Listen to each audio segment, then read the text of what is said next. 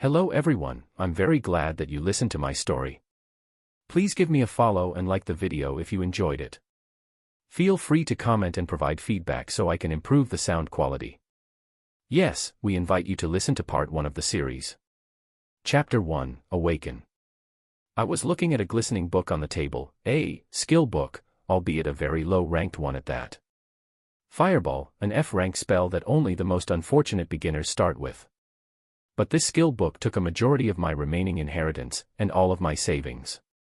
I was known to be a fairly smart guy before everything went to shit, so I planned ahead before spending most of my money. In the worst-case scenario, I still have enough funds to last me at least a few months. In the best-case scenario, as planned, I would consume the skill book and hope for a semi-decent talent when I awaken. Getting the skill book was not easy, but it was the only way to awaken if you did not awaken naturally. The rich had no problem awakening themselves, their children, and their children's children. I look at the skill book again before stealing my resolve and picking it up. Bringing it close to my chest, I close my eyes. A few seconds pass before I see a flash of light, even though my eyes are closed. Opening them, the book in my hands had disappeared, and at the corner of my eye something else had appeared. Noah. Vitality, 10. Focus. Strength, 10. Skills, Fireball. Shining with blue light, the words brought confusion more than relief to me. Where the hell were the numbers for focus? From the released knowledge, ever since the apocalyptic event that killed more than 1 billion people occurred, a new magical world took its place. People that are termed as awakened appeared and others could also become awakened through learning, skill book, that can be dropped from killed monsters. Yes, monsters. Magical beings that most commonly reside in dungeons, and occasionally come out whenever a dungeon break occurs. Since more than a year has passed, it became common knowledge that those who are awakened are able to use skills, whether inherently gained or from skill books, to perform amazing feats and vanquish monsters. These awakened beings can increase their strength by killing more monsters and absorbing the life cores they drop, which add to the 3 attributes, vitality, focus, and strength. Sigh. So why the fuck is my focus empty? I try not to become depressed as I feel my body change somewhat after I awakened. I seem to have become slightly stronger, and can instinctively cast the skill I just learned. The problem is, can I even cast skills if I don't have any focus? Why the hell is there no number though? My exhilaration of awakening was slowly fading away as I couldn't figure out the numbers, or lack of thereof, on the blue screen in front of me. Looking back, nothing like this seems to come to mind from the news and everything I have been paying close attention to. Sigh, I'll have to figure it out as I go. Vitality and strength are average, and focus, what is required to cast skills and increase the damage you do, is black. Can I even cast Fireball if I don't even know how much focus I have? Usually, most average awakenees can cast F-tier skills 5 times before they completely deplete the energy in their body. The larger your focus, the higher tier the skills you can cast and the more times you can cast them. Since awakened mages are extremely powerful, focus cores are much more in demand than vitality cores and strength cores. Awakened mages can shoot their skills at a long distance and not even give the monsters a chance to retaliate, while awakened berserkers and awakened knights have to get up close to fight. I was hoping to awaken to become a mage. Sigh, without wallowing in melancholic thoughts anymore, I try the last Hail Mary the first can, actually casting the skill I just learned. Fireball, a common F-rank skill that many F-ranked awakened have. I step out of my small apartment and head to an empty barren field behind the apartment complex. Rent had become increasingly more expensive nowadays, as buildings that had high security where you won't suddenly lose your life were high-priced. I had to move quite a distance to get to the barren field before I could begin testing my first skill, and possibly my last. Hyping myself up, I raise my hand in front of me and call out, Fireball. A small ball of flames came to light in front of me, much to my shock and disbelief. Along with the shock came exhilaration. I can still cast skills even though my focus bar doesn't show anything. Putting my shock aside, I command the fireball to move forward before it exploded a few meters from me. Wanting to test to see if I can at least cast the average 5 fireballs that normal F-ranked awakened can cast, I keep on going.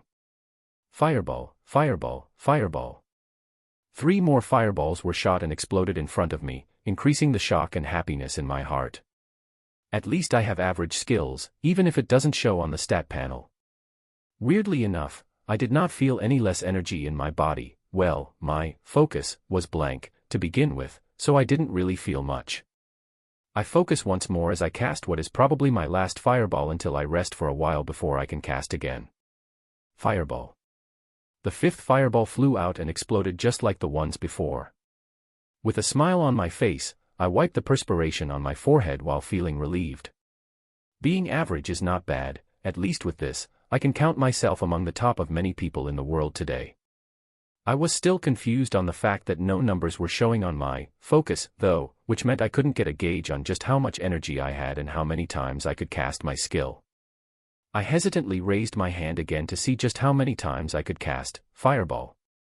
Fireball, fireball, fireball. The more times I cast the skill and more fireballs flew and exploded in front of me, the more shocked I became. Fireball. The shock soon turned into incredulousness, as I had counted more than 50 fireballs flying from me and exploding. This. 10 times the normal amount of energy an average F rank has. I try to breathe to calm myself down. 10 times. That means my energy nears rank D awakened. That was extremely rare, as long distance awakened with skills like fireballs can easily take down an F rank monster, and 3 to 4 fireballs or equivalent skills can take care of E ranked monsters. D ranked awakened individuals also triumph over D ranked monsters fairly easily with good usage of their skills. Am I actually one of the talented awakenees? I tried to push down the pride that began rising before calling out another fireball, because I still didn't feel like I was out of energy. This both scared me and made me extremely hopeful in the future. When I kept casting the skill, I didn't really feel any energy leaving, nor did I feel exhausted. When I reached 100 casts, my shock increased. When it reached 300, my head was pounding from this unknown situation. When it reached 500 casts, my whole body shook. I breathed heavily before looking around me. I was fairly deep into the barren field and had the cover of trees behind me. Glancing around and making sure there was nobody around me, I rushed back to my apartment to try and calm my nearly exploding heart. 500 times I had cast an F-ranked skill. And I didn't feel any exhaustion. What exactly was going on? Chapter 2, Hunter License. As soon as I was back in my apartment, I took deep breaths and analyzed everything that had happened so far. No numbers were showing for my focus, something I have never heard about before. Yet, I could still cast skills that require focus. I did not feel any exhaustion while casting F-ranked skill over 500 times. My goodness. Taking another deep breath, I continued thinking. The most important question now is, do I just have an abnormal amount of focus that surpasses most people, or something else? This was the biggest thing on my mind, as even the strongest B-ranked awakened individuals cannot cast skills that many times without exhausting themselves. Alright, with that in mind, I need to test just how many times I can continue to cast skills before I can't anymore. Which also means I need to get my hands on higher ranked skills that consume more energy. With that in mind, a smile bloomed on my face. Just the fact that I could cast an F-ranked skill more than 500 times meant amazing things. As long as I am not brain dead, I can easily clear an F and E-ranked dungeons, even if I'm alone. D-ranked dungeons might be a stretch, as the strength of monsters increase and I would need higher ranked skills besides Fireball to take them down. But there's no problem taking things slow. I pull out my phone and look at the remaining balance in my bank account. $5,867. Enough money for rent and food for a few months, and the remainder of my savings. I convinced myself to buy the F-ranked skill book, Fireball, for $20,000. After this, most of my inheritance money was now gone.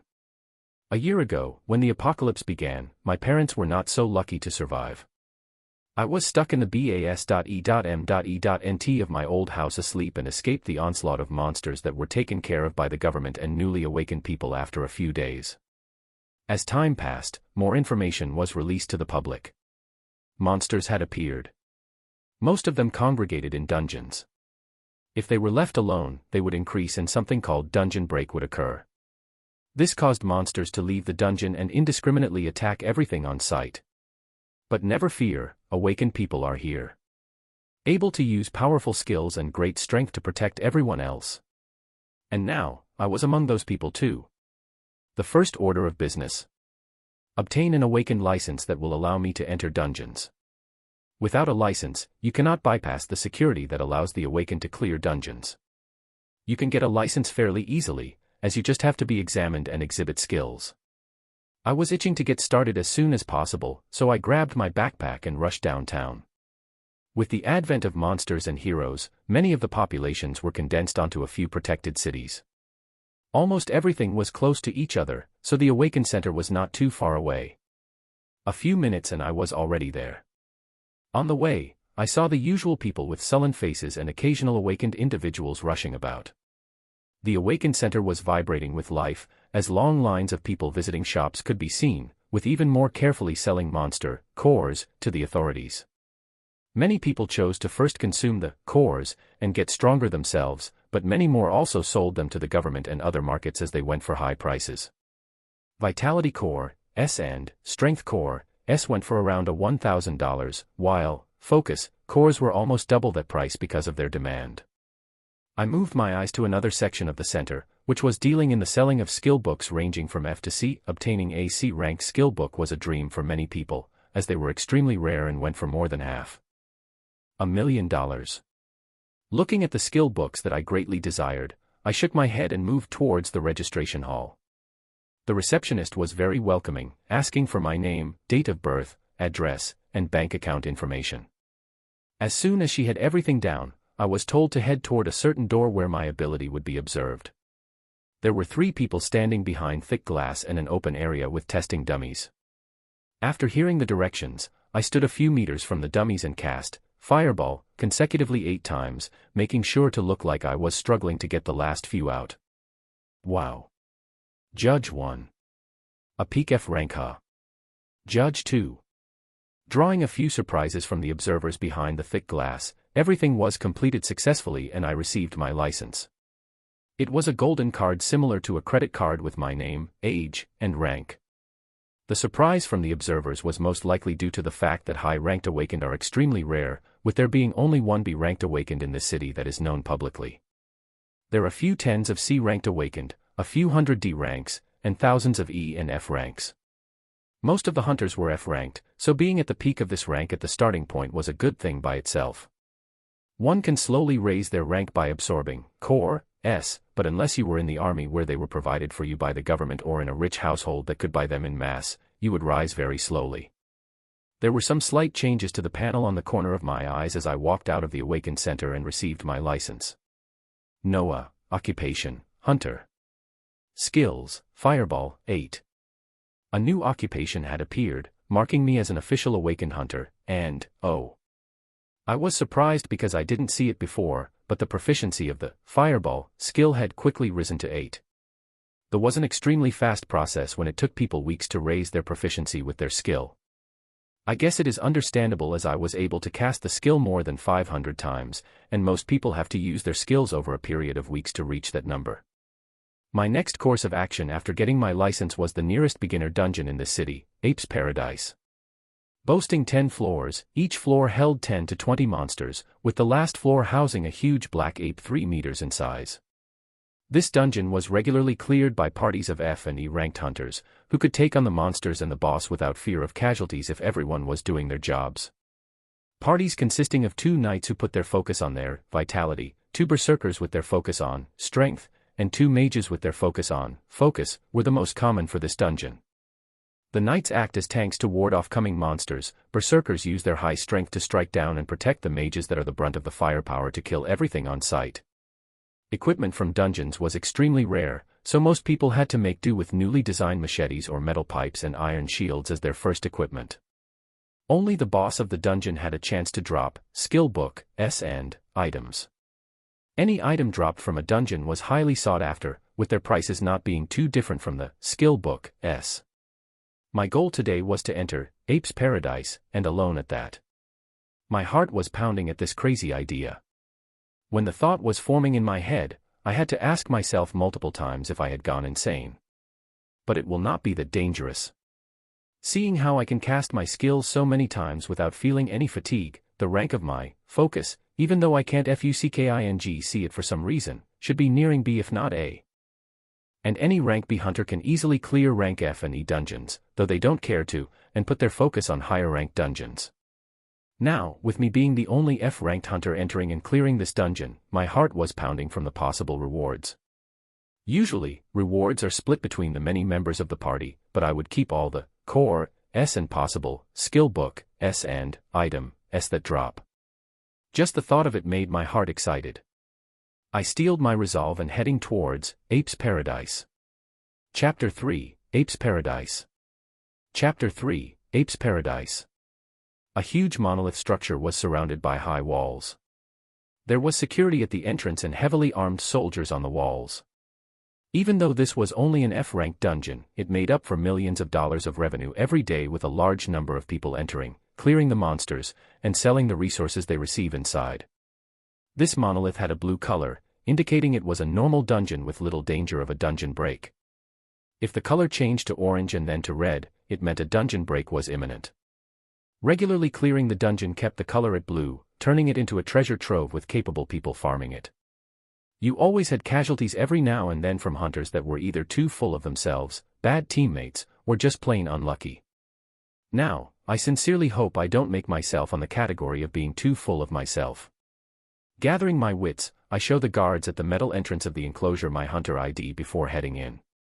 Inside the walls, there were a few hunter teams getting their gear in order or just talking. A few people were standing around looking to either form parties or invite others to their party. At the center of the blue monolith, there was a square, door-like structure. This door-like structure was how you entered the dungeon. Those in a group would have to touch the door with a few second differences, but under a minute, to be transferred to the first floor of the dungeon together. There was a party prepared to go into the dungeon in front of me already, so I reined in my curiosity about the other hunters around me and stood a few feet away from the ingoing party. It didn't take long before a few hunters noticed a lone man waiting by himself. Oi, is that kid thinking of going in alone? Hunter A. Bro, another one with a death wish, Hunter B. Just ignore him, who knows, maybe he's one of those prodigies that can solo an F-rank dungeon. Haha, Hunter C. Ignoring the laughs around me, I wait patiently as the entire party in front of me disappeared in a flash, and waited the required minute before going forward and placing my hand on the square door. In an instant, I was transported into a large cavern, where I had just caught the attention of two 1-meter-tall black apes. I brought myself to full attention and observed both the apes and my surrounding before I began my first dungeon hunt. A single fireball, and then a second, and a third, and a fourth quickly flew towards the two apes. When the ball of fire exploded on their faces, they were already incapacitated and letting out dying screeches. They would not survive after that, and a second fireball hit them at the same location, quickly finishing them off. I breathed heavily as I felt the adrenaline course through my body. Two F-rank monsters, easily taken care of by me. Haha, this was a feeling I could get used to. Usually, F-rank hunters would use their skills sparingly, making sure to cast them all either on the boss or on emergencies. I did not have such reservations. I went towards where the apes fell and grabbed a glistening, strength core that dropped. It was small in size, smaller than a pigeon's egg, and yet they went for $1,000 on the market. I placed the core into my backpack and ventured farther in. I didn't have to walk far, as three apes were quickly rushing towards me screeching after hearing the death screams of their brethren. With a thought, fireball was cast one after another, each not missing its targets that were rushing forward. Another, strength core, dropped from these three. Core S were not guaranteed to drop every time a monster died, and getting 2 from 5 monsters was already fairly average. Placing the newly acquired core S in the bag, I rushed down the path of the cavern, meeting another set of 5 apes that I quickly burned. I had to force myself to calm down as I so easily and quickly took down the monsters and collected core S. I never imagined myself being able to do something like this and had to pinch myself a few times just to make sure it wasn't a dream. Forcing myself to remain calmer, I cleared the first floor quickly and headed down the winding steps to the second floor. The apes came in batches of 3 to 5, and just ran towards me when I neared. I didn't let them get any closer than 4 meters from me, hurling balls of fire towards them as soon as they were in my sight. And just like that, an incredulous sight occurred in the F-ranked dungeon, Ape's Paradise. Without a moment of rest, an F-ranked hunter cleared the second floor, and the third, and the fifth, all the way to the end of the ninth floor with ease. Wah! I lost control of my emotions as I let out a triumphant shout before the boss room. I had never imagined something like this to be possible. Without a single issue, I had effectively taken down groups of apes, collected multiple core S, and reached the boss room all by myself. I reeled my emotions in as I let out a confident smile, and went further down to the boss room. A huge ape awaits me in the circular cave that is the last room. Roar! The cave lightly shakes from the scream. My smile does not leave my face as 5 fireballs fly towards the ape that is now charging towards me. The first hit its chest, stopping it on its tracks. The second and third smash its shoulders, knocking it backward. The fourth and fifth explode on either side of its head, effectively finishing it off. As soon as the ape crashed down, a blinding light flashed in the last floor and a green crystal rose in the middle. Touching this crystal will allow you to leave the room and appear at a random location near the entrance of the dungeon. I slowly revel in my first ever completed dungeon hunt, a solo one at that. I then go towards the now dead ape to see any possible drops. By its side, a few F-rank, core S are present, along with a skill book.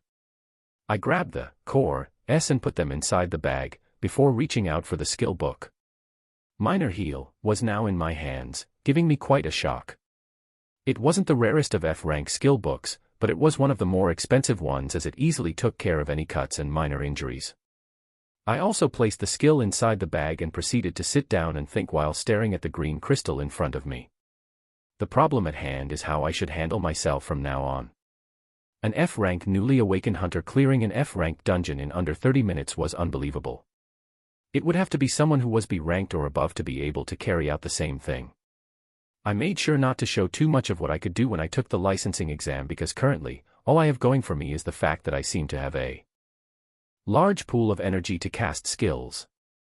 This does not mean I am powerful, nor do I hold the power of someone rank B or higher. Even a rank D or C could easily sneak behind me and take me out as long as they're faster than me. So my plan was to stay low-key until I could buy more skills, preferably higher-ranking ones that would match my large energy reserves. Sigh, and that required money. Another plan was forming in my head though. Looking over at the gains just from clearing Ape's Paradise, once, I had in total 1 F-rank, skill book, and 40+ core S from the more than 160 apes I had killed from the 9 floors before. This alone made me bolder to make some accelerated plans. Just from one dungeon run alone, I can make more than $60,000 in under 30 minutes. This alone gave me a great shock. Normal parties would have to split the loot, and it would take them more than 2 hours of intensely fighting monsters in close combat, which brought them exhaustion and made many parties recuperate for a few hours after each dungeon run. Most parties would go into the dungeon once or twice a day. With each person making around $10,000, the life of a hunter can be considered very luxurious. So, assuming the boss drops either a skill book or possibly an item, I can make around 60 grand each run. This made many ideas dance around in my head wildly. I've already spent many months observing hunters and researching every knowledge available to the public about them. I've researched even more into all the known skill book S and item S that can be dropped from boss rooms. For someone with a large energy pool like me, I already had a few books in mind that would work very well. Of course, I also have to keep on testing just how much focus I really have. A wild thought keeps appearing in my head that I do not want to entertain as it is too grand, the possibility that because my focus appears blank, and I can repeatedly continue to cast skills with no feeling of exhaustion, could mean that I can simply keep on casting skills as much as I want. Boom. It felt like something had exploded in my head as this idea came and my mind entertained it more and more. My heart was also beating fast that this could even be a possibility. But, why not? From what I've seen so far, there is no value for my focus attribute. Is it more logical to think that it is just a really high number that I somehow cannot see, or that because it is blank and I can still cast skills, I can simply continue to cast skills without any problem of depleting something? I took a deep breath to calm my nerves before I came to terms with a new plan. It was somewhat risky, but it will be fast and reduce any possible future problems, whether it be from monsters or hunters. The world after the apocalypse was vastly different, but still the same. Now even more filled with dangers and deaths. A hunter could easily be killed by monsters, robbed by other hunters, or killed by the government if they do not fall in line. To secure my safety while rising up, I will need a highly defensive and offensive skill, as well as a speed-supporting skill. Something of C rank or above would be highly effective, and yet the cheapest C rank skills start off at $500,000. So, how do I go about this? Chapter 4, Is that a rookie, or? An idea solidly formed in my head and took root. I knew what I had to do. I didn't want to cause too huge of a commotion, so even though I will have to go in a roundabout way, I can still keep on diving into dungeons today. The plan was to head to another dungeon after leaving Ape's Paradise. As much as I wanted to enter the dungeon again, I know I would easily be recognized the moment I head towards the entrance again. I won't repeatedly dive into dungeons with such a fast clear speed until I have some measure of confidence to be able to protect myself from most threats. The goal for now is power close to or equivalent to rank B. There was a single B rank hunter in this city, and he was a known celebrity. The strength he showed made many people fearful, as even bullets and snipers were ineffective against someone of rank B. The city I'm in though, Outer Bank X, was only a small-sized city with a few dungeons, the highest rank being C.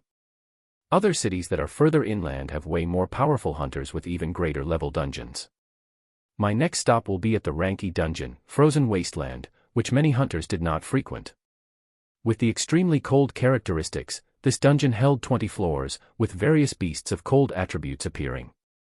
It should be even easier to clear with my constant casting of Fireball. Before I head to the Frozen Wasteland, though, I do want to continue testing just how many more times I can cast my sole skill at the moment, Fireball. From the previous 500 times, I've cast it 200 plus times while clearing this dungeon.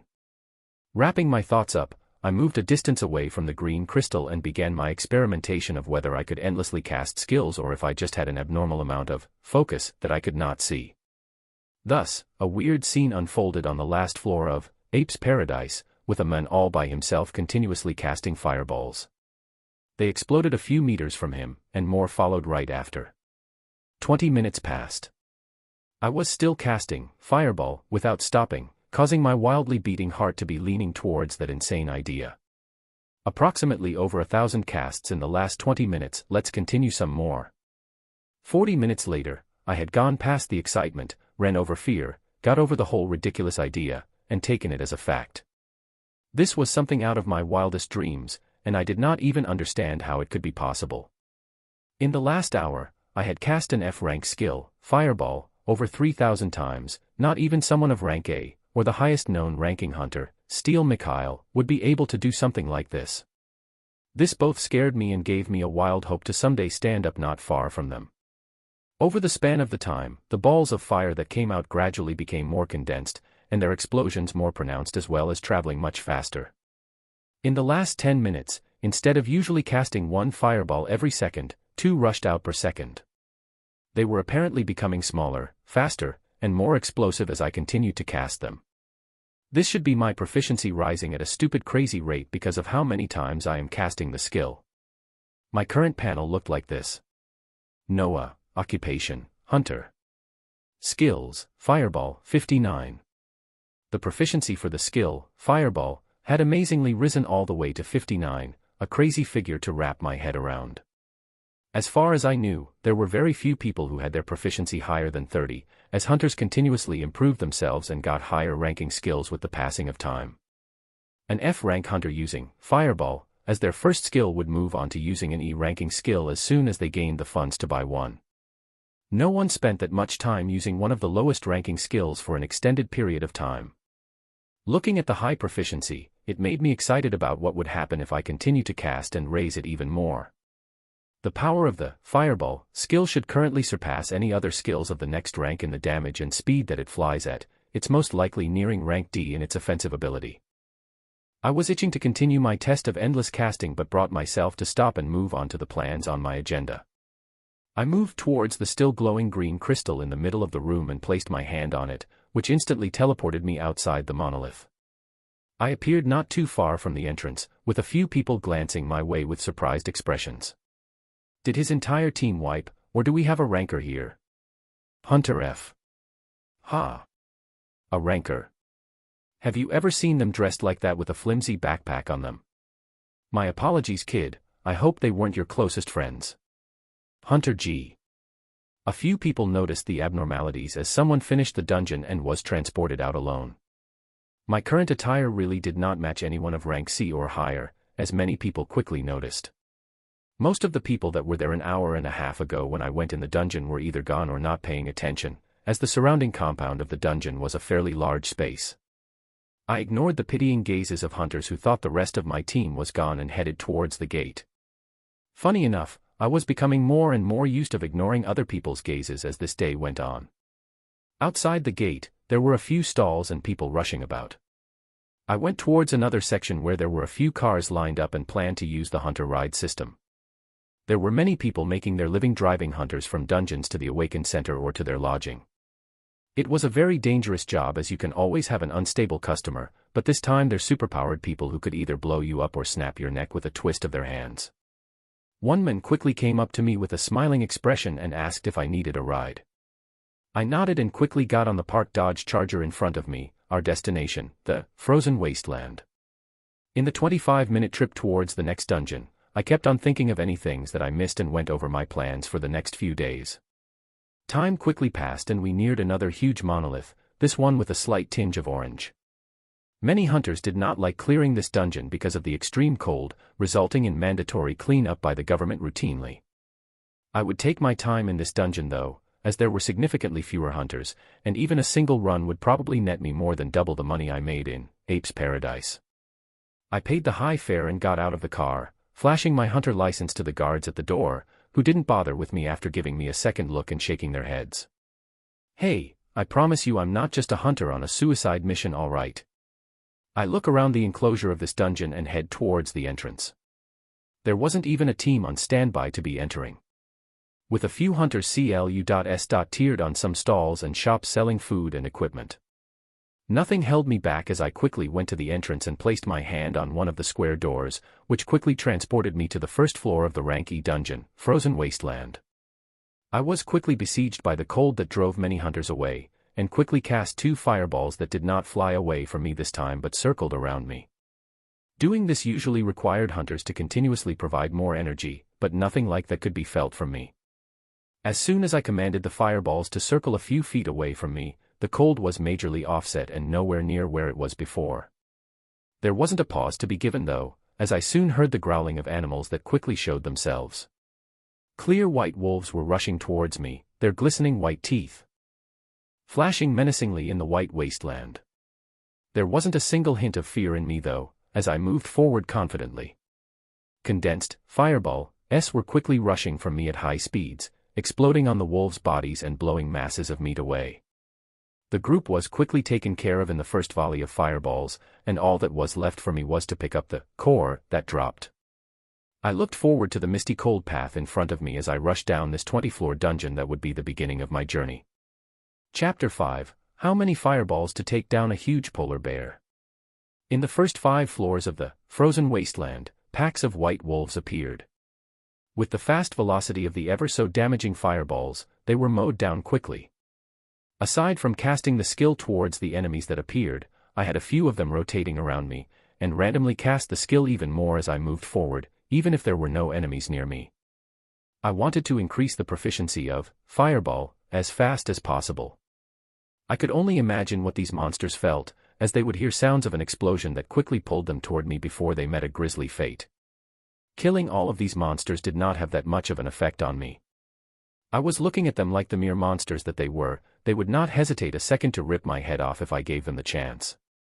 Not to mention the hatred that everyone has against monsters for all the massacres on the early stage of the apocalypse.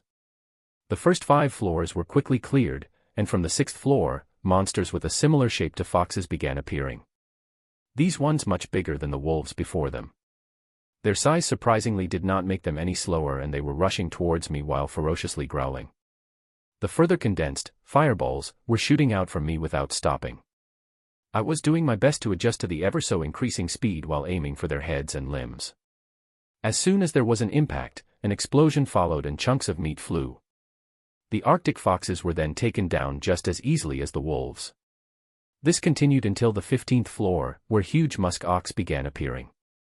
They looked like huge bisons, but with a lot more fur. I stopped aiming at their limbs, as it seemed their thick coating provided some protection for them, and focused on throwing the fireballs only at their heads. At the speed they were rushing towards me, I actually had to move back to avoid being rammed into whenever I ran into a group of 4 or 5 musk ox. They required more fireballs to be taken down, and if there were many of them, then at least one would be able to get within a few meters. This pushed down my ever so increasing confidence a bit, making me slow down and stop my incessant casting that caused explosive sounds that alerted the monsters when I neared. As soon as I met another group, I cast as many fireballs as I could and kept them around me without losing my focus, before bombarding the group when I neared. Just like that, I smoothly cleared all the way until the 20th floor, which held crystal glass stairs heading downwards. I took a deep breath and prepared myself, casting the maximum fireballs I could keep circling me before I lost control and they exploded, which was about 10. Any more than that and I would lose concentration of a few that would fly away and explode. I went down the stairs and was met with a wide cave that had cold winds rushing about. At the center was a huge slumbering mass of a beast. As soon as I stepped in, 2 bright shining eyes opened, giving me a shock. This was the first ever monster that actually made me feel somewhat suffocated, mostly due to its size. I didn't waste any more time before commanding the fireballs around me to rush towards the huge beast, which was now standing on its hind legs. Damn! All 10 fireballs rushed towards it, with a few more appearing around me a few seconds after. The beast that seemed like a huge polar bear crossed its thick arms around its face as the fireballs came and a huge explosion occurred. Boom. Dust filled the room, but I didn't even bother waiting and checking if it was still alive or not before I threw the next 10 fireballs in the same direction. Whoosh! I let out a scream as I quickly moved back. The bear was not dead and had rushed a few meters close to me, its arms mangled and burnt, but its huge jaws with pristine white teeth wide open. The last 10 fireballs I had haphazardly thrown out saved my life, as they quickly exploded on the open jaws of the bear and blasted its head off. Damn! Damn! Damn! I was breathing heavily while calming myself down. That was close. If I had waited a single second. If I was just a tad bit more overconfident, I would have had my head chewed right off. Damn it.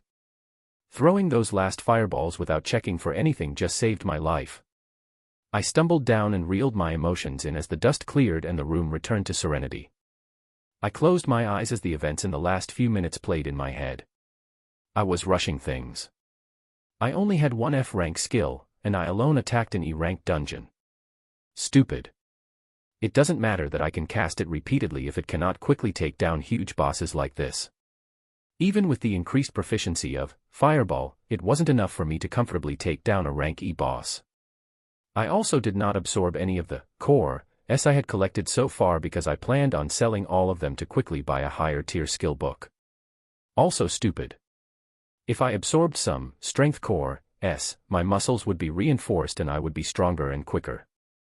If I absorbed more Vitality Core S, my defenses and health would be further increased so that a single attack won't kill me. I took a deep breath as these ideas flowed in. Okay. No need to rush. Plan ahead carefully first. My original plan was to dive into these dungeons repeatedly today until I gained enough money to purchase a C-rank skill, but that might not be the smartest of ideas. I would need to repeat Frozen Wasteland at least 3 or 4 times alone if I wanted to collect funds nearing $500,000. Ape's Paradise alone had given me materials worth around $60,000, and I had gained close to a double that amount in here, with 100 Core S in the last 20 floors of this dungeon. A new plan quickly formed and I stood up to check what the boss had dropped. 1 skill book, and a few rank E Core S that were slightly bigger than a pigeon's egg. The skill book I picked up was called Arctic Armor. Happiness quickly came to my face as this was one of the categories of skills I was planning to buy. Skills like these greatly complement the current me, as some armor skills are timed, and some stay as long as you provide the energy. Tanks usually cast this skill when fighting against bosses, granting them another layer of increased protection. If the tank doesn't have a high enough focus, though, he might run out of energy for the armor and quickly be taken out, so his team members had to act fast to kill the boss. Arctic armor would stay active as long as you provided the energy for the skill. I wasted no time learning it and quickly activating it. A thin crystal layer of ice quickly formed all over my body, giving me a cooling feeling. Almost all of the cold winds that were rushing about in the cave seemed like a breeze to me. Wow. I was already in love with this new skill. As usual, I didn't feel like I was using any energy or depleting anything from my body as the skill was actively on. A confident smile quickly came back to my face as I collected the rest of the core S and placed in my now heavy backpack. I turned to the green crystal that rose after the huge bear's death, deactivated Arctic armor, and touched the crystal. It was already night outside, the cold air emanating from the frozen wasteland monolith increasing some more. I passed by the few people that were there and went towards the roads where many cars were parked. Someone quickly approached me and I got in the car, my destination now being the popular hunter lodging at the center of Outer Bank X City. Many hunters did not have a permanent residence they stayed at as they moved around a lot, so luxurious hotel businesses were started that were specifically for hunters. Most paid to stay there by the day, as the cost was nowhere near what most hunters made from killing monsters day in and day out. Almost getting my head bitten off woke me up somewhat, even though I thought I was thinking very clearly when I was planning everything. I was calling it a day for now. I'll sort through the core S that dropped and see how much money I can make by selling them, and how many I should absorb myself. We quickly arrived at the hunter lodging called Pristine Residency. I paid the fare and went towards the entrance of the hotel. I would go back to my little apartment some other day to grab my valuables, now I just needed some rest. The Pristine Residency had a luxurious look with shining lights all around it. Being a hunter lodging, there were many services for hunters that were offered. Beside the extravagant dining with specially cooked monster meat, small shops that sold and bought skill book S, item S, and core S were also here, although they wouldn't be anywhere near as extensive as the shops in the Awakened Centers. Selling your items at Awakened Centers would usually get you more profit and you would be able to find rarer skills there. Places like the Pristine Residency were more of a business while Awakened Centers were under the government's wing. And the government never stopped buying all the items dropping from monsters in bulk. I went to the reception area where a crazily dolled-up woman was flashing the sweetest smile and presented my hunter license. The smile never left her face as she quickly processed a room for me and gave me the key card. I didn't bother checking any of the shops in the huge building and went straight to the room which was on the 10th floor. All I wanted to do right now was lie down on a soft bed. Chapter 6, Choosing New Skills. The room of the Pristine Residency was fairly huge. Hunters preferred resting in these specially made lodgings because of the safety that was guaranteed. Nobody wanted to be the rich and renowned hunter that was killed in their sleep. There was a platter of fresh fruits on the side and a thick bed in the middle of the room. I sat down on the bed and emptied the core S in my backpack to get a grasp of just how much funds I could get tomorrow. There were 38 focus, 54 strength, and 48 vitality cores, mixtures of F and AMP, E rank. This many cores were only possible if you were a very high ranker soloing lower dungeons or from partying with others of the same caliber to attack high-ranking dungeons. Just the cores alone would probably net me a grand total of $180,000 were I to sell all of them. I wouldn't be able to even come close to purchasing a rank C skill, but I could probably get one rank D skill or two rank E skills. If I choose to sell the minor heal I got from the boss of Ape's Paradise, that's another $20,000 to $30,000. But I was keener on learning that skill myself after the fight with that bear. I was absent-minded as I looked at the core S in front of me. Doing something like this was always a wish of mine, but never in my wildest dreams had I thought it would ever become a reality. My mind quickly went back to the period of confusion, when monsters were first introduced to the world. The last thing I remember saying to my parents was, "You guys have fun." They were going to their anniversary date, finally some time away from their son who hadn't yet left the house. Those were the last words. Tears unconsciously fell from my eyes as my mind went back to that time. I remember the rage I felt. The powerlessness as I hid in the bas.e.m.e.nt. Away from the screams and growls that were clearly heard as if they were next to me. All I did was clutch my phone and watch the news updates as it went from monsters had appeared, to advice for the people to hide in their homes, to superpowered humans and the military stepping in. I hid in that bas.e.m.e.nt for 2 straight days before I even had the courage to go upstairs and eat something. The weeks that followed were just confirmation of many people that did not have their loved ones returned to them. I was scared and ashamed at that time. My parents, who had done everything for me, were massacred by monsters while I cowered in fear. Time after that seemed to pass by in a blur. With the money my parents left behind, I was able to live off of it comfortably. It took months before I began to direct the rage and helplessness towards the things that did this, but I still wasn't able to do anything about it. The months after that I spent learning every little thing I could about monsters, dungeons, awakened hunters, and the reality of our new world. Only today did I learn a skill book and awaken myself. I wiped the tears off my face as a resolute expression came back. I couldn't do anything then, but I can change what I do now. I set aside some F rank, vitality, and strength cores for me to absorb and grabbed the phone near the bed to order room service. I then learned the minor heal skill and tried the skill for the first time. A green light washed over my body, reducing some of the fatigue I felt. I also made Arctic armor to be active at the same time, as its proficiency would increase the longer it was used, and its defensive properties would further increase.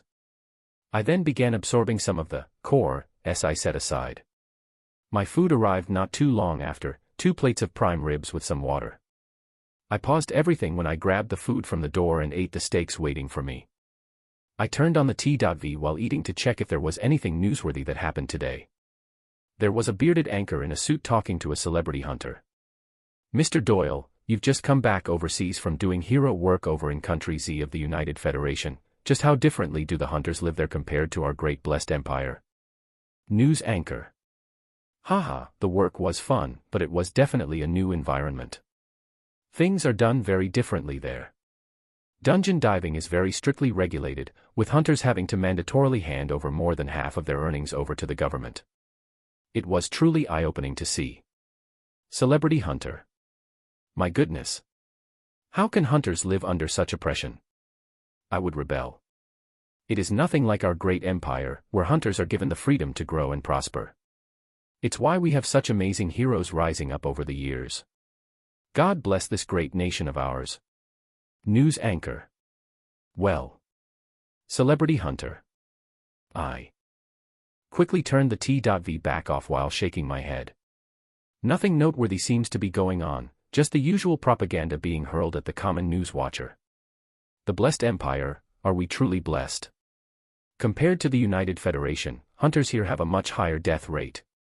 The occasional dungeon breaks also cause mass casualties as response times were usually slow. Though I'm definitely lucky to be where I am, over the years I've to be skeptical of many of the things I hear. Hunters from the United Federation lead vastly different lives, but from what I've seen in online forums they're happy with the way things work. Of course, there are still many issues, but nowhere near as horrid as all our news networks make it out to be. Even the good things you see online could also be a false depiction though. So I guess I'd have to visit there myself to see how things are in the future. As soon as I finished eating my food and absorbing about 40, vitality, and strength, cores, I went towards the bed to get some rest. Before sleeping, I made sure to activate Arctic armor. Vitality, 30. Strength, 30. Skills, Fireball, 81, Heal, 1, Arctic Armor, 5. Morning came. It was around 6 a.m. when I woke up. The bed had an outline of frost from where I was sleeping. I checked my panel to see that Arctic Armor had its proficiency rise to 61. It became slightly thicker and now looked like there was almost an armor of ice all over my body. I felt extremely comfortable sleeping with the skill activated, my body feeling a cooling sensation throughout. I grabbed a quick shower and cleaned up, and then went to grab some breakfast in the dining area. After finishing the food, I checked around the hunter shops in the hotel just to see if the skills I had in mind would be there, but I wasn't so lucky. There were a variety of rank CF skills, but none that fully fit the guidelines I had in mind. I went out and hailed another driver to bring me to the largest awakened center in Outer Bank X. This center was as large as a stadium, with many hunters and normal humans rushing about. It was already packed early morning, with many things being sold or traded. I first went to trade in the core S I did not absorb in one of the shops, and my account soon had an extra $155,000. Even after I absorbed more than 40 core S, the remaining was still enough to bring me this much from just diving into 2 dungeons. This money brought a smile to my face, even though I knew it would soon be gone. Ignoring everything else, I went to the shop that had a huge sign of skill books. There were hundreds of skill books laid behind thick glass with their descriptions written out. On either side of the entrance were 2 hunters who seemed to be rank D or above. I went into the shop and sure enough, there were a few books that fit my criteria. The first skill that fit exactly what I wanted was the rank D skill, Flames of Torment. The skill allowed you to cast a pillar of flames at a maximum distance of 10 meters and would last as long as energy is applied. The skill neared rank C in power but was neglected by many hunters because of its high energy usage characteristic. It fit perfectly with me. With its high damage, the pillar of flames would continue to be concentrated into a line of fire that burns anything in front of me. The next skill that matched what I was looking for and I actually had enough money to buy was another rank D skill called Safeguard. This was a very peculiar skill that caused headaches for many tanks. Casting this skill greatly boosted your defense, and even fully absorbed all damage from lower-ranking skills. The only downside was its high energy requirement and the fact that you could not move while this skill was active. Bosses regularly move and attack anything that damages them. If they see their attacks aren't getting through a tank that is standing still, they will simply move to attack other party members that are causing it harm. Tanks who first used this skill caused the death of many spellcasters, as they were too late catching up to the monster after being able to move again. You also never want to be a mage with your flimsy defense to cast this skill and stand still. As soon as your mana runs out you will be surrounded and because of all this, a D rank skill book that normally goes for around $100,000, I was able to buy for $60,000. With the Flames of Torment being $90,000, I had effectively used almost all the money I made the day prior. Now, it was time to go back to the Frozen Wasteland. Chapter 7, Too Easy. I called for a ride as soon as I was done and I was driven to the Frozen Wasteland dungeon in 20 minutes. I still had that same backpack with me as it should be more than enough to carry core S that drop even if I dive multiple times. I placed my hand on one of the squares of the monolith, and I was back onto the cold floor with rushing wolves once more. Rank E dungeon, 20 floors, just how fast would it take for me to clear you now that I have rank D skills? I quickly activated Arctic Armor and Safeguard, as I wanted to ascertain just how useful the skills were going to be. I immediately felt like my entire body was rooted to the ground as I couldn't move a single muscle. A transparent layer of energy quickly formed on top of the Arctic Armor, and the rushing wolves arrived. The nearest one took a swipe with its huge claws, but I didn't even feel an impact as the wolf was bounced back. The rank D Safeguard provided almost absolute defense against lower-ranking monsters and skills. This held true. With both defense skills on, I watched as the wolves rushed at me and tried clawing, biting, and anything else they could think of, but they didn't even touch my clothes. With my confidence slowly coming back, I then cast a skill I was very much looking forward to, Flames of Torment. A blinding ray of flames quickly sprouted in front of me, piercing 2 of the wolves that were standing opposite me. The flames literally incinerated the area where they touched the monsters, leaving holes in their bodies. The 2 remaining wolves beside me let out frightened yelps, but I didn't give them any time and had 2 condensed fireballs quickly explode on their heads. I deactivated Flames of Torment and Amp Safeguard, and could move again, and I went to check out the wolves pierced by the pillar of flames up front. A burnt smell was in the air, as the wolves had almost half of their bodies burnt away. The blood remaining on the other half of their bodies was even bubbling and sizzling. Damn. I kept my amazement inside as I rushed forward, wanting to see more of just how this deadly new skill was. I only kept Arctic Armor active and continued indiscriminately throwing fireballs in front of me so that I could increase its proficiency. Now that I was becoming more familiar with skills, it seems that the closer the proficiency nears 100, the closer the skill becomes able to deal just as much damage as a skill of the next rank. As the F rank, Fireball, neared 100 in proficiency, its speed and damage was almost the same as an E rank offensive skill. I didn't want to completely abandon Fireball now that I had the rank D skill, Flames of Torment, as it was still very effective when used well. On the next floor, As soon as the wolves began appearing, I initiated flames of torment. I made the pillar of fire move horizontally instead of just shooting straight, causing it to literally melt the beasts in half. All 5 rushing wolves dead from one attack. Haha. I was already falling in love with this skill. Feeling the rush of easily overpowering these monsters, I rushed down the floors even faster. No matter if it was the wolves, the foxes, or the musk ox, flames of torment did not discriminate and easily burned holes through the beasts with its extremely high heat. The feeling of adrenaline slowly faded as I stood by the stairs to the boss once more. I was decent enough to leave in one piece yesterday, but I was gonna be sure to take it out even more thoroughly today. I went down the stairs and watched the slumbering mass of a beast get up once more, its bright red eyes trying to pierce through me.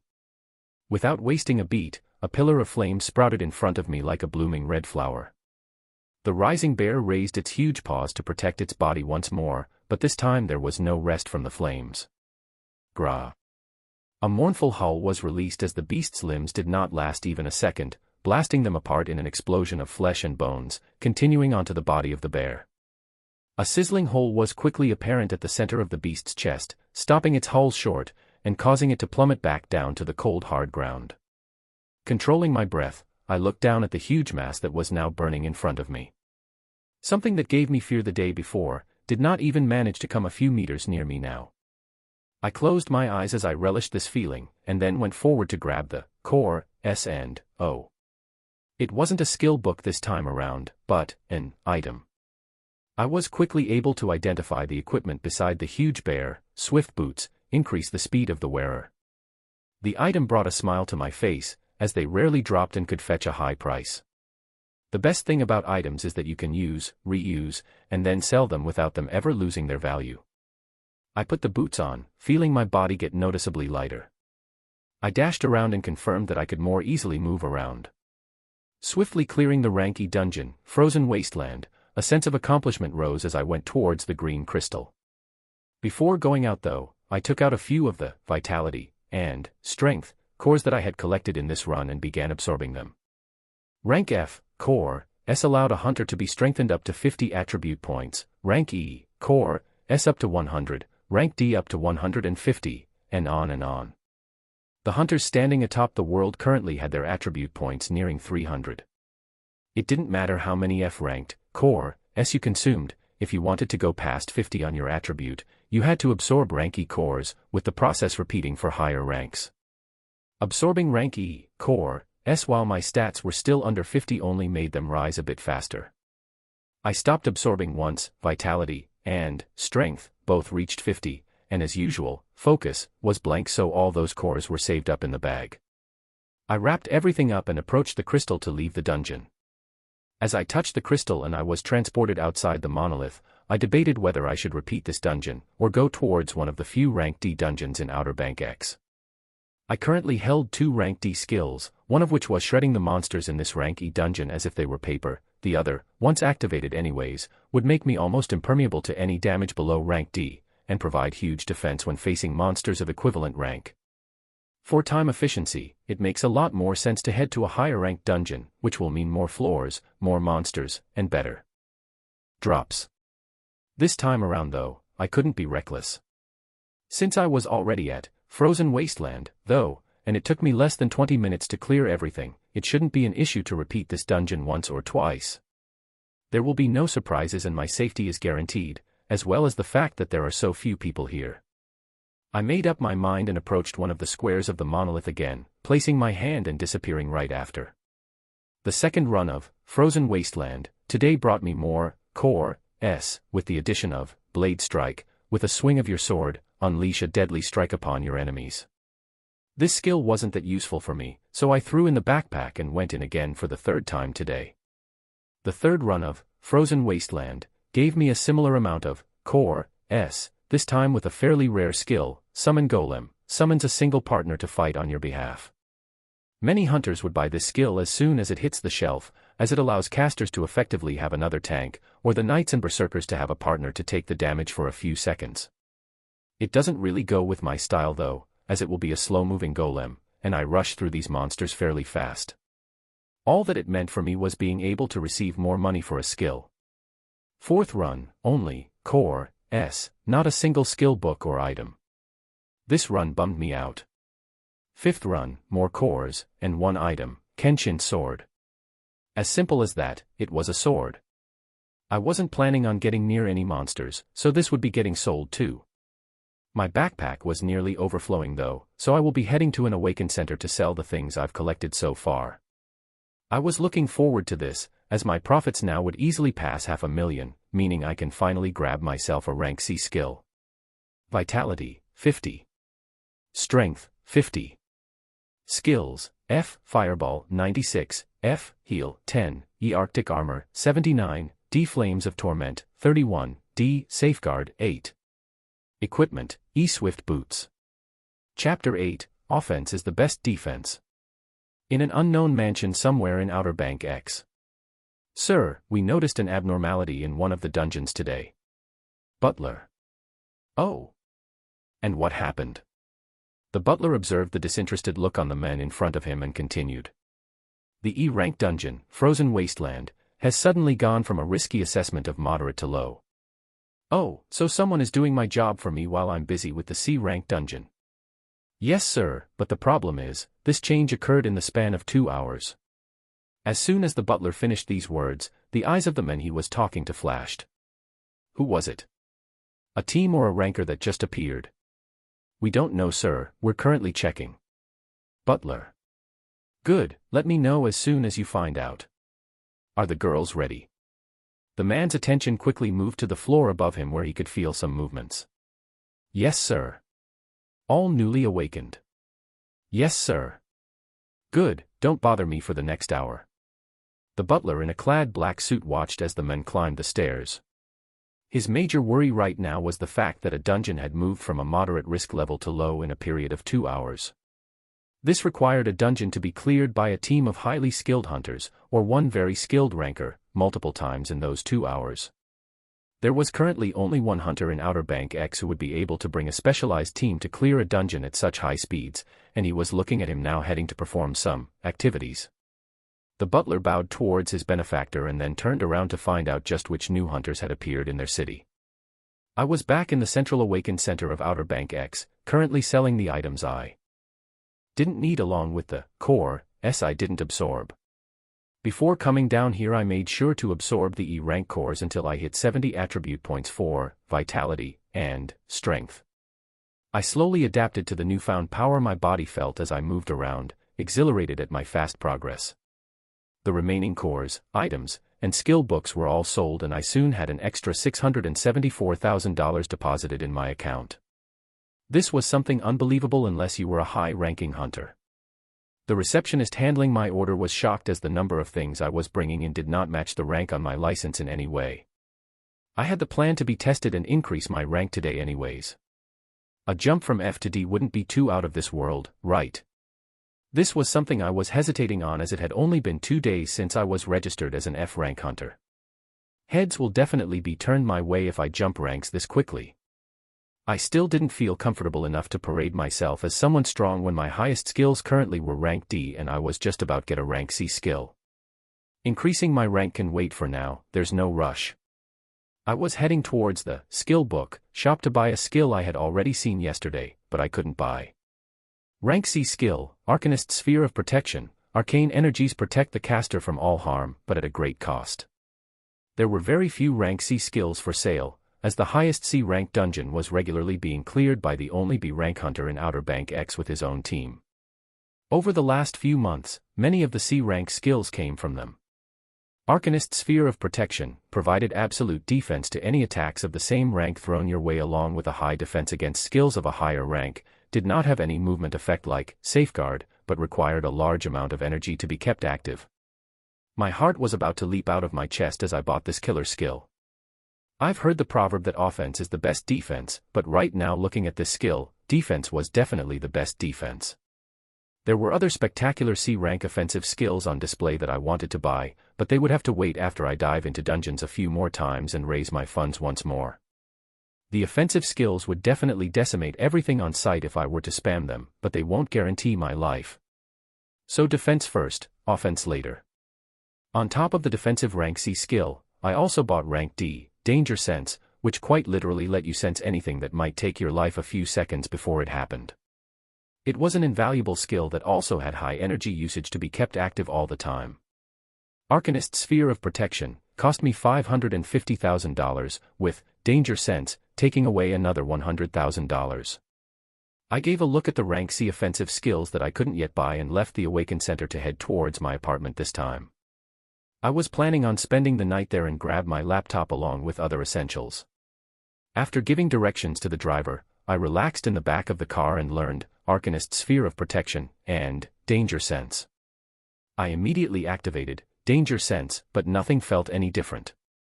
I'm assuming I would feel something if my life was ever in danger. We arrived at the dilapidated apartment complex in half an hour. I gave the place a glance before heading towards the room I've been living in for the past months. Opening the door, I was shocked to find out there was someone in my apartment. The moment that person turned, a loud ringing sound went off in my head. This was dangerous. The man was decked in clothes that let off a blue light, which means they were all item S. He spoke as soon as his eyes landed on my face. Noah Osmont. Parents deceased, living alone, has been a registered hunter for about 2 days. The man was flipping through some papers while speaking. I had recognized his face. He was a celebrity in Outer Bank X. My face quickly became stern and I activated Arcanist Sphere of Protection. He looked up and gave a surprised look before continuing. Dungeon diving history includes Ape's Paradise and Frozen Wasteland. Has been observed to enter both dungeons alone and clear them with some of the fastest clear speeds. Now, why would a man like you be hiding your power? He wrapped up the papers and gave me a piercing look. My entire body felt like it was on pins and needles. I took a quick breath and calmed myself down while remembering I had a C-rank defensive skill activated right now and said, I didn't want any trouble the first few days after awakening. Trouble, huh? Well, it always manages to find us. He stared around my apartment before continuing. I won't be here long, I'm a very busy man. I came to offer an olive branch.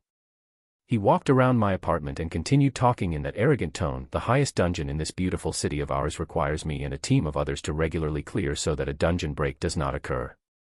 Looking at your past 2 days' history, and the fact that you can comfortably keep that defensive skill active after all this time, means your power should be upper rank C, even possibly nearing B. He gave a smile as he said that last part. This man was the top ranker in Outer Bank X, B rank hunter, Cohen Anderson.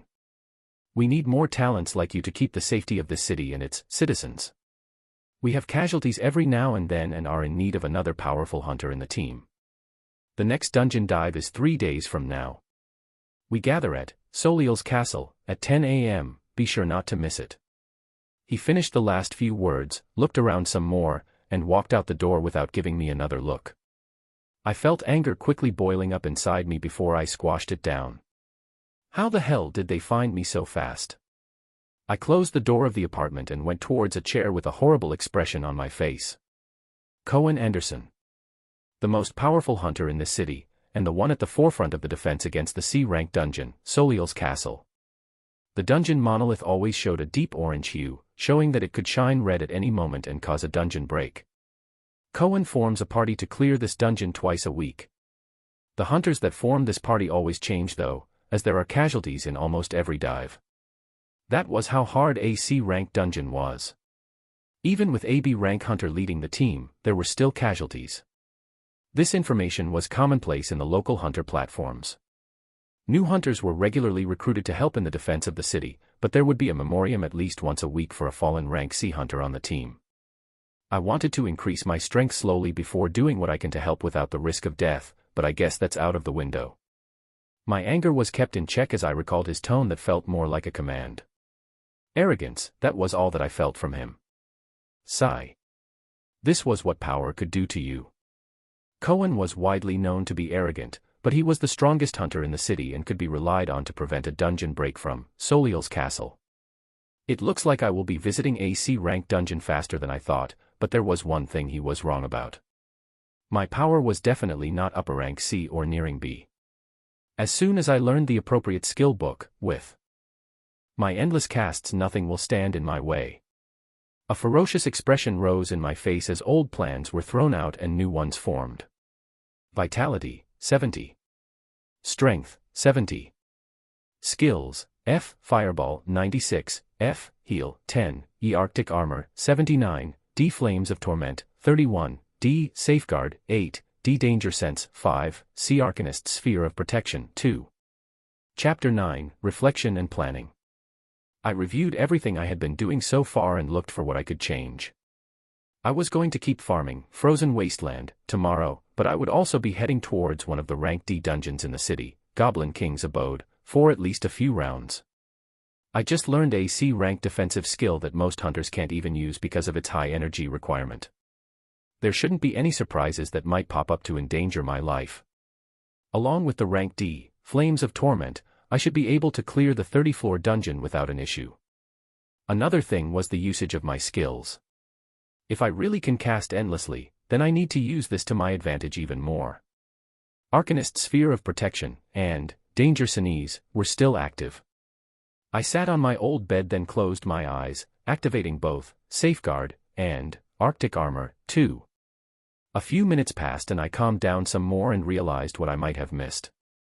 Frozen Wasteland wasn't as actively cleared as other E-rank dungeons and had a tint of orange. What would happen when it was cleared multiple times in one day? A change would be very noticeable. Sigh. I looked to my ceiling as I realized how full of mistakes I still am. Today I'll rest, tomorrow I'll start moving for real. The man adorned with rank C, item, S sat in the back of a luxurious car heading back to his manor. He had a distasteful expression on his face as if he had just swallowed a bug. There were very few people he hated in this world as he stood above the masses. Noah, the newly awakened hunter he just visited, landed near the top of the list of the most irksome people. It wasn't whether he was strong or weak, it was his attitude. He looked down on people with such a pathetic attitude. Wanting to lay low and evade danger after awakening to a powerful ability. Distasteful. You should use your God-given talents to help the other pathetic masses to live in this world a little longer. The strong ruled the weak in this era, and I do not want a weakling in my city. Either he falls in line or... A phone quickly connected in the car and Cohen spoke. Revise his danger level, make it B. He was able to use a defensive skill that would have taken me a few attacks to destroy, and it remained active the whole time I was talking to him. Find out which skill matches the description and gauge his power. He is most likely a naturally awakened individual with an inherent skill that adds a large amount of focus, allowing him to jump over rankings. There was silence on the other end of the line before a reply came. Yes, sir. He was the only B-rank hunter in Outer Bank X. He held the city's life in his hands. He could do whatever he wanted with nobody batting an eye. The local government could not control him. Nobody else in the city could contend with him. And that is how things will stay. As soon as I got up in the morning, I compiled everything I knew about Cohen Anderson. Besides his unstable attitude, he was the only one in Outer Bank X holding a rank B skill. A few months back, when his team that was made up of rank C hunters took down the boss of Soliel's castle, with half the team wiping, he was lucky enough to receive a rank B skill book from the boss. Bosses rarely drop any skill books or items that are a higher tier than they are, but this chance increases when it is bosses from high ranking dungeons. A rank C dungeon is filled with hundreds of beasts of that level, along with a huge boss that earns the title of a titan. These huge bosses are extremely powerful and have the chance of dropping something that is of higher rank than the dungeon itself. Anderson was that lucky. He joined the ranks of B-tiered hunters and took his position at the top of this city. His team never remained the same over the months, with rank C hunters having a high mortality rate from the dangers of Soliel's castle. I would soon be joining them a few days from now. I thought over everything and began moving, hailing a ride and heading down to Frozen Wasteland for the last time. Since they already know I cleared this, I'll clear it a few more times to raise the fund for a skill I didn't think I would need. I spent around 20 minutes for each run yesterday, and it took me less than 2 hours to clear it multiple times and bring in more than $500,000. I'll only need $400,000 to get the skill that I have in mind though. This time around I was even more efficient. I entered the dungeon and immolated the huge bear another 3 times, giving me a multitude of core, S, and 2 skill books that were only worth selling. In less than an hour, I had finished with Frozen Wasteland, and went down to the Central Awakened Center to fully start my next phase of plans. The Core S and Skill Book S sold for $447,000, and I went towards the skill shop to buy the skill that will allow me to let loose with no reservations. The skill was still behind the thick glass, which I quickly called the person at the front desk and bought. Rank C skill, Camouflage. The skill allowed you to blend into your surroundings and had to be kept active to keep you from being seen. Besides extremely rich perverts, not many people used this skill. I would be relying on it to keep my movements hidden while I do things that go against the norm for many people even now. I wasted no time learning the skill and went out of the Awakened Center. I still had my F rank license, and it would allow me to get past any gates no matter the rank. The gates and guards placed around the dungeon monoliths were to make sure normal people do not pass through and get themselves killed while trying their luck in the dungeon. Hunters could pass through the gate no matter the rank they held as long as they had a license, as many of the hunters congregating around dungeons wasn't just for the purpose of diving. I called a ride and gave directions to head towards Goblin King's abode.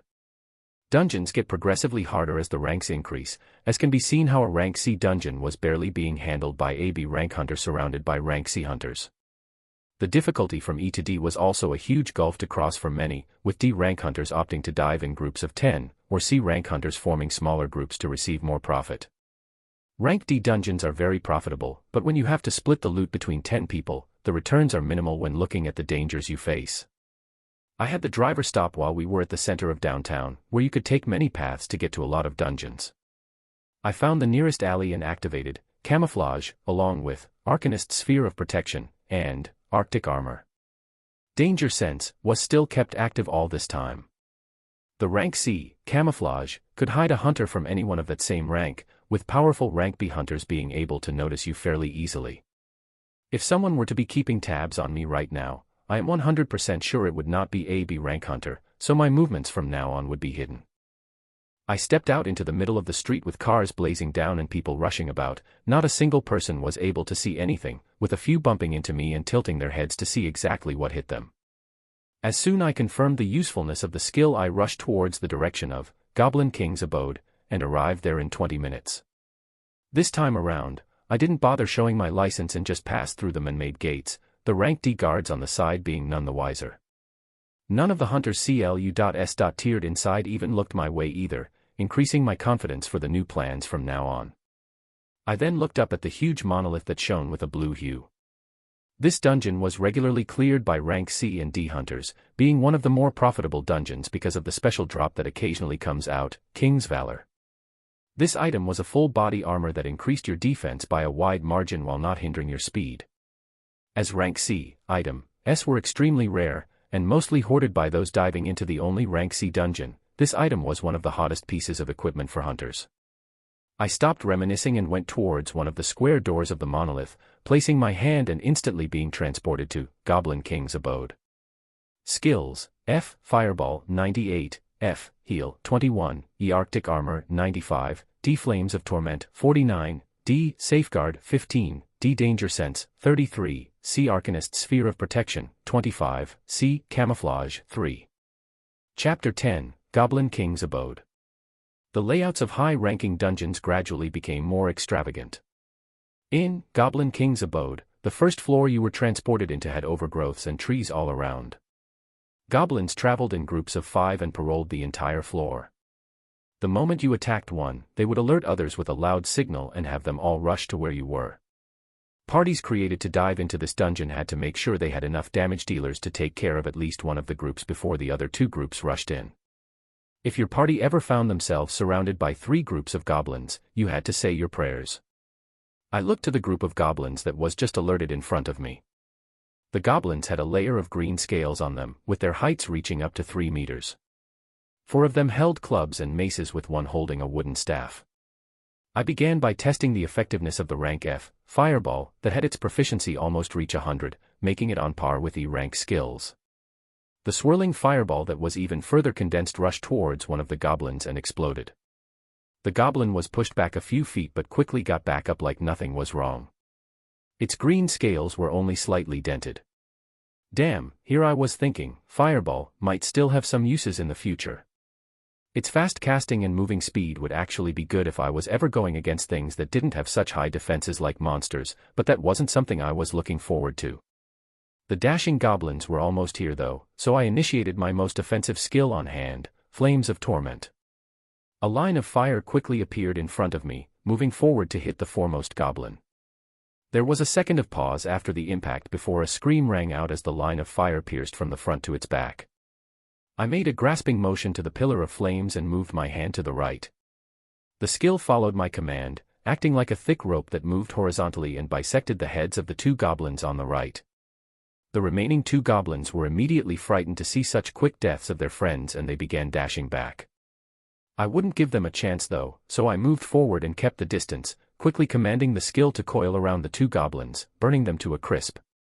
Haha. This was a method I had begun using after becoming familiar with this skill. I didn't have to just allow the skill to shoot flames in front of me. As my proficiency rose, I could more easily control the pillar of flames to not just move forward, diagonally, or horizontally. With enough concentration, I could command the skill to act as agile as a rope to suffocate my enemies in flames. As soon as I finished them off, rustling sounds could be heard as another 5 goblins dashed in. I didn't sit still this time around, giving them a cold grin and running towards them, a pillar of flames eerily squirming in front of me. I practiced controlling and moving, Flames of Torment, as I liked, resulting in dying screams from the goblins.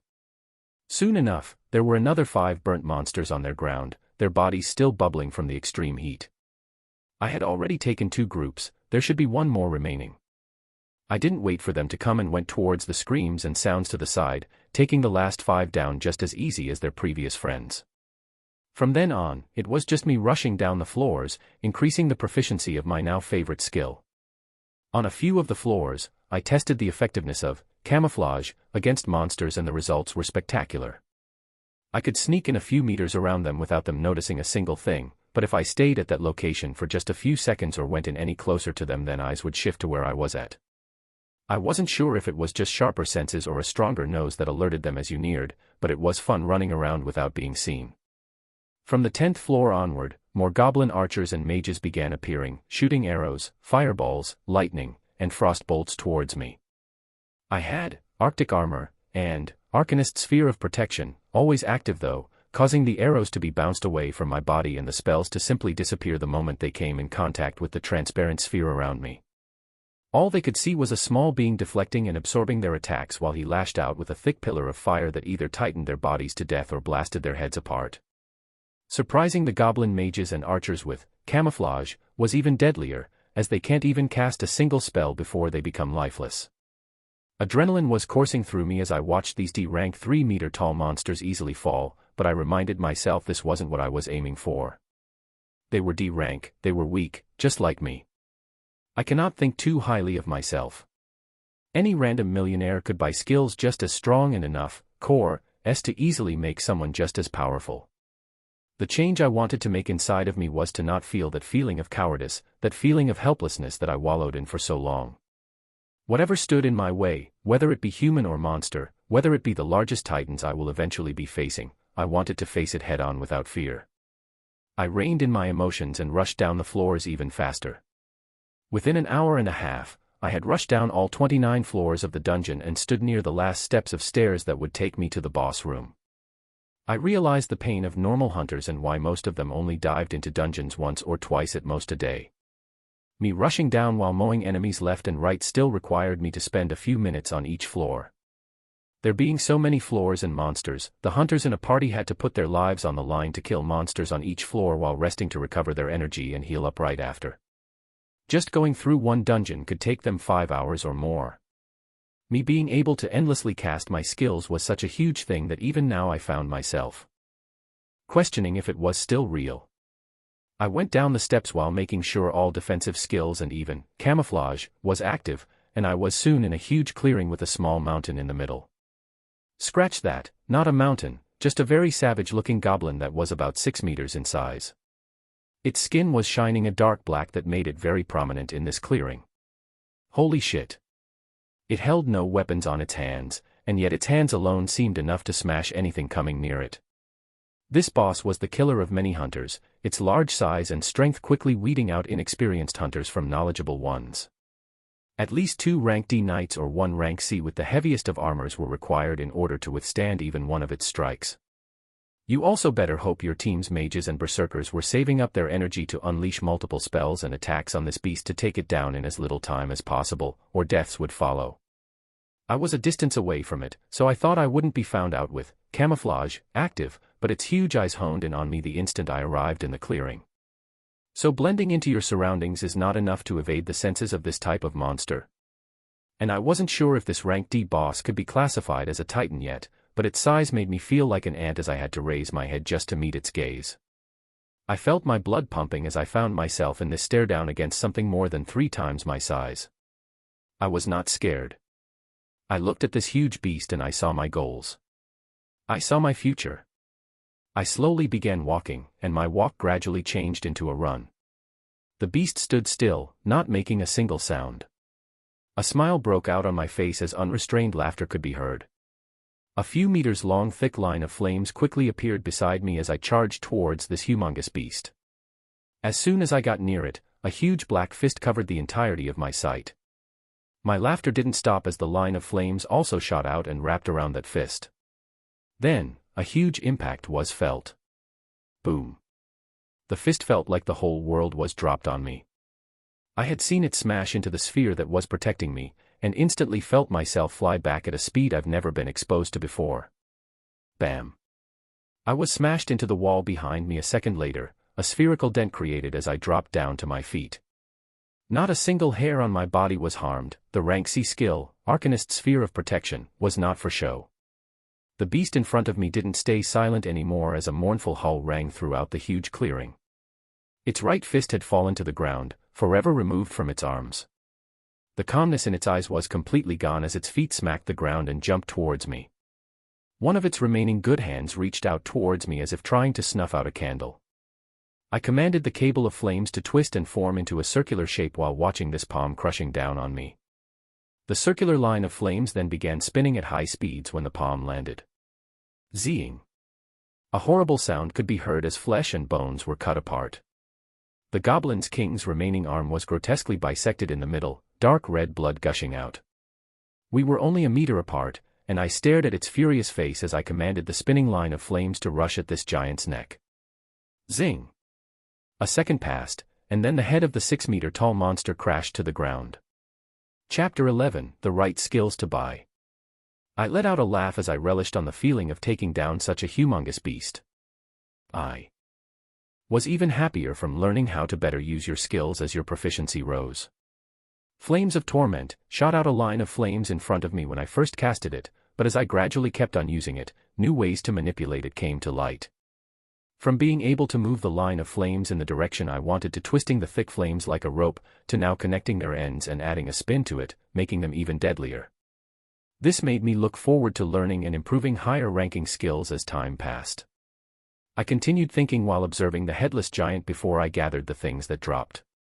Aside from the core S, there was also a rank D skill book, Ice Shards, drops sharp shards of ice at a specific location. This skill book was in fairly high demand and could be sold for a decent amount of money. It didn't fit with the current me and I wouldn't be learning it as my goal now is to focus on obtaining an offensive rank C skill. Along with that, I wanted to buy other skills like Arcanist Sphere of Protection, Arctic Armor, and Danger Sense that could be activated, and on my case, become passive skills that only end after I command it. This was my next phase of plans, skills that I could turn on and keep on without them requiring any more thought from me. If I can collect a multitude of support and defensive skills that provide a variety of effects and layer them on top of each other, just the thought of it kept my blood pumping. The next skill will be a killer rank C skill that will be of use when I dive into Soliel's Castle in a few days, and the other skills I had in mind will follow after. Flames of Torment had a very high proficiency currently with its power most likely nearing rank C skills, but a genuine rank C offensive skill is nothing to laugh at with their large scale of damage. I sat down besides the fallen giant and began absorbing the vitality and strength core as it dropped. I had collected tons from the smaller goblins across the 29 floors, and planned to bring my vitality and strength attributes higher than 100. As soon as I finished, I reached out towards the green crystal that rose when the Goblin King was defeated and was transported outside. My camouflage was already activated, and not a single one of the many hunters tiered in groups or selling items and skills around the encampment of the monolith noticed me.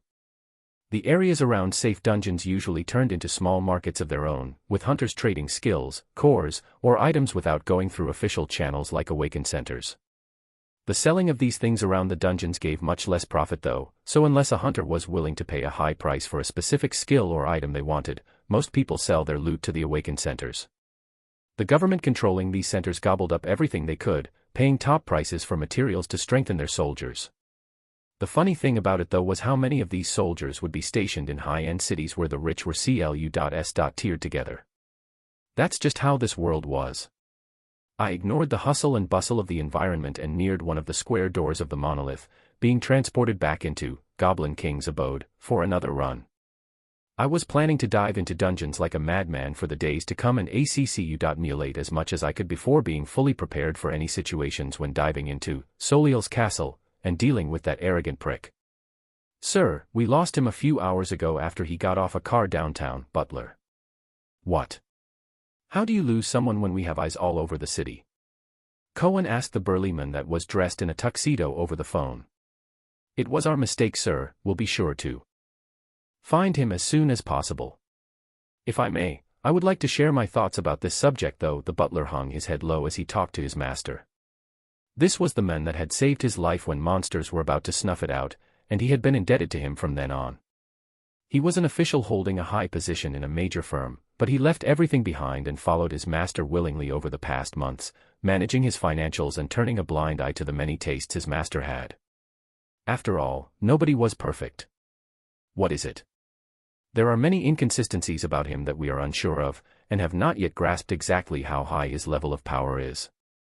My apprehension increased today as he was able to escape under the watch of many of our people. Might I suggest that we approach him in a different manner? He carefully spoke out every word, making sure his words would not be the cause of anger. There was silence on the other end of the phone before Cohen spoke. "Do you doubt me?" The butler quickly frowned and hung his head even lower before he replied, "I would never. I am only speaking from an abundance of caution of this man who has suddenly awakened to a power nearing rank B in just a few days." A pause followed thereafter, before a reply came with the call being ended a moment later. "I'll keep that in mind." The butler wiped off the perspiration and looked out of the mansion. He did not succeed, his master had still become angry. My second run of Goblin King's abode was fruitful, as the boss had been kind enough to drop the sought-after armor, King's Valor. The 6-meter goblin had horrible burns all over its body, as I took my time with it to get more practice facing something that much bigger than me. This was all in preparation to go against much bigger bosses that fully earned the title of Titans from rank C and above. One of the things I learned was that if you didn't have a strong enough defensive skill, it didn't matter how knowledgeable you were about its moves, as a single punch would be able to stain your body all over the wall. I equipped King's Valor, and felt a new layer of clothes wrap around me. The armor had a light blue metal sheen to it with a slight protrusion at the chest, covering a majority of my body besides my extremities and head. The greatest thing about this armor was the fact it did not feel awkward to move around in, as if the metallic attribute was malleable. I could move and stretch my body even better than normal with no issues. The third run of the dungeon gave me more than enough cores that my backpack was almost overflowing now, along with the rank D skill, Triple Shot, that was commonly used by ranged berserkers that used bows. I had taken more than half of the day diving into this dungeon, and it was already night outside. Tightening my overflowing bag on my back, I left Goblin King's abode, encampment and went towards the downtown, with my camouflage active as usual. Once I was in the middle of the city, I turned the skill off and called for a ride that dropped me off the Central Awakened Center 20 minutes after. It was rush hour around this time with many people running about downtown. Many drowning their troubles and fear with alcohol and many more going towards the unsavory places deep in the city. I went inside the Awakened Center and had to be taken to a private room because of the volume of things I was trying to sell. A fat-looking middle-aged man replaced the gorgeous woman that was talking to me and quickly handled the transaction, taking all my remaining cores and skills from Goblin King's abode, and offering to deposit $1.60 million into my account. I looked at these numbers as if they were imaginary, and they might as well be, as they would be gone a few minutes from now when I purchased the rank C skills. I became a high-profile client in the man's eyes as he asked me if there was anything else I needed before completing the transaction, and I told him the names of the skills I wanted. A few minutes later, 3 rank C skill books were situated at the table next to us, and only $100,000 was deposited in my bank account. Chapter 12, just the beginning. The new rank C skills I had bought were: Explosive Rune. Upon physical contact with your enemy, brand them with a chaotic rune that will explode on your command. Aura of Haste, an aura that increases movement speed, attack speed and cast speed envelopes you. And Life Essence, gain increased vitality, plus 30, and regeneration at a great cost. These skills correctly fit with the direction I was going towards. Multiple skills that can remain active for me at all times, along with my first offensive rank C skill. Explosive Rune was a boss killer that mages wanted in their arsenal because of its significant damage. The only problem is that it drained the entirety of a rank C's energy, and they had to come in contact with the boss to initiate it. The mage hunters had to make sure that they had full energy before the boss fight and that there was a competent enough knight distracting the boss, otherwise the moment they get near themselves they'll get squashed. Once the rune was placed on the boss, half of the fight was done, as it dealt such a significant amount of damage that it could even outright kill a rank D boss if the rune was placed in a critical location, or maim a rank C boss. The problem was, no mage ever dared get near a rank C boss unless they were wishing for death. With my overlapping defensive skills and the ever-so increasing active skills, I should have no problem using Explosive Rune to its full potential. After the sale was finished, the joyful man's face jiggled as he said, "Here is my card. Give me a call or text whenever you're coming down and I'll be sure to receive you to the best of my abilities." I nodded to the man that had a full smile on his face and left the Awakened Center. As soon as I was out, I blended into the rushing people and activated Camouflage once more. The nearest hunter lodging was not too far away from the Awakened Center, and I got there in under 10 minutes. I quickly received the keys to one of their luxurious rooms and found myself in a room similar to the one I stayed in before. I placed my bag down on the bed and eagerly began looking at my new skills. Explosive Rune would have to wait to be tested later, but as soon as I activated Aura of Haste and Life Essence, a red and green color began appearing on my body. The colors would come and fade a moment later, being fairly transparent and only visible if you were to really focus. I felt my body become visibly lighter and saw a plus 30 appear on my Vitality attribute. Haha. As long as I found skills like these and layered them on my body, would I have anything to worry about? I shook myself out of my reverie and ordered room service, this time getting 2 plates of a very huge lobster. I went over my day and thought about what I would be doing tomorrow while enjoying the supple texture of the crustaceans. This was a habit I was planning on developing regularly, to think back to what I did today along with any mistakes I made, and how to improve in the future. I went to sleep soon after as I was dead tired. Anderson was holding a drink as he overlooked the city atop his mansion. The thing on his mind was the newly awakened hunter he couldn't seem to keep a track of. He knew all of the hunters that were C rank or near it in the city, and he made sure to introduce himself whenever new ones appeared. They were quickly reined in and called upon whenever his team lost a member while diving in Soliel's castle. None of them could deny his words. So why was it that this new one pissed him off so much? Anderson thought back to that pathetic apartment and realized it was his eyes. Eyes that seemed unyielding, that seemed to say he wasn't afraid. Ha! How could he not be afraid? Whatever inherent skill he awakened, does he really think he could look at me with an expression like that? I held the paramount skill, Giant Strength, which allowed me to stand toe-to-toe against a C-rank Titan. Who are you compared to a boss I killed every week? The one person he usually listened to in this city had also told him to be cautious because of the many unknowns, but it only furthered his distaste towards the hunter. No matter. I will see exactly what gave someone like you the confidence to look at me with such a gaze. Cohen Anderson, Occupation, Hunter. Vitality, 188. Focus, 163. Strength, 195. Skills, F Lightning Strike, 41. F, Shield, 33, E, Strengthening, 41, D Minor Regeneration, 43, D Quick Speed, 42, D, Harden, 38, D Blade Edge, 45, D Danger Sense, 31, C Aura Blade, 49, C, Regeneration, 23, C. Heal, 33, C. Life Essence, 25, C. Blast, 19, C. Blade of Lightning, 55, B. Giant Strength, Inherent Wrathful. Equipments, C. Igneous Sword, C. Igneous Armor, C. Ring of Storage, C. Fiery Boots. Early morning the next day, I was already up and heading towards Goblin King's abode.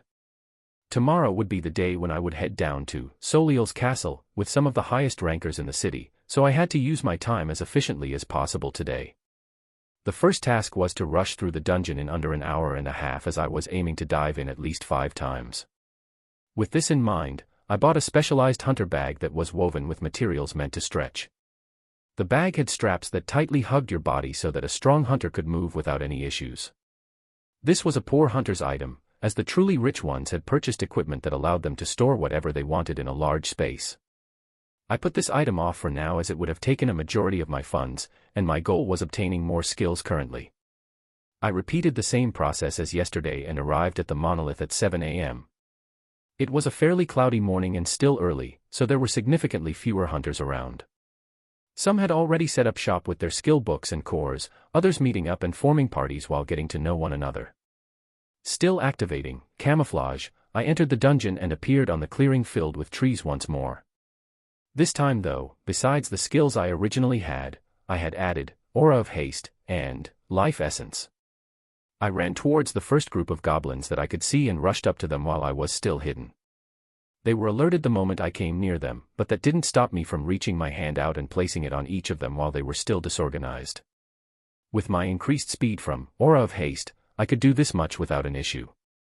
I then pulled back a few feet away and watched as black tattooish circles spread to cover 1/3 of their bodies. I observed them as they turned my way, none the wise about the runes that had sprouted on their bodies. I gave the command and the rank C skill, Explosive Rune, was fully utilized. Bang! The portion of the goblin's body that was covered in the runes exploded with a huge force, throwing chunks of flesh and bones everywhere as 5 goblins were soon lying in their own pool of blood. The damage was just as expected for a rank C skill, powerful. I speedily cleared the floors like this. With all the defensive and support skills kept active, I pressed down the floors with camouflage, hiding me and giving me enough time to come in contact with the monsters that exploded a second after. Some floors I still used, Flames and Torment, and kept on experimenting with it as its proficiency continued to rise. More than an hour quickly passed and I was through all 29 floors and headed to the boss once more. The 6-meter-tall Goblin King looked as ruthless as always, and noticed me as soon as I came down even though I was hidden. I walked towards it slowly until I stood a meter away, where it stared me down. This was one of the peculiar traits of this boss that interested me. When the fight began it was always so calm as if it was measuring me up. During the fight though, it would go completely berserk. It was still a monster though and threw a fist down at me a second later. I raised my small hand to match this fist as my palm was open to receive it. Pa! A sound like that of the loudest slap resounded as Arcanist's sphere of protection absorbed all the damage and the ground beneath me cracked. The arm of the Goblin King rapidly had a runic tattoo spreading on it, and the boss quickly felt something wrong as it grabbed its skin and tried to rip it off. A deafening explosion rang out as its entire arm blew apart and it let out a thundering howl. The enraged king reacted fast, throwing another fist with its remaining arm, only for the same thing to repeat. I was standing at the same location, the ground around me full of cracks as if an earthquake occurred. I had sunk a few inches into the ground as I calmly looked up at the Goblin King that was missing both of its arms. Rah! It let out an angry shout as if it would not give up and kicked its right leg downwards. Pa! Boom! The same scene repeated and now its right leg was gone. The large beast could not support its weight as it fell backwards with a loud thunk. Loud breathing could be heard as its entire face was twisted in pain. I climbed out of the small hole I had been repeatedly kicked in and jumped up on top of the body of the beast, landing on its square abdominal muscles and traveling forward to its face. I looked down at it as it could not move or do much of anything else. Besides the heavy breathing and a pained look, I could see another expression on the Goblin King's face after more than half of its body was blown away. It was extremely distinct while I looked at its huge eyes. I had seen this expression before. I had felt it before. It was fear. I reached my hand out and let my palm touch its forehead, leaving it there as I commanded, Explosive Rune, to combust. Another deafening explosion rang out in the clearing before silence ensued. Arcanist's sphere of protection, and Arctic armor, didn't allow even a single stone or meat to land on my body, negating the force of the explosion as if it was nothing. Chapter 13, Preparations Done. The feeling of dominating such a huge being from the beginning to the end was exhilarating, to say the least, and a testament of just how far and fast I can grow. The first run of Goblin King's Abode gave out an abundant amount of core S and an item called Goblin Sword. I did not need the sword, so this would be one of the items that I would be selling later. I continued on and dived into the dungeon once more. The second run gave me even more cores, along with the skill book called Flame Bolt. The third, fourth, and fifth run collectively gave me one item and two more skill books, D Bow of the Veteran, D Swipe, and D Restrain. All of them were rank D materials that I would not be needing and would also be getting sold. Throughout the dungeon runs, I made sure to use Flames of Torment, along with my main skill of Explosive Runes, that beautifully took down the monsters. This process took me an entire day and I was able to bring a few of my skills to the proficiency of 100. The skills that reached a milestone of 100 jumped up explosively in power. Fireball, which was a rank F skill, now had power greater than a skill 1 rank above it. The balls of fire summoned now had a high propelling force that made them rush out even faster. Arctic armor even more comfortably hugged my body when it reached 100, an extra layer of ice appearing that further increased my defense, and also making me look like some knight you would find roaming the coldest Arctic wastelands. This marked the end of my dive for the day, as I had been diving for the past 10 hours and it was already in the evening. I left the dungeon, camouflaged, as usual, and went downtown, where I once again called for a ride and went all the way down to the Awakened Center. In the Awakened Center, I had given a text to the fat salesman beforehand and he was able to meet me and bring me to the private room the minute that I arrived. I entered the room and emptied my huge bag that held many cores, skill books, and items. After counting everything, the total came out to 2.8 million. I once again gave a list of the things that I was looking for and they were quickly brought to me, reducing the money I would have taken all the way down to $500,000. I would have loved to spend the rest of it, but I couldn't find any more applicable defensive or support skills that fit the criteria I set for myself in the Awakened Center.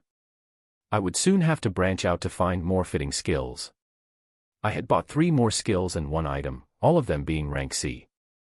The first was a movement type skill that I had been looking forward to called Whirlwind. The second was another support type skill that was called Increased Penetration. The third skill was a life-preserving skill called Regeneration. The item that I bought last was a simple Ring of Storage, which many high-ranking hunters found themselves buying. It took away the hassle of carrying around the skill books and items and cores that were collected over the course of the day. As soon as I finished my business, I gave my thanks to the salesman and left the Awakened Center, blending in and using camouflage, as soon as I was out and headed towards the Hunter Lounge. The process was quick as usual, and I grabbed the room fairly quickly. I was finally able to relax and absorb the core S that I kept behind. The plan was to reach the maximum that I could while using rank D cores. I then learned the skills and placed the storage ring on my hands, using my energy to feel the wide space inside of it. It was a large enough space for 2 people to be squeezed in.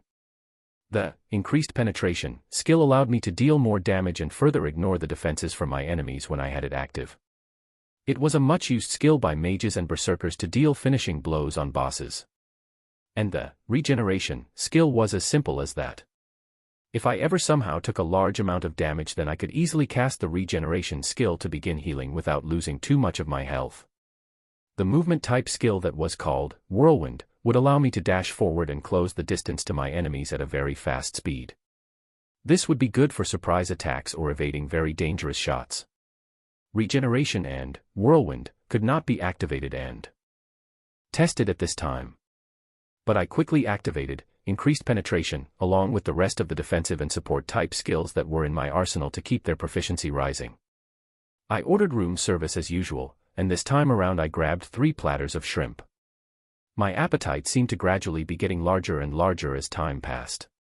I enjoyed the food when it came and took some time to think once or more over what happened today.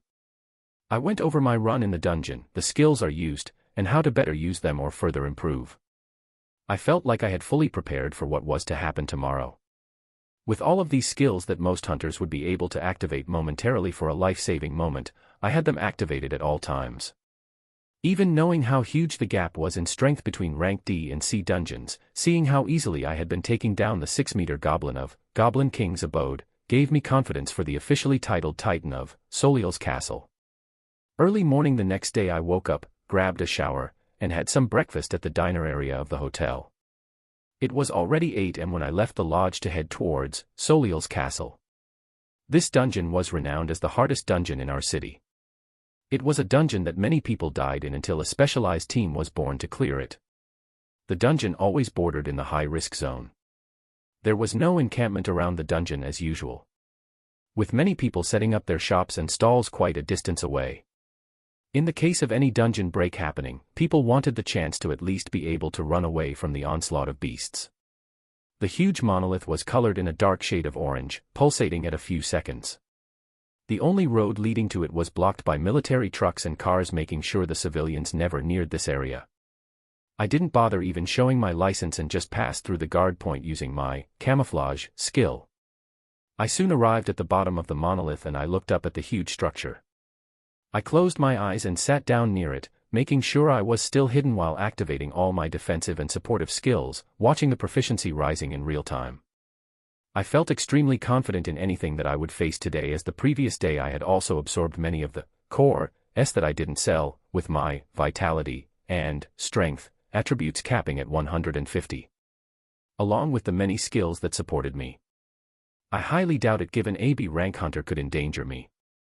Not too long after a few people began appearing. I stayed hidden as I observed them. The first two were huge dudes in their 30s. They both held huge shields that seemed to cover their entire bodies.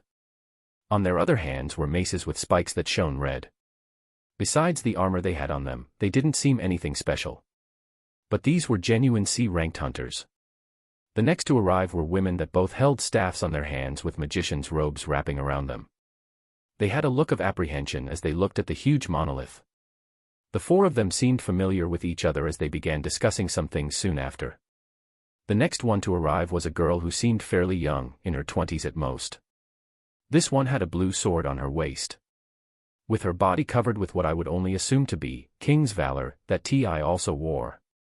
Surprisingly, this girl did not go towards and talk to me first but she actually held a confident look on her face as she looked towards the huge monolith, making me surprised, as any rank C hunter could find themselves dead in this dungeon, so many held apprehensions. Anderson arrived soon after. His arrival stopped the discussions among everyone as they stared towards him. His eyes glazed over the 5 people and then soon turned into piercing eyes that came to my location. I calmly deactivated the defensive and support skills and then turned off camouflage. Surprise gasps came out of the rank C hunters as none of them were able to notice me. I wanted to test it just to be sure if Anderson would be able to pierce through the C rank skills effect even if its proficiency was increased. Maybe I had to wait until it neared 100 for it to have a complete effect on rank B hunters. While Anderson's piercing gaze did not leave my sight, he walked over and said, "You really have such an excessive amount of energy that you would waste it on hiding this early this morning." His tone sounded very calm, but his words dripped with disdain. I replied back, "Nothing to worry about, I was only testing the strength of the people I would be leaving my life to today." I seemed to have a knack of making him angry. His face became sour and he turned away from me and addressed everyone. "I want the dungeon dive today to be a very clean one. We have 2 new hunters joining us, this one goes by Rachel and this one is Noah. One is a berserker and the other is a mage." He pointed to me and the girl that held a confident look on her face as he continued. "For you two, this will be your first run, so follow all directions and do not lag behind. This dungeon is different from the ones that you are commonly used to." These words were directed to Rachel and I. "There is only a single floor in this dungeon, and it takes us almost half the day just to clear it. Do not be surprised by what you see. Protect yourself and cover each other's backs and we should all come out of this alive. When the boss appears, leave it to me and follow everything I say." He articulated the next words very slowly. "In the case any problems occur and you see it coming towards you, do not stand idle. Run, or you will die." I listened to his somewhat inspiring speech as we all prepared to dive into the dungeon. I had done my research previously about Soliel's castle, and his words were not false. The dungeon only had one singular floor, but this one floor took the lives of many hunters. As the speech was quickly wrapped up, he went towards the other 4 party members to discuss something, and I noticed uncomfortable look pop up on their faces. Geez, did this guy actually have bad relations? I.P.S. with everyone. The girl that was apparently new just like me came towards me and said with a puzzled expression, "Why does it seem like there's friction between you and the strongest hunter in the city?" I smiled at her and replied, "I'm not sure either. I have no problem with the guy. But he seemed to not like me the moment so he saw me." She shook her head in confusion as if she did not understand, and I said once more, "Don't worry about it, there should not be a problem."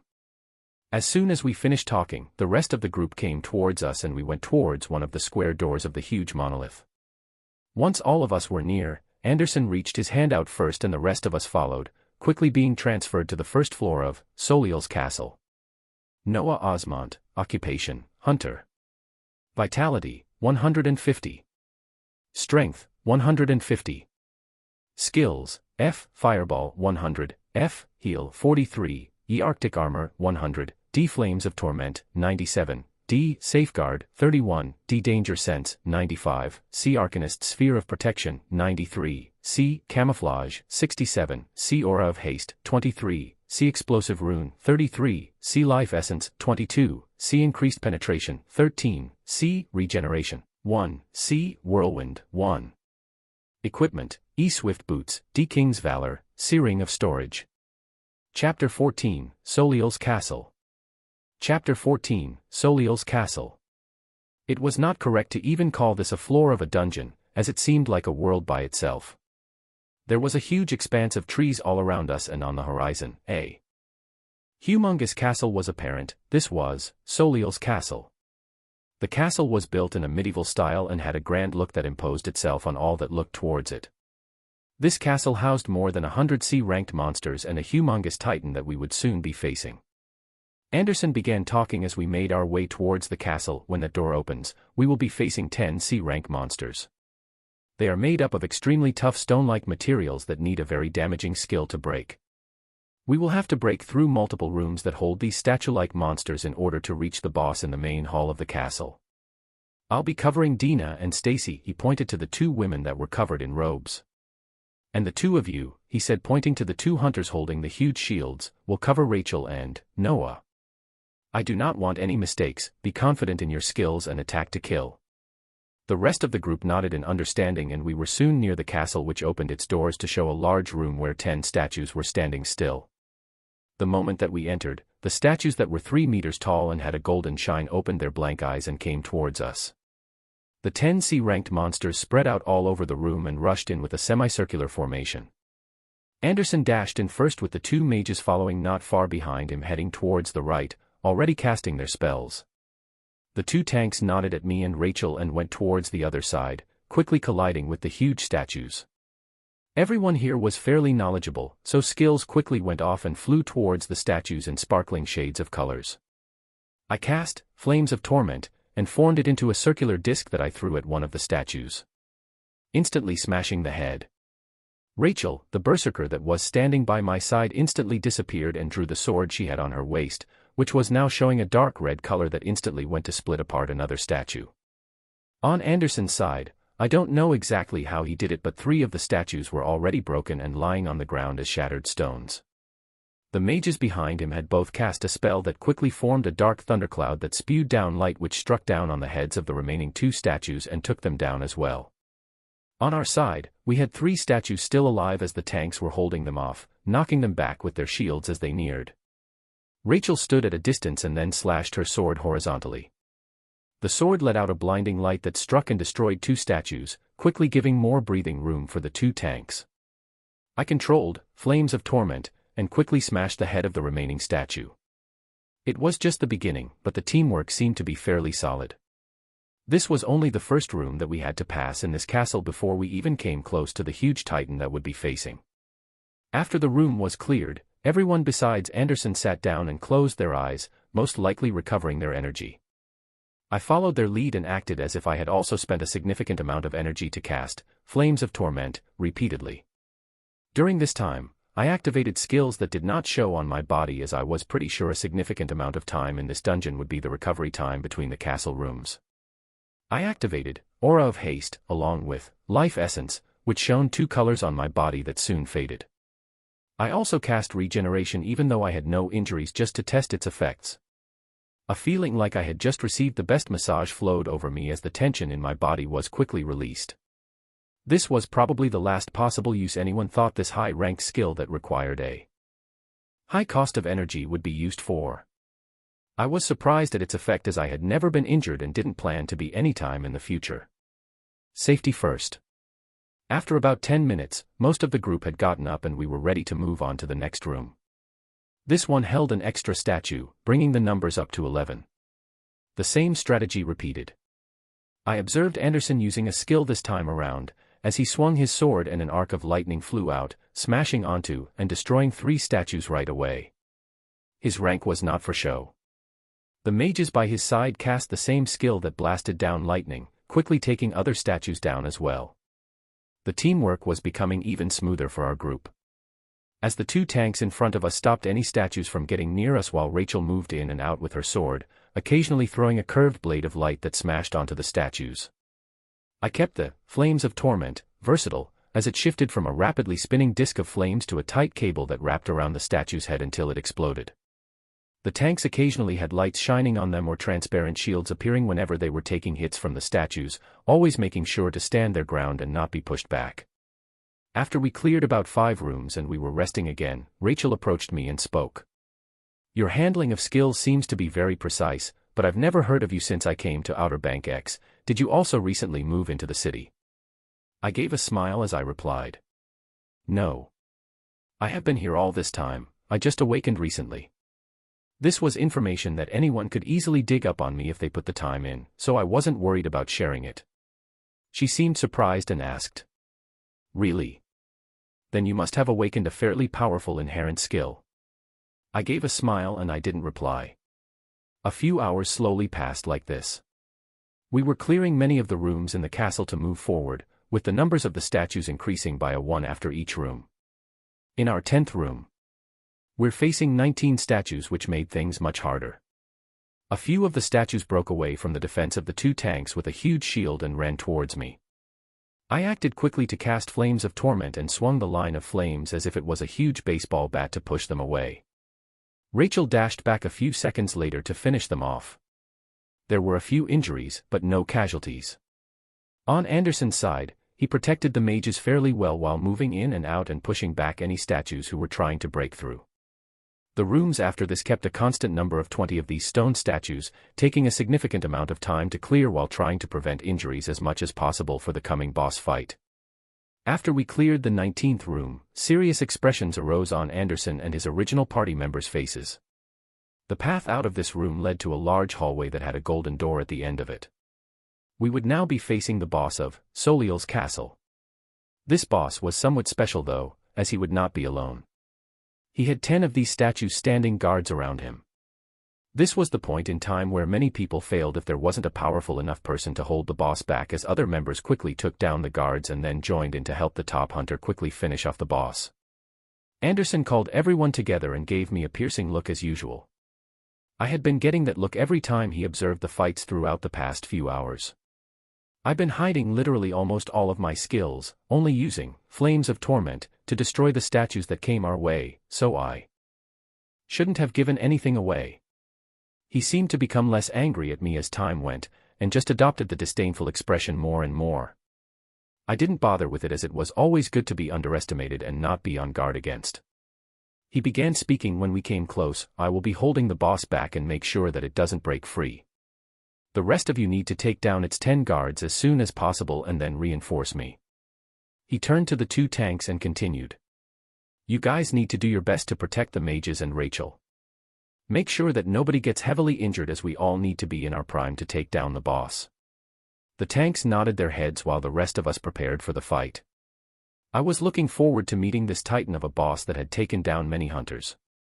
As soon as everyone had their energy recovered, we went towards the huge door and stepped into the boss room. Chapter 15, Soliel's Castle 2.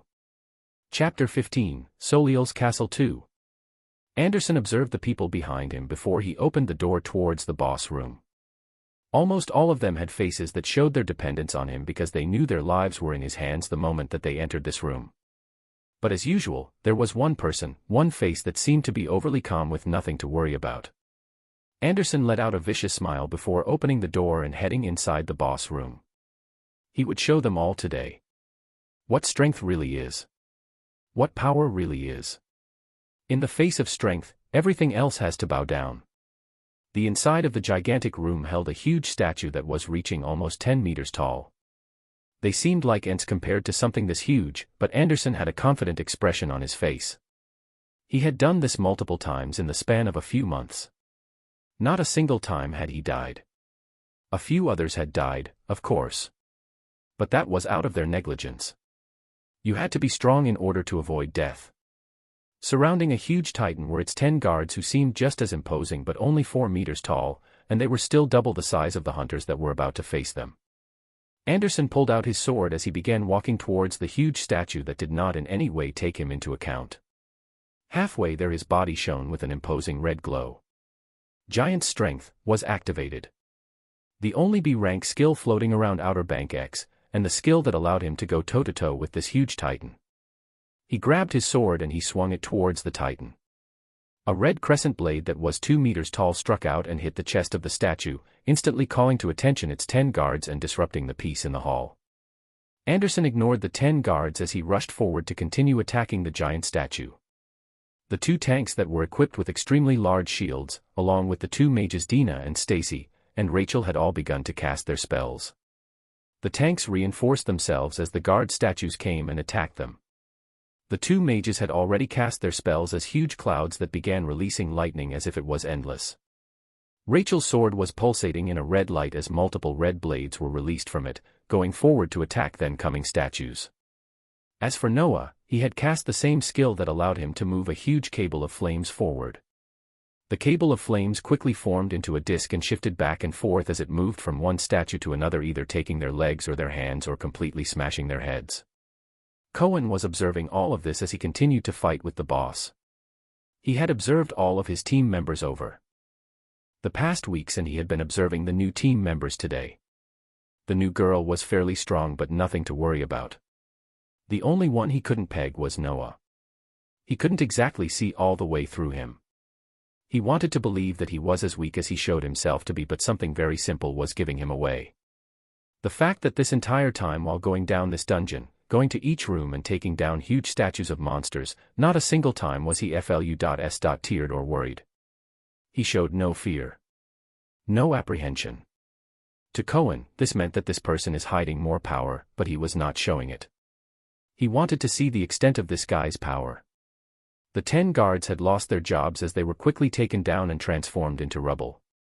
The rest of the team soon came to reinforce Cohen in his fight against the 10-meter monster. As soon as the tanks came in, Cohen moved back to get a breather. The 2 tanks worked together to deflect the punches that were barreling down as the mages cast their specialty spell and more dark clouds formed overhead with lightning striking down, chipping at the huge body of the titan. Blade edges were coming out of Rachel's sword as she continued to release the red crescent blinding lights. Noah's skill was more straightforward, where his rapidly spinning disc of flames had been borrowing itself onto the knees of the huge beast, trying to quickly cut off its legs and make it lose mobility. He would not succeed though. As the titan was quickly enraged by the continuing damage that it was taking, and the fact that none of the ants that were dealing it damage were taken care of. Oh! A loud roar resounded from the titan as Cohen yelled, "Take cover." The mages ran behind the tanks who lifted their shields up while the titan was roaring. Cohen went towards Rachel and Noah and stood in front of them as the whole place seemed to shake as huge boulders then began falling from the ceiling. This was the titan's skill. A type of skill that only began appearing on rank C bosses and above. At the moment it was dealt a certain amount of damage, the skill was activated and boulders would begin raining from the sky. If you were slow in responding for even a second, you would find yourself squashed on the ground. The stones began falling down and heavily hitting the ground. The 2 tanks had their shields lifted up slanted at an angle. Whenever the stones hit, the skills on their body shined and they grunted, but they survived. The two mages beneath them were still safe and sound. As for Anderson, he was even more straightforward, keeping his eyes on the ceiling and using his blade to strike down any incoming stones. If he missed any of the boulders fallen from the ceiling, Rachel would quickly move in and release another one of her plate lights, striking the huge stones and veering them away from their location. Noah as a mage should be taking cover with his weaker defenses, and could only have his skill ready to be fired in the case any stone were to come his way.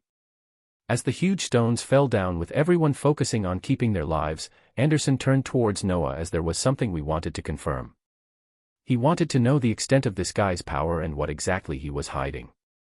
The Titan's skill was about to finish, and 3 more boulders that were heading their way. Anderson put on a fierce expression as his sword struck out towards the incoming stones. Rachel took care of the second stone and Noah cast his spinning line of flames towards the third stone that was nearing his side. At this instant, though, an accident occurred. The stone that Cohen was taking care of did not break and veered off track. He made a sound as if he had slipped and his blade just quickly grazed over the boulder that was coming down. The boulder that was now coincidentally heading towards the mage beside him. Noah returned his face up in the direction of the boulder with a surprised face as it quickly struck him. The sound caused the party members' faces to turn ashen. The 2 tanks and 2 mages off by the side quickly turning around to look at Cohen with an unbelievable expression. Rachel had an expression of disbelief on her face as well as she stared at Anderson and looked over the rubble where Noah was supposed to be. A brief second passed before a movement was heard and a person came out of the rubble. The sight they feared to see did not actually happen, as the hands there were reaching out to push the rubble of the stones aside were clear. His face was clear. There wasn't a single speck of damage on the man's body. The 4 party members quickly let out a relieved sigh and returned their sight towards the boss, as they couldn't spare a single other second with their eyes off the huge monster. Cohen spared Noah a glance before he quickly turned around and dashed towards the boss. The disbelieving expression did not leave Rachel's face as she was very close and saw exactly what happened. There had been no accident, and that was all intentional. So, she was shocked and didn't understand just what sort of irreconcilable problem had occurred between these 2 hunters that would cause something like this. Noah was coming out of the rubble with a surprisingly calm expression and dusted himself off as he looked at Anderson that was rushing towards the boss. How was he taking this so naturally? Did he not almost die? Rachel had a complex expression on her face as she shook her head and focused on the fight at hand. The 2 tanks were quickly blown away and Anderson filled in their spots to hold the boss at bay. The thunderclouds from the mages were above them again, constant streaks of lightning striking down on the body of the Titan. Rachel held her blade behind her as a blinding light was becoming more and more apparent on her sword. This continued on for 10 seconds before she released the blade of light, that was not more than 2 meters long towards the leg of the boss. Noah was not far behind, quickly throwing his signature disc of flames towards the same location he was attacking before. With this teamwork, it didn't take long for one of the legs of the huge statue to start cracking before it could not support its entire weight. Its left leg had shattered from the constant damage that was being dealt. Its upper body had huge dents and scratches from the lightning that was falling down and the blade attacks that Anderson kept sending its way. The huge Titan quickly fell on its knees, its hands smacking on the ground and sending a shock wave that disoriented the party members. The 2 mages were quickly knocked back from the blast as the tanks were not there in time to prevent the blast from reaching them. Rachel and Anderson seemed fairly okay and surprisingly, so was Noah. The Titan guided its right hand that had fallen down, formed a huge fist, and swiped towards the puny ants around it. This attack would take out all the party members if it was not stopped. Cohen had his face in a twisted expression as he began to feed more anger to bubble inside of him. This was good. This was what he wanted. The angrier he was, the stronger he became. That was the inherent skill that he awakened. Wrathful. It fed on his anger. The angrier he got, the more energy he had, the more power he had, and the more destructive he became. He wanted to show these people just what true strength was. He reactivated his highest skill that took most of his energy. As his anger kept on rising, giant strength was activated once more. A dark, baleful energy was permeating from his body as he grabbed his sword and rushed towards the incoming fist. A resounding sound was heard as the fist was stopped on its tracks, causing the Titan to scream once more. Anderson kept the momentum going, using his increased anger as a source of fuel and propelled himself towards the face of the 10-meter monster that was now crouching down. The red energy released from his body mixed with the lightning that began appearing on his blade. Blade of Lightning was activated, its color quickly becoming tinged red and forcefully smacking on the head of the kneeling Titan. Boom. After the sound that almost ruptured the hunter's eardrums disappeared, half the head of the boss went with it. The Titan breathed its last as its huge body crumbled to the ground, the force holding it together thoroughly gone. Cohen Anderson stood atop the rubble releasing a pulsating red light. He looked down at the hunter staring at him as his blade released the last sparks of lightning. This was strength. This was the power that allowed him to do whatever he wanted. This was what he wanted these hunters to have ingrained in their minds. Chapter 16, Deterioration. Anderson was standing majestically, atop the rubble as his skills effects finished. A green crystal was rising up as the boss had been killed and he walked down to observe the expressions that he had wanted to see so badly. The expressions of fear and reverence from the people below him. He saw these usual expressions on his old party members, and turned his gaze towards the two new ones. As soon as he looked over though, a piercing voice rang throughout the destroyed hall. What the hell were you doing? Why did you play around and almost kill your teammate? Rachel, the berserker that was shooting blade lights all this time, had a questioning look on her face as she directly asked this question. Anderson seemed to be surprised as if he did not expect this type of reaction at all. He looked over at Rachel in a skeptical tone and asked her. Oh. What's giving you the balls to talk to me like that? Were you watching the same scene as everyone else? Rachel defiantly replied with, why the hell does that matter?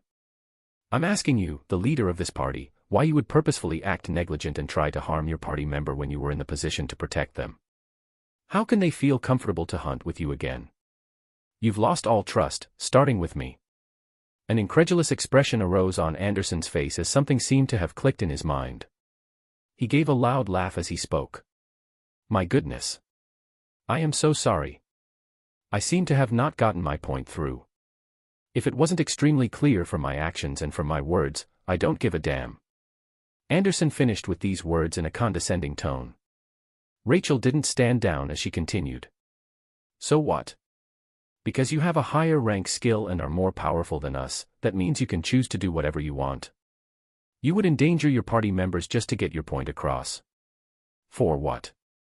Anderson was startled once again and said. For what? For what? How dense are you for the message to not be coming across? Party members. Trust. Ha. He looked towards the 4 hunters that had been clearing the dungeon with him these past weeks. Do you see them? They have families here. They have friends here. This is their city, and they have nowhere else to go. Do you think anyone cares about this city? Do you think the big wigs care what happens to a trashy city around the perimeter of the empire? His words were becoming louder and more piercing as he kept on talking while walking towards Rachel. He continued with a cold tone, it's me. I am the only one keeping this city afloat. I am the only one that gives a damn and stays here. I prevent the dungeon break of this dungeon that you can never clear without me. It is my strength. And because of this, I can do what I want. I can call them, he pointed at his party members once more. I can call them fools right now, and they will be back with me right in the same place in a few days giving their lives to clear this dungeon. You may have only been in this city for a week, but you should learn now than later about how things really work. You should know how to talk to people that stand above you.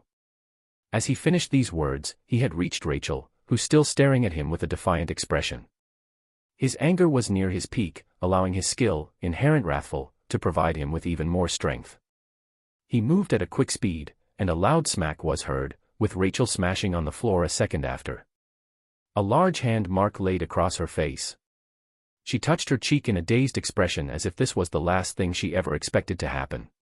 She looked at the 4 that were recuperating the side, and all of them turned their heads away. Anderson walked up to her, clasping her clear neck in his hands and asked.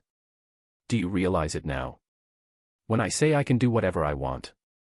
You cannot do anything to stop it, he said as he lifted her up by her neck. They cannot do anything to stop it. He continued while pointing at his old party members. And he certainly cannot do anything to stop it. His hand moved once more as he pointed towards Noah. The person in question being pointed at had a surprised expression as he let out a soft sigh and said, "Let the girl go, dude. What the hell is wrong with you?" He had been watching the scene in front of him play out, being ever so surprised as the events unfolded. He didn't care when Anderson supposedly had his accidental slip-up that he easily brushed off by activating Arcanist's sphere of protection. He didn't care when he was talked on upon. What he didn't like were the arrogant words coming from him, and worst of all the beating he had given someone who stood up to him. He was happy at the thought that the first party hunt he was in just finished successfully and he could use his experiences here to dive into this dungeon in the future. But this guy just had to go and ruin it. So he repeated himself again and said, "Let the girl go." Another loud laughter was heard in the clearing as Anderson pushed the girl aside and looked towards Noah. He looked him up and down and said, "This entire time I've been trying to figure out exactly where the level of your power stands. I was not thinking correctly, just keeping tabs on you and feeling you out little by little. I should have done what I'm about to do now a long time ago. Do you have an inkling of what I'm about to do right now?" Noah looked at the man that was gradually getting red color on his body back again and calmly replied, "No. I don't know." "What exactly are you about to do?" Anderson had a cold smirk as he said, "I am about to teach you the rankings of the city. I am about to let you know that I am on top and you are on the bottom. I'm going to teach you what strength really is. Because apparently, watching me take down a 10-meter-tall giant was not intimidating enough." As Noah listened to the enraged madman's speech, he turned his head towards his team members. There were 2 fully grown men that were the knights on the party and the 2 women that were the mages. He looked over to them and asked, "Are you guys going to do or say anything about this?" The 4 of them gave him a blank stare before they shook their heads in a depressing manner and turned their faces away. Noah shook his head as he saw this and he looked back towards Anderson, who was speaking with a fully furious expression. "Ha! I have been talking too much. Words were never my forte. I always let my strength do the talking. After my strength was registered, everybody fell in line. Now, be prepared, because you are about to fall in line." A hazy red smoke was coming off Anderson's body as he finished, tightened his muscles, and sprung forth. I looked at the man that was flying towards me and sighed at the complete breakdown of everything. I then casted Arcanist's sphere of protection, aura of haste, life essence, increased penetration, arctic armor, and whirlwind. My body shone iridescent colors as multiple defense and support skills were activated. I looked at Anderson and I was surprisingly calm facing him. I didn't feel angry at him or hate him in any sort of way, I just pitied him. Maybe this was what happened after facing the pressures of this new world and not coping well. I did not want to become someone like him in the future. My gaze seemed to have made the charging bull even more furious though, as his power seemed to increase further. But none of it would be of any use against the current me. With a sad sigh, gales of wind surrounded my body as whirlwind was fully activated and I made my move. Chapter 17, Fight. A thunderous impact resounded soon after as gales of wind rushed about in the clearing. Anderson was surprised at the speed that Noah rushed to him, observing that he had already cast multiple skills on his body, his exterior surrounded by a transparent bubble and body covered in an icy armor. He couldn't help but ask, "Just how much energy do you have in your body to be casting this many skills as if it's nothing?" As Anderson was talking, the impact pushed both of them back. The red energy kept on enveloping Anderson's body as his rank C skill, Blast, was used. His fist carried the momentum with it as he flew towards Noah. The fist met the first layer of protection, quickly causing a shock wave that pushed each of them away once more. Anderson kept his eyes on Noah as he saw the man was not ever remotely hurt. He smiled as he dashed in again and began talking. "Do you know why I adopted my principles on strength? I used to be poor. I had nothing, no job, no family, no friends. I used to look up at those that were rich above me with their extravagant amount of money and the clothes and food they bought." His words carried traces of anger as his body continued clashing with Noah's defensive skills. The thing that puzzled him the most was how Noah chose to use his hands or palm to hit back when the transparent shield he cast on himself protected him fully, and did not even cast the signature pillar of flames he had seen him using throughout the day. He brought his focus back on the fight at hand and stopped overthinking things. I looked up to these people. Those rich assholes. I wanted to be like them. I kept on saying to myself, if I just had that money, if I just had that power, oh the things I could do. Anderson continued smacking into the defensive skill and saw that his attacks with his bare hands weren't working. So he increased the pressure and pulled out his sword. He wanted to see just how long this guy could keep all of these skills active before running out of energy. Lightning began to crackle around his sword as he dashed towards Noah and continued talking. Do you know what happened next? Something incredible occurred and I actually did get the power. The whole world went to shit and it was me who received the power. Me. The longer he talked, the more his anger and power seemed to increase. His sword was already pulled down, swiping towards the pest in front of him. An arc of red lightning was released towards the men that kept on standing calmly in the face of all these attacks. Once the red lightning struck, a figure flew backwards at a high speed and kicked up some dust. And yet, he soon stood up without a single hair damaged on his body. Anderson watched as his smile grew wider. It was the right choice to knock this guy down a notch now. If I had actually given him time to grow, he might have threatened me in the future. Playing around with his thoughts, he moved forward again as he continued talking. So, I received the power. And do you know the funny thing? Those people I looked up to, those rich assholes that I aspired to be, many of them were dead within a few days and many more were now looking up at me. Seeing that his strike hadn't worked, he held his blade once more as lightning began to build upon it and continued. I used the new power that I had gained to kill monsters and get stronger. My power allowed me to become the richest man in the city. The best hunter in the city. It gave me strength that you could not imagine. Anderson was moving at high speeds as he spoke. His sword that was covered in lightning kept on striking at the bubble of protection that surrounded Noah. It is this strength that's going to destroy that thin bubble that you have around you. I'm going to keep on striking and watch as you gradually lose that annoying expression on your face and you start begging for your life underneath my feet. Noah wasn't standing still, moving in and out as his defensive skills completely deflected the strikes of the blade and the lightning that came out of it.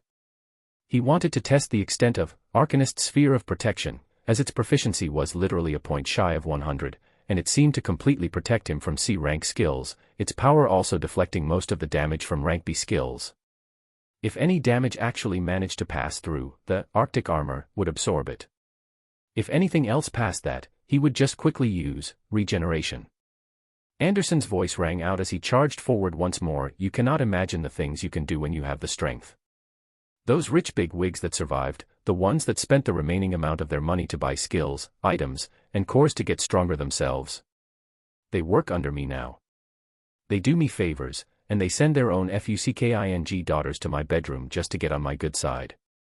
That is power, that is strength. Noah seemed to be getting ticked off as he was listening to this madman's ramblings, so he began replying and cut short his experimentation time. That is not what strength is, dude. I was just like you a few days ago. I didn't have any of this. When I did become slightly stronger though, all I felt was a sense of liberation. His words seemed to carry power with him as a huge pillar of flames appeared beside him, making Anderson even more surprised as he was expecting him to run out of energy any time with his extremely bad efficiency in using it. The pillars of flames acted like a rope, wrapping itself around the entirety of Anderson's body and squeezed down. Anderson let out a pained expression as he began roaring. Rah! Rank B skill, Giant Strength, was activated.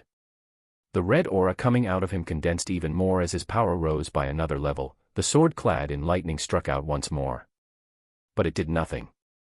His body bulged out as let out a howl and the pillar of flames surrounding him was dispersed and he once more seriously attacked the men in front of him.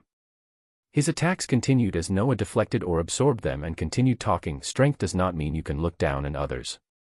Strength does not mean you can do whatever you want. You can even look at it as a responsibility. It's the reason I came along to this high-risk dungeon that can explode any day.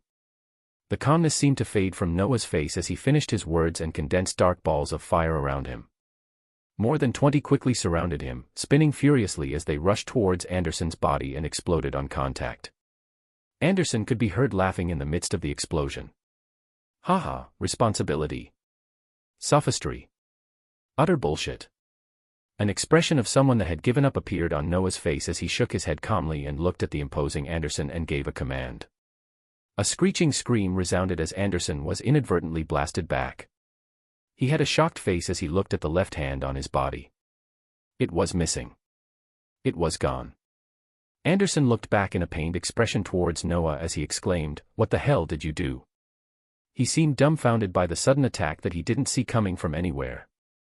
They were standing apart at the time, and yet an unseen attack came that took his entire arm clean off. A calm voice rang out of the clearing. "Stand down." Noah was staring at him with a cold expression. He did not want things to go down this road. He did not want it to get this bad, but this guy would not stop. So he repeated himself once more. "Stand down." The man that was clad in a red haze in front of him stood up with an even more furious expression as he roared out and held his sword and his remaining good arm, rushing forward once more. Another explosion rang out the moment Anderson began rushing out, being thrown back once more and his face adopting an even more pained expression. His chest armor had exploded out and blood was gushing from his chest. He breathed heavily as he looked towards Noah. He didn't understand how he was taking damage when the guy wasn't even near him. What was going on? What kind of skill was he using? Noah sternly stared at the men before he repeated himself once again. "Stand down." Chapter 18, Resolution. Noah looked at the men in front of him as he continued speaking. "You could have stopped all of this a while ago, you know." He looked towards the man that was missing a hand and had a bloody chest. The entire time they were fighting, he had plastered a ton of explosive runes on the man's body. The tattoos spread all over him without notice, and he had detonated 2 of them just now. A burst of hysterical laughter came out from Anderson. "Stop. Stop. Ha ha. Do you really think I could stop? Power was all I had, and now someone like you, someone that has awakened barely a few days, can already stand above me. Bullshit." Anderson's wounded body stood up and moved once more. His words that were dripping in anger had somehow given him even more power. The dark red haze that was constantly created from his inherent skill, wrathful, wrapped around him and became even more condensed. Giant strength was also activated once more. As the man stood and raised his one good remaining hand, arcs of red lightning began to pulsate from his sword. Noah turned his face from this and looked towards the 5 party members that had been watching this entire fight. He saw a rueful and expectant expression on the faces of Anderson's original party members. Rachel was staring at both of them in a distasteful manner while wiping the dust and rubble from her body. He then turned back towards the rushing Anderson and watched him come forward as if he was looking at a flickering flame in the wind. Strength isn't having the power to look down on others. As soon as Noah's words finished, another loud explosion rang out as Anderson's body was inexplicably blown away. A crazed laugh could be heard as the explosion cleared. "Ha ha. I am being lectured by a child. I am being lectured by someone who doesn't understand how the world works. Do you know what I've done with my power? The monsters I destroyed. The pathetic people I've killed. The women I've taken. Do you know?" The right leg on Anderson was the next limb to be missing as he lay tattered on the ground. He turned his head to observe his leg, and then at his left arm, that was also missing. He then stared at the men that kept looking at him with the same calm expression on his face. He felt like he was being looked down upon. He had to bring his eyes up to meet the gaze of this man and he laughed even more. "Ha ha. What are you gonna do? Are you gonna kill the strongest hunter in the city?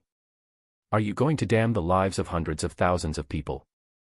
Noah was slowly walking towards the destroyed men as he began talking.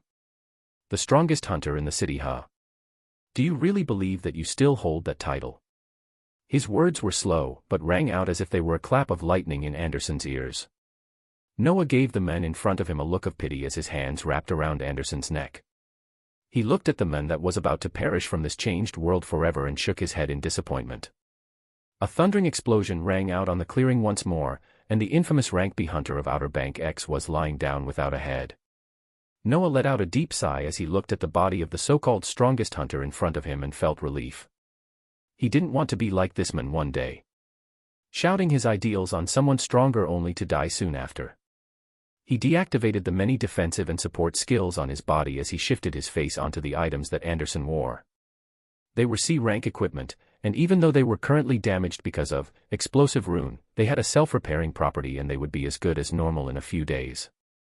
Near Anderson there laid a thick blue book. This was why hunters were regularly hunted down by other hunters if they were jealous enough and had the balls to do it. Killing any hunter had a definite chance of dropping the highest ranked skill that they were using. Unscrupulous lower-ranked hunters sometimes worked in groups that target those one rank higher than them, either ambushing them in their sleep through other unsavory means. And this was also why the hunter lodgings were very popular, because they guaranteed a level of safety for the hunters staying there. There were hunter guards around the clock. Menting everyone that came in, where they were going and what their purpose was. The skill book made my heartbeat increase as I thought of the huge windfall that all of these unfortunate events brought. This skill took the pedestal as the top prize today. This was the rank B skill, Giant Strength. Imbue your body with immense strength that blows away anything daring to stand against you, plus 50 strength. Information about the skill's effects quickly appeared in front of me as my mood turned sour. There wasn't any information about this skill as Anderson was the only one who held it, but I didn't expect it to simply add 50 strength once activated. Of course, 50 strength was something huge, as that amounted to an advancement of an entire rank, but it did not match the many focus-based skills I had been collecting so far. Skills that are geared towards close combat fighters would just reduce my attention from the powerful mage skills that I should be spamming. My mood went down as I held the skill before another thought flashed through my mind, and I had to ask myself if I was the dumbest person on the face of this planet. Yes, Anderson was a close combat fighter and this skill complemented him perfectly. But, even though I was a mage, it did not mean it wouldn't be tremendously helpful to me too. I was limiting my thoughts to what I commonly knew about mages, berserkers, and knights. A skill like this would normally be great for a knight or a berserker.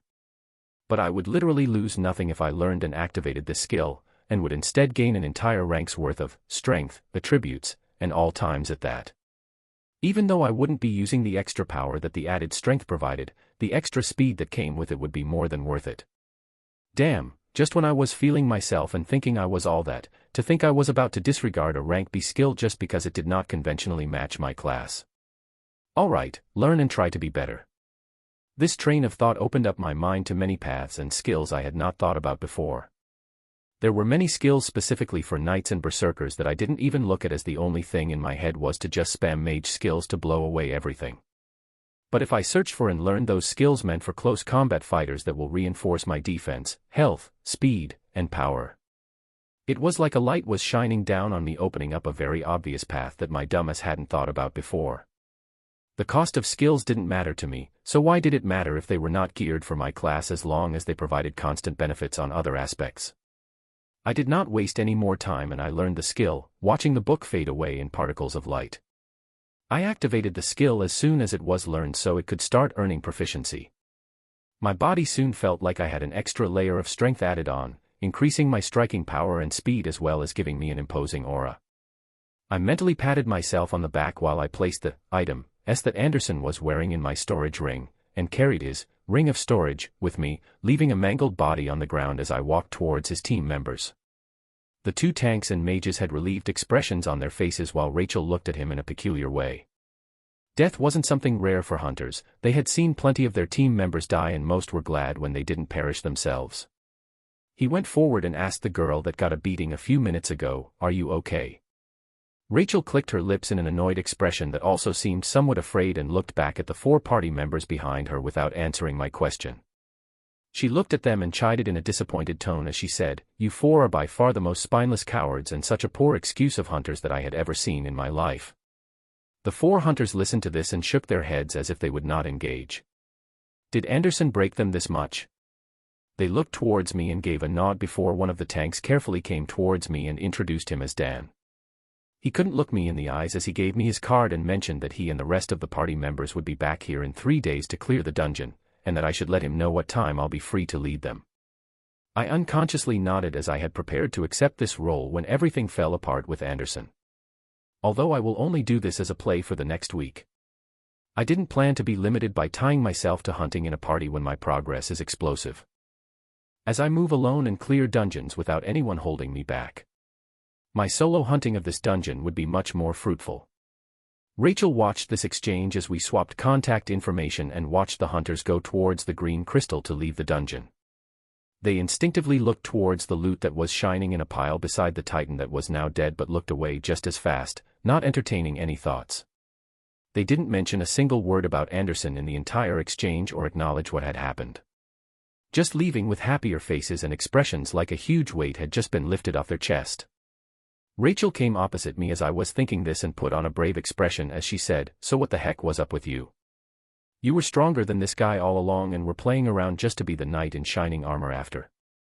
I was taken back when she said this as my mind was only observing the situation and acting only when I needed to. I replied to her with a smile, "I became stronger than this guy just yesterday if you can believe it, and didn't exactly know how much stronger so I was testing the waters." She clicked her tongue as she stared me down and then turned away towards the green crystal. "Thank you for stepping in anyway, you're not too bad," she said as her figure flashed away, leaving me as the last hunter remaining for this raid. I let out a relaxing sigh as I took in everything around me. Pushing the dead hunter in the room out of my mind, I went towards the shining pile of cores and what seemed like a skill book besides the gigantic boss. Chapter 19, Changes. The dungeon didn't end exactly how I expected, but I was content with the way things worked. As all the hunters had left the boss room, I actually enjoyed the fact that there were fewer people around me. Maybe I was just a natural loner. I shook my head as I reached down towards the rank C cores lying down as boss. We had been splitting the cores into equal amounts as we killed the statues in the rooms until we arrived at the boss room, with Anderson taking most of the cores as he dealt with most of the statues. All of the cores that he grabbed though, along with everything else he owned, was now situated in my ring of storage. I didn't feel particularly bad from taking everything from the dead men as my thoughts quickly moved forward to what I'll be doing next. I reached my hand out to identify the skill book that this C-ranked titan dropped. Much to my surprise, it was a skill called Smite, pass down your ruling in the form of 10 swords of light. This skill gave me quite a shock as it wasn't among the many rank C skills that I have researched. I actually hadn't heard of this one before, and the skill seemed to go very well with the guidelines I set for myself for the new skills I'll be learning. So I quickly learned the skill as I was impatient to see its effects, even if it would just be for show right now as there were no monsters to test it out. And for the first time, I cast Smite. A marking quickly appeared on top of my head with a symbol that very closely matched that of a star. A golden light was then being released in the sky as 10 literal swords of light quickly took shape and pointed down imposingly. My eyes were shining as I watched them hover in the sky just waiting for a command to strike. I was very excited to see exactly how amazing the effects of this skill work out to be, and I wanted to quickly rush into the dungeon again to test it out right away. But I knew I had to call it a day. For now. It had been a long day, and I was finally not feeling pressed against time. I burned the sight of the dead titan and the dead hunter in my brain, and then I reached towards the green crystal, vanishing from the hall. A man wearing a well-tailored suit was watching the news with his arms trembling. Something shocking was being announced as breaking news. About an hour ago in Outer Bank X, the highest-ranked hero, Cohen Anderson, had perished in the dungeon, Soliel's castle. In an effort to save the rest of his party members, he had given his life to take down the terrifying boss, making sure nobody else was injured. The men listened to the news and stood there dazed, as this was something out of his wildest nightmares. Never something that he ever felt was possible. His benefactor, the person who saved him, was now dead. And as for the things they were saying, he had given up his life to save others. Ha ha. He knew his master, and knew even more his personality. The butler shook his head in sadness as the face of a man who had been in his mind these past few days popped up. He thought of this man and asked himself, could he have had anything to do with this? As he was lost in thought, the newscaster continued, as this highest-ranking hero passed, he passed on the torch to someone else just as powerful. Someone who will continue to keep the citizens of the city safe. The message received from the Outer Bank X City's elite hunter squad is that their new leader goes by the name Noah Osmont. The sudden announcement brought back the butler's attention to the TV, his eyes turning into cold slits as his theories were verified.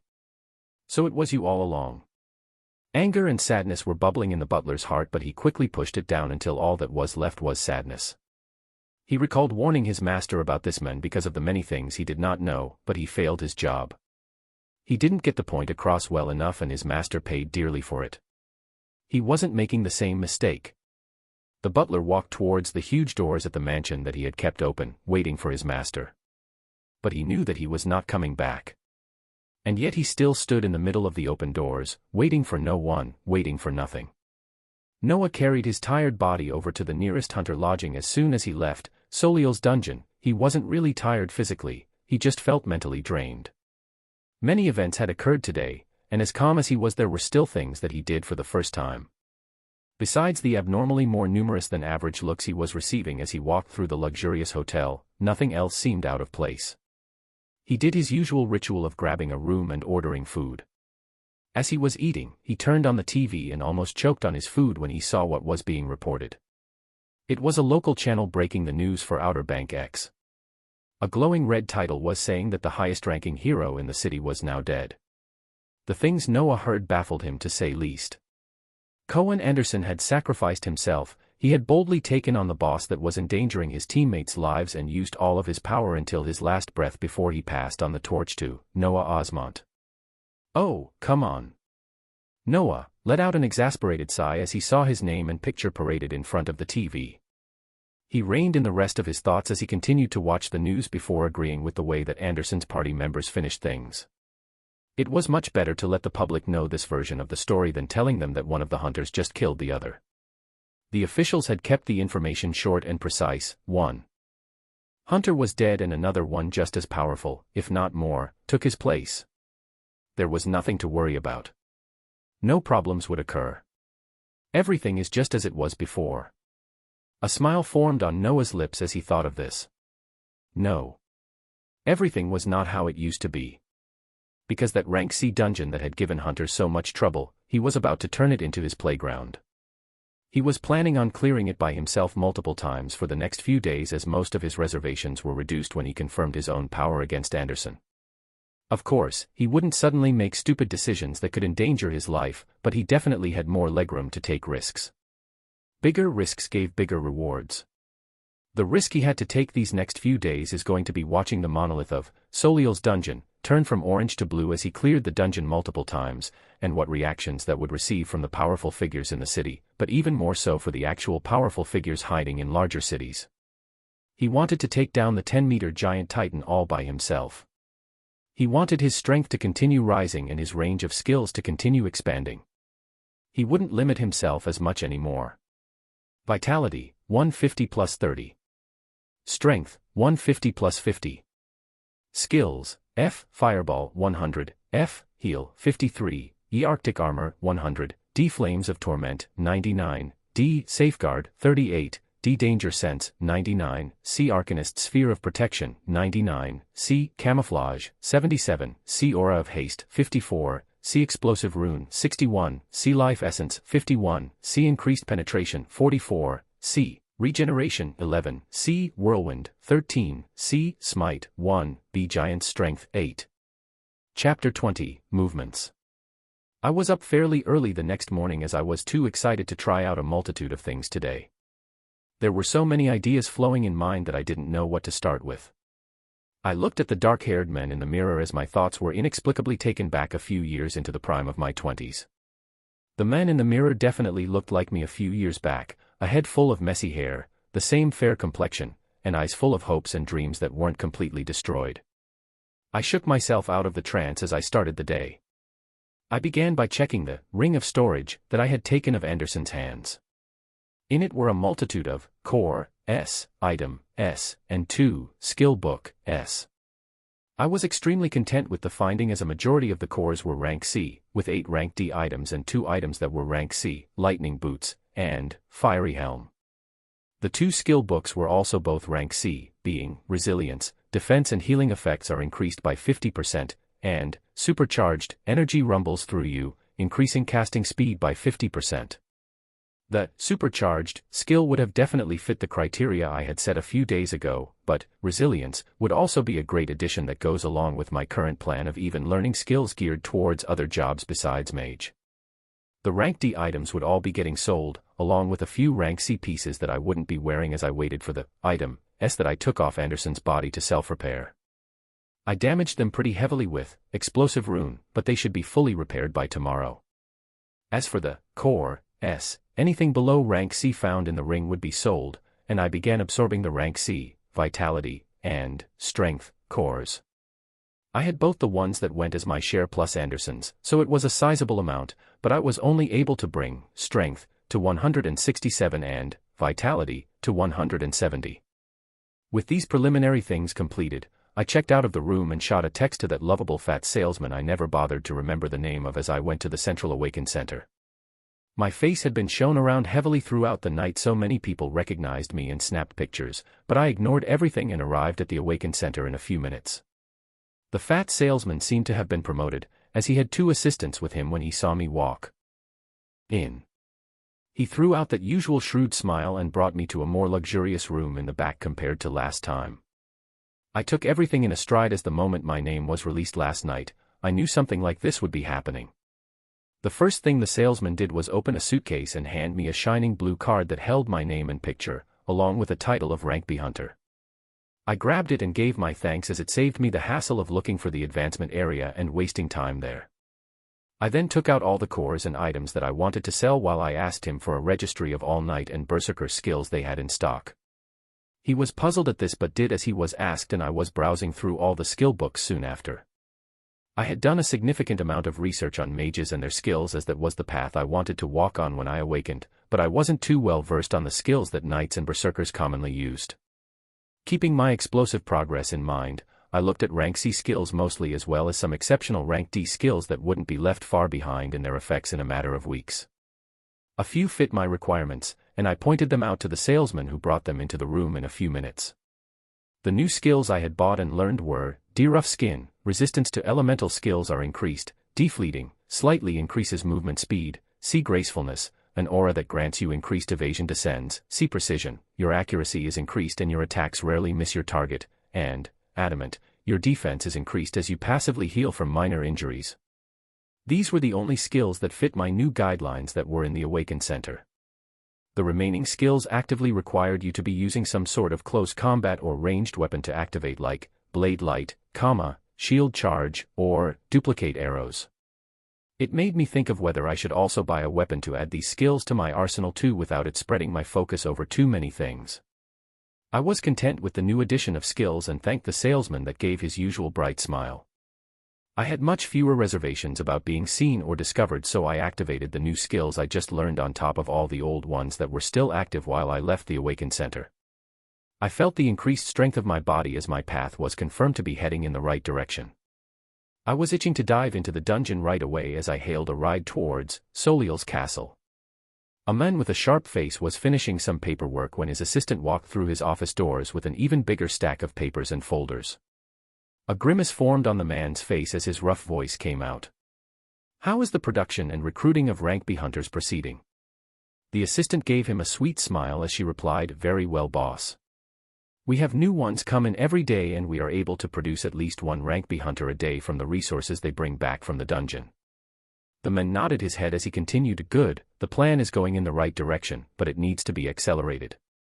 Reach out for even more hunters across the cities and entice as many as you can. We want this dungeon to continue to be cleared every day with even more hunting squads." His assistant nodded her head as she put the folder in her hands on the table and then bowed with a smile. "Here are the preliminary names we have gathered today that are waiting for your approval. For the Blessed Empire." "For the Blessed Empire," the man replied with an impassive expression. He looked at the folder in front of him as he thought about the movements they had been seeing and how unprepared they were for what was coming. There was a huge threat looming over them, and people still moved about in complete ignorance. He was in charge of managing the Rank B dungeon in Star City and wanted to exceed the quota set by the admirals for its production. He wanted hunters to be entering it day and night, bringing out as many item S, skill S, and core S that they could. He planned to write an official letter to the higher-ups and some colleagues to suggest they increase the urgency of this matter and actively move the Empire's pieces for the days to come. The production of Rank B hunters was coming along nicely, but they would not be enough. They needed even more A rank hunters moving about in the Empire. The face of Steel Mikhail passed through his mind as he considered all the new rising Rank A hunters. He shook his head that was filled with worries as he looked at the figure of the assistant still waiting to be dismissed before him. He nodded at her and said while getting up and unbuttoning his shirt, "Close the door. I've been cooped up in here for too long and need to release some stress." The assistant smiled sweetly once more as she followed the command. At the bottom of the folder that she had laid down, a name was written among many. Noah Osmond was clearly apparent at the bottom of the many stacks of paper. Chapter 21, Adrenaline. I was camouflaged as I looked up to the peak of the huge orange monolith that was Soliel's castle. I was planning on diving into this dungeon multiple times today, knowing that this orange hue will quickly change to blue and cause some unwanted attention to shift over here. But I wasn't worried too much currently. My strength could be considered great, and I didn't see another case like Anderson crazily appearing to bring me any issues. I stopped thinking so much and looked forward to seeing how long I would clear this dungeon that took an elite hunter squad of this city more than half a day to go through. A dungeon with one floor holding a huge castle that had 20 extremely large rooms and one boss hall. I was looking forward to it. I placed my hand on one of the squares of the monolith with bubbling enthusiasm as I was transferred to the planes that showed a castle on the horizon. All the active skills were activated, making my body shine with an inordinate amount of colors. I also activated Whirlwind, as gales of wind also began appearing around me, making me disappear from the spot I was standing just as I put some force on my feet. Haha. I was propelled upwards for more than 10 meters as my figure breezed towards the castle. I couldn't help but let a laugh escape my lips as I fell towards the ground and rebounded only to be thrown forward even faster. I had to adapt to this crazy level of strength and speed that the skills and my increased attributes were giving me as I moved forward. I couldn't control my descent from my last jump and managed to smash into the huge door of the castle, disrupting its serene peace and waking up the first 10 statues in the first room. I dashed towards them as if I was possessed and finally cast Smite. 10 golden swords of light appeared above me even faster than when I cast it the first time, hanging imposingly as they waited for my command. Strike down. I couldn't help myself as I said these words out loud and the 2-meter-long golden sword barreled down towards the oncoming statues. A blinding light exploded out as the golden sword struck down the incoming statues, causing dust and rubble to fly about as I breathed heavily and watched the scene clear. Only stones were left shattered on the ground. Ha ha, ha ha. I couldn't help but laugh at the ridiculousness of it. In less than a second, all the rank C monsters were dead. I was even more confident while thinking about all the skills that enhanced my damage, cast and attack speed, as well as increased penetration, that let me further ignore the defenses of monsters. I felt the rush and adrenaline coursing through me as the room was completed in under a minute and pushed off from where I stood to head towards the large door to the next room. I blasted in and saw the now 11 statues move about as another 10 golden blades appeared above me. They targeted the nearest 10 as I moved at high speeds and quickly appeared in front of the 11th, moving my hand around speedily as I plastered multiple explosive runes on its body and commanded them to explode right in front of me. I loved watching the huge explosions occur when I was near and observed the huge impact blasting out the statue's body. The entire force was negated by the now 100 proficiency skill, Arcanist Sphere of Protection, that wasn't really a sphere anymore and hugged my body as if it was another layer of skin. The room was once again cleared. In a few seconds my breathing increased and I rushed into the third room. 10 statues were quickly obliterated by another cast of Smite, and I moved close to the remaining 2 statues and cast Flames of Torment. The long pillar of flames had a darker color after reaching 100, its flames coagulated together tightly as if they were a thick viscous material. It was rotating the moment I cast it in its long linear form, causing hot suffocating winds to fly out. I threw the thick cable of flames forward and they literally melted the statues the moment they came in contact. I stopped for a second to catch my breath as I just cleared 3 rooms out the 20 in under 5 minutes.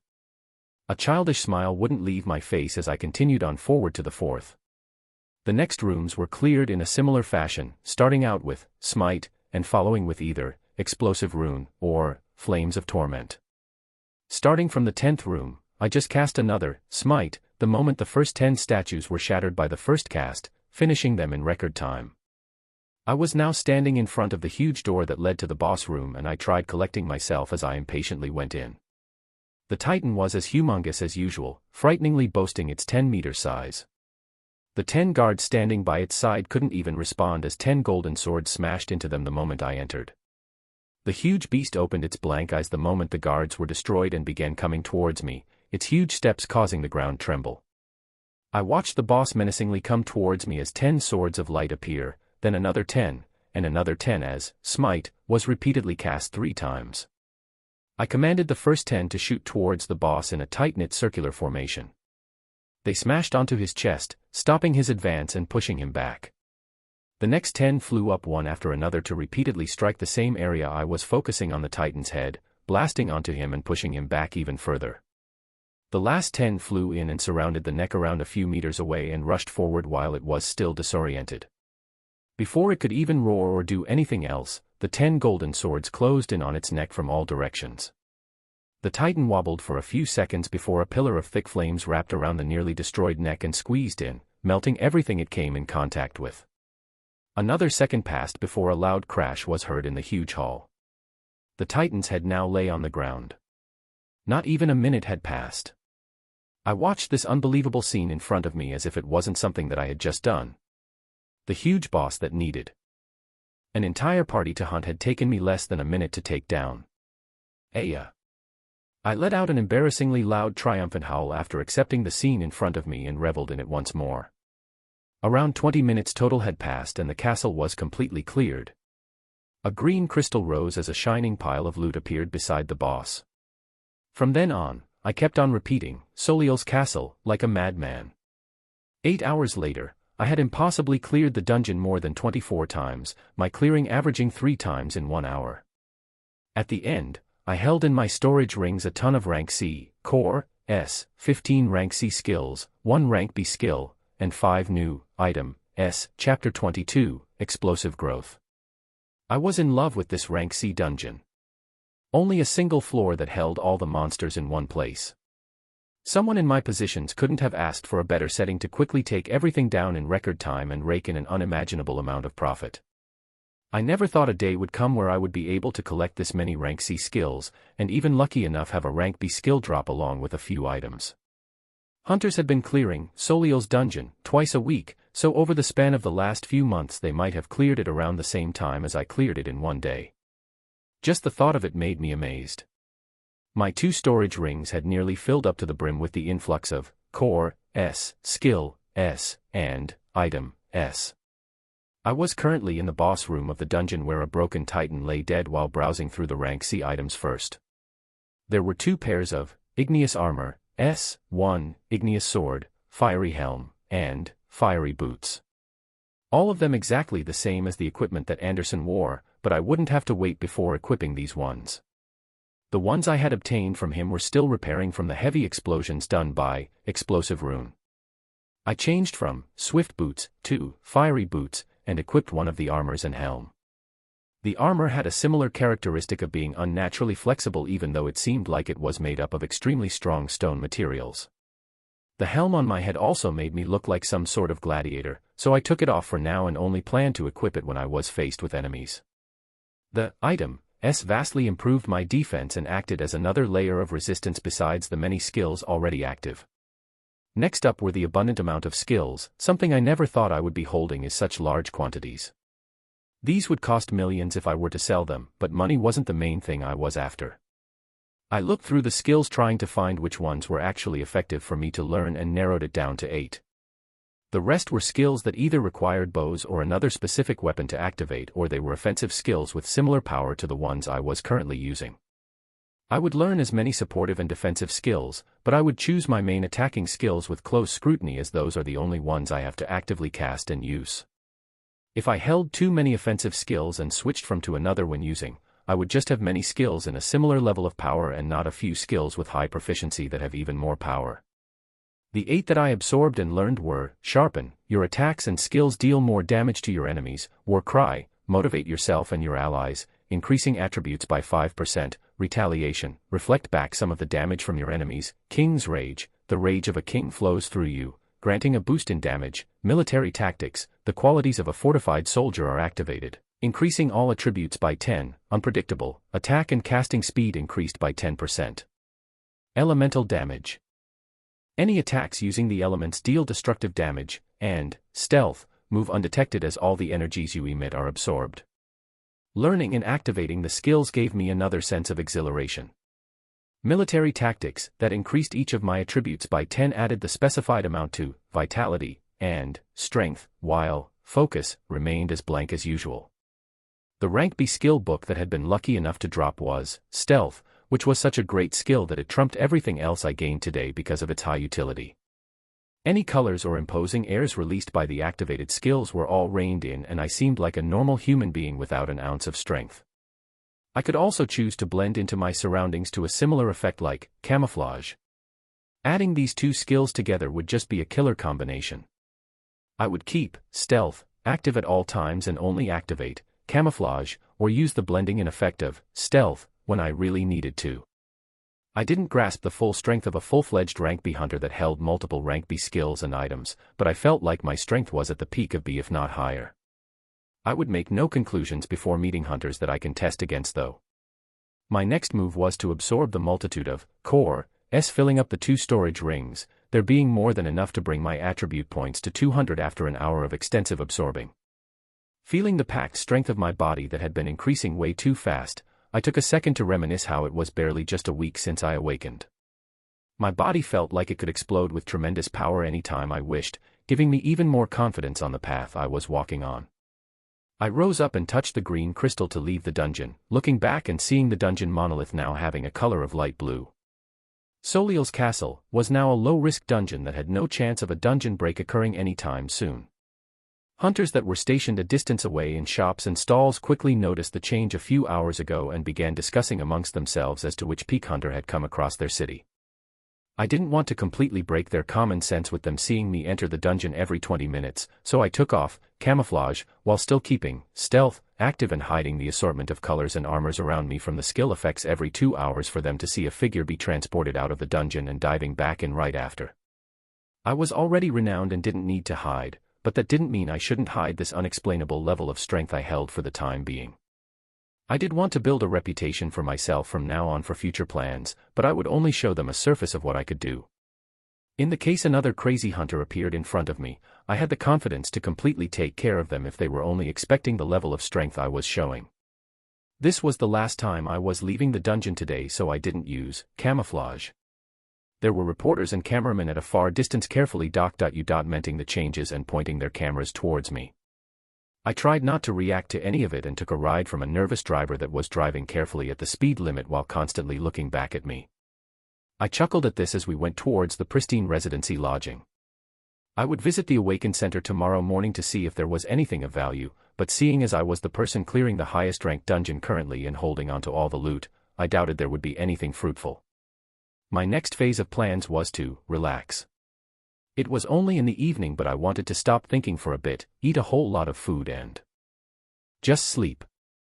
I recalled the platters of shrimp and steaks that I had been eating the past few days and placed an order for 4 plates when I grabbed my room keys at Pristine Residency.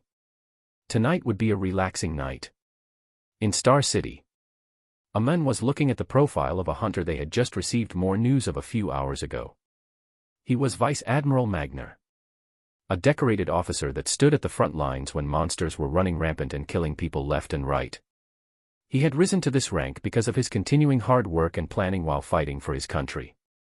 His country that he was trying to save once more. He just needed people to stop shoving their heads up their asses and listen. His work and stress had been piling up recently as he was recruiting talent to dive into the Rank B dungeon, Mangrove Swamp. They needed more production of Core S, Skill S, and Item S more badly than most people thought. He thought back to the report that described the huge threat that was congregating in one location not far from the Empire and then focused once more on Hunter in front of him. Noah Osmont. Active for around a week and already making waves. These were the types of people he needed.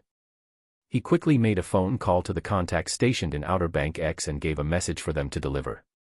Vitality, 200 plus 40. Strength, 200 plus 60.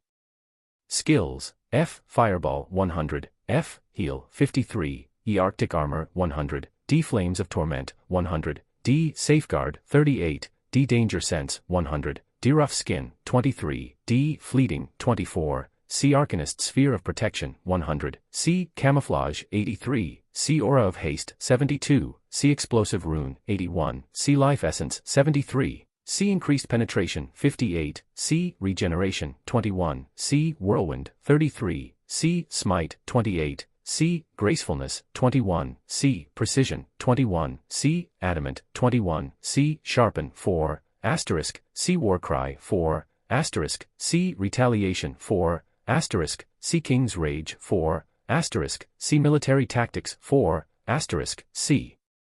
Unpredictable 4, C. Elemental damage 4, B. Giant strength 27, B. Stealth 3, Equipment sad face 2x Searing of storage, C. Fiery boots, C. Igneous armor, C. Fiery helm, equals new. Chapter 23, An Invitation. The night passed by spectacularly as I binged on food and familiarized myself with my fast-expanding array of skills. There were many and I was increasing them at a very fast rate that doesn't seem like it would reduce any time soon. I went over every single one of the support skills to try and gain a better understanding of just how much they were increasing my damage output with my skills. I would get the chance to possibly observe this change more noticeably today after I use my offensive skills for the first time after adding 8 more new support skills in a day. I left the pristine residency while activating the full extent of stealth so that I could avoid any unwanted attention as I made my way towards the Awakened Center. I browsed over the skills once more and as expected, nothing of value was there. I held many rank C skills currently that would make a ton of money if sold, but I was planning on holding onto them for now until I began making my way over to some of the inner cities of the Empire where it was possible to buy rank B skills. The knowledge spread over on hunting platforms mentioned that their prices ranged upwards of 10 million because of their high demands and very little supply. They were my next goal, as I could only obtain a rank B skill book at a very low chance with the rank C dungeon I was currently clearing. Seeing nothing else catching my eye at the Awakened Center, I left for Soliel's castle right away. When I arrived at the huge monolith though, there was someone obviously out of place standing near it. It was a curvaceous woman in a tight business suit checking her watch as she waited for something. No hunters were tiered around Soliel's castle, as normal rank C hunting squads didn't dare dive into the dungeon, so the only person she could be waiting for here was me. I removed my stealth and appeared a few feet away, startling her from my sudden appearance. A bright smile bloomed on her face as if she had found the huge treasure she was looking for. "Hello Mr. Osmont, my name is Amelia Ross and I'm here on behalf of Vice Admiral Magner of Star City." Her words started off very normal but the end was explosive. I was immediately intrigued as Star City was one of the core defense cities in the Empire, with the government spreading its clutches in almost all industries and activities. Also, I had never come across any high title such as Vice Admiral before. I replied back with a smile, "What can I do for you?" She nodded with a relieved expression and continued, "I won't waste too much of your time, Sir Hunter, so I will give the message I was instructed to for you to read at your leisure." A thin folder with papers appeared on her hands and she handed it to me, finishing her last words as she left hurriedly. "Oh, Mr. Osmont, many of the files in there are confidential, so we are counting on your discretion." I nodded at these words and watched her get in a black sedan that quickly pulled away. "A confidential file, huh? What exactly do you contain?" The first paper was an introduction from the one known as Vice Admiral Magner, and he kept things very much on point. He was hiring rank B hunters or hired to work with the government to raid the rank B dungeon, Mangrove Swamp. Half the loot would go towards the government as they provided you with money or anything else you wished for that they could provide. If you were patriotic enough and enlisted in the Empire's army, you would be in the first row of hunters who can select skills and items useful to them in their vast armory while also receiving the full benefits of the military. There were very few papers in the file, and the last one was the even more eye-catching one, with the entire paper only holding 2 sentences that made me very concerned. "This is highly confidential information that only the top hunters have available currently. Please exercise great control. Enemies are heading towards the blessed empire that could cause the deaths of billions if we continue to be complacent." Only 2 sentences, but they made me attach a much greater importance to this file. An enemy coming to attack the empire?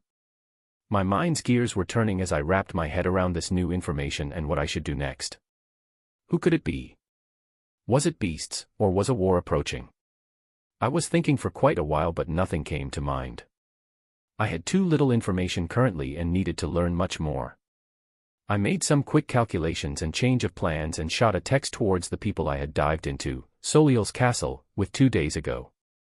The original plan was to dive with them once more before I began looking at ways to make them stronger and then make my way towards the inner cities of the Empire, but that would have to be accelerated.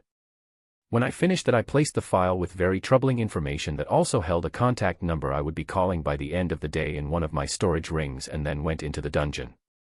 I didn't forget to test the increased effectiveness of my offensive spells after the addition of Sharpen, War Cry, Retaliation, King's Rage, Military Tactics, Unpredictable, and Elemental Damage. The damage of all skills was boosted by quite a bit, with some of the qualities of the skills also improving. Flames of Torment now seemed like it was a coagulation of extremely long and thick heavy flames, the width of it becoming slightly larger. A single, explosive rune was now effective to completely cover the huge head of the Titan and cause it to explode right away. As for Smite, the 10 golden blades of light became even larger, their handles even more distinct and edges even sharper. I continued my testing and experimentation of skills for the next 8 hours, clearing the dungeon more than 26 times and coming out around the time I texted the 5 people. It was already evening outside when I left the dungeon with my storage rings full.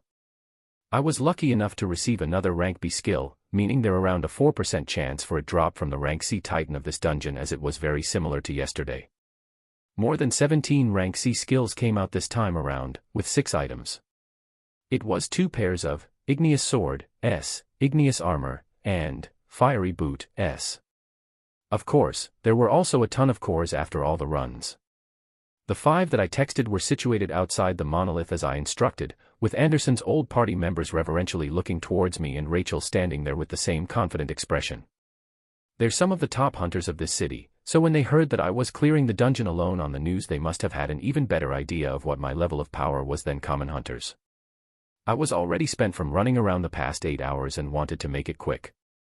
It doesn't seem like I'm going to be in Outer Bank X for much longer. I paused as I watched their expressions change to shock and concern before continuing. So I'll be making sure that there is still a team that is able to clear this dungeon when I leave. Relieved expressions returned, but they still seemed concerned. I didn't bother explaining and took out the pairs of Igneous Swords, S, Igneous Armor, Lightning Boots, and Fiery Boot, S, along with 22 rank C skill after putting aside 2 that I wanted to absorb later. I had received 2 Igneous Armors and 1 sword yesterday, and then 2 more of each today. Removing the one I was wearing myself, there were 4 once you added the one that was taken from Anderson. I lied and said that I found most of the skill books and items in Anderson's storage ring. The 2 knights and Rachel looked at me to make sure I wasn't joking before they went forward and grabbed an armor and sword each. The items weren't of much value to me, and I wanted to leave the city without any bad aftertaste, so I had to do this. This was just one of the consequences for taking down the previous rank B hunter of the city. I had Rachel take the Fiery Boots, and Dan grab the Lightning Boots, feeling bad for one of mages that wasn't getting anything as there were only 4 armors, but they wouldn't be on the front lines for now. I then laid out the skills for them to choose any that fit them. Everyone was able to gain something this time around, and 15 rank C skills remained after they picked and absorbed the skills in front of me. Once this was done, I took out the rank B skill that dropped today. Enlightened Fervor, build up the strength inside you and release it with a swing of your weapon. I was thinking how I would set up a system where Soliel's castle could be cleared once I was gone, and the easiest answer would be to have a rank B hunter lead the team to clear it. One of the faster ways to do this was to have a hunter with stats nearing the peak of rank C and have them learn a rank B skill. I was struggling with myself this entire day while I was farming the dungeon on whether I would be able to let go of a rank B skill if it was something that fit well with my guidelines currently. Luckily, or unluckily, it was a skill on the far spectrum of berserker skills that also required a weapon, so it made the decision much easier. I also understood that it would become even easier for me to gain rank B skills, whether that was by staying here and diving into Soliel's castle daily to get 1 a day, or move towards an area that had a rank B dungeon for me to gain them even faster. So today, I'll be making someone a rank B hunter and have them dive into the dungeon. Chapter 24, an end and a beginning. Of course, the person I was choosing to be the next rank B hunter in Outer Bank X was Rachel, the only person that ever showed a backbone among the hunters I met. She also unflinchingly questioned when she saw something wrong happening, and this was a type of naivety I could trust. She was shocked to receive the skill book and even more shocked when I told her that we'd be entering the dungeon as soon as they finished absorbing some rank C, core, S. I had so many of these piled up in the last 2 days that a few tens of millions could be made if I chose to sell them, and they should be more than enough to raise the attributes of these hunters to the peak of rank C. I took a few of the piles of core S out of my storage and had the hunters absorb them. They jumped at them after I gave the go-ahead and soon brought their attributes to 200. I watched the sun go lower and lower while waiting for them to finish. When they were done, I let them know that we would be diving into the dungeon right now for me to just confirm Rachel's capabilities against the boss of the dungeon. They could easily take care of the statues appearing in the rooms of the castle with the equipment and new skills they just obtained, only the boss remained a mystery. The entire group was soon transferred into the familiar landscape that I had appeared in multiple times today. I led the way into the castle and told them all to conserve their energy for the boss fight and let me do all the work on the preliminary monsters. After the 10th room, I could already tune out the sounds of amazement as these hunters watched me take down monsters that they would spend a few minutes on in a matter of seconds. I briefly stopped here for 20 minutes with the excuse of recovering my energy as I didn't want to surprise them too much. I kept using Smite all the way through because of its multiple enemy targeting attribute that took care of the increasing number of statues quickly. I wasn't worried about them seeing me cast the rank C skill repeatedly, as higher-ranking hunters had enough reserves of energy to cast lower-ranking skills multiple times, and at most they would attribute it to some sort of inherent skill that increases my focus. Before we opened the door into the hall where the boss lay, I wasted another 20 minutes with the excuse of recovering my energy just in case something went wrong, and then we entered the boss room. Rachel and the rest of them had been talking up strategies on the way here as they had nothing better to do, and already had a plan that used their new skills the best. The recently buffed-up knights went forward with their huge shield as they blocked the 10 guards that the 2 mages then sniped with colorful lightning. Rachel went forward and stood against the boss, activating Enlightened Fervor, and releasing powerful blasts with every swing of her sword that kept the boss at bay. She was soon reinforced by the hunters that had taken down the guards, as the knights focused on blocking the boss while Rachel and the 2 mages continued to damage it. It very quickly roared and boulders began falling from the ceiling, and the mages were quickly covered by the knights while Rachel actually weaved through the falling stones and built up her power using Enlightened Fervor, releasing a strike that blasted the already damaged head of the Titan away. I was standing on the side watching everything, not even bothered when the boulders were falling as the moment they got in contact with my skin they were repelled away because of the defensive skills that were always activated. I clapped my hands as the team was cheering amongst each other and gave the new rank B hunter a thumbs up. She rushed over and gave me a tight hug, thanking me for all my help and wishing me well for where I was going. I pushed the rest of them away when they continued giving their heartfelt thanks and felt a load lifted off my chest. The city I had been living in all this time would continue to be well even after I left it. I wasn't overly attached or anything like that, I just didn't want the place I had grown familiar with to be wiped off by a dungeon break that could have easily been taken care of. With that out of the way, I parted ways with the hunters and I texted the contact number that was included in the file that I would be ready to head out for Star City tomorrow morning. A reply quickly came, "That's great. We'll have a ride ready for you at 10 a.m. Thank you for your service." With this, I was at the end of my road for Outer Bank X City.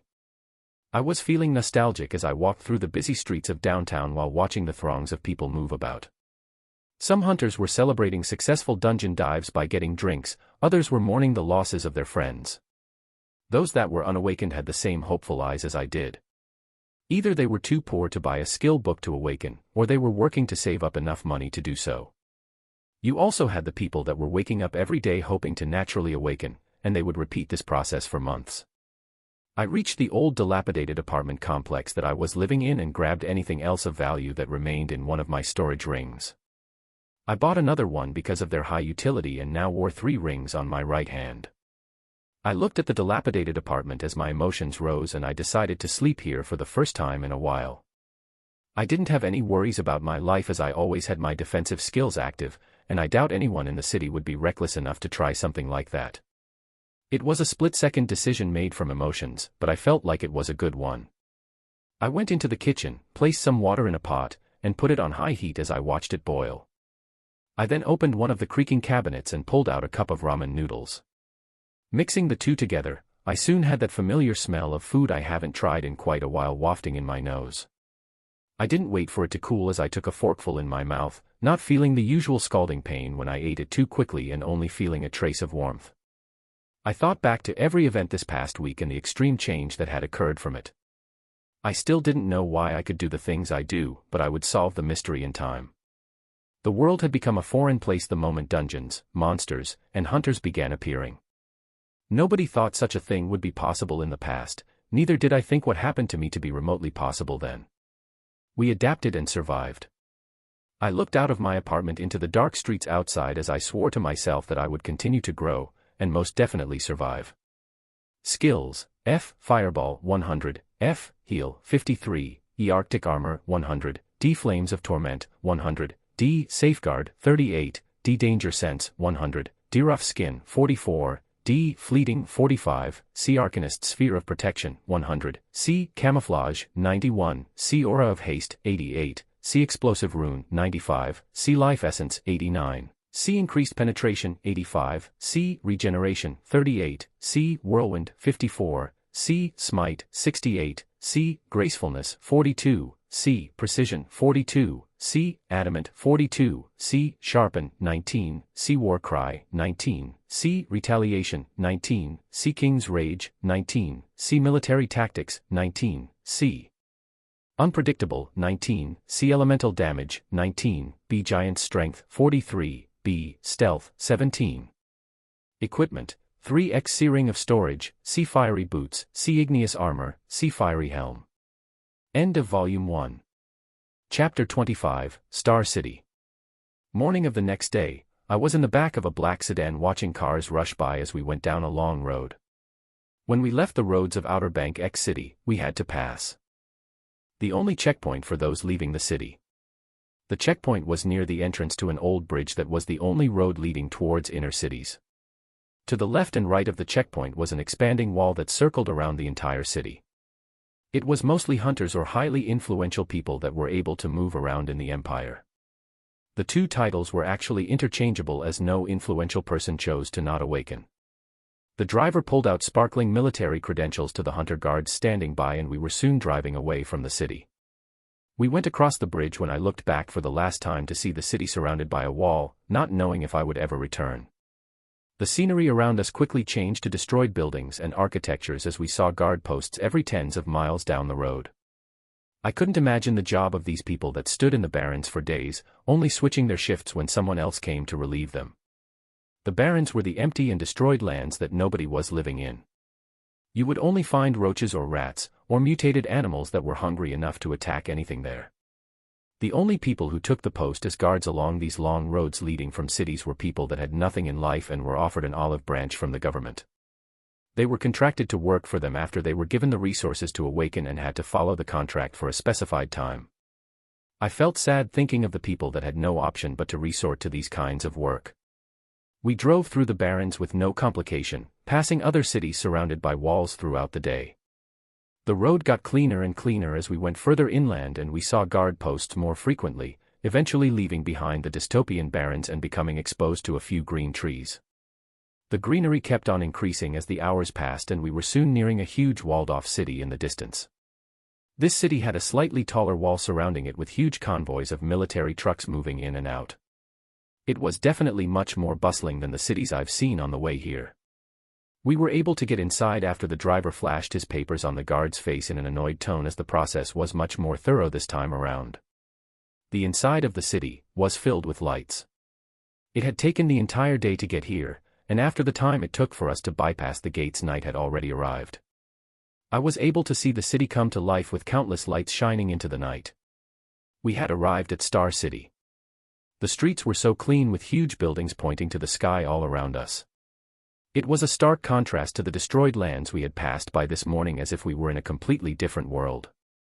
Masses of people that definitely had happier faces than those I have been used to move around busily.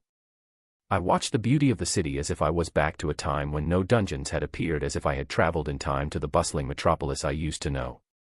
The scenery constantly changed as we moved further in.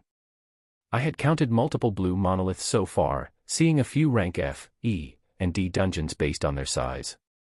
I was able to see blue monoliths similar in size to Soliel's castle after we passed another checkpoint to go further into the city, counting more than 5 as time passed. The large city continued on as we passed through roads with hunters dressed in military outfits patrolling, arriving at a huge compound that had a sizable monolith with a light orange hue shimmering around it. This monolith was almost twice as big as a rank C monolith, its pressure coming down on me and taking my breath away. I got out of the car and breathed in the air of the city, feeling it to be much fresher than what I've been used to. The driver led the way as we entered the huge compound that was teeming with movement with a scan of his ID. The military compound had a variety of eye-catching buildings all around, with a ton of armored vehicles going in or out. We arrived at the tallest building and went inside. I found myself waiting for a few minutes while seated onto a very comfortable sofa before an imposing man came out. He had a long scar on his jawline with his tanned face glistening in the bright room. A powerful voice broke out from his smiling face. "Mr. Osmond, I was very glad you could make it." The rough voice rang out clearly as I observed the man in front of me, noticing him to be very different from the people I've come in contact with. I smiled back and said, "It's only right I come for something as important as this." The discussion went well after this as the man introduced himself. He was Vice Admiral Magner, earning my goodwill as the first thing he mentioned after his name was how he wanted to personally come to meet me as soon as I arrived. "Now, I know you must be tired from the trip, so formalities can wait until tomorrow. Commander Kyle will lead you to your resting area, where food and entertainment will be provided." The Vice Admiral finished his introduction and left as I began thinking about the words he had said. Entertainment. Commander Kyle led me away and we walked to the living quarters while I thought about how I planned to live in this city. The first thing on my mind was finding out exactly what major threat was quickly approaching, and the second was my capabilities to solo that huge dungeon monolith near this compound. I'm already assuming that the first time I'll dive in it I'll be accompanied by a team, which is a safe way to play it as I currently have no idea about the increase in difficulty from rank C to B. After we finish the first dive, I'll make my decision then. We passed a few serious faces and I was given a smooth blue ID card that only had a golden letter B on it. Kyle mentioned that this card allowed access for a majority of the facilities in here, and also had access to the room in front of us. I thanked him for taking me around and he saluted and left. I scanned the key card and opened the door, expectant to see the living quarters of rank B hunters that the government provided. The room was slightly bigger than the large rooms in the pristine residency, boasting even more luxurious looks all around it. On the table were a wide array of foods and next to it was a huge bed, where a woman with a statuesque figure was flashing the brightest smile. Oh. Chapter 26, The Looming Threat. So, last night was different to say the least, as I found myself getting some sleep later than usual. The food and everything else hit the spot, taking my mind off the many thoughts constantly clashing in my head. A hunter's stamina was nothing to laugh at. I went out of the room early in the morning to walk around the living quarters and observe the compound a bit more. Even though it was this early, there was already bustling activities with people and trucks moving about. I enjoyed the cool morning air and looked towards the huge monolith a distance away, itching to go towards it and give it a go, but I calmed myself down and walked back to the living quarters. Someone quickly called out my name. It was Commander Kyle saying that the Vice Admiral was looking for me. I nodded at him to lead the way and found myself led into an office room that had an abundant amount of folders and papers lying around. "I apologize for the mess, please have a seat." The imposing Vice Admiral has his usual air of confidence as I sat down opposite him. I didn't waste any time as I asked the thing that was heavily weighing on my mind. Magner paused for a second before pulling out a red folder and laying out multiple photos across the table.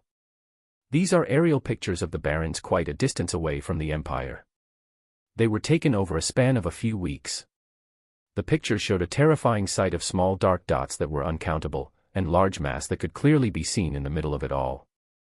The large mass had a patterned obsidian shell that covered its entirety, only having a large head with pointed horns come out in the front. The pictures gave me a shock because these things were probably even bigger than they appeared on there. The rest of the pictures showed a similar scene, making me prompt the general to continue as I didn't grasp everything yet. These pictures were taken at a different location each time. "They are moving." The Vice Admiral had a cold expression as he looked at the pictures and said this. My mind was moving to keep up as I took all of this in and asked him, "How long do we have?" Magner looked at me with a difficult expression before sighing, "That's the problem, we don't know. It could be in a few weeks or a month, but we cannot correctly track them because of their unpredictability." "A few weeks? Possibly a month." Phew, I let out a relieved sigh as I heard and laughed out loud, startling the men before me. I looked towards him and said, "If it is a few weeks, then we have more than enough time to prepare." I knew myself, and it was why I said this. Barely a week after I awakened and I was already standing in a position to hear information that many people had no idea about. If I was given another week or two, I was confident in getting much stronger than where I am right now. The question is, what strength will be enough to contend with the huge beast and the things it was bringing this way? I asked the Vice Admiral whether they were confident in pushing these monsters back, and his reply was less than favorable, adopting a dark expression that contained a trace of anger. He spent the next 2 minutes ranting about how they were not fully prepared, but the people at the top were still hesitant to institute measures to prepare for what was coming. The cities in the outer periphery of the empire had to start the process of migrating soon, or the military needed to increase and institute its main defenses past those cities and prepare for the fight that was coming. Otherwise, a tremendous amount of people would be sacrificed for nothing.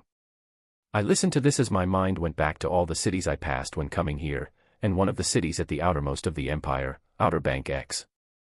My gaze turned cold when I looked back at the Vice Admiral. He saw my eyes and then said, "I've already rallied the relevant people though. Even though there is still some pushback, we have already begun the process of moving supplies and equipment to the front lines of defense in the outer perimeters."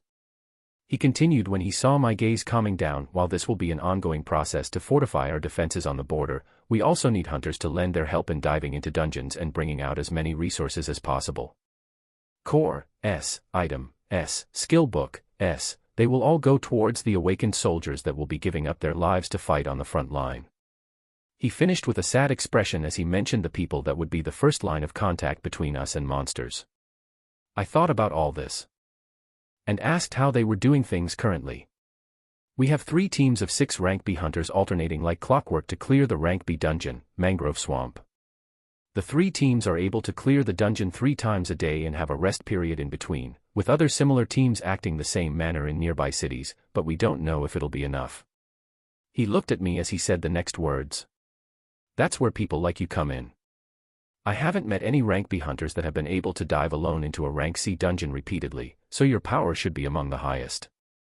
I would love your cooperation to hasten this process with one of the teams we have clearing, Mangrove Swamp." He said these words carefully while watching my face. I thought over everything and the amount of time we possibly had before nodding my head. "When is the next team diving?" A relieved expression appeared on his face as he told me the next team was going in within an hour. We then discussed how the resources were split up between the hunter teams diving in Mangrove Swamp. The military would pay handsomely for all the Core, S, Item, S, and Skill, S they received while providing for all their needs.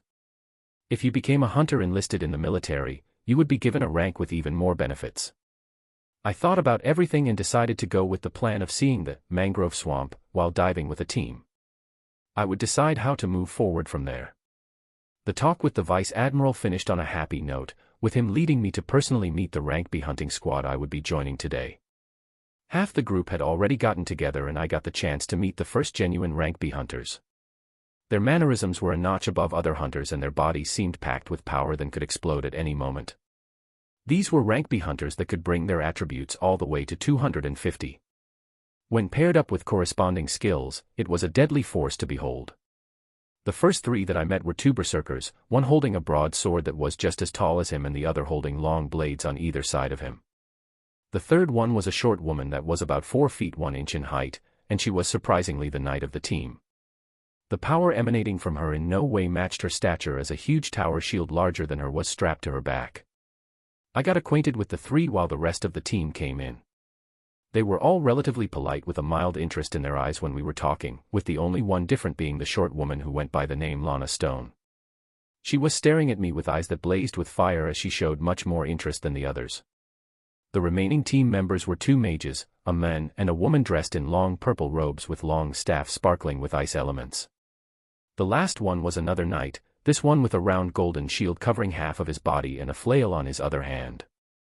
More introductions followed and the 6 usual Rank B hunters that were about to dive into the Mangrove Swamp were joined by me. Chapter 27, Mangrove Swamp. I didn't like the Mangrove Swamp the instant we were transferred in. We appeared in the middle of muddy ground where I could feel my feet sink in a couple of inches. All around us were huge mangrove trees that shot to the sky. The smell was horrendous. From the information the hunters gave me before we came, this land where we were transferred to was the innermost small patch of land surrounded by a muddy swamp.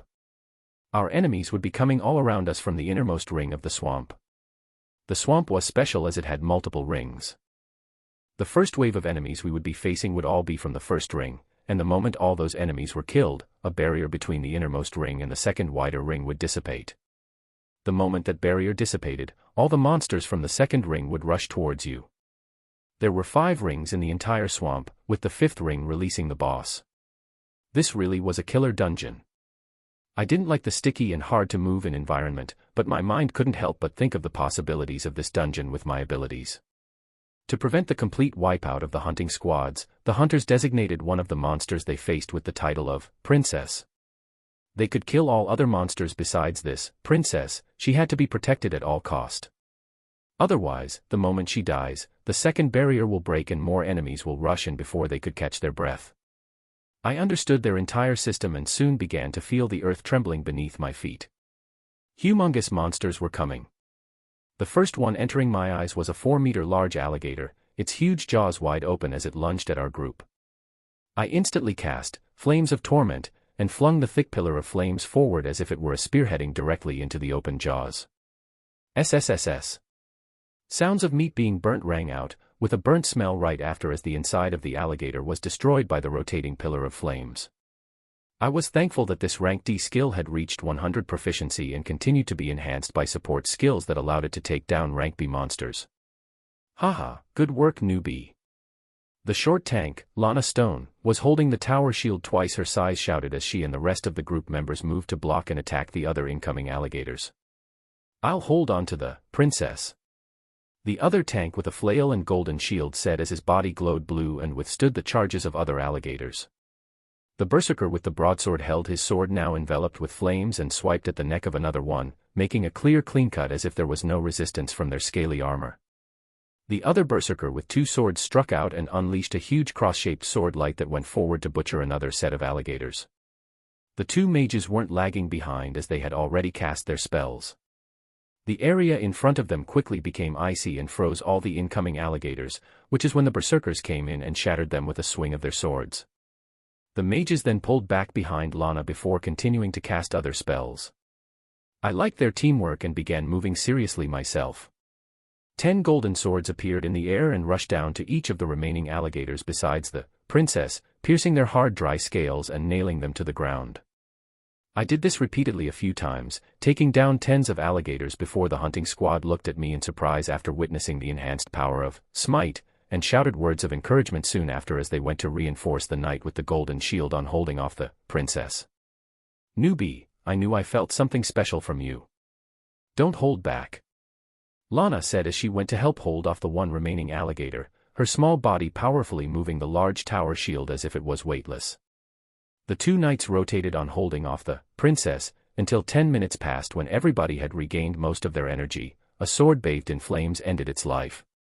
A sound was heard as if a bubble had popped, before even more tremors could be heard as more alligators rushed in. The squad members always stayed in a tight-knit formation throughout, with the mages and I in the middle, the knights and berserkers on the outside. Even while being swarmed by tens of alligators, they held them off successfully. I was casting Smite, after about every minute thereafter, cleaning off a majority of the alligators without completely overpowering everything and making the short tank throw me even more fiery gazes. The chosen princess of this round was kept alive for 20 minutes before everyone was good to go once more. We repeated this process until the 3rd and 4th barrier was released, the thrill getting to me as I watched these powerful rank B hunters throw out skills and similar power to mine. The release of the 4th barrier was only done after a princess had been held down for half an hour, the hunter squad regaining their strength at their peak before all of their gazes focused on the male mage. They seemed to come to an understanding as they nodded their heads and told me to not go away from them under any circumstances while we began clearing this next wave. I nodded curiously as I waited to see what surprise they were going to pull off as I watched more than 100 huge alligators desperately clawing their way towards us. The mage held his staff forward as he was protected in a circle and aimed it toward the incoming monsters. 30 seconds passed with nothing happening, and then the heat began to rapidly rise all around us. I was shocked as I looked up and saw balls of thick magma raining from the sky and barreling down to the large groups of alligators making their way here. Sounds like bombs were constantly going off could be heard whenever the large balls of magma fell down and burned everything around it, turning any that were near into mincemeat. More than half of the alligators were wiped out with this one attack. My eyes shined as I looked at the heavily panting mage that had fallen to the ground. That type of skill, I wanted one. My heart was pounding as I replayed the scene of the raining magma balls from before. This skill, I really did want one badly. If I could grab a skill like this, with my abilities, I was imagining how I could easily clear out large groups of monsters in seconds. I was daydreaming too much as someone had to scream to get my attention back to the monsters. Come on newbie, don't lay there gaping and let's take care of the remaining beasts. The miniature tank was laughing crazily as she went forward to block the remaining wave that had reached us. I clicked my tongue while bringing back my focus and cast Smite once more. I shaved off a majority of the remaining crocodiles by casting the 10 golden blades every 30 seconds. With the 2 berserkers butchering with their swords, only a princess soon remained. The moment this remaining alligator was killed, an unimaginably large titan would be coming for us. I was curious to see how they usually handled this boss if their mage chose to cast such a powerful skill just before to avoid being surrounded by hundreds of alligators. Which hunter would come out with another surprise now?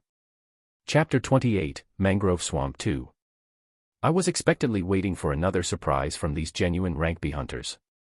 One showed an extremely powerful skill that took out tens of rank B monsters in a blink, although it seemed to be at the cost of her entire mana reserves. The knights continued to solidly defend even when they had tens of monsters surrounding them, never letting a single one pass through to their squad members. I wouldn't be waiting long to see the boss as half an hour quickly passed and the last princess was killed. I waited to hear the furious tremors of a huge titan rushing through the swamp but instead just felt the entire swamp shake once with everything going silent after. It then shook once more a few seconds after. These were just its steps. I was shocked while feeling the tremors that traveled through the murky waters. The titan was slowly making its way towards us in unhurried steps.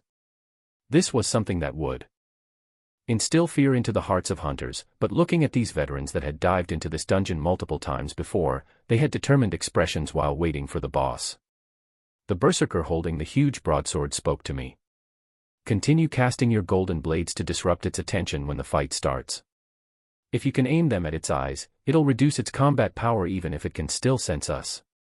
I nodded and prepared to face off against the huge beast on the horizon. It felt like a big mountain was gradually coming closer as the beast neared, its scales shining a dark green color, with its eyes shining a terrifying light. It looked at us a distance away as its humongous jaws opened and an unnatural sound came out. Oh! The sound was grating to the ears as the huge alligator's mouth now showed rows and rows of glistening sharp teeth. Its upper jaw was much wider than the lower one, causing its teeth to be completely hidden when its jaws were snapped shut. But now that it was open, the sight was horrible to behold. The man with the flaming sword continued with his directions spread out. Knights, keep it busy, and don't get eaten. The 2 knights nodded as this wasn't the first time, and they took their positions to the left and right of the alligator. The flames on the sword the berserker was holding began to dance wildly before they exploded and went to cover the entire body of the hunter. I was startled at this type of skill as the man in front of me had his body wreathed in flames. A howl escaped from him as he rushed forward to meet the titan head-on. There was a blinding expanse of light as the berserker was flung back right away, looking like a huge fireball. 10 golden blades had quickly appeared and half of them went towards each eye in a straight line. A pained sound rang out as the eyes of the humongous alligator were ruptured with pus leaking out. The berserker with dual blades took this chance to release 2 large sword lights that smacked onto the right side of the alligator, heavily injuring it. It didn't sit still as it turned to the side, and the next thing we knew, a scaly tail twice our size was shining in green light as it whizzed its way towards us. The 2 knights shouted as their bodies glowed and transparent shields of light appeared in front both of them when the tail struck. The land shook from the impact, but knights stood their ground and the strike was stopped. Continuing with the momentum, a flaming berserker rushed in once more, spinning in the air as he constantly released fire blades that struck down on the head of the alligator. I cast Smite once again and had the 10 blades aimed towards its open jaws when it was howling in pain, rupturing the softer skin inside. The remaining mage that was silent all this time finally acted. Her glimmering staff pointed forward as an icicle the size of a car came down and pierced the already mangled head of the titan, cutting short its screams as blood and brain matter splattered all around. My blood was boiling as I watched all of these fantastical skills and couldn't wait to start amassing higher ranked skills of my own. I looked at the corpse of the disfigured Titan and promised myself to run this dungeon at least tens of times in the coming days to see what rank B skills would pop out, and of course, the rare chance of a rank A skill dropping. The hunting squad members were cheering at the finished raid as a green crystal appeared. Lana came towards me and said, "Not bad, newbie. Those blades of yours allowed us to finish our raid in record time. Our profits are about to increase." The rest of the members laughed as they gathered together and checked to see if anybody was injured. The mage that had cast the amazing-looking skill where magma balls fell from the sky was up on his feet again as they collected the loot and prepared to leave the dungeon. I looked around me at the multitude of alligator corpses, and the even larger one by the side. I knew I could clear this dungeon if I came in alone, but it would take me a lot of time to take down hundreds of alligators and this huge beast, and I loved clearing dungeons as quickly as possible. My highest ranking offensive skill was C, and I felt like I needed a high damage rank B skill similar to these hunters for an even smoother boss run. The face of a chiseled man popped in my head as I thought about what to do next. After the core, Essenen item that dropped were collected, we placed our hands on the green crystal and were transferred to the outside world once more. Officers that were standing guard near the monolith were surprised and checked their watches when we came out. The dungeon was completed in under 3 hours this time around because of my addition. I took down the contact information of the rank B hunters as they invited me to go with them to celebrate. I thought about it as I recalled I hadn't really associated myself in any social settings for quite a while. Maybe this would be something good to do. The dungeon wasn't going anywhere, and a few hours of new places wouldn't hurt. I told them I'd catch up with them as I already planned to do something else at the moment and went towards the office of the Vice Admiral. Bypassing the many security points, I came back to the office filled with stacks of paper once again. Magner looked at an antique clock on the wall before smiling at me and saying, "Everything went well, I presume." "Very, and I would love to continue to help, but I'm going to need a favor from you first." The man's eyes perked up as he listened to my words. This time around, I wanted to look through the offensive rank B skills in the hands of the military that I could learn to make my run of the dungeon even smoother. Even if I was good enough to beat it now, being even more prepared was not an issue. I could have jumped into the dungeon and spent some time clearing it for rank B skills, but the drops were random so I would never know how long I'd be diving before a skill that I actually wanted to use drops. The lower ranking skills were also quickly losing their effectiveness, as the rank F, Fireball, would not dent the scales of rank B monsters and wasn't used even once the entire dungeon dive. Just a single rank B skill. I can make something like that happen, let me call someone in. I nodded at him and waited by the side. A minute later, a woman dressed in business wear came into the room and greeted the Vice Admiral. "Boss, here's the doc you meant you wanted." Magner nodded at her as he grabbed the thick book and handed it to me. "This is the inventory of all rank B skills that haven't been distributed yet. Let us know which one fits your taste and we'll take it out of storage for you."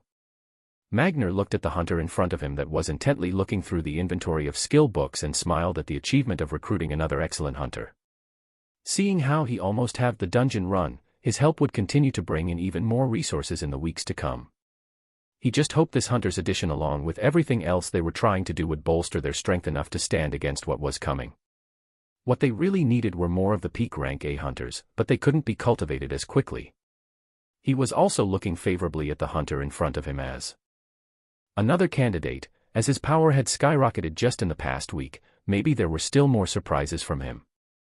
Chapter 29, The Colosseum. The book held a list of many more skills than I expected, making me spend some time deciding my first rank B offensive skill. A disastrous skill caught my eye with its high damage potential and the fact that it would match extremely well with the mangrove swamp's huge CLU.S. of alligators that would swarm towards me once I went in alone. I let the Vice Admiral know of my selection and spent a few minutes talking while the assistant went out, coming back 10 minutes later with a suitcase that held a thick book. I received the suitcase and absorbed the skill, Miniature Tornado. For 10 seconds, unleash a rotating column of sharp winds that follow your commands. The skill appeared in my panel without an issue, and I was looking forward to spamming as much of it as I could when hundreds of alligators swarmed me from all sides. I gave my thanks to the Vice Admiral and stepped out of the office. The short tank, Lana Stone, had already sent an address on my phone of where I should be joining them. I'll indulge myself in this bit of socializing before going back to my lone ways of decimating dungeons. I got out of the military sector and got a ride towards the location. The streets of Star City were packed with energy and people, making you rethink whether half the land had really been turned into a desolate wasteland and people were still fighting for their lives. This being one of the core defense cities of the Empire, there were very few incidents of monsters causing deaths and destruction once things stabilized. The unawakened people thus looked up to the hunters that were diving into dungeons to protect them every day and aspired to be like them. The car neared a grand structure that could be seen from anywhere in the city. It took my breath away as I remembered seeing videos of structures like these that were in multiple inner cities across the Empire. The excited faces of people rushing in through the huge double doors and the shouts and screams could already be heard from here. This was the place where hunters fought and competed for fun. This was the Colosseum. I shot a text to Lana that I was here, and someone approached me a few minutes after to lead me past the lines of people. Booming sounds of boos and cheers were already resounding throughout the huge building as we went in and neared spaces with fewer people. The Colosseum was built similar to those in ancient cultures, a huge oval amphitheater with thousands of seats. The hunting squad had a huge space all to themselves close to the arena floor in the middle where there were already hunters fighting. I joined them and watched the ongoing match which seemed to be between two rank C hunters. The fights were brutal, as the bloodier they were the more cheers the crowd gave. Drinks and food were already brought in and we began talking when the short tank turned to me and screamed in my ears over the loud cheering. We might be lucky enough to see an amazing show in a few minutes. Apparently Lightning Hand is bored enough once again and is announcing a competition soon. I listened to her words as I recalled who Lightning Hand was. This was one of the few known rank A hunters of the Empire. I didn't realize he was in Star City. What was someone strong like him about to do? The fight between the two rank C hunters was gradually coming to a close as the mage ran out of mana and was now being beaten to a pulp by the berserker. The crowd was screaming like they were possessed as a ringing sound was heard and the fight was finished. The cheers reached an even higher pitch when the match was done and a burly man with his body crackling with lightning appeared on the four huge screens in the middle of the Colosseum. He was standing in a section close to us surrounded by pretty women when he grabbed a mic and his booming voice could be heard throughout. "Hello citizens of Star City."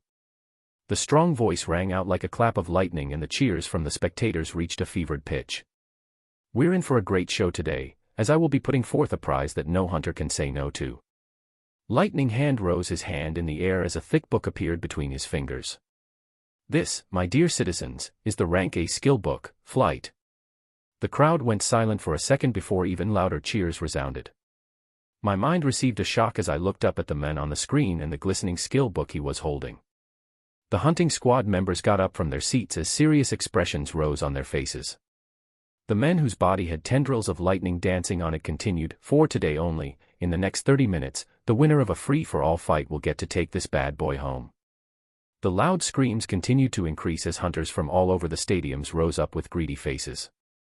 This was a Rank A skill, something that rarely dropped in Rank B dungeons, and only ever came out from the dungeons that very few hunters could delve in. This was the dream of many hunters. Even I was expectant to get my hands on something like this. Flight, something that literally allowed you to, well, fly. Now, for all the hunters that want to participate, jump into the ring. The moment his words finished, multiple hunters began jumping from their seats onto the huge circular arena at the center of the Colosseum. Hunters were greedy for skills but were smart enough not to lose their lives. Most of the ones that jumped in were Rank C hunters and a few Rank BS.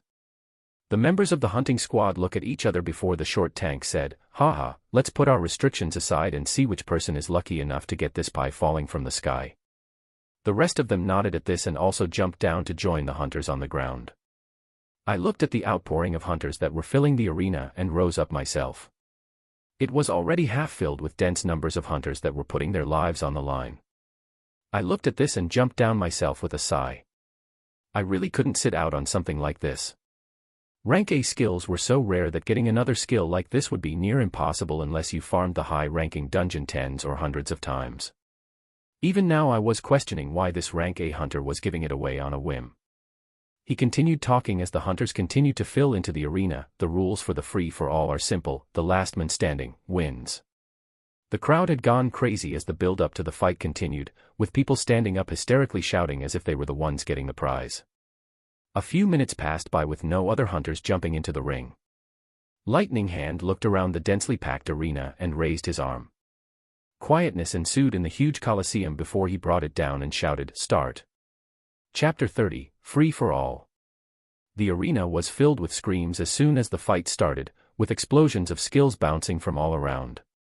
The rank C hunters were taking each other out without a question, their eyes filled with greed.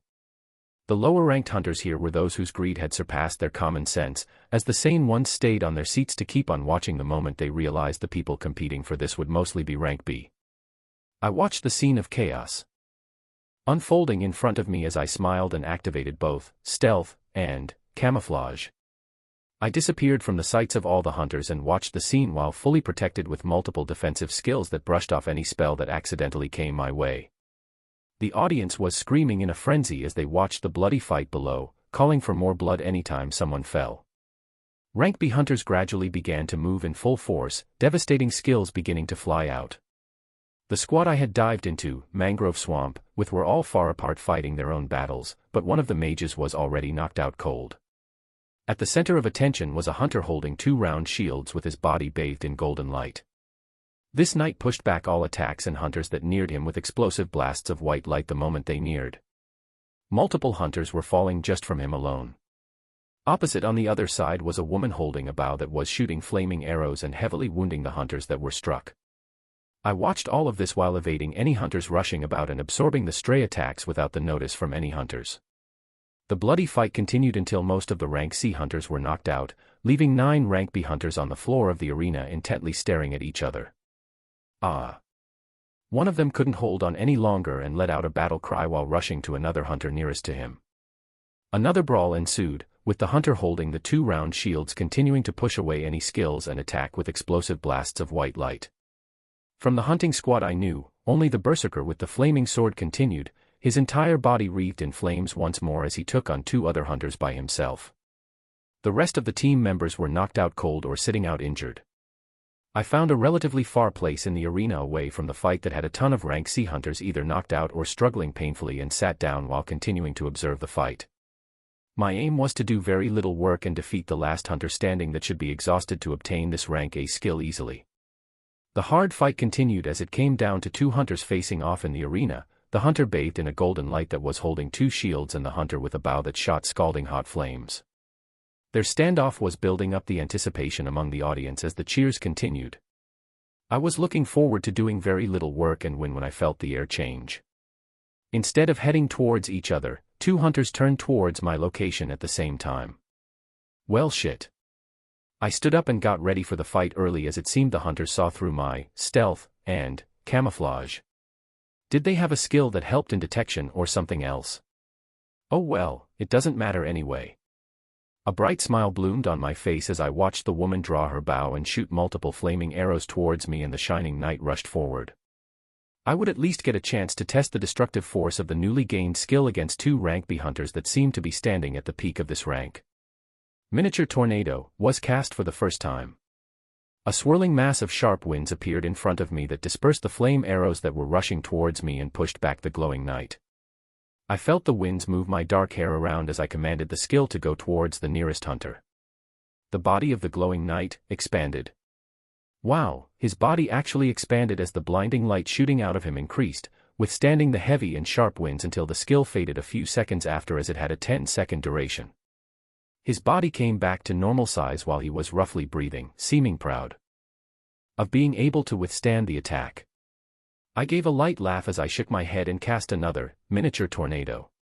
The knight's face turned ashen as he saw another coming right at him and used the 2 shields to try and withstand the rotating winds to no avail, being blown away with cuts all over his body a second after. The remaining hunter on the field that was shooting arrows had moved a further distance away from me while continuing to shoot. I wouldn't let her have her way as I used Whirlwind to close the distance and cast another, Miniature Tornado, at her position. The rapidly rotating winds swiped the hunter off her feet, inflicting heavy damage on the armor and skin beneath it, the force ultimately blasting her onto the walls of the arena. Silence followed after as I stood in a field of hunters that were either knocked out or crying painfully, with a few missing some limbs. Wah! The crowd's cries reached another decibel higher as they saw the end of the fight, and the booming voice of the rank A hunter could be heard. Haha, good, good, good. The man repeated the same words 3 times before he leaped up from the area he was in and fell down towards the arena like a strike of lightning. He looked me up and down and laughed once more before pulling out a glistening book from his storage ring. Calm yet careful, smart, and also powerful. Haha, this skill book isn't wasted on you. It was supposed to go to the rank B hunter with the highest achievements in the city, but I'm impulsive and I believe in opportunity and luck. This is your fortune. The skill book was carried by a thin layer of sparkling electricity and drifted towards me. I was marveling at the skills of a rank A hunter while looking at this monster of a man in front of me. His body seemed like a volcano ready to erupt and smash anything standing on its way. I knew I wasn't ready to face someone like this yet. My attributes had only just broke through to rank B because of some support skills, and I needed to put in a lot more work if I wanted to catch up to people at this stage before everything crumbled. Thank you for the opportunity. I grabbed the skill book, absorbing it right then and there without wasting a single second as I thanked the man surrounded by lightning. Use it wisely and try to reach for higher places, he nodded as his body lifted off the ground effortlessly, leaving behind a few words before shooting up to skies and being gone in a flash of light. I could barely follow the speed of that lightning as it went away, making me even more excited to go back to my lone ways of dungeon diving and quickly gain that level of strength. Chapter 31. Gradually moving forward. I watched the flash of lightning disappear on the horizon and went around the arena to look for the hunting squad members.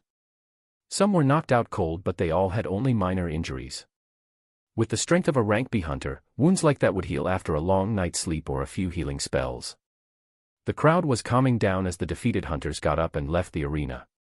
I said my goodbyes to the hunters that were already up and moving and left, all my attention on getting stronger by farming dungeons until the strength of rank A wasn't far away from me. I passed by the overcrowded exit with people rushing about and walked out of the Colosseum, making my way back to the military complex. After passing through all the checkpoints, I didn't go back to the living quarters and went straight toward the mangrove swamp. Strength was respected in this city. I didn't plan on hiding in the shadows for too long. I'll show them a glimpse of what I can do while still hiding a major part of my strength to account for any unknowns. Because of the incoming threats of beasts though, there would be no use hiding my strength as it would gradually be shown in time. I thought about turning on stealth and disappearing from everyone's eyes when I first entered the dungeon alone, but decided otherwise. Unless a peak rank B hunter similar to the ones I found in the Colosseum coincidentally happened to pass by when I activated the skill, I should be able to control the information of how frequently I enter this dungeon by choosing when to turn stealth on and off to be purposefully seen. I will go in the first time without hiding, and turn on stealth when I inevitably beat the dungeon in record time. I'll keep myself hidden during these times so that my impossible clear time will be kept under wraps. I showed my ID to the confused guards patrolling around the dungeon as they watched me with increasingly shocked expressions go towards the dungeon and disappear from their sight. What? He went in by himself. Magner abruptly stood up while listening to the report that just came in. The gears in his mind were turning as he asked himself if he had struck gold with this hunter while seeing this show of confidence, or if he had miscalculated entirely and wasted some resources. His impassive look came back to his face as he thought, only time will tell. At another location in one of the luxurious hotels in Star City, a man was fuming from a phone call he just received. He was a veteran rank B hunter that was halfway through becoming rank A. He was already holding 2 rank A skills, and needed just one more to fully be considered a legitimate A ranker that could dive into the highest dungeons known. A book that had dropped recently and was in the possession of Lightning Hand was supposed to go to the next rank B hunter on a list. His name was at the top of that list. Yet Lightning Hand had played around with the book and gifted it to some random rank B by making up a competition in the middle of the day. He couldn't even look at the direction of the rank A hunter that recklessly gave the skill away, but he could definitely go after that rank B hunter who received it. He thought of this as he pulled out his phone to dial another number. In the unfortunate event that the hunter dies, he will still get his hands on that rank A skill. I appeared on that same patch of land surrounded by murky green waters all around me. The rushing of alligators could already be felt the moment I entered. This time around, there would not be any games of keeping one alive to rest or relax. I let out a cheeky smile as I prepared to get started. This will be a constant and relentless fight all the way through without a second wasted. The first order of business was checking out flight. My body slowly began lifting off the ground when the skill was activated, following my thoughts while slowly rising. If I thought about moving up, I moved up. Any direction I wanted, and I could do it in a heartbeat. I hovered a few meters in the air and enjoyed the feeling when the alligators reached the small patch of land and jumped up with their wide jaws open. I looked at these fumbling alligators below me and decided to get started. This time around, I won't be stopping. I'll bulldoze through everything with as much power as I can without worrying too much. I didn't even start off like usual by casting the skills gradually while watching these monsters die. A miniature tornado appeared at the center of the alligators, and then another two appeared to their left and right, and they kept on increasing. The rotating forces of the miniature tornado shredded the hard scales of the alligators, as if they were paper, and turned them to mincemeat, very quickly turning the scene below into a mixture of blood and gore. The first barrier was released and more alligators were rushing where I was, but I would not wait for them. I commanded my body to fly forward, testing the speed of the skill for the first time. The result? Fast. How fast I didn't know, as I didn't even know how to measure myself, but I was able to get to the point where the first barrier disappeared in a few seconds just as the new alligators were rushing in. If I could put it into words, then just as fast as a car speeding down a highway, if not faster. Miniature tornado was cast once again, as multiple swirling vortexes appeared and shredded everything on sight. The next minutes passed like this, with me flying around the mangrove swamp, casting miniature tornado on every beast that I saw. It wasn't long before the last barrier was broken and the huge slumbering titan rose up. What met it were constantly replenishing miniature tornado, where a new one would appear the moment one disappeared. Roar. The large rank B beast that required multiple rank B hunters to hunt it could put up no defenses or cast any skills on the face of multiple and never-ending disastrous tornadoes, quickly letting out a roar before dying. I breathed out loudly as I controlled my breathing to calm down. This was how I would start to do things from now on. I won't care too much about the thoughts of others and their reactions, not if I continue with such rapid progress. This whole dungeon took me 30 minutes or slightly more. I wouldn't let it go this time around. I had already been collecting the rank B, core, S as the monsters fell, and I did the same when the huge titan was shredded and dropped more of them and a rank B skill book. I recalled how Soliel's castle had a chance to drop a higher rank skill even though it was a rank C dungeon, and wondered how many times I had to repeat the rank B dungeon, Mangrove Swamp, before a rank A skill book dropped. My eyes shined with excitement as I looked forward to this while I stayed in the air and absorbed the rank B cores right away. The skill book drop this time around was Curse of Slowness, a curse type skill I haven't come across before that majorly slowed down the speed of the enemy it hit. I didn't know when I would use this, but I absorbed it anyway. I would take in all that I can and think later. As soon as the core S dropped in the dungeon were absorbed, I reached out to the green crystal that had risen and was transferred outside the monolith with stealth still active. The core S from one dungeon run were nowhere enough to have me reach the peak of rank B, vitality, and strength attribute without diving a few times, even if I was doing it solo. The higher you rose, the more cores of equivalent rank you needed to raise your attributes. The focus cores that weren't useful to me would all be sold later. I went towards one of the square doors of the monolith as I disappeared inside once again. This time, I will continue to dive into this dungeon even after the sun sets. Chapter 32, A Challenge. My dungeon diving that was filled with vigor continued for the next few hours. On the 10th dungeon run, I had maxed out my vitality and strength attributes by absorbing all of the cores that dropped, bringing me to the peak of rank B. I only dived 3 more times after that before calling it a night. I was lucky enough to receive an item or skill book on every single one of those 13 runs, with all of them being rank B. Even though everything randomly dropped, I was able to pick up one defensive skill. Similar to Arcanist's Sphere of Protection, that was called Golden Halo, which when cast would form a halo of light around my body that rejected any attacks directed at it. One was an offensive mage skill called Doom Bolt, which called forth a dark red lightning bolt that had even higher damage than Miniature Tornado, as it could stun the Titan of Mangrove Swamp with one hit. The only downside was that it was a single target skill. There were 3 skills that required specific weapons to be cast, so they would be left out to be exchanged later, and the remaining 5 skills were support skills that buffed me in all sorts of ways.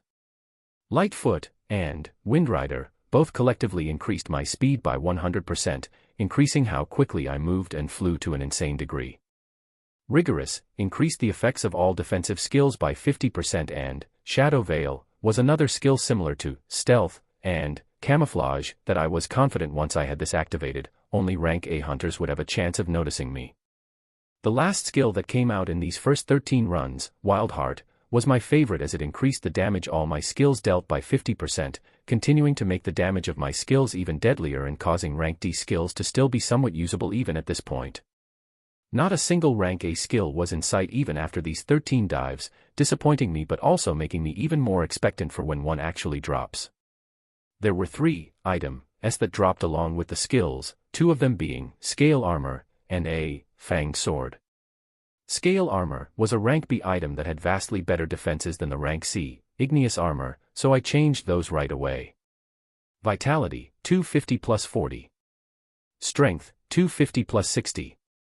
Skills, F, E, D Flames of Torment, 100, D Safeguard, 57, D Danger Sense, 100, D Rough Skin, 100, D Fleeting, 100, C Arcanist Sphere of Protection, 100, C Camouflage, 100, C Aura of Haste, 100, C Explosive Rune, 100, C Life Essence, 100, C Increased Penetration, 100, C Regeneration, 88, C Whirlwind, 89, C Smite, 95, C Gracefulness, 100, C Precision, 100, C Adamant, 100, C Sharpen, 100, C Warcry, 100, C Retaliation, 100, C King's Rage, 100, C Military Tactics, 100, C Unpredictable, 100, C Elemental.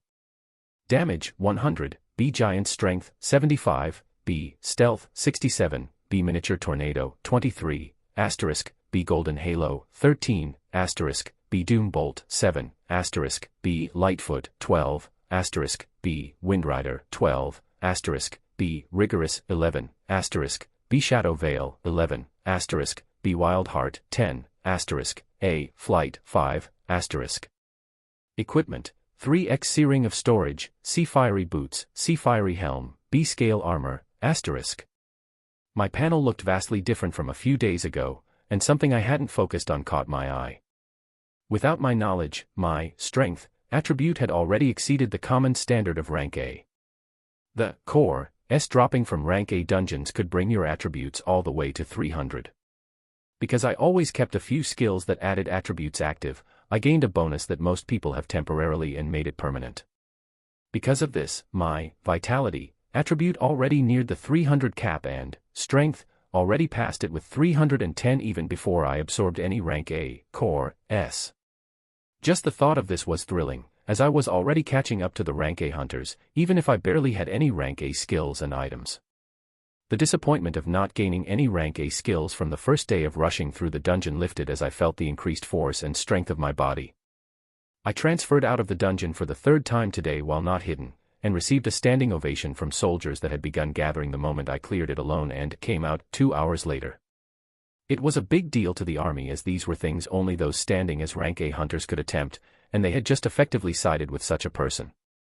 Vice Admiral Magner came out from the throngs of soldiers and looked at me with a hard-to-read expression and then said, "I underestimated you, I apologize."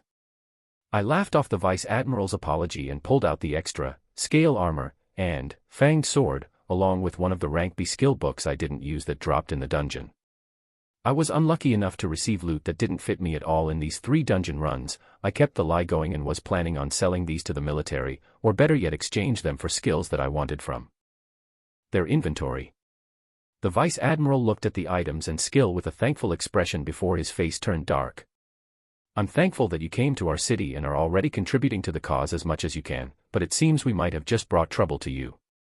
I was surprised at the Vice Admiral's words and asked, "What happened?" He looked at me briefly before sighing and continuing, "A death match has been issued and confirmed between you and Hunter Andrei Nikolaev. Tomorrow is the set date for the match." What? This was a complete surprise, as this was something I had never thought to find myself associated with. Death matches were set up between high-ranked hunters that had irreconcilable differences. The Empire didn't want it to be a habit for its peak hunters to kill one another, so deathmatches were instituted if 2 hunters found themselves at a point where the only way to solve their issues was to fight. The matter was to be taken seriously though, so before the match could be issued both the hunters had to agree to put their lives on the line. Only then would the match be confirmed.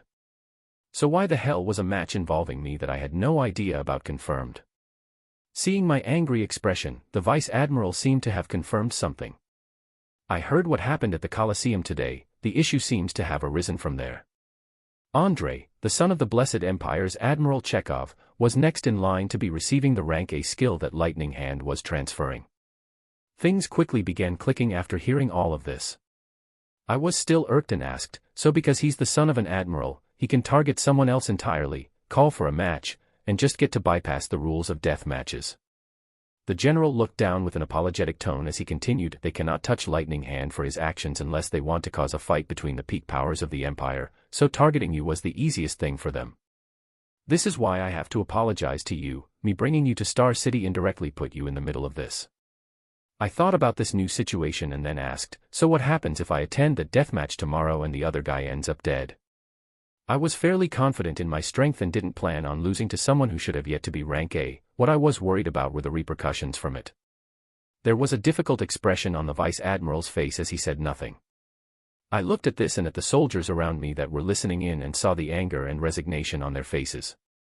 To them, I was a strong hunter that just began clearing mangrove swamp by himself multiple times a day. This meant there would be more resources flowing into their department. Yet, this hunter was now about to be taken away. Nobody had to say what would happen if the son of the Admiral of the Empire were to be killed in broad daylight, even if it was in an arena match. None of them saw a way for me to come out of this. The Vice Admiral's voice rang out again, I've made multiple calls to friends and higher-ups, but nothing worked. Admiral Chekhov has many people among the higher-ups and his pull is strong. The match cannot be rescinded. The one who doesn't show up will also be blacklisted. I nodded at this and laughed to ease the tension, haha, there's no need for all that gloominess. We still don't know who will still be alive tomorrow. Tell me about this Andrei Nikolaev. Attributes, Vitality 250 plus 30 from Life Essence, plus 10 from Military Tactics equals 290. Strength 250, plus 50 from Giant Strength, plus 10 from Military Tactics equals 250 plus 50 plus 10 is equal to 310. Chapter 33, An Approaching Disaster. The Vice Admiral dispersed the gathering of soldiers and took me back to his office to continue discussing the matter. Andrei Nikolaev was the son of one of the Empire's admirals. He was following his father's footsteps and neared rank A in power, having 2 rank A skills and needing just one more to be qualified and listed as rank A. So the ticket he was expecting to receive to become one of the peak powers of the world was given to someone else and now he was using his connections to get it back. I had no qualms fighting and even taking the guy out, as this would even mean I get to receive one of his rank A skills when he goes down, but I couldn't stop thinking of the consequences thereafter. I looked to the frowning general that seemed to be using every last brain cell to think and asked, what are the possible fallouts in the case that Andrei Nikolaev dies tomorrow? His head shot up as he heard this question from me and said, the full rage of Admiral Chekhov who has thousands of soldiers under him, and he himself is a rank A hunter. I listened to this and asked again, or? As we need to be conserving our strength and increase our battle power with the threat of beasts coming down on us, the strength of rank A hunters is important and there cannot be a confrontation between them. I nodded my head as I heard this and replied with a smile, then it isn't a problem, as long as I have power rivaling rank A, I can take care of anything that comes my way. I looked to the Vice Admiral in front of me as his eyes glowed when he heard this.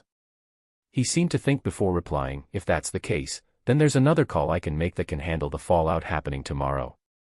With the discussion being over, I left the office holding a folder that held more information on Andrei Nikolaev as I made my way to the living quarters. There was only food for me to enjoy this time around as I had to focus on understanding the skills I just gained today and prepare for something momentous tomorrow. I wasn't fearful of what would happen when the son of an admiral died. This thought passed in my mind, making me realize just how far I had grown in such a short span of time. Admirals were at the top of the food chain in the Empire, and now I was in a position where I could be facing one sometime soon. I was eating the exemplary food on the table as I ran simulations in my head for the battle to come. Because of keeping skills that drained a huge amount of energy but gave a great momentary boost in power active all the time, my attributes already met those in the A rank category. That wasn't to mention all the skills that increased my overall defense, speed, casting and attack speed, evasion, and overall damage by huge percentages. These skills layered on top of active defense skills like Arcanist's Sphere of Protection, and the recently acquired Golden Halo, made me realize just how strong I currently was. Even though nothing was tested, I doubt a single rank B could get through my defenses, and maybe I would be injured from the attacks of a rank A hunter. The classification of having 3 rank A skills before being coined a genuine rank A hunter was to satisfy the high pedestal that rank signified. Only those that were truly strong could be considered in that rank, and having the versatility of using 3 rank A skills affirmed that. Possible plans continued forming in my head as to how this whole thing would end, and soon I felt confident enough to face whatever came at me these next few days. I wouldn't sacrifice my sleep because of it though, and wrapped myself up in the silk bed sheets and fell asleep. In the skies above the Empire, a dashing woman with golden hair was comfortably lying on top of a huge flying beast. She held a bewitching smile on her face as words dripping with honey left her lips. Little Magner is redeeming his one favor for a rising hunter. Just who could you be to catch the eyes of one of the few sane men in the Empire?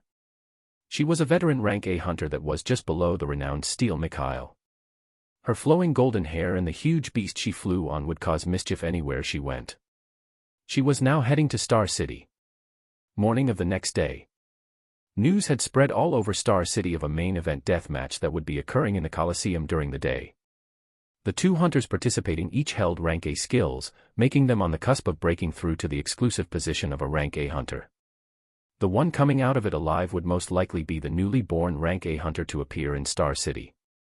The excitement was palpitating as all the seats had already been reserved and taken in a few hours, packing the Coliseum to its limits. Those who couldn't watch were left with turning on their TVs and watching the commentators describe the 2 figures that would be fighting as the main event. One was a known hunter in the Empire, the son of one of its admirals and a peak hunter that was bound to be given the rank A title in no time, Andrei Nikolaev. The other was a rising rookie with an empty track record, becoming known just recently by winning a free-for-all match against other rank B hunters, Noah Osmont. New information came in that this character is able to dive and complete rank B dungeons alone, but this news was not yet verified. There were a few friends watching the live feed of the packed arena and listening to the commentators when one spoke with a bored expression. Why are you guys even looking at this match as something exciting? This is obviously just another show of power from those assholes at the top, bullying that rising hunter to get what they want, friend number 1. Hey! You didn't get to see the free-for-all match yesterday. That new guy blew away the golden tank and the flaming witch as if it was nothing. Friend number 2. Haha, no way, a random nobody will even touch a hair on Andre. We're just gonna watch another bloody fight today. I just hope he lasts long enough and the match isn't cut short. Friend number 3. The bored friend listened to this as he shook his head despondently while thinking, nothing has changed at all since the advent of the apocalypse. The fight was set to be happening in a few hours. Figures were alerted around the Empire of this impending match. Some didn't care, others were angry at the loss of a potential rank A hunter that would be happening for no reason. Others were just carefully waiting to see what new waves would be made from this fight. Chapter 34, A Show of Strength. Morning of the next day, Vice Admiral Magner had put up an entire regiment together to escort me to the Coliseum. It wasn't as much for protection as a show of support as we rode from the military sector towards the grandiose amphitheater.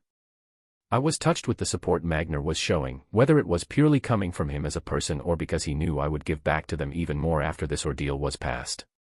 The streets were busier than usual, and military trucks rolling through them didn't help it. We arrived at the Coliseum that seemed to be impossibly even louder than the day before, with people screaming to get in and hunters almost becoming overwhelmed. Most of the members of the regiment were stationed outside while me, a few key figures and Magner went through another door to an expansive room that overlooked the arena below. There was a fight going on currently where 2 Rank C hunters were working as a team against a Rank B opponent, the fight going fairly well with the use of their teamwork. Drinks and food were quickly brought in as many of the people packing the arena today were waiting for the preliminary matches to finish and for the main event to begin. Magner and I were discussing the hunter I was going to face today in detail. From the known information, he held 2 Rank A skills. One of them was a defensive skill that made him nearly impenetrable to damage when it was activated, but only lasted for a minute and he had to wait for 10 more before initiating the skill again. The other was a Rank A skill that there wasn't a lot of knowledge on, but it was known to be an area of attack skill with a high mana cost that dealt significant damage. Even after knowing these things, I wasn't too worried. I will definitely be careful and watch what he does, but I was that confident in the multiple skills I was layering on myself and the fact that my attributes most likely surpass his because of some of my skills. The only thing I was remotely worried about was the casting of the rank A skill, as none of these skills are a joke. With my percentage-boosted defenses and skills, I was predicting the most the rank A offensive skill would do is injure me. I would have the regeneration skill ready to cast in case I took damage from the skill head-on. The hour was quickly approaching as the crowd cheered when one match ended and another began as we enjoyed the food in the reserved space. Magner continued to have a worried look on his face as he seemed to be looking to the sky every now and then, as if waiting for something. The cheers of the crowd reached its peak when an announcer's voice rang out in the Coliseum. "People of Star City, are you ready for the biggest match of your lives?" The announcer's voice was drowned out as soon as his word finished as the crowd screamed. "Yeah." The announcer continued with a calmer tone. "Then without further ado, I give you the contestants of this death match, Andrei Nikolaev and Noah Osmont." The cheers continued as a burly man jumped down from another location in the Coliseum.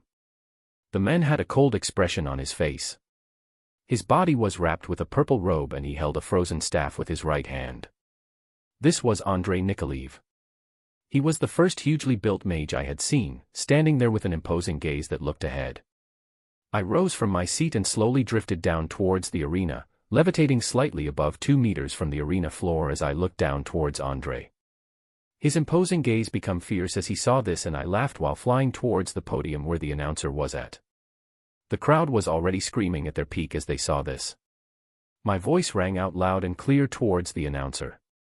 "I just want to confirm something with everyone as witnesses. What is the outcome of a death match?" The announcer heard this and fervently replied, his voice ringing out through the Coliseum once more. "The match ends in death. With death, the feud is over, and the possessions of the other party are all yours."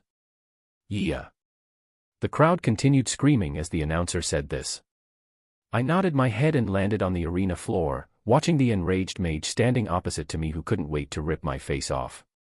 Match, start. The fight began with cheers as Andrei moved first, pointing his staff towards me and casting a skill that formed 5 spinning dark orbs that flew towards me. I used flight to evade the balls coming after me, my speed being fast enough to watch them as they whizzed by me and smashed onto the high walls, exploding into a mass of darkness. I wanted to test the guy out as I cast my newly gained Doom Bolt. A large streak of red lightning quickly formed and crashed down towards Andrei, his expression quickly changing as his body was enveloped with wind elements and he rapidly disappeared from his location. The lightning bolt was abnormally powerful as it blasted apart the grounds of the arena. This was a rank B skill boosted by many active support skills, its power becoming more terrifying.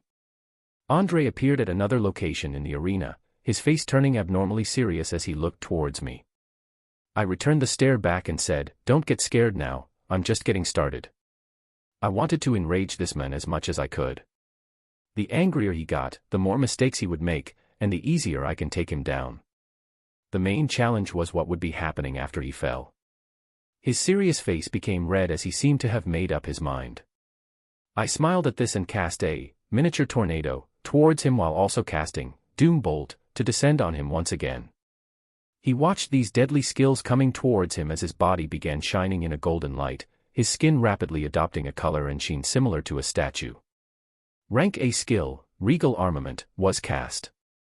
The golden skin shone in the light as the Doom Bolt struck down and the sharp winds of Miniature Tornado neared. Cheers rang out in the arena as these iridescent colors appeared on the arena floor. Another loud explosion resounded in the arena, and when the dust cleared, a golden man was still standing there, matchless. I looked at this and prepared all my attention. If he has already cast his defensive skill that only lasts a minute, he should then be planning to let out the deadliest attacks in this 1 minute. I didn't seem to be wrong as his staff began glowing hazy white, and the danger sense that hasn't activated in a while dimly began ringing. Chapter 35, A Show of Strength 2. Andrei looked at the confident face of the men in front of him as a swirling mass of winds were coming and another red lightning bolt was crushing down. He wanted this man who had taken something that should have been his to die as quickly as possible, but his power seemed to be greater than anticipated. He wouldn't back down though, as his father was watching this fight. He had to prove to himself and to his father that he deserved the title of Rank A. He deserved to join those standing at the peak, he just needed to take the skill back from this man. The rage inside him calmed a bit when he thought back to the lessons from his past and acted, casting regal armament right away. The skills struck him, and he only felt a stinging pain on his skin as they disappeared. This was the power of rank A skills, something no normal hunter would be able to get their hands on. Andre came out unharmed and moved quickly before the timer of the skill ran out. He barely had half of his mana remaining, which might be enough to cast the next rank A skill that would obliterate the confident hunter in front of him into nothing once or twice. He raised his staff, and, frigid impermanence, was aimed towards the area with the hunter at its center. An explosion of ice erupted out from the location where Noah was, utterly destroying 1/4 of the arena floor and sending nearby spectators screaming from the impact and shock waves thereafter. This was the terror of rank A skills, their damage was unmatched. Andre breathed heavily as he looked at the epicenter of the explosion where the hunter was nowhere to be seen. Had he done it? Had he finally grabbed the chance to reach the peak? He looked for the hunter's body before he sensed danger and looked up. Seeing the man floating in the air. There was some blood gushing out from his right thigh that was rapidly closing up at high speed. Seeing the man was still alive, Andre moved to cast the rank A skill one last time before Noah recollected his wits. He only had a few seconds remaining with regal armament, and already felt another 2 red lightning bolts smash into his skin seconds after he saw Noah floating in the air. Just how many of these can you cast? Boom. Boom. Boom. Andre was trying to get the position of the man that was rapidly moving in the air as more lightning bolts crashed down on him, not giving him a moment of rest as the stinging pain gradually became unbearable. Feeling that he had only a few seconds left before the skill's time ran out, he cast Wind Escape once more, moving his body to another location where he got the chance to aim at Noah again and cast the skill once more using all his remaining mana. Frigid Impermanence. Another resounding explosion filled with ice elements rang out, causing the screams of those who were near and the cheers of those that were far. The blast this time occurred in the air, sending shock waves that damaged the eardrums of hundreds of people in the audience. Andre rapidly moved his eyes while roughly breathing and holding onto his staff as support. Was he finally dead? Despair slowly filled his face as he saw the same man back down in the arena floor. His armor tattered, and it seemed like he received minor cuts that were already healing. How? How? I'm sure the skill hit you head on. He was rapidly thinking about what to do now that all his energy reserves were gone and the golden skin he had on was rapidly fading. He looked to the men with the same confident face that was now flying towards him as he finally became scared for his life and unwillingly looked towards a certain area in the audience stands. Father. His voice rang out loud and clear, as if it was his last resort. A booming voice then rang out that drowned the cheers of the audience. Spare him. The voice was calm, and yet resounded in the ears of every single person in the Colosseum. A red streak of lightning had already formed and was heading down towards Andre when it stopped. He breathed out a sigh of relief as he saw Noah come to a stop and look towards where his father was. He sighed in relief and disappointment at not being able to take this hunter down, but at least his father was here to make sure he won't lose his life. He wanted to get up and go, but still felt the bolt of lightning not too far from him still hanging in the air. The voice from the stands rang out again. The match is over. A heavily built man with a low fade had risen up from the stadium, staring down at Noah who was holding his hand in the air, as if that was the only thing keeping the red lightning from striking down. Andre regained his calm as he saw the figure of his dad coming out and rose up. He would be, what? A deep sense of dread and fear arose in him as he felt his scalp tingling and then began burning. The red streak of lightning had struck down. Silence. There was a shock to all the people that were watching the match, whether it be in the arena or those watching at home. Because they knew the figure of the man that had risen up. That was Admiral Chekhov. Why was he in Star City? What just happened? The hunter Noah finished the death match, but what made him so bold to defy the words of an admiral? What would happen now?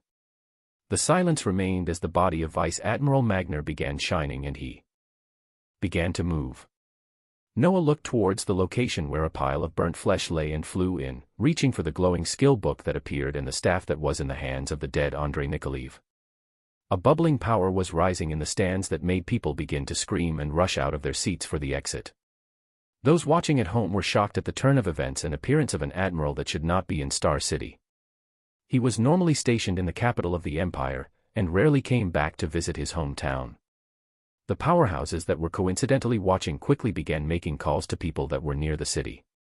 A catastrophe was about to break out. Vice Admiral Magner was still looking towards the clear sky as he looked for something that wasn't yet there and shook his head, preparing to see if talking would work. He wasn't able to get near the arena before a pained scream rang out as mad power exploded from the stands. "You beast!" Chapter 36, Collision. Vice Admiral Magner watched the next events unfold in shocking fashion as Admiral Chekhov seemed to have forgotten everything around him as he erupted with power that launched him towards Noah as if he was a missile. The body of Admiral Chekhov was leaking purple light as his fist reached Noah, the impact smashing him down into the arena floor. The more surprising thing was seeing Noah fly out a second after, his equipment tattered but his body seeming perfectly fine. The purple light surrounding the Admiral formed into a purple disk that he stood in the air with. Feeling the strength of that blow and the power emanating in the field, Magner stopped going forward as he knew he would only lose his life if he came by. He only had rank B strength after all. What he didn't understand was how much he had underestimated Noah. How was he able to stand against the strikes of multiple rank A skills and still be able to stand against an A ranker? The surprises this man kept bringing out were too numerous. But if he had already reached this level, it was a great thing for the future of the Empire. This fight had to be stopped. He was about to look at the masses of people scrambling to get away from the Colosseum when Chekhov moved once again, this time the purple light forming into a spiked fist that rushed toward Noah. Vice Admiral Magner looked at this as he wished the person he called to get here as soon as possible. Whiz! The huge spiked purple fist rushed through the air with a grating sound as 3 red lightning bolts smashed into it, dissipating its form. Noah didn't seem to be done as 3 more rapidly rotating tornadoes rushed where the Admiral was. Chekhov looked at the incoming mini-tornadoes and waved his hand, a purple blade forming which split the rotating winds apart as if they were paper. The field calmed down after this trading of attacks. Chekhov was still bubbling with anger and grief but was gradually calming down. More purple swords were forming beside him as he spoke. Yes, he was in the wrong, but he didn't deserve death. His rage seemed to have been reignited as he finished his words and the purple swords around him began to vibrate. Noah watched and then pulled out the new skill book he had obtained before the purple fist came crashing down on him. The glistening book was on his hand for only a second, before he brought it near his body and it was dissolved in colorful lights that went inside. Admiral Chekhov looked at this happening and became even angrier, screaming out while commanding his large vibrating swords to rush forward. If you had shown your level of power, none of this would have happened. My son would not have called for a death match, we would have simply waited another week for the next skill book and moved on. This is your fault. His rage was palpitating as his purple sword neared Noah's position. A resounding explosion rang out after, the purple swords being destroyed by the explosion, leaving behind a wide area where ice elements were still fluctuating. Frigid impermanence was cast once again, but this time from the hands of someone else. Magner looked at this sight with incredulousness, questioning the mana reserves of the men that kept on throwing spells left and right. Calmness seemed to have returned on Admiral Chekhov's face as his mind seemed to be made up, numerous purple spiked fists and sword beginning to appear around him. At this time though, a sultry voice rang out in the destroyed Colosseum. Haha, Chekhov, you're actually planning on going all out in the middle of a city. Unknown to everyone, a huge black eagle that was boasting more than 5 meters in size was suspended in the sky. A woman with flowing golden hair sat atop this eagle. Magner soon felt elated at this person's arrival that signified the end to the mess today. He saw Admiral Chekhov's expression change to that of annoyance in the midst of anger and pain as he spoke. Why are you here? The woman laughed mischievously as her eagle neared the floating Noah in the sky. She looked at this foreign hunter before speaking. Now where has someone like you been hiding all this time? The woman atop the eagle pulled her eyes from Noah and observed the destroyed arena while continuing, now with a stern tone, I came to resolve any issues from the peak powerhouses of the Empire that should not be fighting amongst themselves during this time of crisis. Chekhov didn't seem to mind as the woman ignored him and he looked towards the men that stood calmly in the air. He knew that he would not be getting anything resolved. The men before him had risen to a position no lower than him, and seemed like he was only getting started. The thing that caused him even more pain was the utter stupidity of the entire affair. None of the things that occurred were necessary. If only his son had just swallowed his anger and waited. If only he knew about the person he set up a match with. If only. He was a smart man and knew not to go down the path of destruction. There were many more people depending on him. This conflict will end here. The damage done now was already too much and he didn't want it to continue further. He gave a tired sigh as the purple disk below his legs moved towards the destroyed arena. He tenderly looked at the remains of his son and bent down to pick up what remained, and quietly flew away. I observed the woman in the air with great interest as she stood on the menacing black eagle. I had recognized that huge eagle from clips I had seen in the past. My heart was still pounding from the battles that had just finished while watching the sad figure of Admiral Chekhov move away. I wasn't remotely sorry for the death of Andrei. He came after me, knowing full well the death match would result in death. He was okay with this, his people were okay with this, and those that cleared and issued the death match were okay with this. They just got wrong which person would be dying. The thrill of withstanding the destructive damage of frigid impermanence, unstable and destructive ice elements erupt in a specified 5-meter area, and then gaining the skill myself was hard to describe. The fact that this skill dropped and not the one that turned his body golden meant it was at a higher level than the usual rank A skills. Back then, I was even skeptical of being able to withstand the power of the admiral that had decided to come to the city to watch his son. Did he really think I would stop in the middle of the match just because he said so? If it was me from a few days back who still held a few rank C skills, maybe I would have stood down. But I knew my power would near if not rival a rank A with all the boosts I was receiving from skills, and had also received many rank B skills that emboldened me to make the gamble of obtaining another rank A skill by taking out Andrei, and it worked.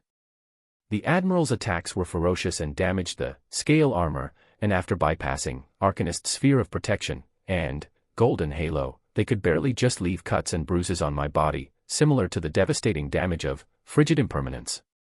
I was curious about the skill that allowed the Admiral to form those spiked fists and swords, but that would have to wait as I watched the woman turn her attention to me.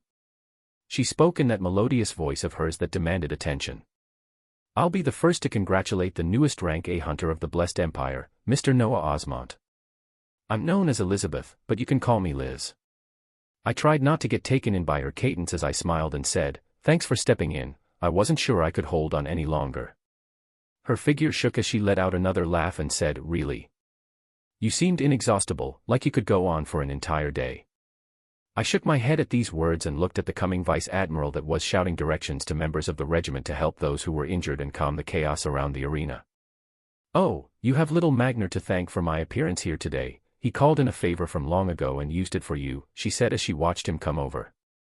I looked towards Magner. I was actually very thankful for the continued help from this vice admiral, and was planning on doing my best to bolster his forces in the coming days. I flew down as the huge eagle also descended to meet the vice admiral that was looking towards us with a delighted expression. Chapter 37, Calmness. Magner was happy that he had gained someone with rank A battle power as his ally, and couldn't hide it as he talked to me and the rank A hunter with the huge beast that had stepped in to end the fight. If the fight had continued, I was pretty confident of coming out on top, but it would have taken quite some time. I could keep on casting my newly gained rank A skill until the admiral was tired out, but the chance was gone. I also wasn't planning on going around and making it a habit taking down famous hunters everywhere I go. I knew there was a grudge between me and the admiral now, but I wouldn't go out of my way to kill him for it. He was a peak powerhouse of the Empire, and would be needed for the battles of the future with these unknown enemies. Unless I could become strong enough to be able to do everything by myself, I won't go around snuffing out others with similar power to me. If he ever comes for me again though, that is a whole different matter. The rank A hunter Elizabeth left after we spoke for a few minutes, saying she now had to go deal with other matters that popped up because of this, and that she would come by when she was free. My gaze lingered on her slightly as she flew away on the Black Eagle. It was now nearing the evening, and more soldiers and hunter medics were on the scene helping those that were injured from the aftermath of the battle. I wasn't sure when the Colosseum would be open for business after this. After giving out orders and leaving someone else in charge, I left with Magner in tow back to the military sector. I was planning on spending the remaining hours of the day diving in Mangrove Swamp, feeling more pressed to clear the dungeon and luckily obtain other rank A skills. Going to the highest ranked dungeon at the Empire's capital, Blessed City, wasn't an option as a team of rankers led by Steel Mikhail was clearing it. Unless I rapidly increased my power to be able to rival multiple rank A hunters, I wouldn't touch that dungeon alone as of now. Farming rank B dungeons for the possibility of a rank A skill dropping was the safest and most efficient way, as I would also pay back Magner by giving him the items and skills I wouldn't need while grabbing some from their inventory. This was also what some of the rank A hunters spent their day doing, clearing rank B dungeons repeatedly in the Empire's capital and other core defense cities. Every now and then a rank A skill would drop, and this was the case for the flight skill that Lightning Hand was holding on to. Why he did what he did by giving it away still eluded me, but I would find out in time now that my power was matching his. Whether it was with malicious intent or out of the goodness of his heart didn't matter now that it allowed me to get another one so fast with the rapid progression of events. The events these past few days played in my head as I asked myself if there was actually a conspiracy, or just unintended effects from one man's actions. The Vice Admiral went to handle communications for the incident today and I went into Mangrove Swamp once again. My speed at clearing the dungeon had increased even more with the advent of Frigid Impermanence, as it cleared droves of alligators the moment it was cast. This area of effect skill exploded with a destructive blast of ice elements that completely destroyed anything in their range. Something that was noteworthy of mentioning was the Adept Staff that I took from Andre, as it slightly boosted the damage of skills when it was equipped. After using Frigid Impermanence for a while, my mind was filled with ideas on how to improve its damage even more after I recalled some rank B skill books I had seen in the military inventory that I read through before. The idea floating in my mind was to find support skills that were providing boosts specific to the skill type to further increase the damage. An example was a Lightning Penetration skill I had seen before that amplified damage dealt by lightning type skills. If I could absorb and keep active cold type support skills, it wouldn't be too far of a dream for the Frigid Impermanence skill's power to exceed rank A. As for the rank beyond A, well, nobody knew of this as of right now. I was able to clear the dungeon rapidly, making the number of times I've dived into it 18 times in the last 6 hours. It was nearing midnight, so I was planning on calling it a night. The rate at which I was clearing the dungeon was still kept hidden as I only turned off Shadow Veil, Stealth, and Camouflage after every hour, making it seem as if I had cleared the dungeon only 6 times. This was still an unbelievable clear rate that every time I visibly transferred in and out, the soldiers standing guard would cheer. I gained a variety of Skill S, Item S, and a ton of Core S, but I wasn't lucky enough to get anything of higher rank from the dungeon. The useful skills I could learn reduced, as many were either weapon-specific for knights or berserkers. Some support skills like Giant Strength and Windrider had even dropped again, giving me duplicate skills that I couldn't absorb.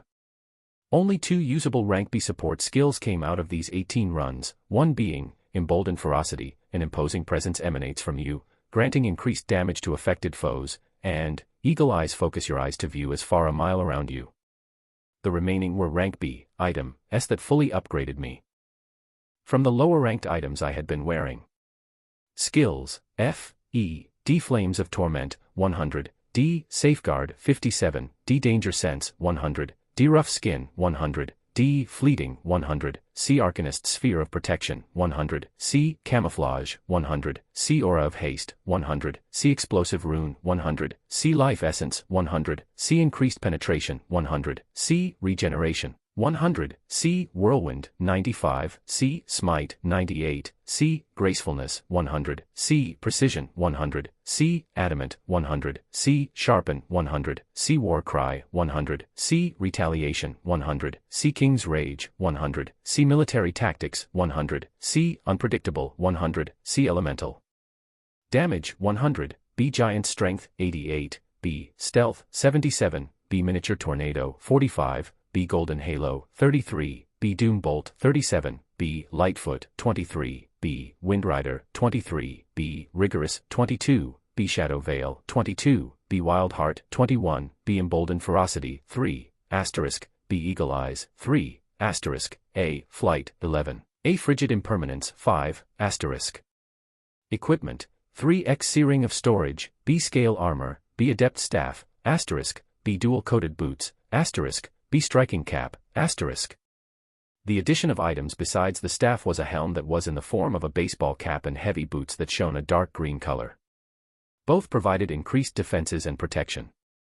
I carried the rest of the Core S, Item S and Skill Book S in my storage rings and went to the Vice Admiral's castle.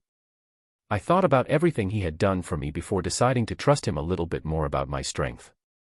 When the door of the office was locked and it was just me and him, I took out more than 20 things that were filling up the space in my rings along with a glistening pile of stones. These were a collection of items, cores, and skills from today's dives and yesterday's. The Vice Admiral looked at the items in shock as he gave me a questioning look. I clear the dungeon much faster than what I am currently showing. I continue to want to keep the extent of my strength a secret though, so I will be counting on your discretion as we go forward. This is also my way of thanking you and giving back for what you've been doing for me recently. Magner looked at me with an unreadable expression before he got up and bowed his head towards me. I reached out to stop him as he began talking. You are somebody that has already surpassed someone of my rank, thank you for treating me the same way even now. He kept his head down as he continued. Just the resources you have taken out right now surpass what our department usually gets in a week. This may not seem like much to you, but it is a tremendous help to us and will enable us to raise multiple rank B hunters. Confidentiality is a must, so you can be sure that nothing about this will come to light, and everything will be distributed discreetly. I listened to the alderman that was bowing in front of me before I pulled him up. I smiled and said to the Vice Admiral, we're all in this together. We'll face the approaching enemies together and make sure lives are not senselessly lost like when all of this began. I was saying this more to myself as I was reminded of the deaths of my parents and many more people at the hands of these beasts. I reminded myself once more that I was doing all this to never experience the feeling of cowardice and powerlessness again. If continuing to grow my strength was the way to do that, then I will continue rising until I reach an unshakable position. Magner gave me a light smile as his sight turned to the many things I had taken out, shaking his head in an amazed expression as he laughed and said, "It's been a tiring day for you, go ahead and relax. I'll order for even more food and other delicacies for you to enjoy back in your quarters." I shook my head with a smile as I heard this and said, "I'll also need your help acquiring specific skills that may still be in your inventory." I let him know of the skills I saw before that I wanted to grab now, and also told him to keep a lookout for any other cold-type support skills that other hunters brought in. He nodded boisterously that he would have everything for me tomorrow morning and for me to go take a break for now. I left the Vice Admiral's office and went to relax after a very long day. Chapter 38, Irreversible Changes. The night was a hazy blur and passed by in a blink. I woke up the next morning feeling invigorated as I saw the sight in front of me while feeling the colors and boosts of multiple activated skills that seemed to fill my body with inexhaustible power. If I didn't have Stealth and Shadow Veil activated at all times, people would just see a mass of colors and defensive layers surrounding me at all times. I freshened up and left the living quarters to start this day early, planning to be holed up in the mangrove swamp for the remainder of the day to see exactly how many times I could clear it before a rank A skill would show itself. I flew through the clear skies and arrived at the huge monolith, which seemed to have turned to a shade of light blue after I cleared it so many times. That day, I spent my entire time diving and I was able to clear the dungeon more than 40 times. 40. That number did not seem realistic, and something like this had never occurred in the past. Nobody had the unending stamina to do what I did repeatedly for an entire day. One good thing came out of it, as I was finally able to receive a rank A skill from this dungeon. My next rank A skill was Guardian Light, a light that cures injuries, ailments, and diseases descends down. It wasn't a defensive or movement skill that I was thinking about, but it was an amazing skill nonetheless. Its usefulness would be even more apparent whenever the time comes where I get injured again. Also, besides my original 3 rank C, Ring of Storage, I was able to get an additional drop of these rare rings, this one even being rank B and holding a much larger space that was now holding a ton of Item S, Core S, and Skill Book S from the past 40 dungeon runs. I was leaving the dungeon for the last time today to sift through the useful skill books and those that I would be giving away. Most of the items that dropped were duplicates of Scale Armor or the other items that dropped in this dungeon before. I placed my hand on the green crystal and transferred to the outside world once more. I nodded to the guards and was about to head towards the Vice Admiral's office when I felt the ground start shaking. The tremors were emanating behind me and I turned back to see the huge dungeon monolith that was now a light fade of blue, had cracks spreading out from the middle. Oh shit! The cracks expanded as the tremors got even stronger, and the huge monolith began trembling before an explosion ran out. A huge blast was sent out as I was flung away, and any hunter soldiers that were near were heavily injured. I had watched the huge monolith of the mangrove swamp expand with cracks and then implode. When the dust cleared, there was an empty space where the monolith used to be, only a small shimmering crystal lying at the center. I looked at this with my mouth wide open. What the hell did I do now? I was trying to calm my emotions as I went forward to observe the shimmering crystal that remained from the monolith when I was suddenly met with a searing headache. Ah! I screamed out loud as I clutched my head and felt this pain that threatened to make my head explode. In my agony, a few faint words rose up in my mind that I could barely make out. Move, faster. An hour after.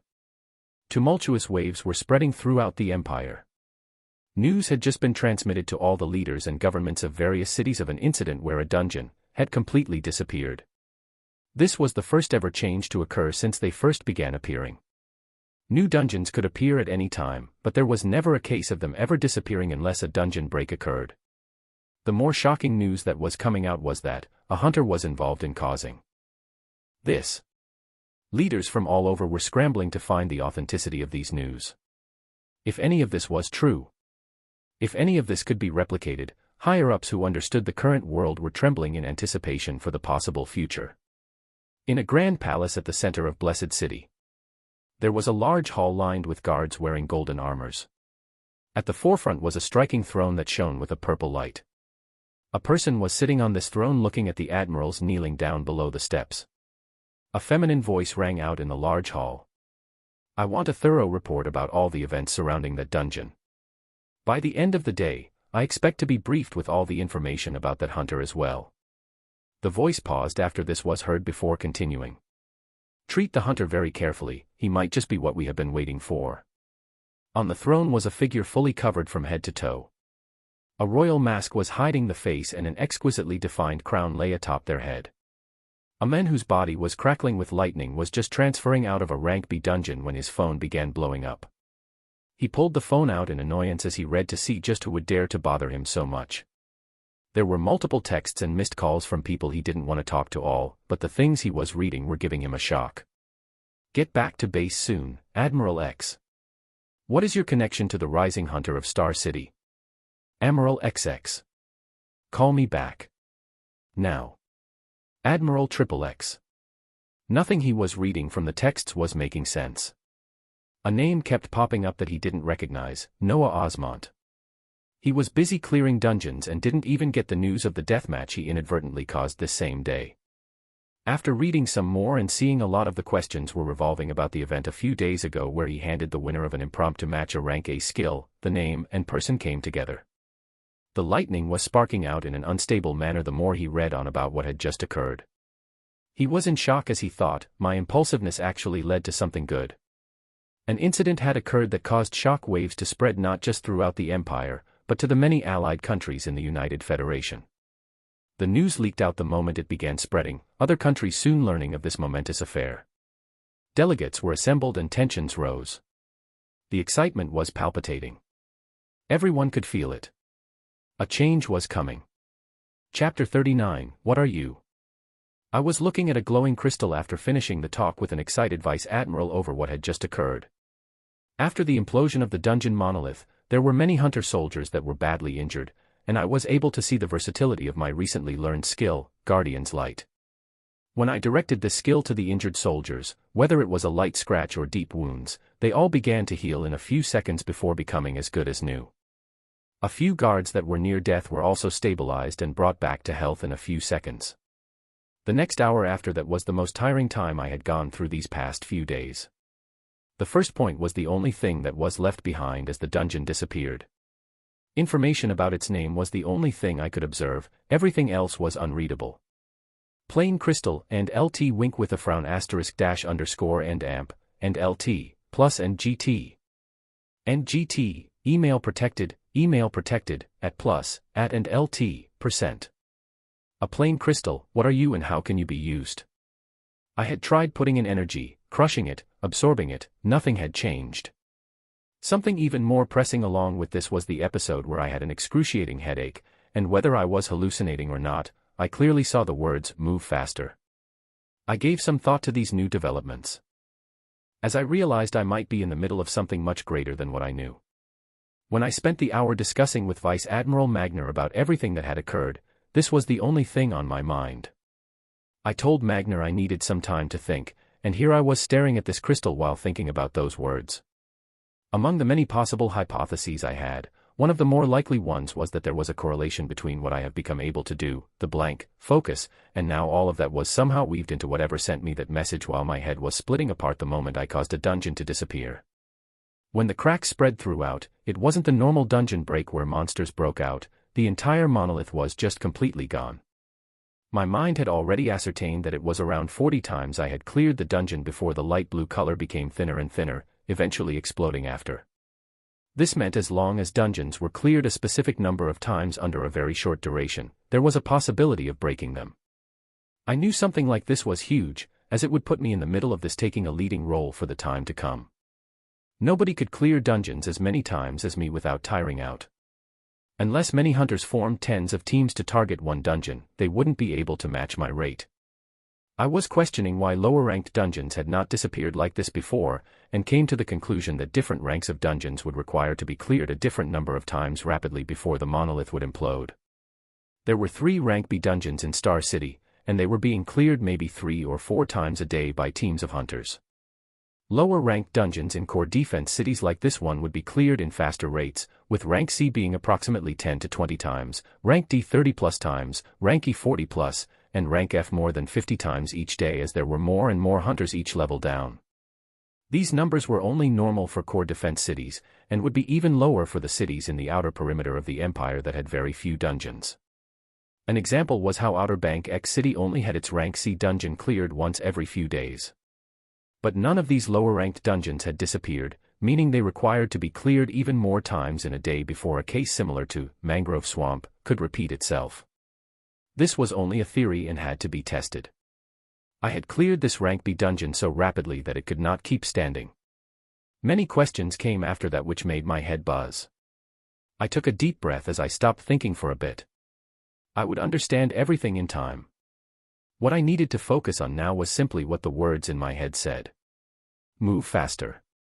I already thought my rapid progress was monstrous, but I had to move at a much faster rate. I was planning how to start testing some of my thoughts when a light knock was heard. Sigh, didn't I tell them not to bother me for now? I stayed quiet and kept on thinking, but I soon heard the door clicking open and footsteps coming inside. You all really couldn't wait. I was about to berate the figure that was intruding in my living quarters but was stunned when I saw who it was. A sweet voice rang out mischievously as a woman wearing a red dress with a head full of golden hair came in. You really are full of surprises, aren't you? Elizabeth was trotting in like she owned the place, which might not be too far off as whatever access she had allowed her to enter my room with no problems. I looked at her calmly and replied. I don't even know what happened myself. These words weren't completely false as there was a lot I didn't know. The hunter that seemed to be in her late 20s or early 30s smiled and looked around the room as she said, I would love to get a better idea about what happened. May I accompany you for a discussion tonight? I looked at the woman whose every word she spoke seemed to have multiple meanings. I looked at the tight red dress she was wearing and the head full of golden hair. I continued to be alert so that I wouldn't be taken in by her pace and smiled. Sure. I'll bite. Magner was not able to get a wink of sleep the entire night. He had spent a majority of it deflecting powerhouses from getting near a certain man and being grilled with questions. He wasn't fully successful though, as someone had still slid through. He thought of a certain hunter as he shook his head and thought about all the collection of hunters that were staying in his base. He had been excited just like everyone else at the new development and was waiting to see how things would play out from here. Dungeons could be permanently erased. This was naturally good news, but it prompted another question that he didn't want to think about. Should they all be permanently erased? Should only some be erased and a manageable few left behind? Magner was thinking of all the resources that came out of dungeons as these ideas clashed in his mind. Things got even more hectic as people from Blessed City appeared, making him feel like he was walking on eggshells. He tried putting all of this aside as he neared the quarters of a now famous man and knocked. A moment passed before the door opened and a half-dressed man looked out. His upper body seemed packed with muscles, as the abdominal muscles were so pronounced that it almost seemed they were fake. In the room, slender long legs of someone could be made out. Dr. A.P. Ed over the bed. Magner looked at this and gave a smile, choosing his next words carefully. "Sir, we'll be holding a forum with representatives from major cities to discuss the new developments and how to move forward from here." He couldn't bring himself to talk to the men the same way he had been doing before. He was doing too many inconceivable things. The man seemed to shake his head before he spoke. "I'll be out in a moment." Chapter 40, How to Destroy a Dungeon. I was standing at the front of a room where a long oval table was situated, with many new faces sitting and expectantly waiting. Nobody in the room spoke when I walked in, and even now more people were taking their seats in a hushed manner. The Vice Admiral led me to a chair to the front of the room and stood behind me. I could see some familiar faces in the crowd that I recognized, one of them being the men that inadvertently propelled the sequence of actions these past few days, Lightning Hand. When he met my gaze, he gave me that same boisterous smile and laughed. The moment it seemed like everyone was there, buzzing voices rang out as the discussions began. The whole process took an entire hour and was filled with many boring arguments and discussions, but the core things to take out were the same. Much of the discussion revolved around the repeatability of erasing a dungeon, and whether we should be actively erasing them at all. Sparks began to fly when these comments rose, as for some it was common sense to destroy the dungeons that could release monsters anytime if they weren't regularly cleared. I didn't speak fully about my power, but people could make inferences about it after knowing the process that was required to completely destroy the Rank B dungeon. I recalled the words that were urging me to move faster before I rose up from my seat, quieting the many voices in the room. I looked around me as I said, "I'll be moving to confirm everything with another Rank B dungeon. Once the process is clear, we will know how to proceed from here on out." I wanted to take a more active role in the world around me after seeing everything that was happening. My first step in doing that was to replicate what I did yesterday. There was still an army of monsters approaching from the Barrens, and who knows what else is lurking out there. I didn't know how much time I had before I was thrown into something else, so I was going to move fast. I left the conference room to start acting on my plans as soon as everything wrapped up. Elizabeth was already up and moving, making it clear she wanted to come along. Having this Rank A hunter with me would not be a bad idea, as it would provide another cover for how expansive my strength that allowed me to clear a Rank B dungeon more than 40 times in a day was. The next target was one of the 2 remaining Rank B dungeons in Star City, Lion's Den. Magner and other officials moved to watch the development outside the monolith as we dived.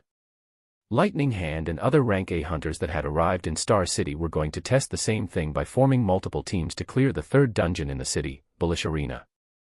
Multiple Rank A hunters formed more than 10 teams that were filled with Rank Bs in the city, and the groups moved in on the dungeons.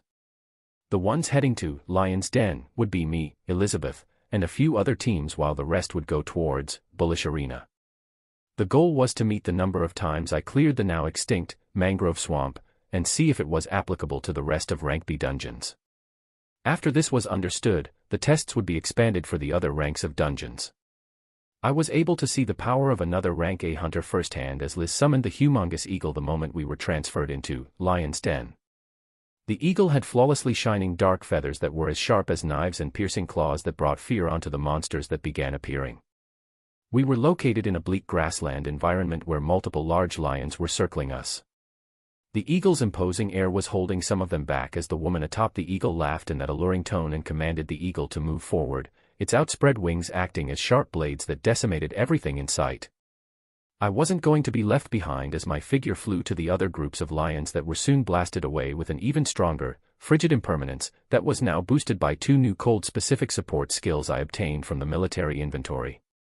Greater cold penetration, ignore the enemy's resistance as cold skills deal increased damage, and cold fire, cold type skills attach freezing flames onto the enemy, made the already damaging skill even more destructive as any beast in its range of attack would be turned into meat and bones, with the cold spreading into the surroundings and attaching onto nearby beasts.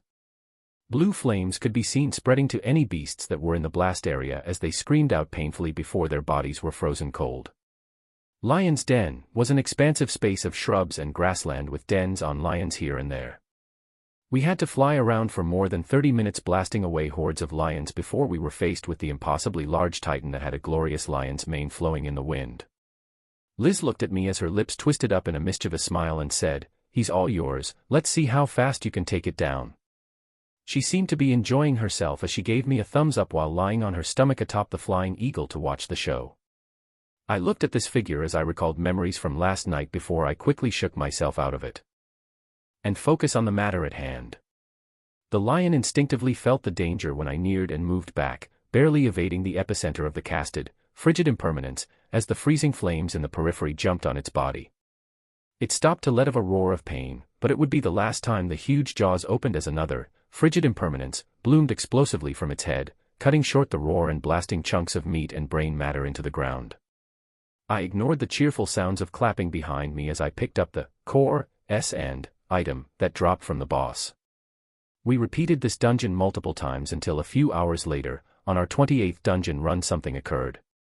Throughout the runs, Liz had done nothing but summon the huge eagle that did all the work in dismembering the monsters that I began looking favorably to getting a powerful summoning skill of my own in the future so I could just sit back and watch someone else do the work for me.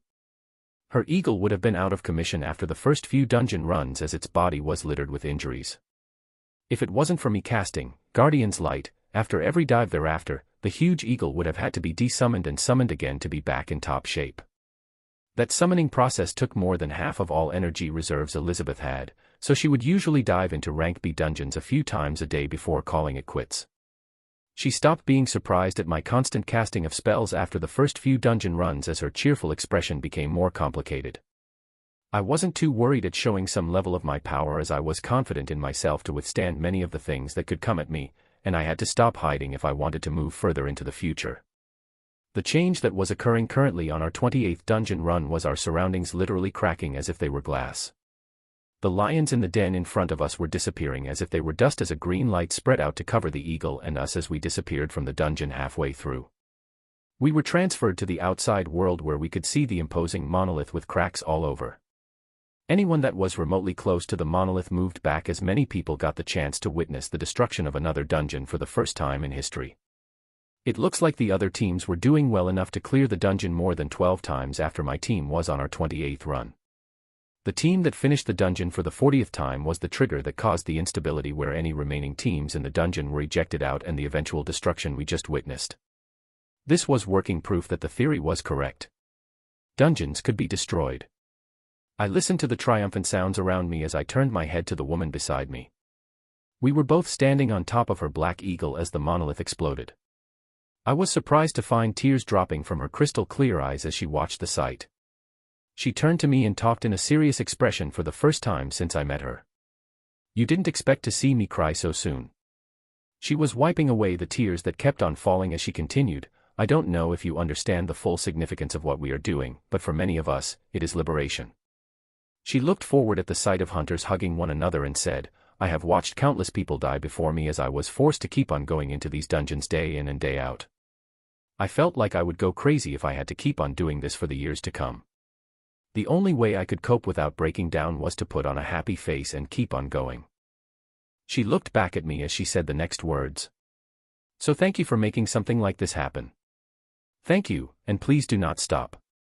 I watched the sight of the sorrowful girl in front of me as she tried to form a smile on her sad face before I let out a sigh and brought her head to my chest, making sure to remove the rough, scale armor, and place it into one of the storage rings beforehand. I didn't particularly have strong feelings of attachment towards this person as I had only met her for a few days now. Even the one night we spent together, I attributed it to just a fling from the growing interest around me. She was much more alluring than many of the women I had come across recently, but I always felt like she was putting up a face, so I kept my emotions out of it. Her words repeated in my head as she sobbed. Liberation. I already made up my mind long ago for what I was doing. There were too many things I didn't know, and much more that I didn't understand. Even without her reminder, I would not be stopping anytime soon. Chapter 41, Entering a New Phase. With the destruction of Lion's Den, a new chapter was opening for humans and hunters that had been playing a game of catch-up with constantly increasing dungeons. Magner and a few of the officials that watched the implosion of the dungeon firsthand were broadcasting what they were watching to someplace, and others were making phone calls. After Elizabeth had collected herself, I went to the center of the destroyed monolith and picked up another crystal that looked exactly the same as the one I already had, even to the unreadable mess of words. In the 27 successful times we dived in Lion's Den, we received many rank B, item, S and skill, S, but there was no luck in anything rank A dropping. I was able to find another useful skill to add to my collection while busily running around that was called Critical Strike when active. Skills cast thereafter have a chance to deal double the damage. I didn't know the percentage chance of a critical strike occurring while this was active, but I was looking forward to seeing just how much I could continue to increase my damage output. I was going to look through the rest of the skills when we had some time later and choose the ones to exchange with the military. After completely destroying another rank B dungeon, there was only one more left in Star City. We went toward this last dungeon called Bullish Arena, where even more squads led by rank A hunters were repeatedly diving in. When we arrived we were met with another empty space where a monolith used to stand, with hunters cheering in the clearing. My mind grew calm at this sight. It seemed like we were finally heading in the right direction. Things would get better from here. In an unknown location. A being Dr. A.P. Ed in black was overlooking multiple transparent screens that showed complex data. The being had a sharp horn protruding from the center of its head, giving its humanoid appearance an imposing look. It noticed a change on one of the screens that quickly grabbed its attention, making a motion to the underling sitting right behind the screen using a glistening three-point tipped weapon. What happened there? The aide behind the screen shot to attention and replied, "We began losing some of the major connections that were already established on Planet 90X in close succession." The sharp horn being looked at the screen as his eyes flashed with a piercing light as he read the data on this target and asked the aide, "How many pieces do we have on standby?" There was a ruffling of some doc.u.ments before a reply came, "We currently have the optimum volume ready for the descent on the next planned target." A second passed as the sharp hornman seemed to think, before a decisive command came out, divert the entire volume towards Planet 90X. A shocked expression rose on the aide's face when it heard this, and asked to make sure. "Sir, is that necessary? We will be extremely restricted in our actions towards that target should anything change in the future, and redirecting this much traffic would use a lot of essence." There was a momentary silence as the screens of data in the room fluctuated, before the commanding voice came out once again, "It is abnormal to start losing connections at this stage, and in rapid succession at that. Abnormalities have to be fully eliminated. I do not want any possibility of hope for those backward natives. Do it while also accelerating the release process." A serious nod came from the aide as they adjusted parameters and redirected the coordinates. Directions were soon passed down as pieces moved into their respective positions. At another location not too far from them, there was a huge field that held beasts of all shapes and sizes as far as the eyes could see. There was an eerie quietness at the sight of these countless beasts as multiple small crystals in the field began emanating light barriers that sectioned them off into multiple groups. In a short period of time, everything was assembled and ready to go. With a nod from the aide, the sharp hornman crossed his legs and sat down while closing his eyes, seemingly putting in all his focus for what was about to happen. I was watching the cheerful hunters when I suddenly felt a change. Even though I was still high in the sky, it felt as if the earth was vibrating. The vibrations only increased as seconds passed and everyone caught on and looked around them. The earth was shaking, the air was shaking, and a strange energy filled the surroundings. An old memory resurfaced in my mind as my face began to drain of all color. This was what happened a year ago. Extreme unease began settling in as I recalled what I felt back then and what I was feeling now. It felt much stronger. The faces of hunters soon turned into despair as they saw a familiar light cover the entirety of their sight, and explosions followed right after. Boom. Boom. Boom. As if nails were being hammered onto a board, multiple monoliths smashed into the ground and took root. Noises and screams began to be heard as multiple impacts were felt around the city, with a huge one very near to where we are. I opened my eyes in shock to find another dungeon monolith more than 2 times bigger than the ones I had been clearing smash down onto the area of the dungeon that the hunter squads just destroyed. Some hunters that were still standing nearby were crushed, not even getting a second to let out dying screams. The impact blasted away those that were near as the new dungeon monolith stood erect and proud. Shock soon turned into despair when hunters got their bearings and saw the bloody sight in front of them, as well as the continuous screams that began resounding from the city. The most terrifying thing of all was the fact that the huge monolith that had just struck down was blinking red. Elizabeth had slumped down on top of the Black Eagle, her eyes showing pits of despair as she looked at the monolith ahead of us. My heart was about to lurch out of my chest as I looked at this monolith and observed the area around me. I was flying high up and had a good view of the city, but I couldn't believe what I saw. Monoliths that seemed to represent rank B dungeons had increased by more than 6, and besides this much larger monolith that appeared near us, there was another one just like it on the periphery of the city. Thoughts began to churn in my head as I didn't even know where to move to. The blinking red monolith near us began vibrating, not even giving a second of rest. I snapped out of my stupor and rushed towards the monolith with my right hand outstretched, hoping to make it in time before what was about to happen. My speed increased as I passed the hunters that were despondently looking forward on the ground as my arms neared the monolith. I was knocked back by a huge impact while I watched with shock as the monolith in front of me began to bloom like a flower. Terrifying beasts soon began to fill the surroundings as one even larger grew out. Roar!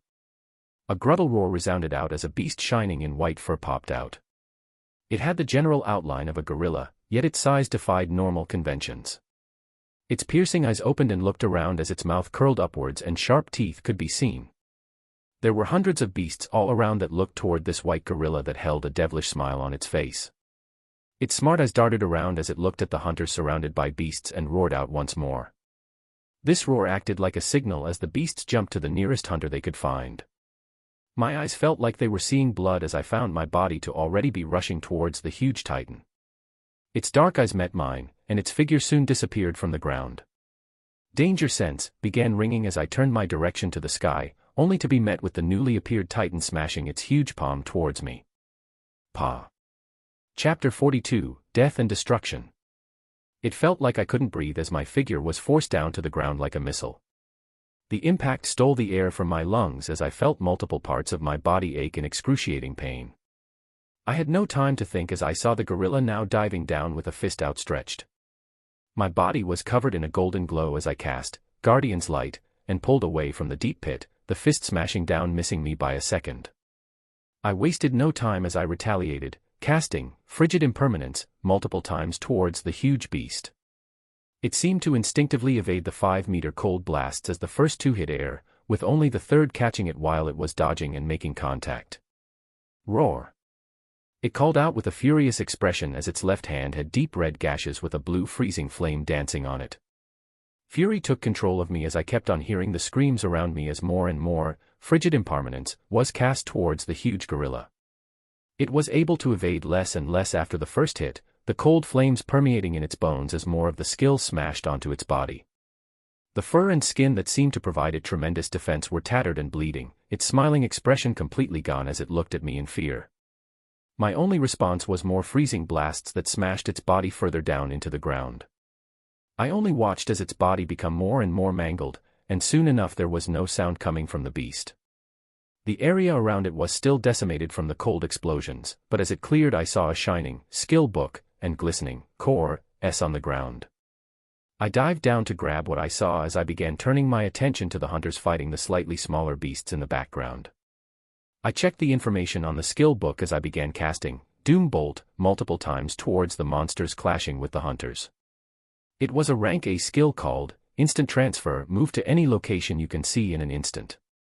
It was a very straightforward skill that I learned right away while furiously flying across the skies and continuing to shoot down red lighting to any monsters I saw. I couldn't cast Frigid Impermanence, as they would destroy the surrounding hunters too, and could only strike down with the highest damage single target skill I held. Elizabeth was already on the move along with other rank A hunters that had been clearing the rank B dungeon. They had been taking down the monsters while saving as many lower-level hunters and soldiers they could. I saw a hunter about to be eaten at a far-off distance where I definitely wouldn't make it there by flying. Instant Transfer was used for the first time as my body disappeared and reappeared next to the man about to have his head devoured. My defense skills knocked the monster back as another red streak of lightning struck its chest and blew it away. The hunter thanked me while roughly breathing and I disappeared once more for another location, moving across the battlefield and taking down as many of the beasts as I could. There were mixtures of gorillas, apes, and orangutans that were 3 meters in size running around the field. Their numbers quickly dwindled as they were taken down by rank A hunters, with rank B hunters putting up a fight as well. The area was soon coming to a standstill as mostly hunters remained, many injured and dead as they looked around them in fear and anguish. Friends they were talking to just a moment ago lay dead in their surroundings. After blasting remaining monsters with Doom Bolt, I flew around casting Guardian's Light to all the hunters that were badly injured and still breathing. All reservations were out the window. I cast as many skills as I could, minimizing much of the damage. I already saw the looks of hope and wonder from the gazes of high-ranked hunters as I finished healing the people in the surrounding. I took a second to stop in the air as I looked into the city where smoke could be seen and explosions continued to resound. The battle was still going on there, and even more casualties were occurring. I looked at the hunters below me that were either almost out of energy or looking towards the city in anger. I was already flying towards the center of the city as my voice rang out powerfully while using War Cry, snap out of it and stick together, save as many as you can. My words trailed behind me as I rushed towards the city even faster, with my brain quickly churning and giving me the idea to use Eagle Eye in conjunction with Instant Transfer. My eyes focused and moved to a position a bit over a mile away in the city where hunters were about to be overwhelmed by monsters, and my figure quickly disappeared from my current position as Instant Transfer was used. Magner was looking at the sight in front of him with fear and trepidation. Just minutes after they watched the complete breakdown of the monolith that used to be Lion's Den, the world began shaking, and it happened again. The same as before, dungeons appeared. The newly appeared dungeons quickly flashed red and a dungeon break occurred. Monsters rushed out and he was now fighting on the front lines while trying to mitigate the damage as much as possible. Pull back. He was screaming commands towards his soldiers as he saw them being overwhelmed. A large number of rank B monsters were running amok, with a huge titan up front being held back by a rank A hunter that stayed behind. Apprehension continued to grow in his heart as he saw more and more soldiers fall. His own power wasn't enough to protect those he cared for. Screams continued to ring out as blood and gore followed from the claws or teeth of the beasts. His breathing got rougher as he felt the low energy that remained in his body. He spent the majority of his time in the office, never exerting himself this much before. He looked at the despondent faces of his soldiers that were pushed far back, trying their best to hold on. No, he wouldn't let it end like this. Find a chance to break through. He screamed out another command as he moved to the front of the defense line and his body blazed in a colorful light. He absorbed the blows of two monsters as he grabbed a soldier and threw them to the back. He would save as many as he could with the strength he had left. Thunk. He then felt a deep impact as something heavy pierced the armor wrapping his chest, and a metallic taste filled his lips. His soldiers screamed and tried to move in, but could come no closer as his body was surrounded by monsters. The defense line pushed further back. Magner looked at the distorted face of the beast that had its arm in his chest as memories of a different time flashed through his mind. He felt his body slump onto the ground as the beast pulled out the hand piercing his chest and formed it into a fist before smashing down again. Memories and expectations of hope for the powerful hunter that had gone towards the other side of the city some time back were repeating in his head as his clear eyes began closing. The fist rushing down was abruptly stopped as golden swords, red lightning, and a golden light began descending from the skies. His eyes that were about to shut opened a bit more for the last time as he saw the hazy figure of a man materializing above them. Relief passed through him as he hoped this wasn't an illusion, and his eyes snapped shut. The lightning and swords struck down to meet the monsters, and the light went towards him. The golden light began descending on his body, but his eyes stayed shut. A second. A third. A fourth light descended down, but his eyes remained closed. The destructive lightning and golden swords had reached their target on time, but the golden light did not. A frenzied howl rang out in the surrounding as more golden swords and lightning flew at the bounteous groups of monsters that still surrounded the hunters. Chapter 43, Dissolution. In the capital of the Blessed Empire. A fast-paced battle was taking place between a burly man holding a sharp spear and a large armadillo-like beast that moved at a speed not matching its body size. Around them lay shattered buildings in flames, with a huge mansion standing majestically in the background. Beasts of all shapes and sizes were abundant in the surroundings as they fought with hunters to their last breath. The ferocity of the fights around the burly hunter and armadillo was at another level. The sharp spear in the man's hand shone a white light as it expanded to 5 meters and struck down on the hard armor of the beast. Crack! A horrid sound was heard as the hard shell broke and meat flew out. The attacks weren't over as the man rose up before bringing his shining spear down once more, nailing the armadillo to the ground. An instant later, an exquisite battle armor along with core appeared beside the huge beast. The man bent down and grabbed the battle armor, fitting it on his body as if it were meant for him. He stood proud with an impassive expression as he looked at the battles happening around him. The grand building behind him had been protected, and would stay that way until his last breath. There were too many important people bunkered down in that place. His figure vibrated as the muscles wrapping all over his body like steel cables constricted. Only a flash could be seen as he moved and cut down any monsters that neared. He was the most famous hunter known around the world. He was Steel Mikhail. In one of the allied countries of the United Federation. A man with glistening dark hair had his katana stabbed into the skull of a beast. All around him was a bloody mess of bodies and bones. The hunters that survived the dungeon breaks were looking at this man fearfully as he yawned and pulled the katana up. He looked to the distance and saw another titan that was rampaging. A dark light shone from his body as he suddenly began to grow larger, until reaching 5 meters in height. He pushed on the ground with a disinterested expression as he flew towards the titan with the katana in hand. His large figure was wrapped in the dark light as it streaked across the sky. This was the most powerful rank A hunter in all the countries of the United Federation, the Dark Sword, Kazuhiko. Rage was bubbling throughout every inch of my body as Doom Bolt, S and Smite, S continued to be repeatedly cast. Light upon light of my greatest rank A healing skill went down towards the body of a person I had grown familiar with these past few days, and yet nothing changed. I looked at the relieved expression apparent on Magnar's face as I shook my head in sadness and disappointment. Just a second longer and I rose up with complex feelings as the soldiers that were freed from the beast's relentless attacks circled Magnar's body. There was sorrow in the air as people collected themselves, but I didn't have the time to stay. I tried to put the matter behind me for now and keep on moving. Even seconds were precious, and I couldn't waste them wallowing. There were many more scenes in the city repeating just like this. My body disappeared from this location and I continued scouring throughout the city, helping other hunters that were about to be overwhelmed and saving as many normal humans as I could. With the advent of explosions and destruction, most people had stayed in their buildings or gone underground to fearfully hide, hoping all the monsters would be gone when they came out. Some were lucky, others were killed as buildings collapsed from the beasts. Because many of the monoliths that appeared and had dungeon breaks were rank B, their bosses weren't too much of a hassle for me to take down. In a few minutes, I was transferring in and out all over the city, following explosions and screams as I took down the bosses and smaller beasts, giving hunters defending the city some breathing room. All they saw was a figure flash by, red lightning and golden swords descending, as well as a golden light that healed those badly injured. A moment later that figure was gone.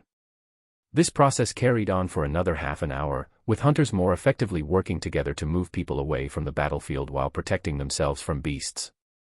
With a majority of the rank B bosses taken down, I rose high above the city to check what was happening and which areas needed the most support. On the south side of the city, the huge wall erected to protect it was broken down and I could see droves of beasts rushing out, with a huge titan standing beside the path where the monsters were leaving from. Danger Sense was letting me know that this beast was of the same caliber as the huge white gorilla. I defeated one, and I can definitely defeat another. My mind was still blazing with anger as I continued to use instant transfer with Eagle Eyes, and moved closer and closer to where the monsters were leaving the city. Sharp Eyes seemed to have noticed me as the titan looked up and their body grew to become even larger. It had the shape of something that had long gone extinct and could only be learned about in history. It had large strong legs and tiny arms that were still multiple times bigger than me, while boasting a gargantuan head that held rows of sharp teeth. It seemed to resemble very closely the archaic Tyrannosaurus rex. An intelligent light flashed through its eyes as its large legs acted like a spring, pushing it off the ground and its open jaws nearing me in an instant. Instant transfer was quickly cast as I escaped before the jaws could snap down. I reappeared where its body used to be as I began spamming Frigid Impermanence. The large body wasn't able to dodge in the air, and 2 blasts hit it before it reached the ground. Roar!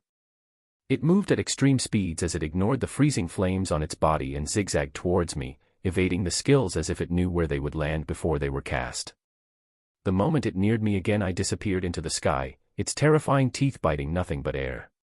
It let out another frustrated roar as it didn't jump this time around, its large jaws opening as a red light began to condense and palpitate in the center of its mouth.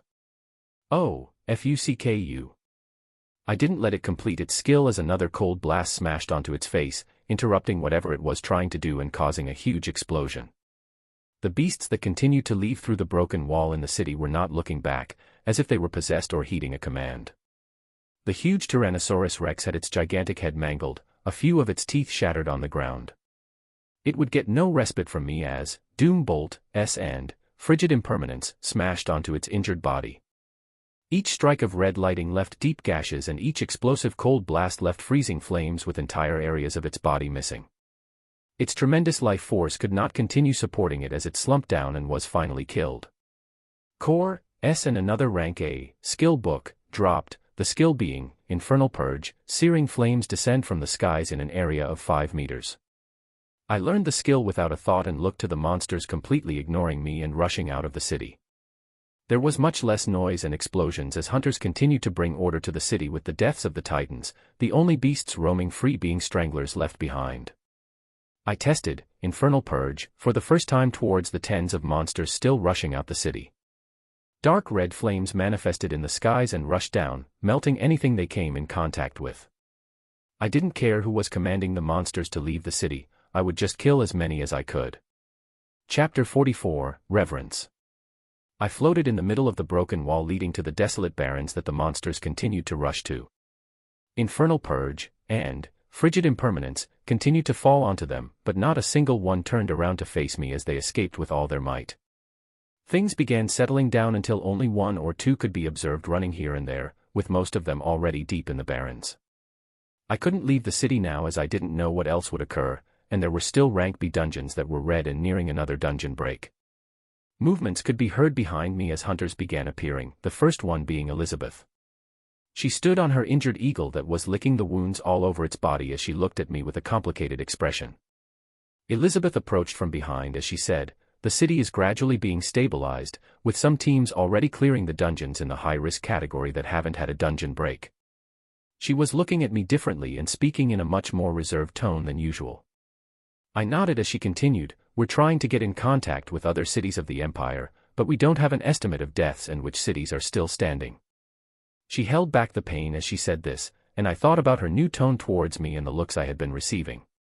Ever since I had begun moving around the city destroying the monsters relentlessly, people began looking at me differently. This was even more so for the rank A hunters and higher-ups that saw my power firsthand when I handled the Titan and its minions from the rank A dungeon break. I took the change with a calm mind as there were too many things to think about for me to worry about what other people were thinking. We waited at the portion of the destroyed wall until more hunters came and were stationed to rebuild and protect the hole leading out into the barrens, and we went back into the city. In the military sector, there was significant damage done to many areas, but there was still functionality as people in their respective positions got things going again. I knew nothing besides being a hunter, so I continued to fly over the city while using Eagle Eyes to catch anything I missed. For rank B dungeon monoliths were now in the city, with 2 in the high-risk category shining red, and 2 shining orange. There were already teams set up and clearing the 2 that were high risk, but they were still red. I thought for a bit and chose to quickly clear them a few times so that another dungeon break doesn't occur if the clear rate was too slow. In the next 2 hours, I dived into each of the 2 high-risk category dungeons 3 times before their color changed to light orange, gaining more Core S and Skill S. Nothing disastrous had happened while I was going in and out of the dungeon. Once there were no dungeons that would have any immediate dungeon breaks, I went back to the military sector where there would be a debriefing. I ignored the thankful and reverent looks from the soldiers and hunters that I had either healed or saved and went into a huge conference room, finding the only open seat at the front center of the room, with everyone else waiting. I sighed and sat down as the debriefing began. The discussion was somber this time around. We had lost much of the connections with surrounding cities and were not able to get in touch even with Blessed City. The consensus was that this occurred throughout the world, and we didn't know the extent of the damage yet. But one thing was clear, there were now many more monsters roaming the desolate barrens. It would be much more dangerous to pass through from one city to another, with not much hope for the people stationed on guard posts along the roads leading to and from the cities. The next step was what we would do from here. When we got to this point, the room quieted and many people turned in my direction. This was what I was thinking about how to deal with before coming here. In the cities, those who held the most power would be the ones in high positions and have a large influence on the direction and lives of all the people living in it. Currently, they had seen with their own eyes that I was the strongest, and by a large gap at that, so more influence was pushed onto me. I knew my strengths and weaknesses though, and leading people was not something I was confident in. I thought for a bit and said, all I can do is hunt down the beasts, so I will rely on the help and ideas from everyone else on matters I am not knowledgeable on. The hunters in the conference room nodded as they waited for my opinion about what we would do from now on. I continued, the first thing is information. We need to find out which cities are still with us, and which cities still need a helping hand that haven't already been overwhelmed. The officials in the room nodded as they began moving around busily. The issues after that were logistics about the city, its people, food and water, and many more things I didn't know or have an ounce of knowledge on that I left to the relevant departments to take care of. After the direction was decided and the officials began to act, I went towards the melancholic Elizabeth who was standing in the corner of the conference room. I looked at the sight of this person that I didn't know how to feel about and said, "Are you doing all right?" She looked at me and put a smile on her face as she replied, "Yeah.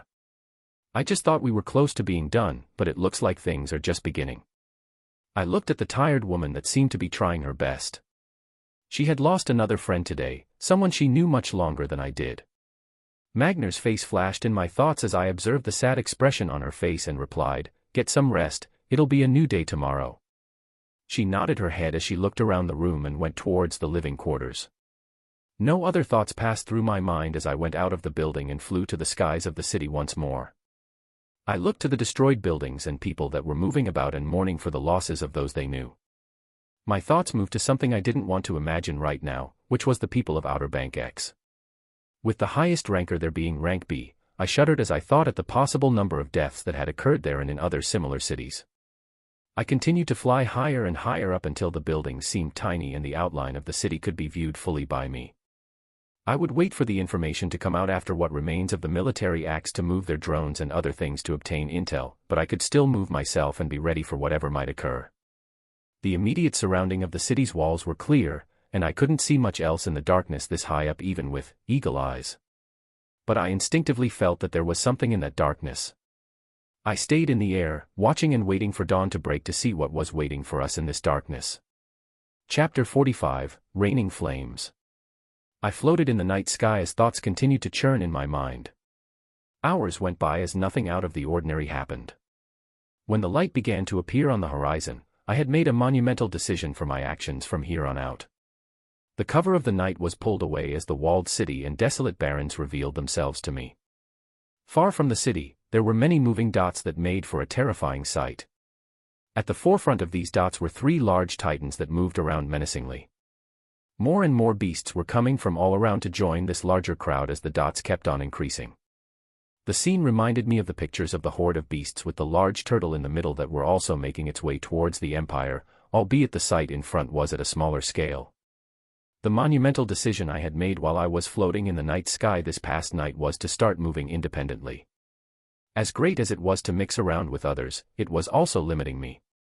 I was planning on going all over the Empire to clear out the dungeons and beasts that have popped out, before going ahead and facing the incoming horde of enemies after.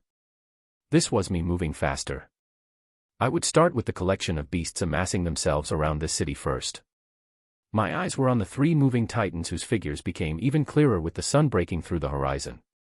One was a large bear with claws drenched in black, another was an Arctic fox with white flowing fur, and the last was a white panda hoisting a sizable tree trunk on its back. I began acting while staying in the skies, starting off with multiple casts of Infernal Purge. The dark red flames that were terrifyingly hot rushed down towards the gathering of beasts below. Elizabeth was watching an alarming image of collections of monsters outside the city. What alarmed her the most was the droves of flames that were now falling down and burning everything on sight. She had not been able to get a wink of sleep last night, and she doubted anyone would have. They had received signals about the gathering of beasts outside the city a few hours ago and were already moving the tired hunters to fight as soon as dawn broke. She came to the forefront at the destroyed portion of the wall, only for the sight in front of her to present itself. The dark flames were the first thing she saw. When she looked to where they were coming from, she saw the hazy figure of a man she soon recognized in the sky. Her mind was much calmer as she saw this, and she thought about the incomprehensible power that Noah seemed to have. She had thought he was a better than average rank A and chose to let loose with him for a night just to forget about the grimness she had been dealing with all this while. It was a great time, but she felt like she really couldn't approach this man that same way again. He just seemed too strong and intimidating currently, becoming a different person overnight. She also knew herself and she didn't think she was the type of woman that deserved someone like him. Looking at the destruction he was bringing down on beasts that they would have to spend hours fighting, she knew someone like him wouldn't stay in one place for too long. A person of his caliber deserved somebody that wasn't damaged, and was meant for much greater things. A sad expression passed by her face as she depreciatingly thought about this. She thought of the attack yesterday as she watched the monsters outside the city howl as flames kept on falling onto them and melting their ranks clean through. That attack had occurred the moment they began destroying dungeons. Anger rose in her as she thought about this. That attack was deliberate. Their enemy was much stronger than they were, and they knew nothing about them. She looked to the skies once more as she hoped. She just hoped they now had someone just as strong that would stand by their side. She was planning on staying in Star City for quite a while to take care of things that might fall apart because of the absence of a great friend of hers. He had saved her once in the past and owed a great deal to him, and yet she wasn't even there when he died. Her wrathful heart was getting some relief as she watched 3 titans angrily rushing around the other beasts avoiding flames. They had tried jumping to reach the target in the sky, but this resulted in even more gruesome injuries as patches of their body were melted from the continued rushing flames. Elizabeth looked at this ridiculous sight of 3 rank A bosses that effectively could not do a single thing to the men in the skies and thought maybe, just maybe, they would be all right.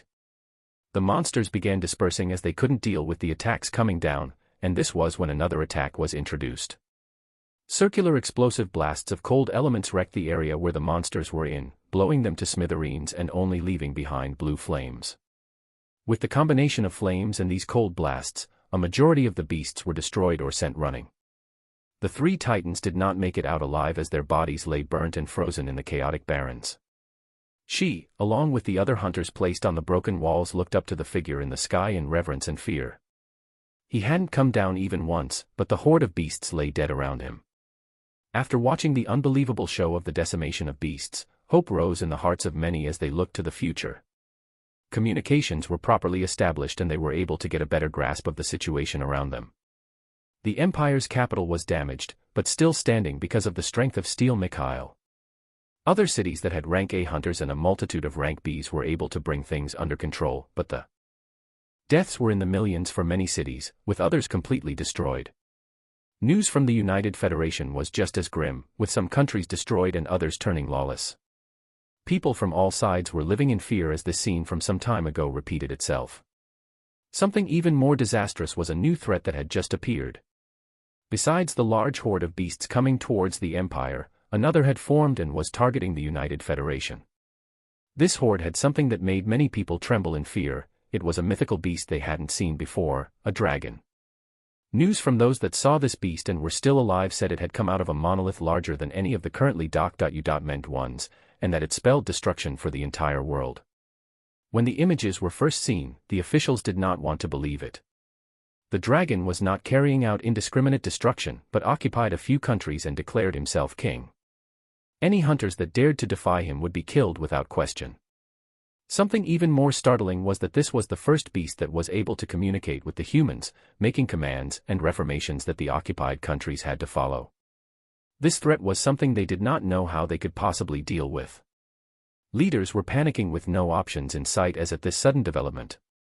Were their lands about to be taken over by foreign invaders?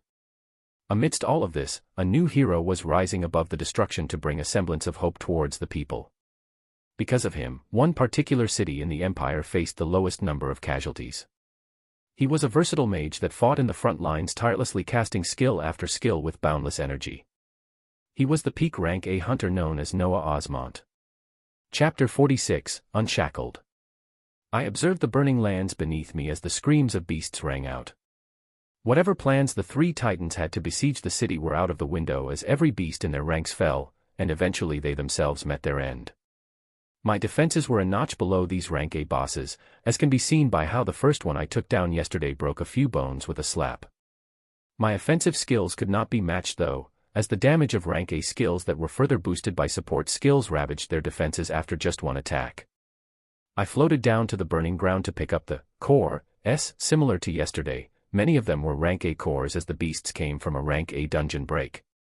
I left lower level cores aside when I was flying through the city yesterday, only grabbing and absorbing the higher ranked ones when I stood guard in the sky the last few hours.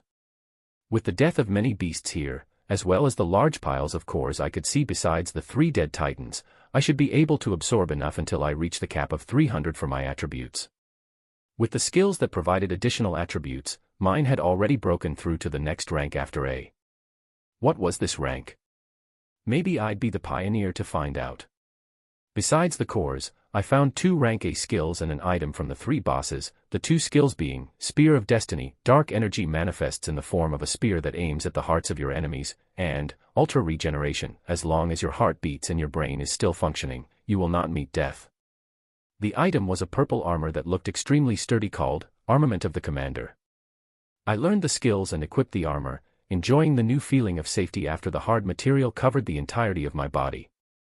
I went back towards the city after that and met many hunters that were prepared for a fight that was finished. I nodded at Elizabeth and went back with her into the military sector to listen to the updates they had received so far. The news was grim, with many deaths and some cities that couldn't be reached. A monster that exceeded rank A had taken over countries in the United Federation, and the threat of the horde of beasts with the terrifyingly large turtle that was most likely of the same rank as the one appearing in the United Federation had its horde increased in size and was accelerating towards the Empire. I listened to all of these pieces of information and knew what I would be doing from now on. There was no time to waste, so I used my newly formed influence in the city to get many things in order. The first thing was to procure more storage rings, and I was able to find 2 more rank B and 3 rank C rings from the military inventory, bringing my total collection of storage rings to 5 rank C, and 3 rank B. Half of these rings would be filled with food and daily necessities as I was planning to leave the city, roam the barrens, and give aid to any other existing cities while going towards the monster horde heading towards us. Specialized hunters from the Empire would be doing this within the next few days, but I would move out first. This responsibility did not feel that heavy on me, as the strength I had more than made up for it. I knew that my focus was blank for a reason, and it wasn't to waste it away just clearing dungeons in cities and being entertained. I made this clear to the rankers that were standing atop this city, and their expressions turned somber as they heard. Elizabeth looked at me and spoke, "We will reinforce and meet you at the outer perimeters of the Empire as things are being settled. The information shows that the horde will reach the outer perimeters in around a week." She spoke with conviction, looking straight into my eyes for the first time in a while. I nodded at her and moved along to secure other matters before I began moving.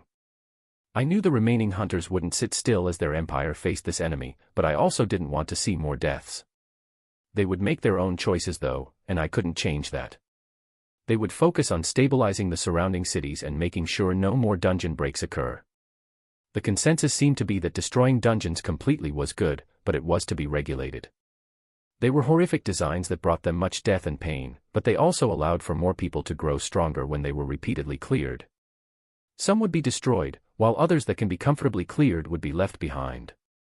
It took an entire 3 hours after this until I was ready to leave. During that time I had chosen more rank B skills from the military inventory and the ones that had dropped that I hadn't learned yet. The newly gained skills mostly augmented my damage and defense further. They were, Greater Flame Penetration, Burning Soul, and Elementalist, that respectively reduced the flame resistance of enemies, seared their core with flames and caused more damage when using element-based skills. Hard Body, Diamond Skin, and Elemental Mirror, all boosted my defenses even further, making my body seem out of this world with the colors and textures if I had not been keeping active skills like Stealth and Shadow Veil, that hid all the iridescent colors and effects. The remaining time was spent stuffing the storage rings with all sorts of meals that I had prepared, from the steaks I liked to non-perishable foods that could last me more than 2 weeks. After that was the somber military burial for the death of many soldiers and vice admirals across the city that put their lives on the line. One particular soldier being honored was Vice Admiral Magner, his death causing a large gap that would not be filled anytime soon. Once all of this was done and I was ready to go, I was met with a row of soldiers and hunters sending me off. I would meet them all again soon enough when they begin moving towards the beast horde, and didn't know who would be lucky to come out alive from that fight. Elizabeth stood at the forefront while I flew away, only telling me to be safe and wait for them before facing off against the enemy. I couldn't begin to understand what she was thinking, and I myself didn't have the luxury of getting emotionally sidetracked right now. Who knows, maybe after everything was over I would put in the time. I flew away from Star City and went towards the desolate barrens where monsters roamed free. Dungeons didn't only appear in cities, and they would be all over the land.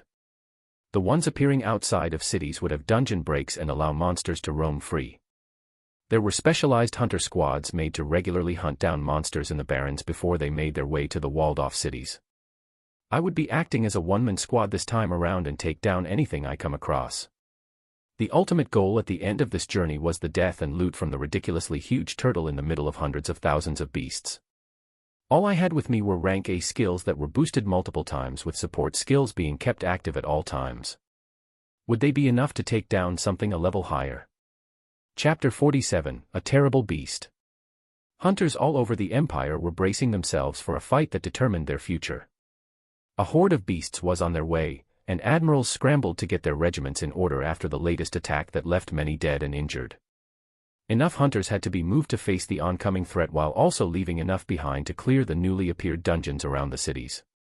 There were enemies all around, with not enough people on hand. Higher-ups of the Empire had slightly less despondent thoughts as intel regarding a particularly powerful hunter made its way to the top. The hunter had faced crowds of monsters that were about to besiege Star City and took them all down single-handedly. With the addition of top hunters like Steel Mikhail, they felt like they could still come out of this predicament in one piece. Commands were quickly given as pieces began being moved. They were tired and fearful, but they would not give in. They would fight until their last breath if they had to. Cities gradually became stabilized as hunters began moving to the periphery of the Empire to meet the coming enemy. The United Federation was in a dire state after the recent attacks. 3 of its countries had already fallen into the hands of a powerful black dragon that killed anyone that defied it. The terror of this dragon was just beginning as it began making movements. It had many underlings beneath it that looked like a mixture of humans and lizards, as well as smaller reptiles that looked similar to it but had no wings. The black dragon's first movement made many despair, as it commanded the human hunters that healed under its strength to form into a force that attacked the surrounding countries. It had many beasts under its command to use, but it was mostly using humans to fight other humans for its dominion. Scenes of hunters facing each other in battles had already started, causing a sense of defeat from any parties that came out alive in these battles. Both were fighting to defend the lives of the people in their countries, with one side trying to protect the millions that were already subjugated under the Black Dragon's forces. Any dissent from them could cause the death of millions of people with just a word from the terrible beast. Leaders in the Blessed Empire were observing this situation while providing support to the United Federation for the first time in a while. Resources were spread thin as hunters had to be sent towards an impending horde to the south, others to remain to protect the Empire itself, and some to be sent towards the United Federation. If the countries there all fell under the command of the Black Dragon, the Empire would be next. The Dark Sword, Kazuhiko, was feeling a different emotion for the first time in a while. It wasn't the usual apathy and disinterest that he felt even after the apocalypse occurred. He had naturally awakened and risen to become the most powerful hunter of the United Federation as time passed. He had cleared dungeons, faced Rank A Titans, and done everything his teenage mind had ever dreamed of. But he was quickly bored again. Even after dungeons appeared en masse again, the Rank A bosses from the dungeon breaks quickly fell under his sword. But now, something different was occurring. His blood boiled as he saw the images of the huge black dragon that was making its way to the center of the United Federation. He felt like this huge beast would be a sufficient opponent for him, but he also knew his limitations. Even though he was a battle junkie, he still wanted to keep his life. The beast they were going against was a rank above his, with thousands of beasts surrounding it. This was why he was leading the hunters of the Federation that would be standing against the Black Dragon and his forces. He looked down on the humans that submitted to the beast's power. Where was their pride for them to stand down so easily? A man should fight to their last breath. Even if the entire team he was leading was to be overpowered, he would not submit under the rule of beasts.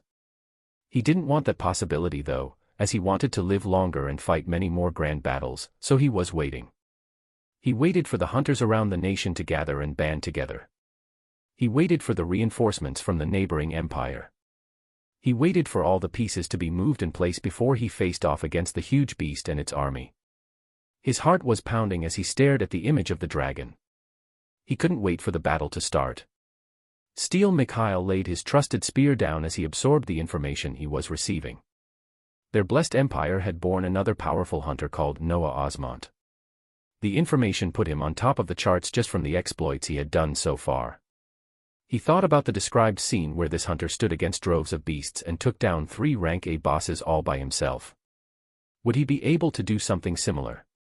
He required the help of other hunters stationed in the capital to take down the rank A bosses that had appeared because of multiple dungeon breaks. He had mages healing him and other hunters contributing to keep them busy while he dealt killing blows. Yet Noah seemed to be doing the work of multiple hunters all by himself. He withstood the attacks of a titan and came out alive, used highly offensive spells to take it down while also healing injured hunters he came across. He was truly powerful. Mikhail wasn't feeling any form of jealousy or envy from his title as the strongest hunter of the empire going to someone else. He loved the land he was in and would do anything for it. Having stronger hunters was naturally a good thing.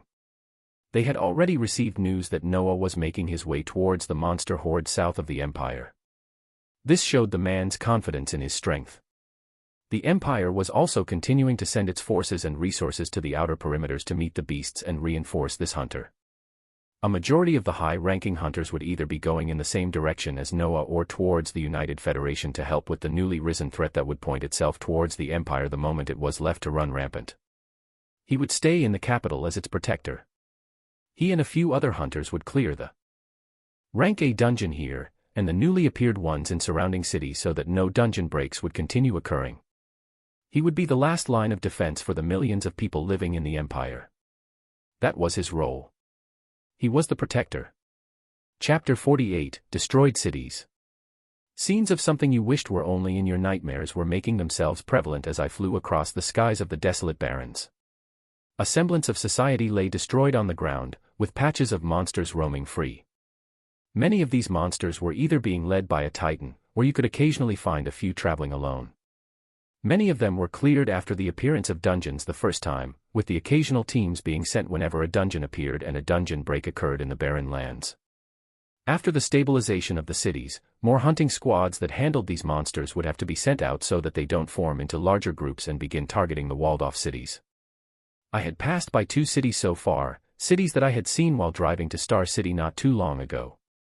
Their serene atmosphere was broken as you could see destroyed buildings and smoke, but they were still standing.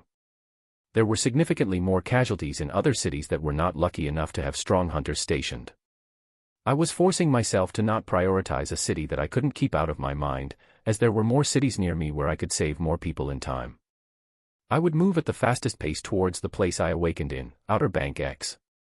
The 2 cities I passed were still trying to clear any monsters running around inside, with a few patches of monsters slowly getting together outside the city walls.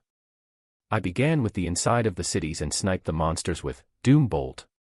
Hunters would be chasing the beasts only to see of a flash of lightning and a charred corpse right after, looking to the skies to see my figure flashing away with instant transfer to my next target. When I was met with any titans grouping monsters together, I cast Spear of Destiny towards them. A dark palpitating spear more than twice my size would form and strike down towards these large beasts, nailing them to the ground. Rank B bosses required 2 or 3 hits of this spear that always aimed at their chest before a bloody hole appeared, where their hearts used to be ruptured.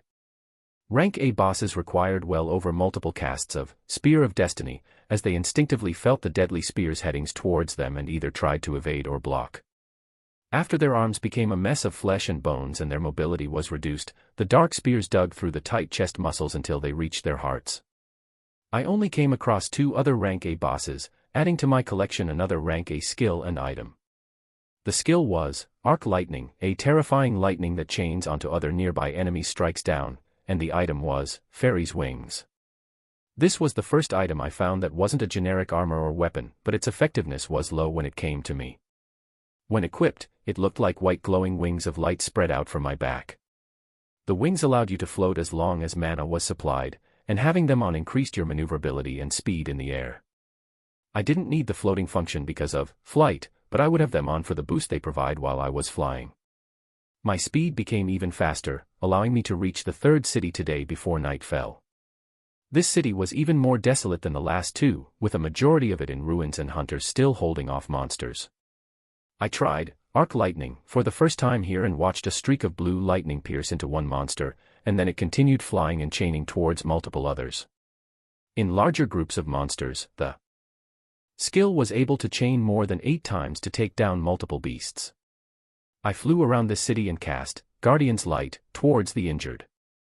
My figure that was flying through the skies releasing golden lights while having glowing wings outstretched behind only made me stand out even more.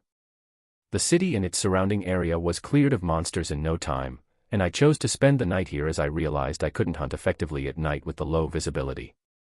When I took the journey to Star City last time, it had taken us the entire day from Outer Bank X to get there. Yet now, I was only halfway through to Outer Bank X as I worked to take down groups of monsters and aid the struggling cities I came across. At the same time I was clearing any dungeons that were high risk so that another dungeon break didn't occur. After seeing the state of most hunters in the city, I also gave out the many rank B skill books, items, and cores I didn't have need of to raise multiple rank B hunters in the past 3 cities that could effectively handle the new dungeons that arose. I would reach Outer Bank X tomorrow, but my head was aching from what I might see when I get there. More than a day had passed since dungeons appeared en masse again. If a city was faced with strong monsters, its outcome would already be decided by now. I hoped for the best, but I prepared myself for the more than likely scenario of destruction that I might see tomorrow. I wanted to keep to myself tonight, so after flying around this third city and healing any that were badly injured, I found a destroyed building to get into to sleep for the night. I went into a high-rise building that was badly damaged and found an enclosed room to stay in where I took out some of the food in my storage rings and finally ate something today while thinking about the future. Early in the morning when dawn broke, I rose from the destroyed building and continued my way towards Outer Bank X.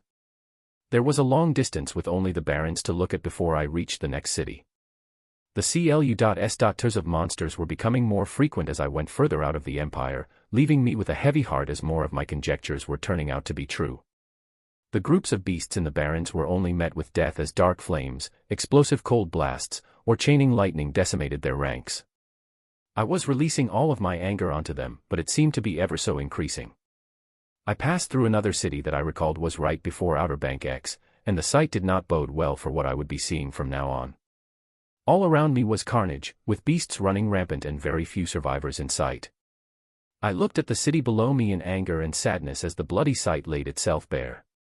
Lightning rained down as it chained from beast to beast, destroying anything it came across as my rage continued to build up. I was angry at the beasts, but I was also angry at myself and many others in the Empire. The most powerful hunters were stationed and concentrated in the cities further inland. It seemed only natural as they held higher-ranked dungeons and they were required to clear them. Even I left Outer Bank X to go to a core defense city that held higher-ranking dungeons. But this natural thing meant there were very few powerful hunters in the outer cities of the Empire. Nobody had ever expected dungeons to appear en masse again, but they did. With these cities having a few rank B hunters and many more lower-ranking ones, how could they handle it if a rank A dungeon appeared and a dungeon break occurred? Unless they were lucky enough for more powerful hunters to naturally awaken and take the lead. In defending them, some cities faced complete destruction. Similar to the first advent of the apocalypse, many deaths will occur throughout the world until those truly powerful begin to fully mobilize. The only sliver of hope was people hiding in underground bunkers as the monsters roamed above them, only left to wait for a chance of survival. I looked at the destroyed city while taking down the beasts in the most excruciating ways possible, hoping many people were able to hide themselves and bunker down in some of the purposefully created shelters. Chapter 49, Rage Against an Unknown Enemy. The process didn't take too long as extremely terrifying rank A skills rained down on the beasts until all that was left was charred or mangled bodies. I repeatedly used War Cry while flying across the skies to see if there were any people lucky enough to evade the rampage of the beasts. I already observed some underground structures broken through and the people huddled inside killed, but expected some to be luckier in such a large city. A few hunters and people began rising out minutes after I began using War Cry, fear and despair on their faces as they looked at the city they used to know.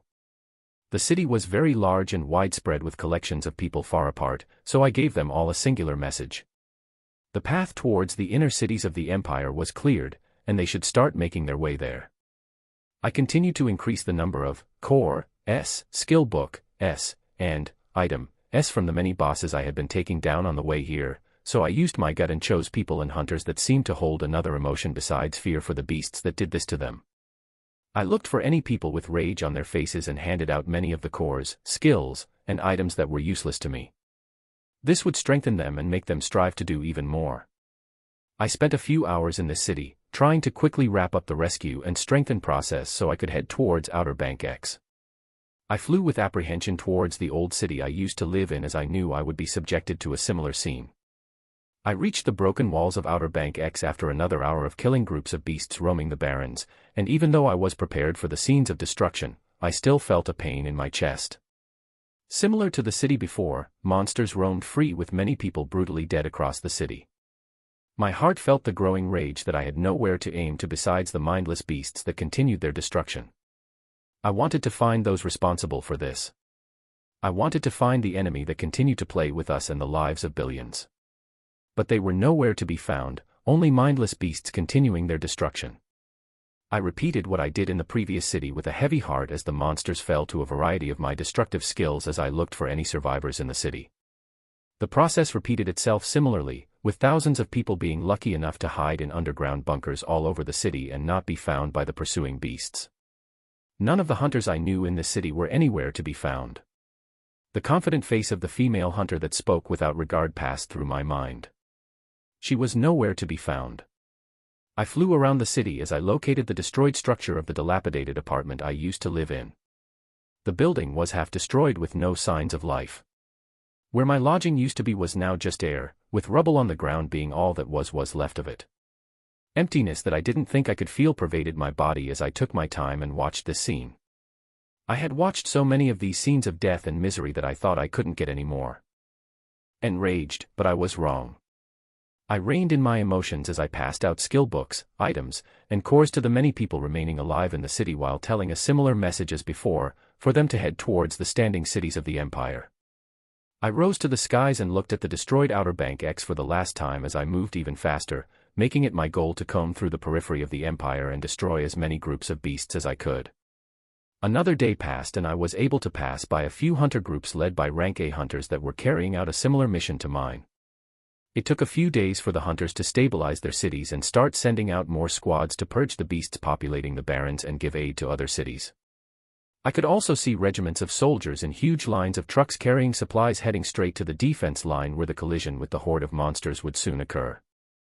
I helped any hunters and people that required aid while giving out skill books to awaken even more hunters that still had the will to fight. I was killing so many monsters of lower ranks that the many rings I had were nearly filling up, making me very generous in giving away the resources I held. I would give more than half away whenever I came across regiments of soldiers led by vice admirals or admirals. They would be putting their lives on the line soon enough, strengthening their ranks before this fight would still be beneficial. The blessed empire was large, with many cities populating it, but I wasn't moving alone in the empire. The cities and people that could be saved were saved in the next few days, with more and more hunters congregating to the last defense line getting ready for the brutal fight. I was able to take down 5 more rank A bosses while moving these past few days, providing me with an abundance of cores that brought my attributes all the way to 304, vitality, and strength, even without putting the attributes from the support skills into account. The rank A, focus, attributes were given to the military as I still had no use for them, the blank attribute not changing the slightest no matter how many I absorbed. 3 skills and 2 items also dropped from these rank A bosses, the skills being, Void Slash, cut the area in front of you with a swing of your sword, Expansion, burn your energy to expand your body to its limits, and Pain Resistance, the perception of pain in your body is dulled. I learned the Expansion and Pain Resistance in a blink and put away Void Slash that I wouldn't be using for now. I could use both of the items, one being a rank A storage ring and the other was Emperor's Boots, granting me a boost in speed that further enhanced my already fast flight. The time was quickly approaching as the horde neared the empire, and I went towards the defense line to meet the coming enemies head-on while trying to minimize the deaths of hunters as much as possible. They had erected a wall and trenches that stretched for miles left and right where many hunter soldiers were stationed. The Empire was preparing for this horde for a while now, and the sudden appearance of new dungeons and beasts had only damaged parts of the defense line that were repaired as soon as the hunters took back control. I placed the colorful, fairy's wings, into my ring as I flew towards one of the command centers. My figure put the already tense hunters on high alert, but ecstatic expressions rose on their faces as soon as they saw it was me. I had been moving across the Empire rapidly these past few days, becoming widely known as more and more of the hunters I saved moved around. I had also met with the military regiments multiple times and provided them with the loot that was filling my rings, making many of the hunters in the military excited when I neared. I landed on top of the wall lined up with soldiers as I looked out to the wide expanse of barrens before us. A horde of hundreds of thousands of beasts would soon be upon us from this quiet stretch of land. Chapter 50, Collision Between Opposing Forces. As hunters prepared to face the monsters with the moving landmass of a turtle at the lead in the Blessed Empire, other hunters were banding together to stand against the tyranny of the Black Dragon in the United Federation. With the continued aid from the Empire, a coalition of forces was created consisting of hunters from each of the nearby countries and the Empire. The person leading this coalition of hunters was the Dark Sword, Kazuhiko. His power was renowned in the United Federation and he was among the strongest hunters to take the lead against the terror of the dragon. The Black Dragon continued to propagate its forces, increasing its influence towards the surrounding countries in the span of the week. The hunters from the overtaken countries had no choice but to listen to the commands of the beast that held the lives of their loved ones in its hands. The beast would not act a majority of the time, staying behind the ranks of its crowds of monsters and only stepping in whenever a powerful hunter was making a stand. Its power was destructive and nobody could stand against it. The combination of the Dark Sword, along with other peak rank A hunters, was what the forces were hoping to stand against the power of the dragon. Only time will tell, as the two forces neared one another. A collision between the coalition of hunters and beasts was imminent. On the defense line at the outer periphery of the Empire, a hunter was holding a long staff as he looked at the scene around him. To his left and right were rows of hunters holding mage staffs similar to his and even more holding exquisite bows in their hands. Below him were even more hunters holding a variety of shields, swords, and other close combat weapons. They were ready to put their lives on the line for the beasts that were coming. His hand that was holding the staff was trembling as he began to feel the ground beneath him to do the same. Dust was quickly rising on the horizon, signaling the coming of the monsters. The trembling hunter turned his head towards one of the command centers where he could see the powerful hunters of the Empire congregating. Standing on the lead of these hunters was a man with dark hair and a radiant fair complexion. His body donned an ethereal purple armor that vaunted strength. He stood at the forefront, overlooking the walls and the people with an expression that seemed to give off conviction. The trembling weapon in the hunter's hand settled just a little at this scene. He knew this hunter that assured the fears of many of the people here. His regiment was about to be overtaken by a pack of beasts led by a rank A titan on their way here, and this man appeared out of nowhere with powerful skills that took care of the beasts that were about to take their lives as if it was nothing. It was this strength that gave many hunters hope of seeing the next day in one piece. The dust on the horizon continued to grow larger as more small dots could be seen with the NAKEDI. As time passed, the small dots could be seen getting larger and larger at every step. The hunters were prepared, those with long-ranged weapons and spells protected on top of the makeshift walls, with hunters hoisting large shields and broadswords moving forward to meet the incoming enemy. The horde of beasts was becoming clear in the eyes of the hunters as a conglomeration of all types of beasts became apparent. From apes to lions, all the way to extremely oversized poisonous toads, they were all rushing towards them with eyes filled with bloodle.u.s.t. Their hearts became firm as they prepared to clash with the waves of monsters. Noah Osmont, the hunter that many people were placing their hopes on, rose in the air as the beasts neared. Other hunters with flying summons also filled the skies as a huge black eagle could be seen not too far away. A famous hunter was also seen with their signature white Pegasus, and even more hunters with bats or other winged beasts appeared. Skills were prepared as everybody felt their energy bubbling at full capacity. Much of the horde was now visible, and to the far back was a hideously misshapen turtle that had green pulsating spikes poking out of its hard shell. Its size seemed larger than 20 meters as it took world-shaking steps towards the crowd of humans in front of it, each of its steps shaking the land. Noah acted first as a cry rang out from him, invigorating the hunters all around and easing their fears. His hand rose to the skies as a long staff appeared pointing forward. Multiple 5-meter circles came to light in the air, dark red flames spurting out towards the incoming beasts as infernal purge was cast. The circles increased exponentially as time passed, making the skies above the beasts look hellish as the flames flew down towards them. Hunters saw this destructive power coming from their side and cheered, their spirits lifted as they prepared skills of their own. Chaos had begun as the flames reached down and burnt everything they touched. At the same time, blue streaks of lightning were shooting down, traveling through ranks of monsters as if they were connected by a rope. Arc lightning was also being continuously cast towards the coming beasts as they began falling in droves from the skills of just one hunter. Roar. A thundering sound was heard as the titan of a turtle spread its wide jaws open, and a green pillar of energy shot out towards the hunter, causing such destruction. Zoom. The green pillar of energy hit the air as hunters scrambled to move aside, Noah's figure disappearing from where it was and appearing even closer to the horde of beasts as other skills were cast. Immense dark spears began to form around him as Spear of Destiny was also used, when a drastic change occurred. An alarmed expression rose from Noah's face as people began to feel another source of power that wasn't coming from the turtle come to light. Something shot through the skies at extreme speeds towards the figure of Noah, smashing into him in less than a second. It felt like the skies had cracked as multiple defense skills were destroyed. Noah's body was knocked quite a distance back as it came to stabilize in the air. A grisly wound was on his body as only a mass of wriggling flesh could be seen protruding from his right shoulder. His entire right arm was gone. A pained expression rose from him as multiple golden lights began to descend and Ultra Regeneration was cast multiple times. The beast that had appeared in front of Noah had a humanoid appearance, but with wings and a stinger that shone in a piercing light coming from its body. It seemed like a grotesque mixture of a humanoid mosquito as it raised its sharp stinger upwards in an unnatural manner and licked the blood and flesh coming off of it. It was only 2 meters in size, but its power felt no less than the turtle moving on the ground.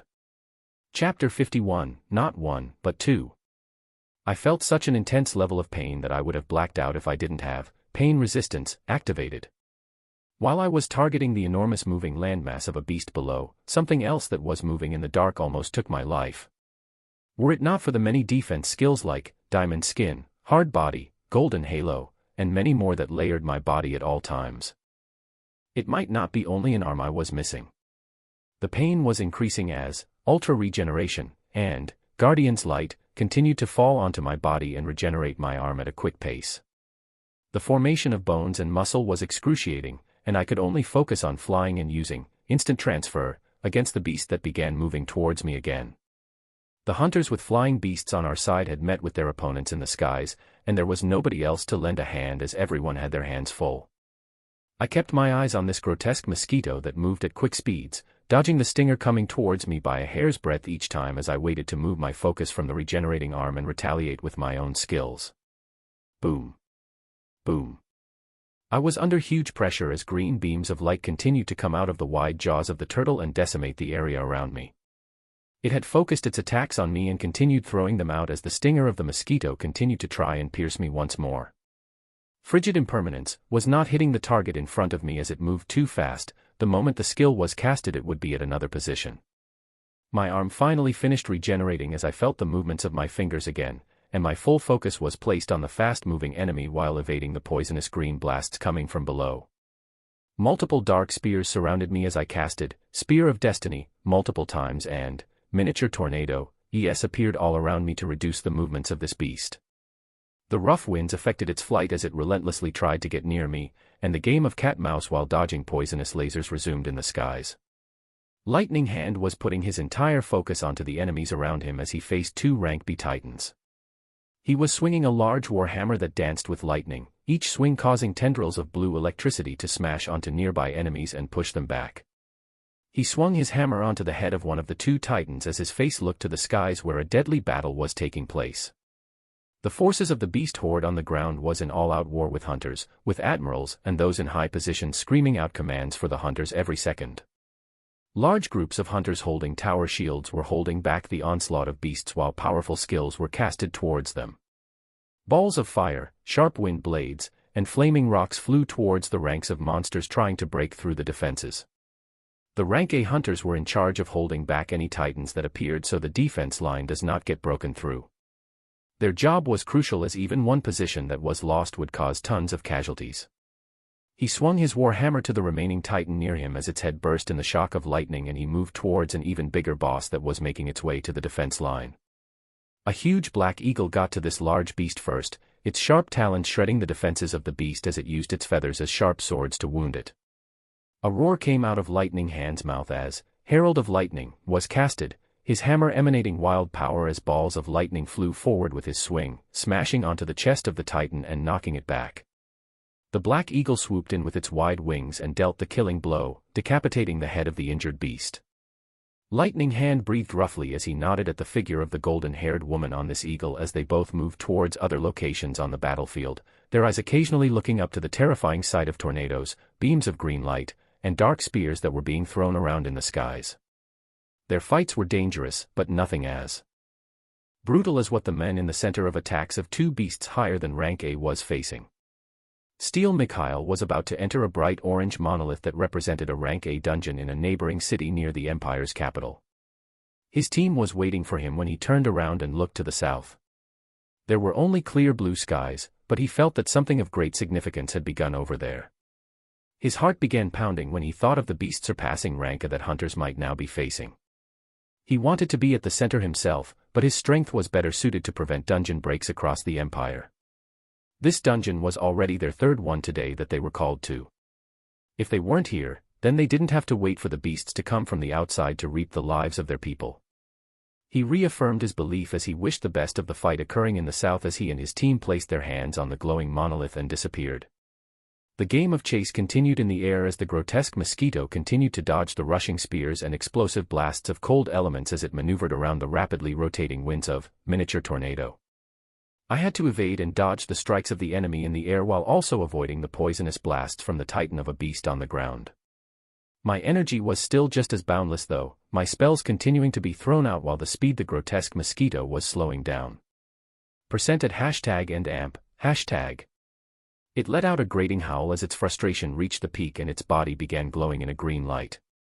My skills continued to rain down on the beast to prevent whatever it was trying to do. The green light surrounding its body became denser as it became faster and came at me with much more vigor. I thought about how I could get an attack to hit this beast as I watched it speed towards me. The only time it stopped moving even for an instant was when it attacked my body for the first time. My heart raced as a wild idea spread and I recklessly implemented it as I saw the stinger come towards me again. Time seemed to slow down as I shifted my body sideways but did not dodge completely, the stinger piercing through the right side of my stomach as my hands reached out to grab a hold of the beast which had its needle-like appendage lodged in my body briefly. 3 dark pulsating spears penetrated the body of the insect in front of me as a destructive blast of ice elements bloomed between us and blew both of us apart. I was prepared for the shock, Guardian's Light, and Ultra Regeneration, already being casted multiple times as I looked at the injured insect that leaked green pus all over its body. It was wobbling in the air as it began to pull itself down towards the humongous spiked turtle below, which seemed to have become enraged as more than 3 blasts of poisonous green beams were shot towards me. Chapter 52, The Sword Master. Kazuhiko looked at the opposing hunters before him as his katana thirsted for more blood. The inherent skill that gave him the strength to be where he was today, Sword Master, seemed to be calling out for more bloodshed. Yet, he saw the faces of terrified hunters that were putting their lives on the line and hesitated. These were the hunters whose countries fell under the tyranny of the Black Dragon and were forced to fight on the front lines of the war that continued to be waged. He looked down on the weak wills of these hunters and wanted to go back to the simpler times when he would cut down monsters without batting an eye. But it was human beings standing opposite him this time, making his blade hesitate. He didn't like this feeling. He understood their reasons, but that still wouldn't stop him from looking down on them. He was frustrated as he thought about what he should do while he watched the messy fight playing out, and the reptiles standing on 2 feet in the far back of the battlefield. They looked like a mixture of humans and lizards, having the humanoid figure with scaly skin and a thick tail coming out from behind. They held jagged blades on their hands as they struck down deserters and any hunters standing against them. The excited smile returned to Kazuhiko's face as he looked at these monsters that looked strong, especially the larger dragonman hybrid commanding them in the back. His katana was pulsating, ready to go, and he made his choice. He would strike down anything that stood against him, but he'll be softer on the enemies from the same species as him. He would try his best not to make critical strikes that would take their lives, and at most incapacitate them. But as for those beasts, his mouth curved up delightfully as his blade vibrated and he disappeared. A nearby hunter was knocked out cold and fell down with a thump, and a lizard man's head flew off as Blade Dance was activated. This was a rank A skill he had come across months back, and was one that he loved using the most. His figure moved across the battlefield as he carried out a dance between a man and a sword. He felt the rush as his body moved in an elegant fashion while serrating the necks of his enemies. Everywhere he passed, blood flowed. The lizardmen only saw a flash before their heads left their bodies, and the hunters felt a deep impact that knocked them out cold. In the chaotic battlefield, a surprising scene unfolded where an entire field of more than 10 meters went silent. Blood was gushing in the air as only a single man stood in the middle, rejoicing as the Blade Dance finished. The unexpected emptiness caught the eyes of one of the beast's commander, a huge lizard that looked closer to a Komodo dragon as it moved across. A long forked tongue slid out of its mouth as it sensed everything around it, its blazing eyes honing in on the only human smiling joyfully where his brethren lay dead. Someone dared to stand against them. Its thick legs smacked the ground as the jaws that could tear the sky snapped towards Kazuhiko. Kazuhiko looked at this large figure barreling down on him as his blood pumped. Yes. Yes.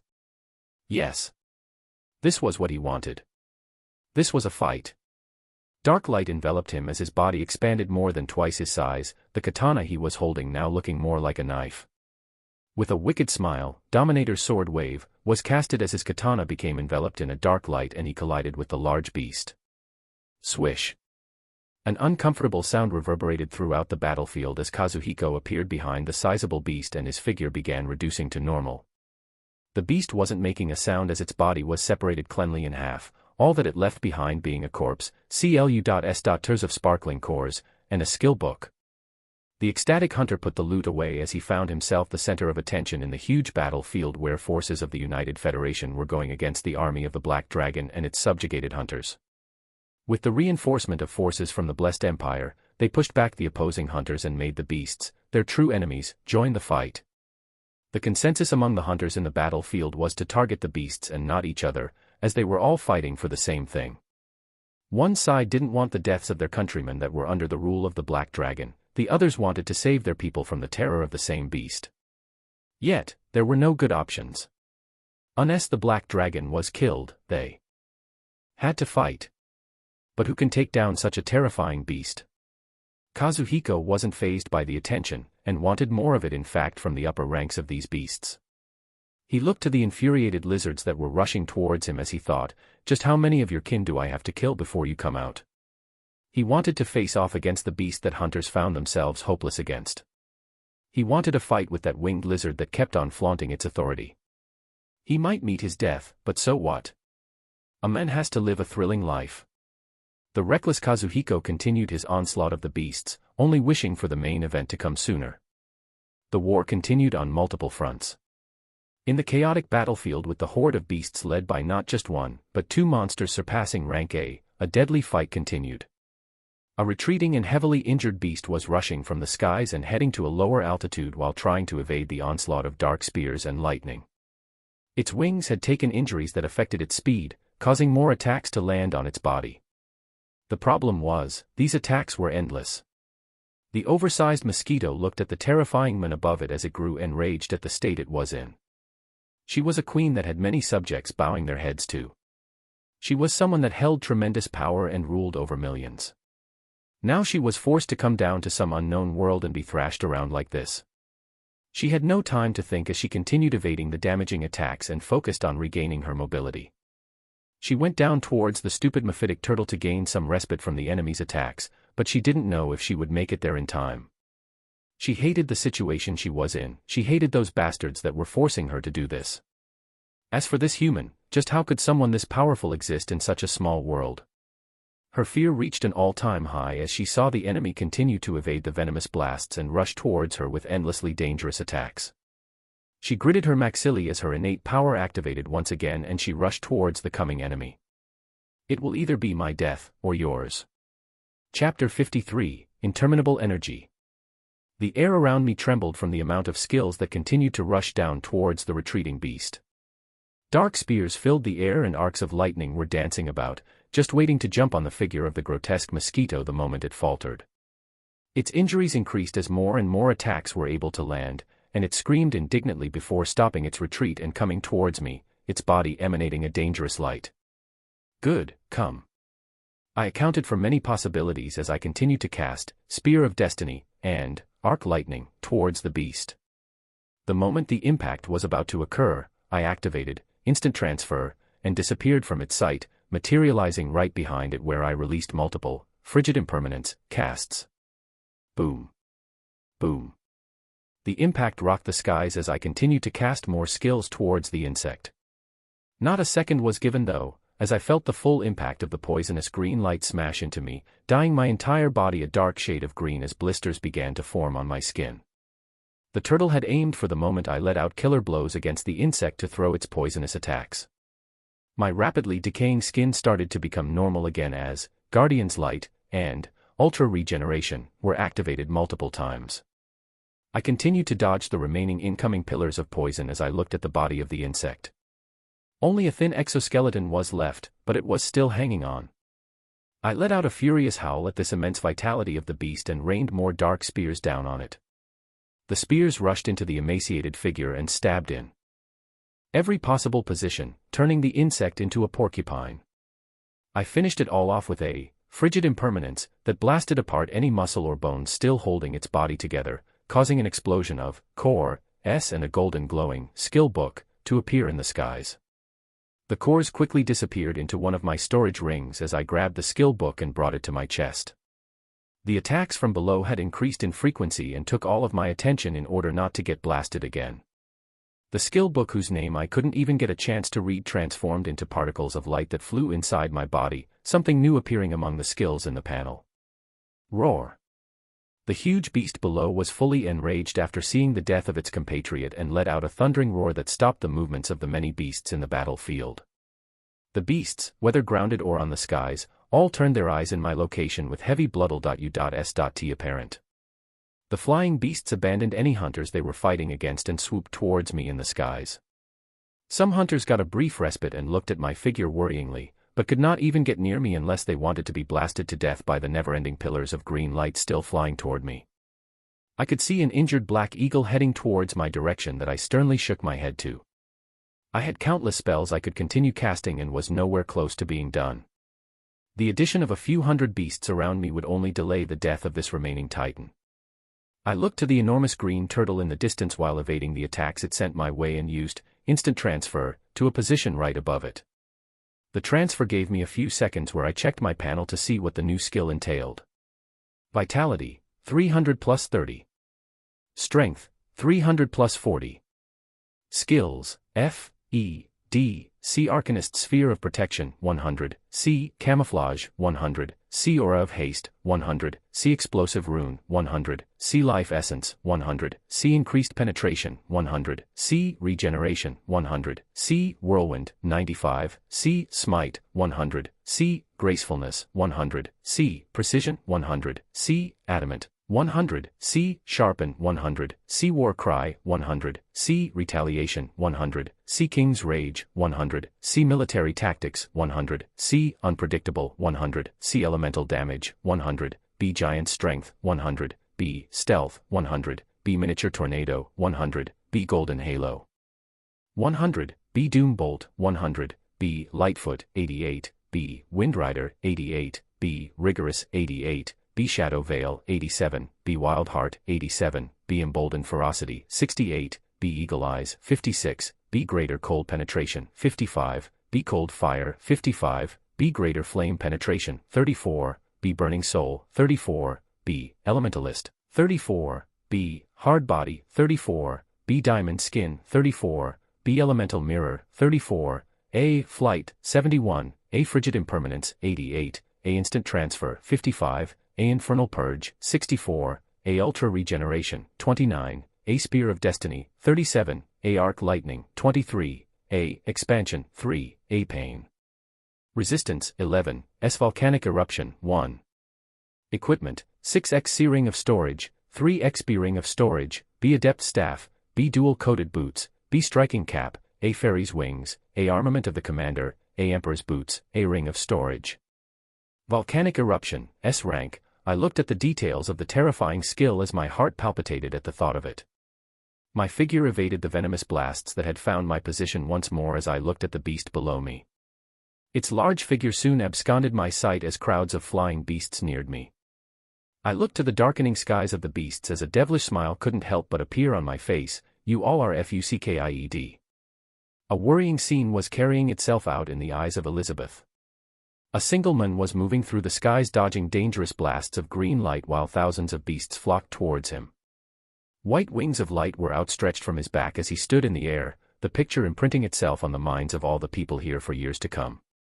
An eccentric painter could spend a lifetime making a piece of art that wouldn't be able to describe what they were seeing. The picture of the converging beasts in the air and the noxious turtle blasting attacks from the ground was coming to a standstill as the man rose his hands and winds of erratic energy began to leak out. The whole world seemed like it was shaking as a gruttle voice rang out of the battlefield.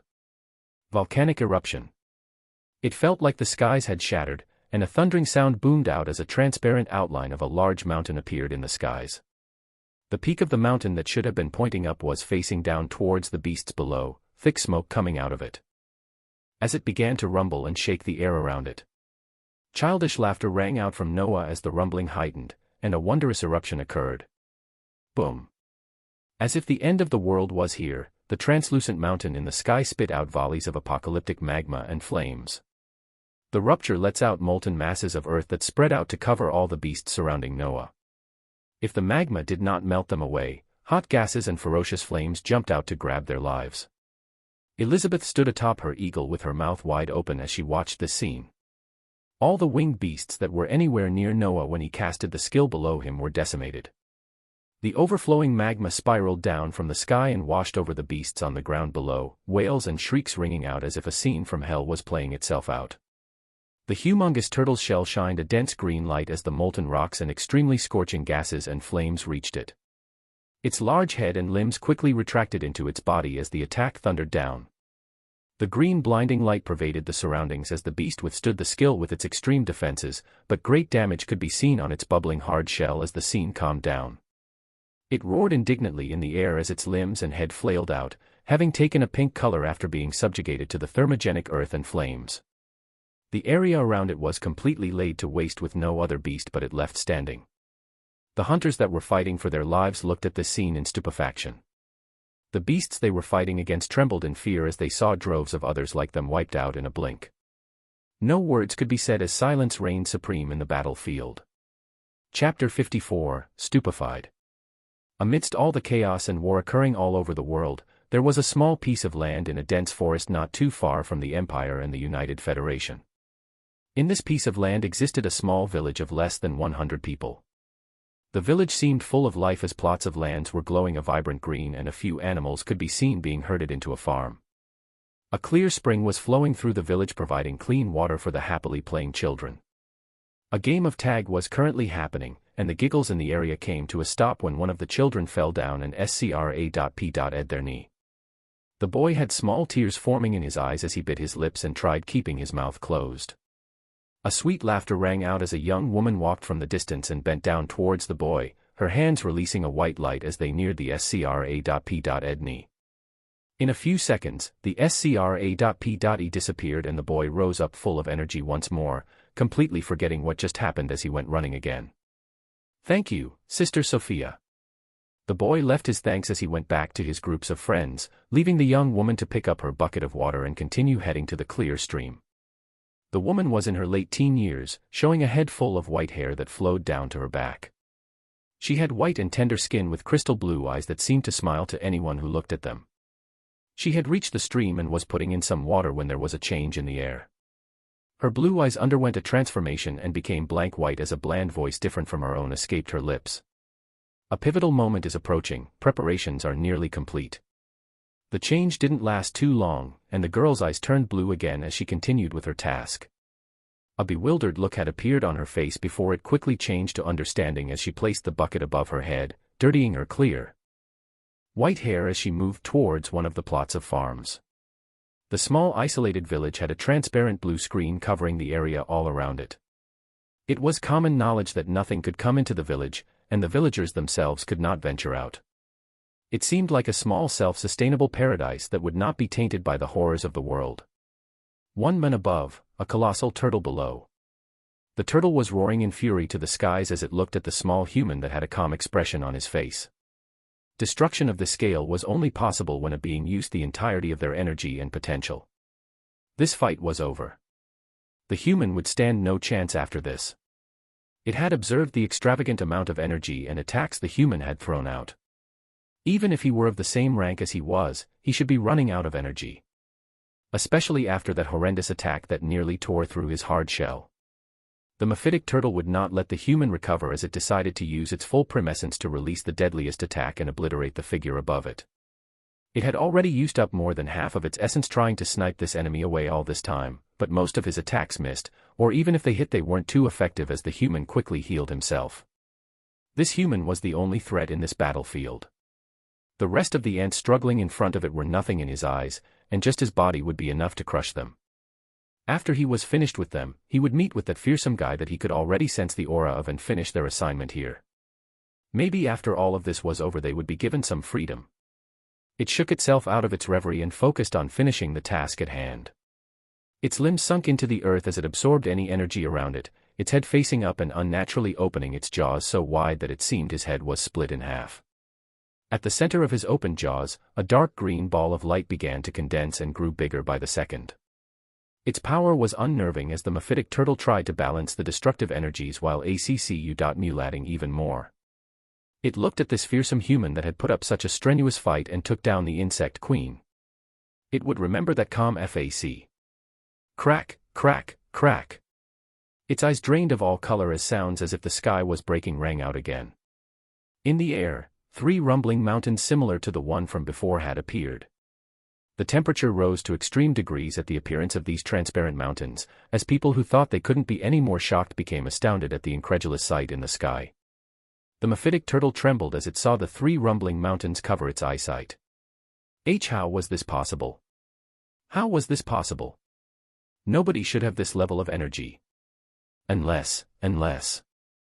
It looked at the figure in the sky in fear. The blast it was preparing in its wide-open jaws dissipated as a croaking voice left its jaws. Wait. Boom. The skies cried and the earth rumbled. Molten rocks and gaseous winds ravaged the field as any living thing remotely close was turned to ash. The hunters that were very far from the center of the beast horde were pushed back by the hot winds as the beasts they were engaging ran around disorderly. The destruction continued for the next few seconds as volcanic ash covered the sight of everything around it.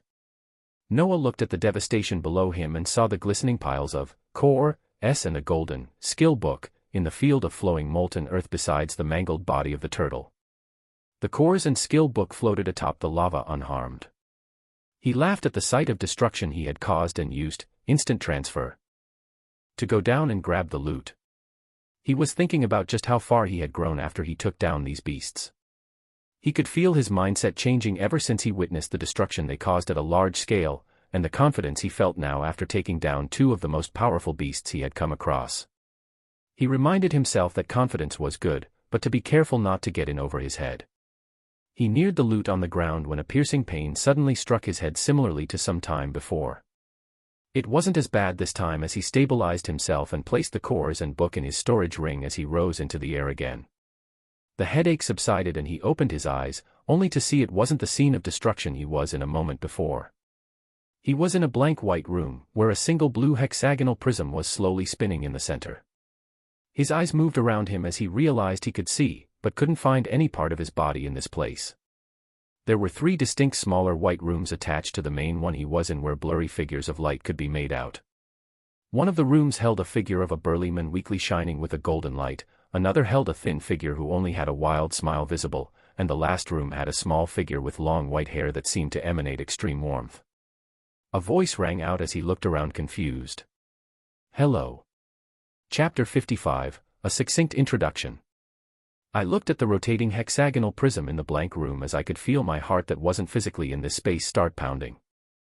I heard the bland voice that called out the greeting in my head as I looked away from the smaller 3 rooms and replied, "What, Air, who are you and where am I?" "I am, well, that is not consequential at the moment. You are in an isolated space where we can converse for the next minute. There is still a matter you have to finish before we can start the next phase of plans." I absorbed the words ringing out as I thought and asked, "What matter do I have to take care of first?" "The being plaguing the lands you call the United Federation. Its death would spell the dissolution of the enemy's plans, the regaining of control, and the beginning of our retaliation." Enemies. Retaliation. My non-existent heart was beating rapidly as I thought about all of this and asked one more thing before the scene in front of me disappeared. "Why did you pull me into this space?" The voice was quiet for a second before the static reply came out. "Besides telling you of the next direction you need to hurry to, it is to prepare you for the addition to the system of power that will occur with the death of the last major beast. You hold the most essence currently, so you will be the most affected.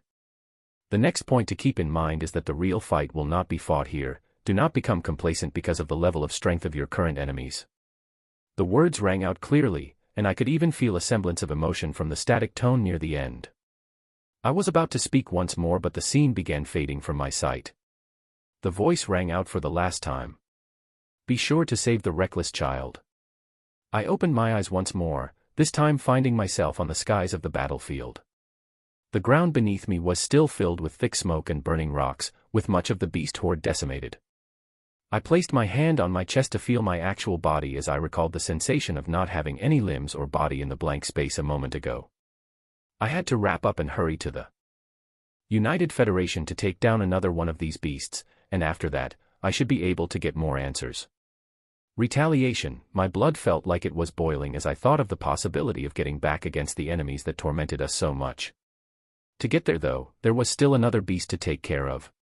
Before finishing the battle and cleaning up the thousands of beasts that were now without a leader, I pulled out the skill book I placed in my ring and read the description.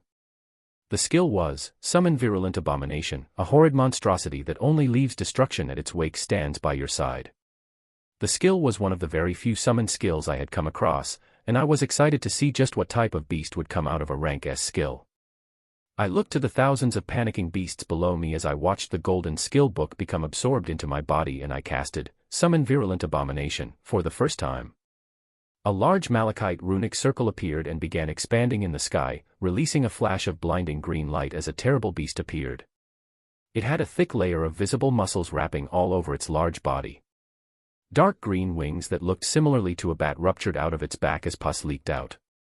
It looked like a very muscly, fat, and bloated humanoid that was more than 5 meters large. It stood imposingly in the air, the large and grotesque wings keeping it afloat as it hauled out. Roar! The thundering shout that seemed to scream an arrival blasted throughout the battlefield. I looked at this piece of work as I let out a command in my thoughts, and the beast disappeared from my sight. It had reached the groups of beasts on the ground in an instant, its large wings leaving gusts of wind and rotten smell. Boom! It landed with a tremendous impact that bloodied all the beast nearby as it continued moving at a speed even faster than my current speed while using flight. It jumped into the middle of the next group of thousands of beasts as its body contracted, before an eruption of toxic green gas pervaded outwards for an area of more than 10 meters, melting away anything standing into puddles of pus no matter what rank they were. The grotesque summon continued to move across the battlefield unhindered as it ripped apart any groups of monsters standing in its way. It was so fast and efficient that the clear rate I had when taking down beasts before then could not even compare. It didn't matter if the beasts were rank C or A, when its noxious gas spread out from its body or it spun around using its wings as blades, everything fell down. I looked at this horrible beast as it spread its terror across the battlefield and I wanted another one. I was shocked at the power and strength of these 2 rank S skills I had just gained. The first one caused a literal fucking volcanic eruption that decimated anything within an area of 25 meters, and this lovable poisonous summon continued to rip apart any monsters it came across as if they were paper. I could only summon one, but my heart was palpitating at the idea of summoning things just as terrifying and just watching them do all the work. I shook myself out of my dreams as I flew down towards the defense line where the hunters were still taking care of the remaining beasts and lent my aid. When I was close enough to the ground I could hear the shouts of cheering and happiness as skills continued to fly in the air. A woman on a black eagle had the brightest smile on her face as the beast she stood on flew down to help the hunters below. A man whose body coiled with lightning was swinging around a large hammer as boisterous laughs came out from him. I looked at all of this as I rained down more skills to take care of any remaining stragglers near the defense line as I let my newly gained summon continue its rampage behind us on the beasts that were currently running away. It was decimating them with such ease that I wondered how it would fare if we fought against another one of these rank S beasts right now. I didn't have too much time on hand, so after I saw the crowds of monsters thinning out and the hunters below breathing easy, I went towards Elizabeth to relay a message. I couldn't afford to revel in the victory right now, and had to begin rushing to the United Federation in an instant. I was wondering about this reckless hunter that gained the recognition of whoever that being was and whether they had anything closely similar to my power. Chapter 56, Pressed for Time. There weren't too many losses of hunters and soldiers on the battlefield because of the continuous support of high-ranking hunters, and the fact that I took the focus and attention of the two most powerful beasts the entire time. Healing mages were tending to the injured and government squads specialized for resource retrieval were going around the field collecting cores, skill books, and items. The poisonous summon had finished decimating the ranks of beasts after a while, and the only thing left on the other half of the battlefield were areas of molten rocks that were still bubbling with heat and corpses of corroded beasts. I told Elizabeth that I was going to rush towards the United Federation, and was met with shock as she asked me, "Are you not exhausted?" I laughed at this very normal question and chose not to answer as I gave my acknowledgement to Lightning Hand and the other officials at the command center. Before leaving, I asked for the country where the battle against the Black Dragon was currently taking place, and the intelligence officials gave me the coordinates of the country that was called King's Harbor. I knew the general direction to fly to so that I could get there the quickest time possible, but having the actual coordinates on my phone tremendously helped. I looked at the blue dotted location and how far I was as I itched to begin my journey right away. Even flying at my top speed, I didn't know how many hours it would take for me to get there. Would I make it on time before thousands continued to lose their lives? I told Elizabeth to relay my words as I flew off from the command center and landed on the large neck of the poisonous summon.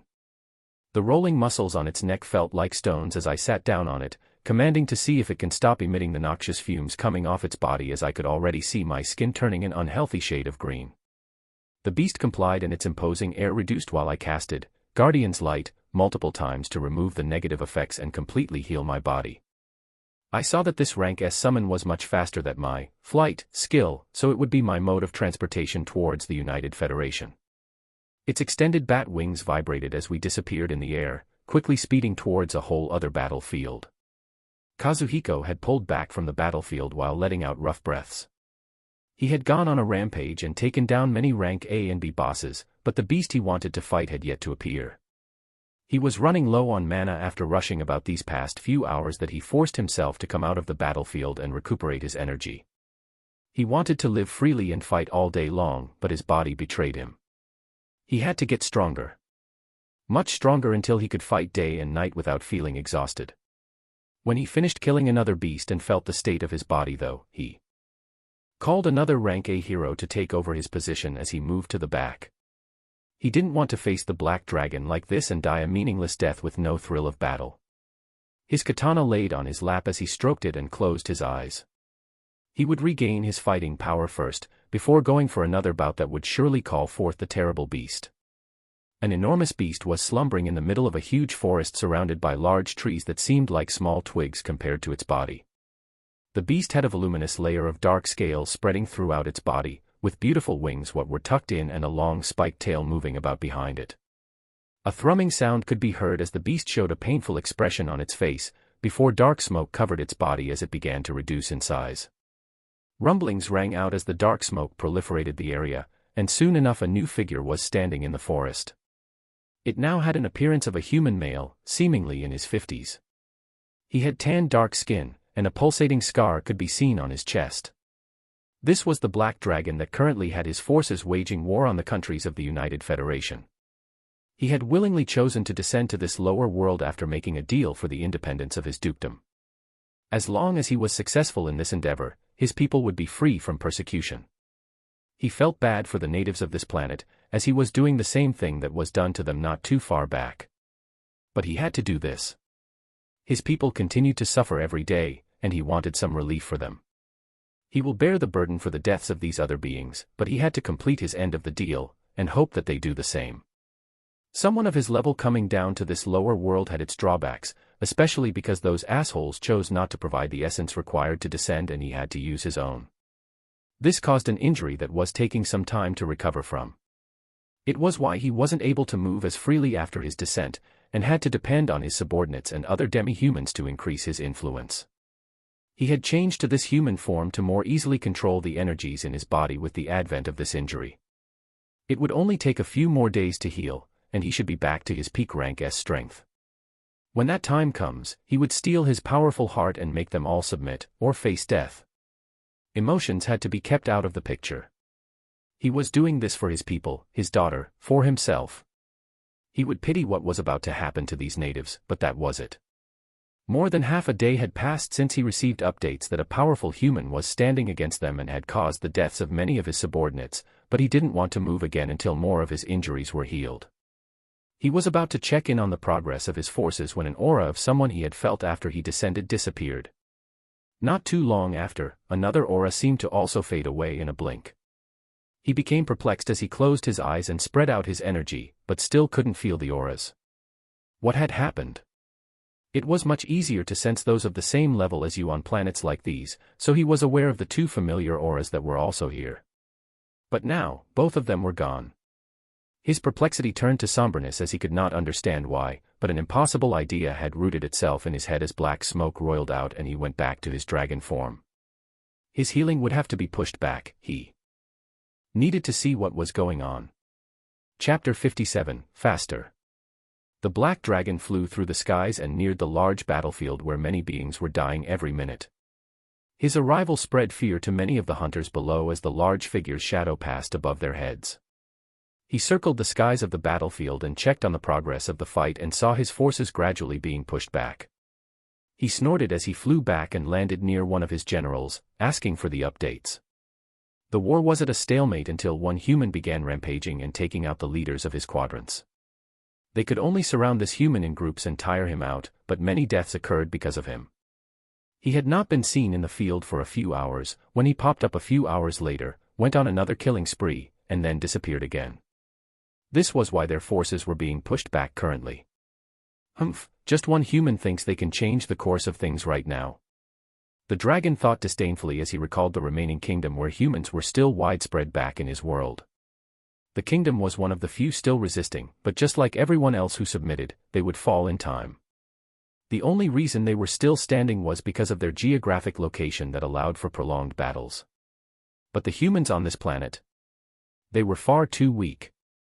The dragon rose in the air once more as he shouted commands and made his way into the field of battle once again. Pity for the lower natives was placed aside as he saw the deaths that continued to occur on both sides. If he kills them and breaks their wills in totality, he would reduce many more future deaths that will occur because of prolonged battles. He would put aside his injury and go all out, showing them a taste of true strength so this fight can end faster for both sides.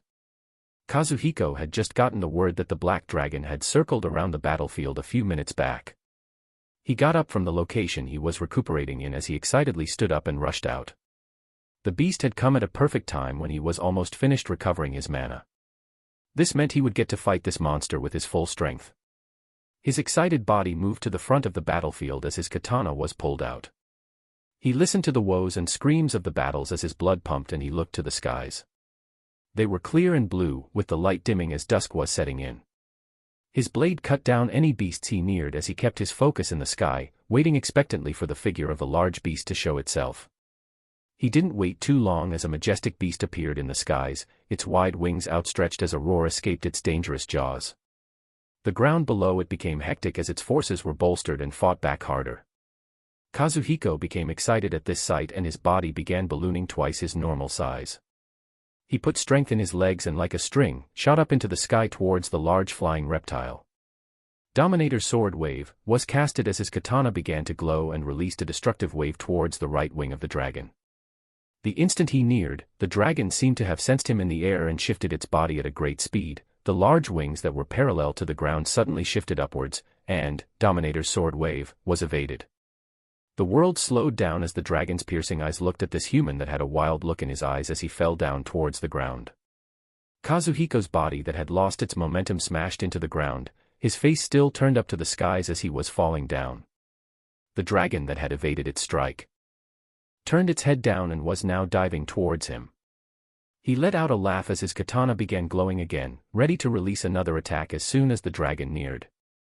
But, the dragon's dive was stopped prematurely as its wings spread out and it floated in their air, its wide jaws opening instead. Dragon's breath made its appearance for the first time in this world. Vroom.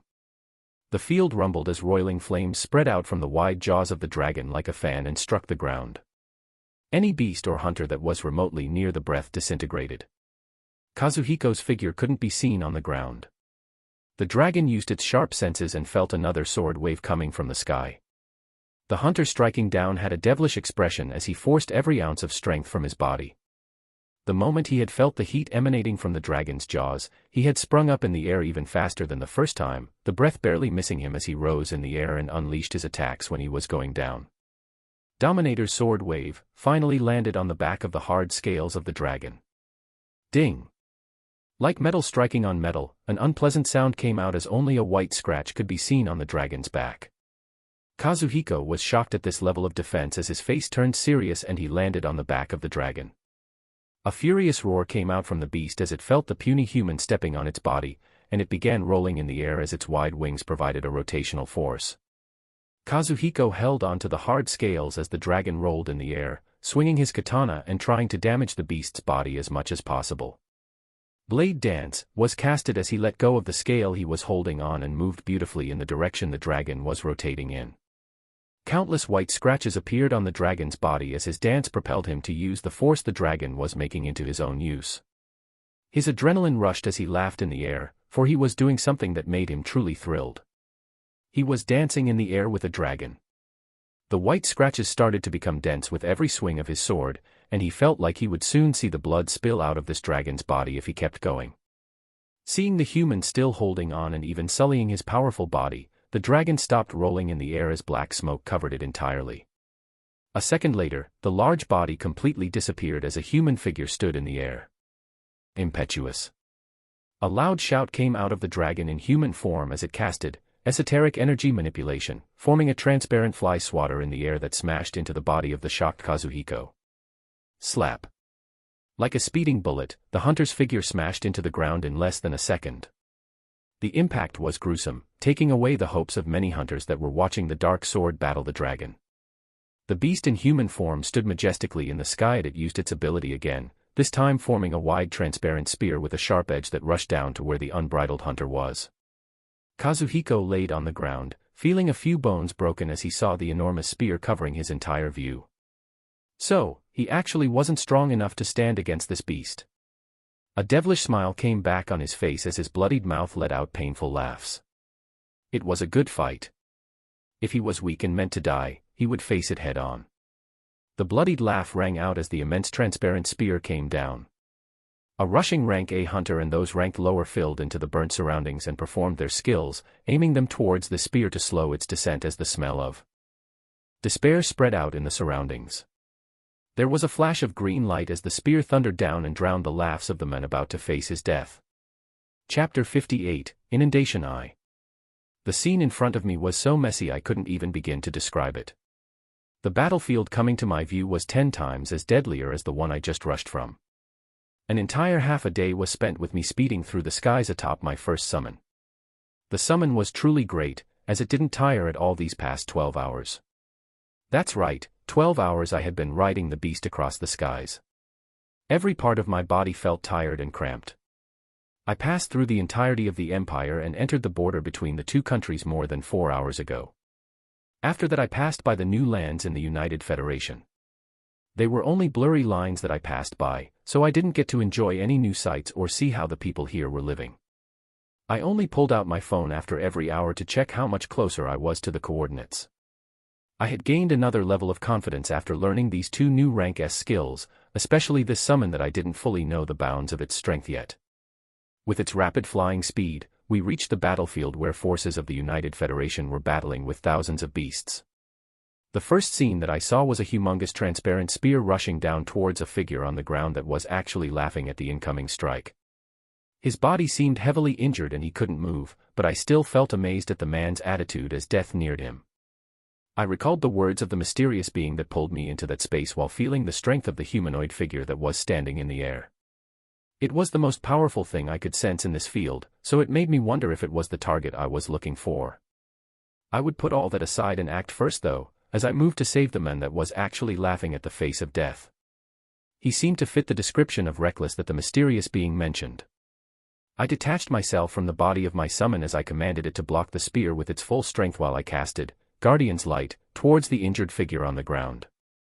A loud impact resounded as we fully appeared in the battlefield, grabbing the attention of most of the stronger forces as the 5-meter abomination came into view. Its steeled green muscles were shining in the light as it completely dispersed the heavy spear that was rushing down. The hunter on the ground let his laughs out easier as he stopped bleeding from the advent of Guardian's Light, and looked at my summon and I with great interest. I looked back at his figure that was standing up and asked just to be sure, "Is that thing up there the black dragon?" There was a pause as he seemed shocked at my nonchalant tone, before he answered and said, "Yeah, that's him." I nodded as I placed my full attention towards the humanoid figure in the skies that was letting out ferocious power without even moving. My summon had come back to my side in case I was to meet another beast that was too fast for me to notice. I was becoming confident, but I didn't want to be hit with deadly attacks that I could prevent. The figure in the sky looked to me as it spoke. "More and more of you just come out like cockroaches." It had a furious expression as it said this, and I wondered just what had the men below done to anger the beast this much. "Yes, sorry about that, I had an aim to save somebody and stop the rampage of a dragon, and it seems like I've completed one and now I have to move on to the other." Silence prevailed as my words seemed to have hit a nerve. The humanoid figure didn't reply as it used a skill and multiple transparent weapons began appearing in the air. The weapons ranged from spears, swords, hammers, and even fly swatters. They continued forming until they blocked the sky. I was amazed at this type of skill as I sent a command to my summon and used War Cry towards the surrounding hunters. "Move away from this area immediately, or you might lose your life." My voice thundered throughout the area as hunters scrambled away at the sight of the numerous sizable weapons that appeared in the sky. My virulent abomination spread its wings out wide as it disappeared and flew towards the dragon. A noxious blast erupted from it the moment it neared, dyeing the transparent weapons green. The weapons still in the air began to crack and disappear at a speed visible to the naked eye as the dragon was pushed back from the blast and looked over at my summon in shock. I was expectantly watching as I waited to see the power of this rank S summon, and how it fared against a genuine rank S monster. A loud howl resounded from the figure as black smoke roiled out and it quickly changed into the form of a huge black dragon. I looked at this figure in awe as the spiked hand of the virulent abomination neared and smashed into it, pushing the figure towards the ground. It really was a beast that was at another level, as it fell down briefly before rough winds flew out and it rushed in the skies towards the summon. Its wide jaws opened as a jet of flames colored the sky crimson, the fast strike directly impacting the virulent abomination. When the flames ended, the summon in the sky had its wings torn but still as lively as ever. Without the support of wings, it began falling until it smashed into the ground, releasing a hull towards the dragon in the air as noxious gas erupted all around it. Watching the summon withstand the extreme heat of a rank S beast's attack, a smile bloomed on my face. I watched its ruptured wings and raised my hands towards it, causing it to explode in a puddle of venomous blast as everything around it melted. The hunters had long since disappeared from the nearby area, only the stupidly courageous hunter that was laughing on the face of death being visible not too far off. He was holding tight a sharp katana in his hands as his eyes watched the ongoing battle with rapt attention. The moment the virulent abomination on the ground exploded, a malachite runic circle appeared in the skies as I casted Summon Virulent Abomination once more. A second passed as a brand new beast appeared from the runic circle, its wide bat wings and large green body as good as new. This confirmed the conjecture that only one could be summoned at a time, and I found another useful method of attacking as I recalled the dangerous blast the old abomination released as it exploded when I summoned another one. The dragon looked at our two figures with a deadly glare as it spoke. "I've played around with you fools long enough." Chapter 59, Inundation 2. I looked to the newly appeared human and the winged creature it was commanding. These natives actually had someone of this level of strength, surprising me even more. The human that had dirted my scales was about to die, only for this one to swoop in and save him in the last minute. The issue was that this new one actually posed a threat to me. Well, his beast did anyways. I had brought myself to the point of empathizing with the creatures of this world because of the similarity of events they were going through, but that was the wrong choice. If I wanted to be successful in my goal in this small world, I had to be ruthless. I have my own people to worry about. With that being said, I would take care of this threat in front of me first. My injury should not flare up as long as I do not completely go all out, so I started by casting my ability, Draconic Summoning. The usual ferocious winged half-dragons filled the air, their numbers growing to 100 in a blink. These would be used to keep the vile summoned creature at bay while I take down its master. That was the fastest solution after all. I commanded the half-dragons to attack, and the winged creature went towards them at high speed. It was powerful enough that a single strike from it melted through the body of my summons, and it released a poisonous gas that spread out and melted more than 20 of the half-dragons in a blink. I became even more serious seeing this, and I realized I only had a few seconds to make my move against the human. If he dies, the creature dies with him. My wings vibrated as I converged the wind elements around me and my body disappeared from my location, shooting towards the human in the distance. I passed the position in the sky where the poisonous creature was fighting against my summons, and knew victory was in sight as the creature would never catch up to me before I can take down its master. It was truly vile, as it had nearly taken down almost all the half-dragons, but the few seconds it bought me was enough. My chest rumbled as I let out another one of my fiery breaths towards the figure of the human. Voom. I felt an impact and left no room for mistake as I formed multiple pillars of purple lightning that also crashed wide at the location of the figure. When the explosion cleared, a surprising sight presented itself. The green creature was the one that could be seen at the point of impact. I was nearing its position so that I could finish off its master, but I met it instead. I tried pulling back as its poison was very powerful, but didn't succeed in time as the creature exploded. Ugh. Green smoke covered my body as I was pushed back. The creature had self-destructed and left me some breathing room, but it didn't last for long as another one exactly like it appeared in the air once more. Fucking come on. I was becoming furious at the large pool of mana the human seemed to have as my senses tracked him to a position far behind me. He must have escaped my breath and summoned the creature where he was so he could have it self-destruct and wound me. If I didn't watch myself in this fight, I might actually come out on the losing end. I wasn't too worried though as my strong life essence had already pushed out the poison that was attached to my body. Also, with the reckless way this human was using his energy to summon and unsummon his creature, he would run out soon enough and become my prey. To handle the newly appeared creature that was coming towards me, I reinforced my body with multiple mana barriers. This was a dragon's strength that many beings dreaded. Dragons had nearly boundless mana pools and an expert use of the mana around them, making it nearly impossible for someone of the same level to take them on. It would be the same against this human. Do you really think your mana reserves would match mine? The barriers stacked all over my body as my claws felt the impact against the winged abomination. Every one of its strikes destroyed some of the barriers protecting me, but I supplied the mana and restored them right after. The creature could actually match my speed as its strikes became more ferocious in the sky. Every few seconds, it would release a noxious blast of gas that almost teared apart all the barriers I had. The human watched the battle with rapt attention in the sky, meaning the summoning of this beast should be his most powerful skill.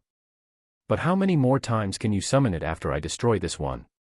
My body increased its size as my strengthened tail whipped out and smashed into the poisonous creature. The sharp spikes pierced through its hard muscles, and the creature clutched onto me as it exploded. Significant damage was taken from this blast, but I would heal from it in a few minutes. I looked up to the human to see if he had the reserves to summon another one of those creatures, but he stood still with a calm expression and rose his right hand towards me. Brilliant light covered my body as I healed the injuries and pushed out the poison at a fast pace as I prepared for the human's last-ditch attack. No matter how calm he looked, I knew he was only putting up a brave front. Come on. Bring your last attack.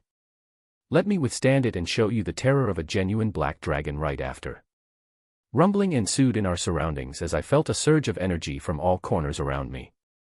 Energy that was in no way lower to my flagrant breath condensed above and below me, and to my left and right. Transparent outlines of shifting mountains appeared as they rumbled and the heat increased to an alarming degree with me at the center. Okay, what dash? Boom. Suffocation. That was all I felt as I continued to cast multiple energy barriers that continued to be shredded the moment they were created. Thick magma was assaulting me from both sides, the high temperatures searing my scales the moment I didn't replace the barriers fast enough. I felt extreme pain as the injury in my chest flared up and made the situation even worse. Huff. Huff. Huff. I released bated breaths as the decimation around me cleared. Half of my body was charred as I looked to the human above me in fear. I could help but let out a scream. What the hell are you? This thing, this being, he definitely wasn't human. Now that is just insulting. His same nonchalant reply came out, making the gears in my mind spin faster as I thought of options out of this. Don't start thinking too much, here's some more. He disregarded me as his arm stayed in the air, multiple rumblings resounding as transparent volcanoes formed around me once more and a green circle that brought to light the poisonous beast shined out. I looked at the sight in front of me in trepidation as I wondered, just what the hell had I gotten myself into? Chapter 60, Mercy. Hunters and beasts overlooking the battlefield had moved away from each other as they watched the apocalyptic scene. A majestic dragon was being cornered and showered with an abundance of unbelievably destructive spells. At the same time, a grotesque beast was pouncing on the dragon and shredding the scales on its body to a bleeding mess as its poison spread. The dragon crushed to the ground as one of its wings had been torn. Spurts of flames blew out of its mouth as the energy around it bubbled. The grotesque beast ignored all of this as it continued to rain attacks on the body of the dragon, its body releasing noxious blasts of gas every now and then. The strong body of the dragon gradually could not endure and a voice was heard. Please. My voice was low, but it was aimed at a specific person in the skies. My energy reserves were at the lowest as this horrendous creature continued its relentless attacks. The wound I incurred as I desked down had flared up and was causing me to not be able to focus. I repeated again. Please, stop. We were of the same positions. Our lands were invaded and taken over, our people forced to submit and pioneer other worlds. I just wanted to make things a bit better for my people. The man looked down at me coldly. His summon had stopped ravaging me for this instant. Do you know how many people you and your forces have killed? I turned somber as I heard this question. I know, but our hands were forced. We really were backed into a corner. I couldn't even bear the treatment that the royal family was receiving. How much worse would it be for the commoners? No. Your actions are your own responsibility. The man shook his head as if I were wasting his time. I had to try harder if I wanted to come of this alive. My brain was working overtime as I tried to find a way out of this. The beings that sent me here, they will send more once they know of my failure. I can work with you to fight off the ones that come in the future. Right.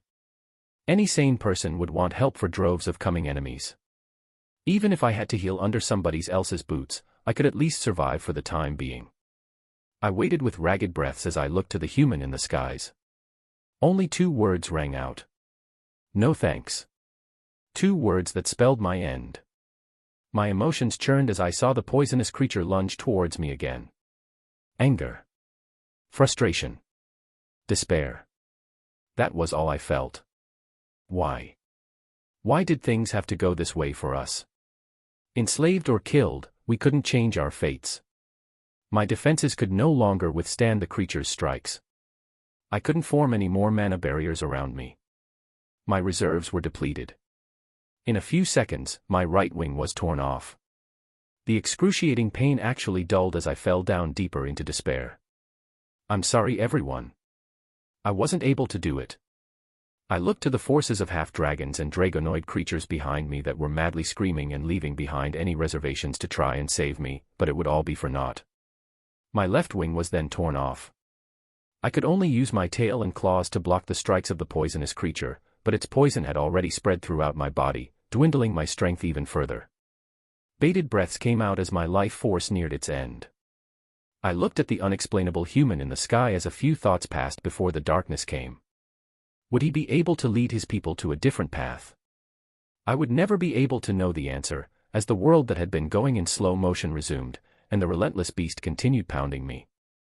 My vision blurred, and my eyes closed to meet the eternal darkness. I looked to the screeching beasts that watched their boss be torn to pieces by the virulent abomination. A moment after the dragon's death, the world had began shaking. I recalled the mysterious being's words as I commanded my summon to focus its rampage on the thousands of beasts rushing about in the battlefield. An uncomfortable feeling like a wound that was healing had begun spreading throughout my body as the world started shaking. I went to the ground to grab the cores and what seemed like a skill book that dropped while I observed the changes around me. The world's energy seemed to be bubbling and I heard the mysterious voice once more, this time more clearly, without any headaches. The hardest part is done, leave the rest to me. Do not resist the addition to the system of power that is occurring. When it is complete, you will have a multitude of options for your direction of strength. I nodded my head towards this mysterious voice as it mentioned things I didn't completely understand. I was expectantly waiting for the revenge the voice mentioned after this. The enemies behind this, if they sent their forces here, it meant that I would be going to where they were to have a possibility of revenge. So, where were they hiding? Vengeful emotions rose from my calmness as I recalled the pain I wanted those enemies to feel. I didn't spare the dragon, no matter what words he was saying, and I wouldn't spare any of them either. The changes around us increased as the virulent abomination continued to decimate the forces of the beasts around the battlefield. The small uncomfortable feeling I felt gradually intensified, and I stayed in the air as I waited for the changes to finish, and the surprises that would come thereafter. Kazuhiko was baffled at the level of strength that the newly appeared hunter displayed as he battled the dragon. He had thought his own strength was great, but he was completely wrong. His eyes shined as he looked towards this strong figure. If his memory did not fail him, this was the fast-rising hunter called Noah Osman from the Blessed Empire. The hunter had thrashed the terrible dragon like it was nothing, casting skills he never thought were possible. That was the strength he wanted, that was the goal he had to reach. In an unknown space, a mysterious hexagonal prism was spinning rapidly. It seemed to be working overtime as it controlled the energies of everything around it to bend down to its wishes. It felt violated when foreign invaders came and woke it from its slumber. It watched powerlessly as masses of its people were massacred. But it was young, and it learned fast. It began by making drastic decisions that beings like it would normally never do. It chose a few champions to stand against the invaders, and one of these champions was given a privilege that most knowledgeable beings in the universe would be shocked to hear. But this mysterious being felt like it still wasn't enough. So it was defying expectations and bending the rules once more to create a function that would make its champions even stronger. Essence was furiously being absorbed and used as a plain blue box that was showing blank attributes, skills, and equipment was getting a new addition right below it. Most of this essence came from this being's own reserves, with the rest coming from deaths of the many beasts that continue to meet their grisly ends even now. The death of the final S-rank beast gave enough essence to accelerate this process. This new addition flickered in and out of existence, almost as if there was a restriction preventing it from coming to life.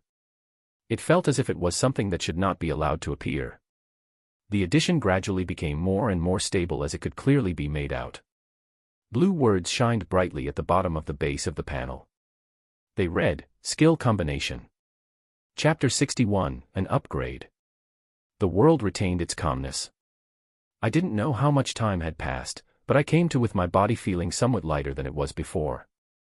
I wondered what had changed as I looked around me and saw hunters looking around in a confused manner while my summon continued its rampage. I observed the blue-boxed panel in the corner of my eye to see if there were any changes there. Nearly everything seemed the same, with exactly one simple change that was shining blue at the bottom of the panel. Skill Combination, combine skills of the same rank to bring out unknown power. Compatibility is the key. Limited to skills at 100 proficiency. I blanked out for a second after reading the description of this newly appearing function. I then looked at the multitude of skills in my panel that had all reached 100 as I began to feel excited. I thought I had grown powerful enough, but with this, I can go even further.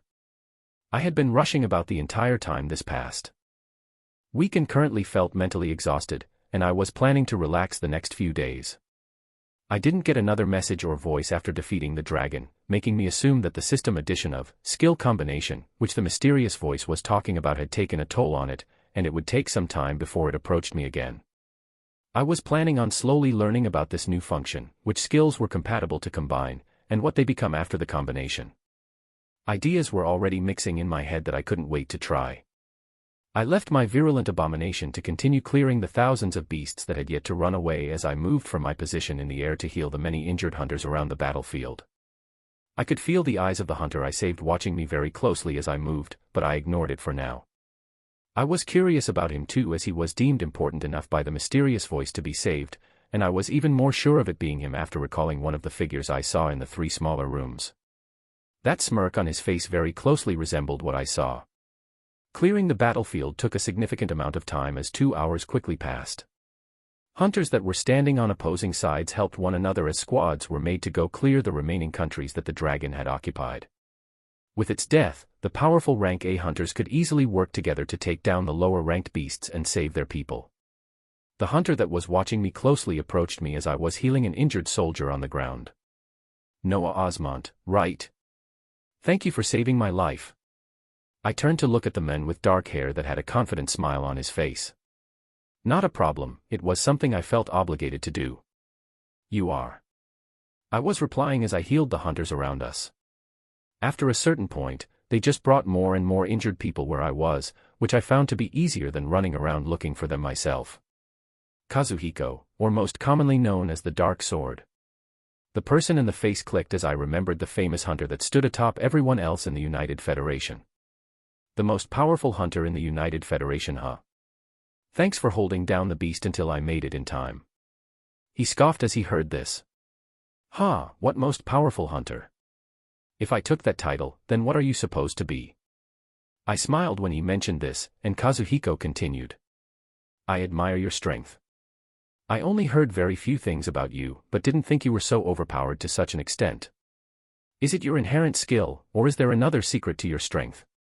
He really couldn't hide his aims as he asked this so blatantly, and I replied by telling him it was my inherent skill. His shoulders slumped for a moment before quickly coming up again as he talked to himself. "That's okay, it just means there is someone stronger than me that I can look forward to surpassing." The katana by his side seemed to vibrate as he said this, and I just listened while I finished healing the last hunter. After this, Kazuhiko pulled me aside while boisterously saying that after a hard-fought battle, we had to go enjoy ourselves. I was feeling exhausted and hungry after all this time and chose to go along. The virulent abomination had finished chasing down all nearby beasts and ripping them apart, so I unsummoned it far in the distance and watched it explode while releasing noxious gas for the last time. I wondered if I would find any compatible S-rank skills in the future to combine and make this beast even stronger. High-ranking hunters and officials took the lead to clear everything around the battlefield as Kazuhiko took me further inland. We bypassed the walled defenses and arrived to a large military compound not too far off from where the fighting was occurring. Kazuhiko walked in as if he owned the place and said a few things to the soldiers there, and we were soon seated in a dining area with drinks and foods being brought in every minute. An entire half a day of flying on the back of my poisonous summon and the constant fights these past weeks had exhausted me more than I thought as I enjoyed the ever-so-increasing feast in front of me. Foods that I've never tried before made their way into my mouth. There was a platter of something called yakitori that I couldn't get enough of.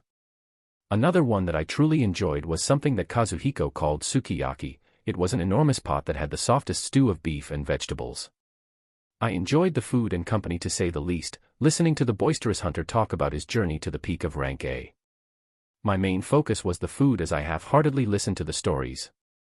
Kazuhiko seemed like a good guy. From the way he talked, he looked like that friend that always seemed to have a screw loose but was holding it in and staying sane. He always took the initiative to talk and ask me questions, making it his goal to try and understand everything about me. Talking to him gave me a reminder of just how drastically my life had changed from just a few weeks ago. When a plate of food called takoyaki came, my entire attention was stolen away as I found myself devouring the round balls filled with octopus and I don't know what else in a blink and calling out to the soldier delivering the plates to bring out even more of them. The day passed like this as I enjoyed food I hadn't had before. Chapter 62, Relaxation. After the many meals came and empty plates left, the food that unceasingly went into my stomach came to a stop. I was lying on my back staring at the ceiling as I thought about this peace I could really only achieve after having an amazing meal. Worries of the future faded away. The constant anger cooled down, and it felt like a much-needed rest period had come. It didn't last long as Kazuhiko shattered this peace in an instant by loudly flinging the door open. He had left a couple of minutes back to I don't even know where, and now he came back as noisy as ever. "We've had the food, now we ought to have some fun." The hunter loudly barged in while bringing more than 10 barely dressed women inside the room. I groaned at this sight as I really just wanted to sleep after eating so much today. How did he even get these women in this war zone so quickly anyways? I rose up and watched the figures pouring into the room. Well, as much as I wanted to rest, I would be a good guest and follow the lead of the host. Night passed and dawn came. I had woken up and walked out to a small courtyard that had a brightly shining pond with a few fish. I sat down in the courtyard as I enjoyed this environment of calmness. Early that morning, I was able to get in contact with the people back in the Blessed Empire. Elizabeth was the point of contact, and for some odd reason I felt guilty when I read the huge text update she had sent. Much of the beasts had been taken care of back in the Empire, with many of the people quickly adapting to the new function they saw on their attribute panels. Kazuhiko had spent an entire hour on this yesterday questioning me if I had anything to do with this, as the change had occurred the moment the dragon fell. I denied everything for the time being and waited to hear again from the mysterious being that was taking its time. The main takeaway for the new skill combination function was that it was extremely useful for veteran hunters. Your proficiency had to first reach 100 for any of the skills you wanted to combine, and they had to have compatibility. Very few hunters were able to even match the first requirement, not to mention finding two skills compatible with each other. So even after half a day passed since this new function was founded, they still didn't have much information on it. I thought about the many skills I had that had already reached 100 proficiency as I wanted to start trying for myself, with the lower ranked skills as the first test. I finished reading the huge bubble of a text, with the major thing I had to take note of being the request of my presence back in the Empire to be awarded an influential position and many more things. I didn't become overly excited at this, as I had undergone way too many things these past few weeks that made me have a different outlook on the world. Life was extremely fleeting. I had watched many people die, and saved countless more, but I still felt that something was missing. Even the anger I felt towards enemies I have yet to ascertain or the revenge the mysterious being had promised didn't fill whatever was missing. Since there was nothing pressing occurring in the Empire, with the dungeons being taken care of by the high-ranking hunters and things on the path to being stabilized, I would stay and tour the places in the United Federation for a bit. I was waiting for the next time I would be back in that blank room with the hexagonal prism, where I would no doubt be getting many answers. Before jumping into the new function, I pulled out the golden skill book that the dragon had dropped. It was Rage of the Thunder Monarch, Area of Effect Skill. Extremely condensed lightning decimates an area of 15 meters. The skill seemed to be even more destructive power than Volcanic Eruption, because of its lower effect area, but I would still have to test it to be sure. The book turned into particles of light as it flew to my body and the skill appeared in my panel. I looked through the panel to start assessing possible skills to combine. To start testing the skill combination function, I wanted to begin with the rank F skills, but I realized that I only learned 2 after all this time. I had grown so rapidly that I jumped from F to mostly rank D and C skills. This wouldn't be an issue though, as I had been running around taking down many rank of bosses this past week and collected many skill books in my storage rings. Even after I gave away a vast majority to the destroyed cities I visited and to the military regiments I came across, I still had many to play with. I let out the collections of skill books in my storage rings and learnt many skills of lower ranks for the purpose of testing. I had to learn them now and spend some time using them and having them active for their proficiency to rise to 100 before I could begin combining. Then for now, the focus would be placed on the rank D and C skills. I already had many of that were at 100 proficiency. None of the rank A skills had reached 100 so far, so I'll leave those for now. To start it off, I opened the skill combination function and added 2 obviously non-compatible rank D skills. Rough Skin plus Flames of Torment. When the 2 skills were placed on the 2 slots, there was a red color shining out. The combination was not successful. So red showed bad compatibility that would not work. Next up I tried what I thought to be compatible skills, which was Safeguard plus Rough Skin. The 2 slots shined a light green, and the green light expanded as the 2 skills disappeared, a brand new one appearing on my panel. Armored Skin. The skill had a brand new color, in contrast to the skills written in white with the blue background of the panel. It had a purple color, with its rank now upgraded to D+ and its proficiency showing.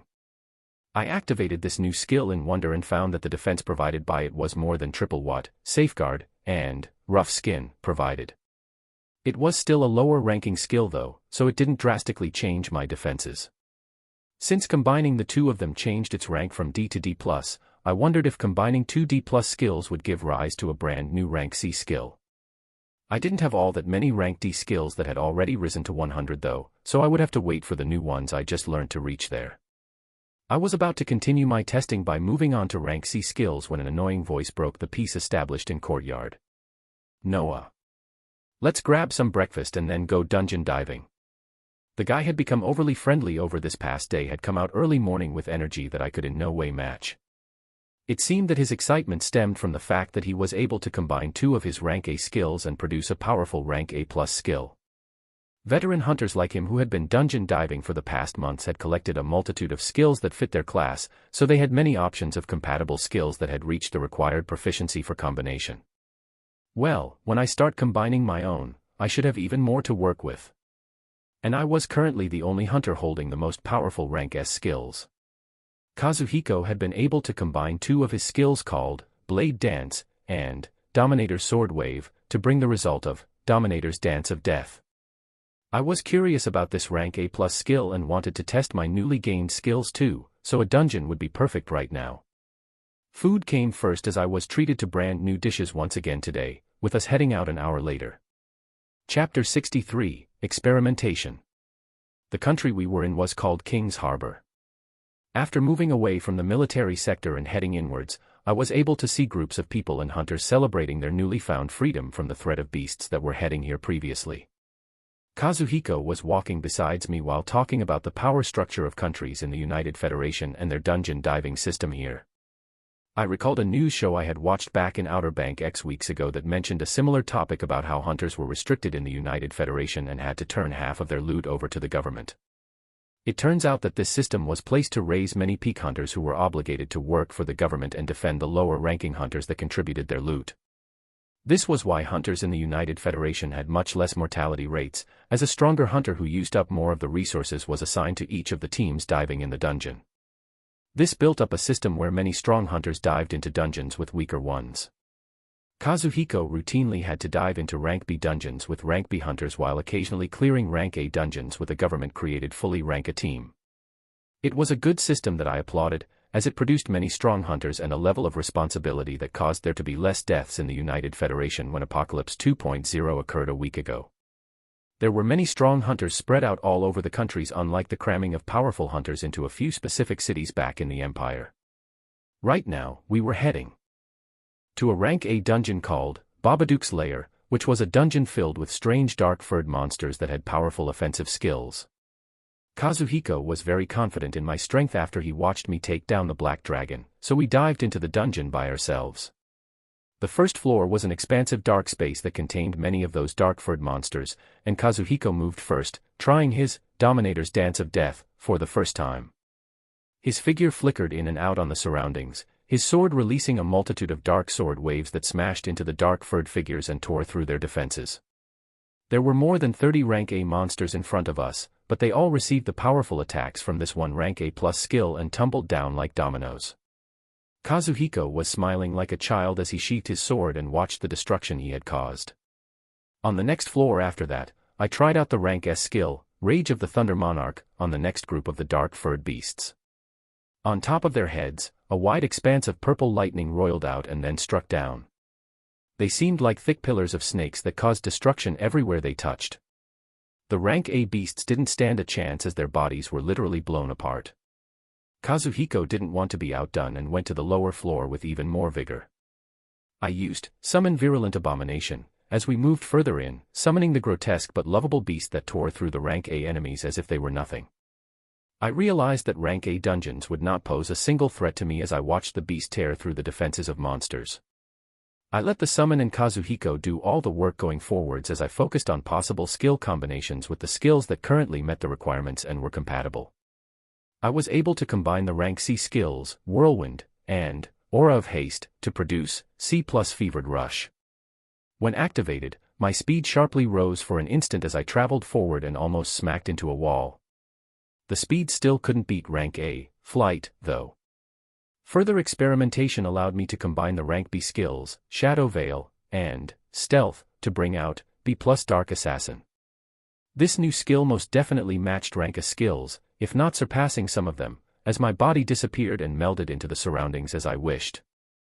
I could keep it active at all times to still cover up the colorful skill effects of the many other active skills I had on all the time, while choosing when to become fully hidden that even the powerful rank A peak hunter Kazuhiko had trouble finding me. My experimentations came to an end as we reached the boss room, and I watched the hunter and summon shred apart the rank A titan as if it was nothing, leaving it as a poisoned mess of bones and flesh after. The hunter was looking indignantly at the summoned creature he didn't seem to be able to fully match yet, and I laughed at this sight. Since we finished this rank A dungeon so quickly, in less than half an hour at that, we dived back in right after. I had the goal of obtaining more rank A skills to play around with, skill combination, even more. The process would take time though, as I had to learn the skills and bring them all the way to 100 proficiency before I could combine them. We dived into the rank A dungeon more than 10 times after that, only coming out sometime in the afternoon. I was able to pocket 5 rank A skills for myself, leaving all the cores, 3 items, and 2 skill books that matched Kazuhiko behind. I had already reached the peak that rank A cores could bring me long ago, and was now absorbing the rank S cores from the 3 powerful beasts I defeated. I also recalled some time back before I took down the rank S turtle and humanoid mosquito, I had gained a rank A skill book called Void Slash that I just tossed in my storage ring and forgot about. I looked at Kazuhiko and his katana, pulling out the skill right after and handing it to him. He looked at the skill description and turned all serious, giving me a heartfelt thanks for the gift. I shook off the gratitude and turned my attention to the horrendous-looking virulent abomination to the side, as it had made the dungeon runs as effortless as they could be, and I could almost feel myself sinking into laziness as I watched the beast do all the work. We were heading in further into King's Harbor at the behest of Kazuhiko. It seemed the allied countries of the United Federation were planning an event to honor the great hunter that brought down the dragon. I wasn't into festivities though, and planned to not attend when something occurred that gave me the perfect reason not to. The mysterious voice had returned yet again. Kazuhiko saw my serious expression and stopped, and I told him that something came up, disappearing from his sight with Dark Assassin, and flying into the skies. I floated high in the air as I felt my vision sinking and I found myself in that same blank room once more. 3 figures were still visible in smaller rooms surrounding this one, with the hexagonal prism slowly rotating in this main room. The voice rang out once more as I closely listened. It was time for answers. Chapter 64, The Mystery Behind Dungeons. The explanations began slowly, and soon became huge dumps of information that I had to sift through. To start it off, the being I have been talking to this entire time called itself the Planetary Core. When I first heard this I blanked out a little. I had been talking to the core of this world this entire time. It went further to further clarify that it was a system of laws congregated together to keep this world alive, so I could also call it this world's planetary system. I cut it down to system for short just to make it easier when I was addressing it. The system had gained consciousness when dungeons first began appearing on this planet, and could only begin to act a step behind the enemies and play catch-up as they began their invasion. Essence of our young world was used to awaken the first groups of hunters, paying an expensive price to grant them inherent skills that enabled them to stand against the onslaught of beasts. This wouldn't be enough to stand against the droves of enemies though, so the system performed its first drastic measure since it gained consciousness. When the beasts died, their essence was lost in the environment and could be reabsorbed by the surrounding world inefficiently.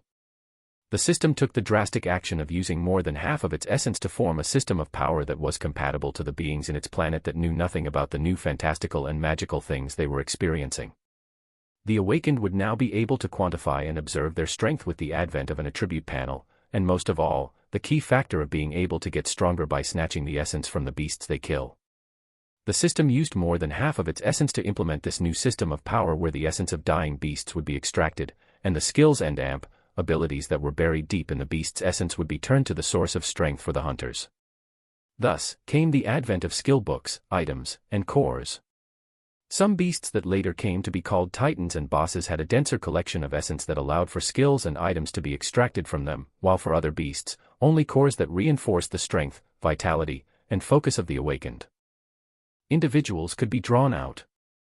This new system of power allowed this world and its inhabitants a unique ability that most likely was not existent anywhere else in the universe that allowed for the extraction and absorbance of the power of your enemies. The system had to regain the tremendous amount of essence it lost through this, so half of all extracted energy would go towards the planet's core. The awakened were thus able to make their stand and slowly take back their lands, but much of the world was already decimated by beasts, only giving rise to a collection of countries that later became known as the United Federation and a connection of cities protected under the banner of an empire. The system went into a period of hibernation after this to recover its essence, its hunters slowly contributing by clearing the beasts and the dungeons that they came from. This brought us to the subject of dungeons. The dungeons were lines of connections that our enemy sent down. These lines of connections carried with them the origin of many inhabitants from another world.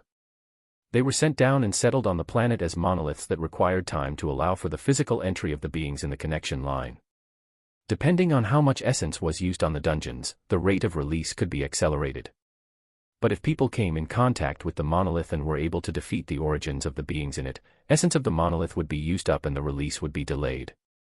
The enemy that sent these dungeons down would then have to keep providing essence towards these dungeons to replenish the origin of the beings in it. This process repeated back and forth in the months that followed the advent of the apocalypse. Hunters would repeatedly enter dungeons and clear them, using up more and more essence and taking it for themselves. The other side would continue to send down essence to reinforce and maintain the origins of beings that slowly lost their minds and rationality from being broken and rebuilt so many times. Then came the reason that I was wondering about all this time. If a dungeon was cleared rapidly enough, the inflow of essence from the invading force couldn't keep up with how much essence was being absorbed, and the connection line would be broken, with the beings inside dying completely. This was the destruction of the monolith that I had caused. I looked up to the rotating prism when it got to this point and asked. Then, the plain crystal that I received once the monolith imploded is. It is a direct line of connection that we can use to ascertain the coordinates of their world and send our own forces down. I was speechless for the first time in a while. I thought about what this implied and then asked something I couldn't bring myself to ask before. How do I fit in all of this? The system took a pause when we go to this point. When I regained enough essence to become active again, I saw that the situation was not heading in the right direction and that I had to act once more. I felt a level of frustration as I had enough essence and power to even bend some natural laws, but I couldn't make use of it to plainly erase the invaders because much stronger universal laws are in place to prevent such direct intervention. I felt my mind start pounding as I listened very closely to the next words. So I calculated countless possibilities, and came to the one with the highest chance of success, while it also posed the greatest danger. But, this path would allow for a truly strong person to rise and protect the planet, so I attempted it. I listened with rapt attention while waiting for the voice to continue. I created a backdoor from the planet's core and connected it to a single human that had the least restrictions, someone who wasn't yet even awakened. This channel would allow the possibility of things that are normally impossible. My thoughts were moving rapidly as I heard this. This was why I felt that I had infinite mana to cast whatever skills I wanted without restriction. This was why my focus was blank. All of that energy, it wasn't just coming from nowhere. This made me recall something I had read about in school years back, that energy couldn't be created nor destroyed, only transformed from one form to another. It felt like lessons finally kicked in when I thought about my mana, and how the skill books and cores came to be. But, could the common laws I knew about even be applicable at this stage we were at now? As for just how much energy an entire planet contained, could the tremendous essence even be quantified? My thoughts were interrupted as the system continued. But, this came at a huge cost and introduced a vulnerability that was not there before. You are connected to the planetary core, and the planetary core is connected to you. If you ever face destruction, the entire planet will follow. Chapter 65, Infinite Mana in the Apocalypse. At a certain point in many people's lives, they come to a moment where they ask themselves, why me? Why did this tragedy happen to me? Why does everything always go wrong for me? Why do some people make millions a day while I barely make 50? Why me? I wasn't even sure if there was a clear answer to this, but I still found myself asking the same question to the rotating hexagonal prism.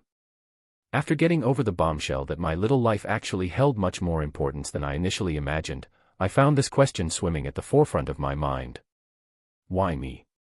This was one of the biggest things I wanted to know.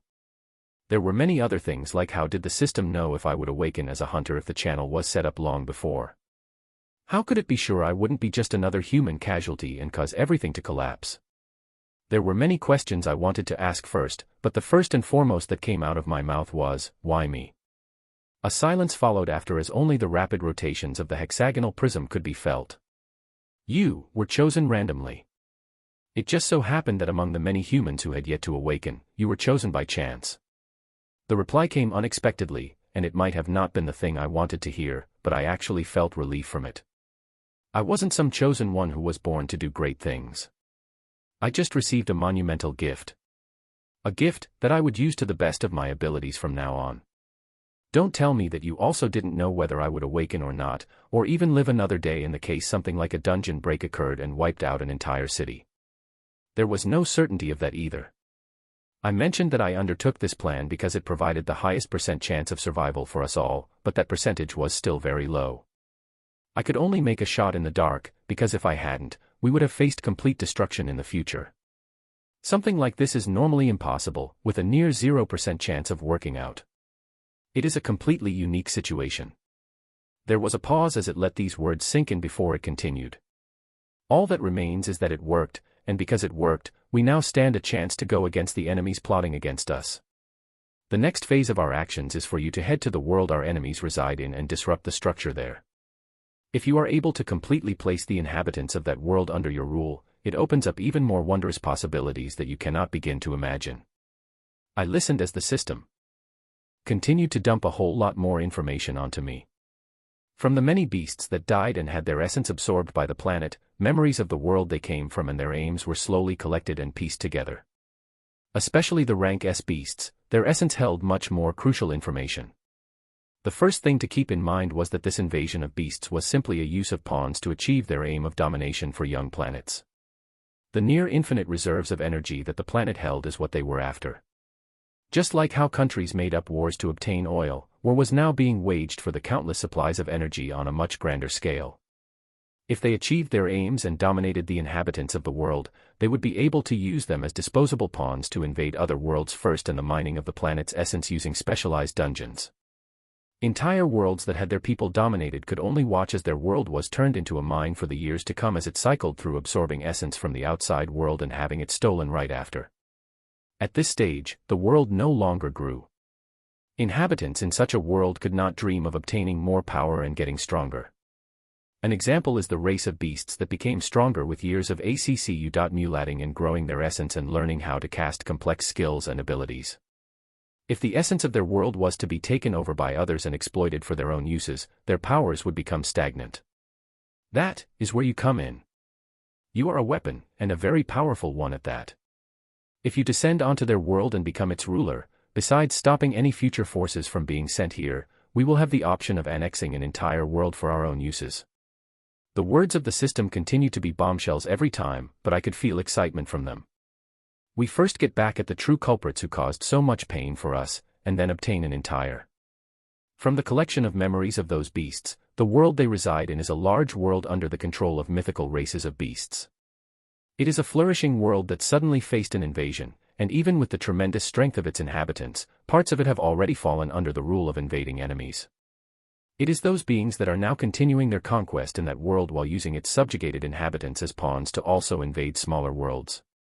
More and more information kept on coming. I committed everything to memory the moment the other world began being mentioned. Our goal is the same thing. To disrupt their plans and take that world for ourselves. We will not be so weak as to be bullied after that. If we have to, we won't even stop just at that world, and extend our reach to the far corners of the universe. Only with sufficient power can we be confident. With you in the lead, the goal has a large chance of success. For you are someone who is able to tap into a power that is normally constrained by universal laws. It felt as if I was getting the biggest pep talk of my life as I listened to the dominating words coming out of the system. You are someone able to access the unquantifiable reserves of an entire planet. Something sacred that is used to set the order of life, you have it under your fingertips. You can call it endless. You can call it infinite. Never in your lifetime will you feel like you do not have enough energy, no matter how high you continue climbing. When you soused in your conquest and bring the apocalypse that you faced unto other worlds, obtaining their sources of power too, you can factually state that you have infinite mana in this era of apocalypse. Chapter 66, Preparation. Utter and complete silence. I could feel the beating of my heart and the blood rushing through my body as I finished listening and said, "When do we start?" A horned being was reading complex data in an unknown location with a furious expression. Something unexplainable had occurred on the same planet that had shown abnormalities some time back. The signals placed on the pathetic beasts that held a level of power had all but disappeared. This gesticulated a message of failure. They wouldn't be able to start any operations on this planet for the time being. Having diverted many pieces into this one planet so frequently caused them to be restricted towards it. They could not forcefully send more pieces for at least a few months as these restrictions loosened. The being's anger quickly reduced as he changed his mindset. His role was only to pioneer and establish connections to other worlds in preparation for takeovers in the future. Many of his peers still had their focus on finishing the conquest of the major world they were in now. The only pockets of resistance remaining were the kingdoms where lineages of mythical beasts were ruling, as well as the frozen kingdom where the last of the human race on this planet was thriving. A devilish smile appeared on the horned being's face as he thought about his contribution that led to the downfall of the most powerful kingdom in this world and allowed for them to take root fully. The remaining places would all fall in due time, no matter how long it took. He could already see it happening in front of his eyes. For he is the personification of lies and evil, the Prince of Darkness. Ranked 68, he was commonly known as Demon King Belial. Places all over the world were becoming stabilized as hunters performed their roles and quelled the onslaught of beasts. Cities in the Blessed Empire and the various countries of the United Federation were discussing the regulation of dungeons across the world. New knowledge was coming out every day that ascertained how frequently dungeons had to be cleared in a day in order to completely destroy them. The number of times differed depending on the ranks, with lower-level dungeons requiring to be cleared many more times until their monoliths were destroyed. The conclusion wasn't fully ascertained by the hunters, but the actual cause was that lower-ranked dungeons required less supply of essence to be kept active, and thus could more easily be replenished as they were cleared. High-ranking dungeons required significantly more essence in order to replenish the origins of the beasts inside it, thus required a less number of times to be cleared before the outflowing of essence surpassed the inflow and caused the destruction of the dungeon. The discussion taking place was which number of dungeons should safely be left for hunters to regularly clear and become stronger, while putting the effort in CLU.S.Ters where many dungeons appeared and it would be better to destroy them before a dungeon break occurred. The discussion and regulation of this was ongoing, with the different countries and cities deciding for themselves what was best. I had spent a significant amount of time talking to the system in that blank room and learned many more things. I was currently flying back to the Star City of the Blessed Empire to receive awards and recognition. In the grand scheme of things, it wasn't that important to me right now as my mind was fully filled with dangerous information and I was only thinking about the expansive world I would be descending in soon enough. I left King's Harbor after sharing a few words with Kazuhiko and apologizing for not being able to stay any longer.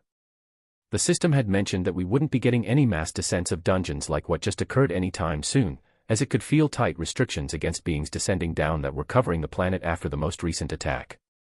But we didn't know exactly how long this would be. Maybe a few months, or half a year, or the same time span that passed from the first invasion we faced to the second one, we were not completely sure. So I was moving with the goal of wrapping everything up, before heading to a location specified by the system to start my next journey. The mystery of Kazuhiko and the other figure I saw in the smaller rooms attached to the blank room was not too explosive. The other figure that shone with a golden light was most likely the strongest hunter of the Empire, Steel Mikhail. Both him and Kazuhiko had received more attention and essence from the system when they first awakened, granting them powerful inherent skills that allowed them to lead the hunters forward and save many more lives when the apocalypse first began. With the advent of skill combination, their lead from other hunters will continue to get wider as they start combining many of their skills to produce higher-ranked ones. The reality of them combining several rank A skills to become A+, and then spend a few weeks to raise those skills up to the required proficiency in order to produce a rank S skill wasn't too far off. I wasn't sure whether hunters holding multiple rank A+ skill could fully match someone with 1 or 2 rank S skills, but time would tell as things progress. This was something I confirmed with the system. The combination of 2+ skills would almost always give you a powerful skill of the next rank. These two powerful hunters would continue growing their strength here and prepare for any descents that occur in the future. Their power, as well as many of the veteran hunters all over the world, would surely rise to rank S in the months to come and give them the ability to withstand many of the things coming. They would be leading reformations for both powers to make sure lives are not needlessly lost if anything like the mass dungeon descents occur again in the future. As for the white-haired figure on the remaining room, the system mentioned that I would meet her soon enough. I flew through the skies using flight, and observed the many dots of people congregating in the countries I passed. None of them had any idea of the larger forces in play, or where they would be a few months from now. They all felt the momentary peace and calmness that was settling right now while mourning for the many that lost their lives. After I passed a few countries and continued my reflections, I casted Summon Virulent Abomination, and got on top of the terrifying beast that was much faster than me. A green streak passed across the clear skies, crossing the border between the two nations. Chapter 67, Maybes. I made it back to the Empire after another 6 hours of flying at high speeds atop the Virulent Abomination. On the way here, I had learned the 5 rank A skill books I gained from Babadook's lair. The 5 of them were Earth Armor, Recorder, Permafrost, Combusting Spears, and Language Comprehension. Out of all of these, the one I found most interesting was Recorder, which allowed me to replay anything I saw with my eyes while activated. I could of course keep it active at all times, which meant I could rewatch everything like a film if I chose to do so. I was still finding ways that I could use this skill effectively. I also combined more skills that had high compatibility, putting together the rank B skills, Cold Fire, and Greater Cold Penetration, to bring out B+ Boreal Penetration. The Fire Element rank B skills, Greater Flame Penetration, and Burning Soul, also combined to bring out B+ Blazing Penetration. A few of my rank A skills were nearing 100 proficiency, so I couldn't try fusing any of them yet. I already had a few ideas in mind for when they met the requirements. My thoughts came to a stop as I flew towards Star City's military sector, where I was met with rows of soldiers and hunters giving me praise. Communications had long since spread from the United Federation, with the allied countries there praising the Empire for the aid and sending forth their top hunter to help. Relations between the two forces were turning for the better after they realized just how deadly their common enemy can be, as well as the strength I showed. There would be more cooperation between the two nations moving forward, and less of the political attacks and spread of propaganda that many of us had been accustomed to. Peace in the world was in no way achieved, but steps were being taken to try and build it. Humans always found new ways to be selfish and stupid, so who knows where we'll be a few months from now. I tried to disperse the regiment of hunters who definitely had better things to be doing as I was led into an old office that gave me nostalgia. It wasn't the rugged man with an impassive expression in it, but a woman with a military uniform going through stacks of papers. The person in front of me was naturally Elizabeth, who was trying to honor the memory of her friend and manage the logistics of Star City while still acting as an active hunter. Much of her time was now stretched between office work and dungeon diving, giving no time for anything else. She wore large round glasses that she pushed up when I walked in, and a huge smile bloomed from her face. The next few minutes were spent talking about the events in the United Federation and all intricacies that went with it. She also let me know how my presence was requested at the Empire's capital so that I could be properly rewarded.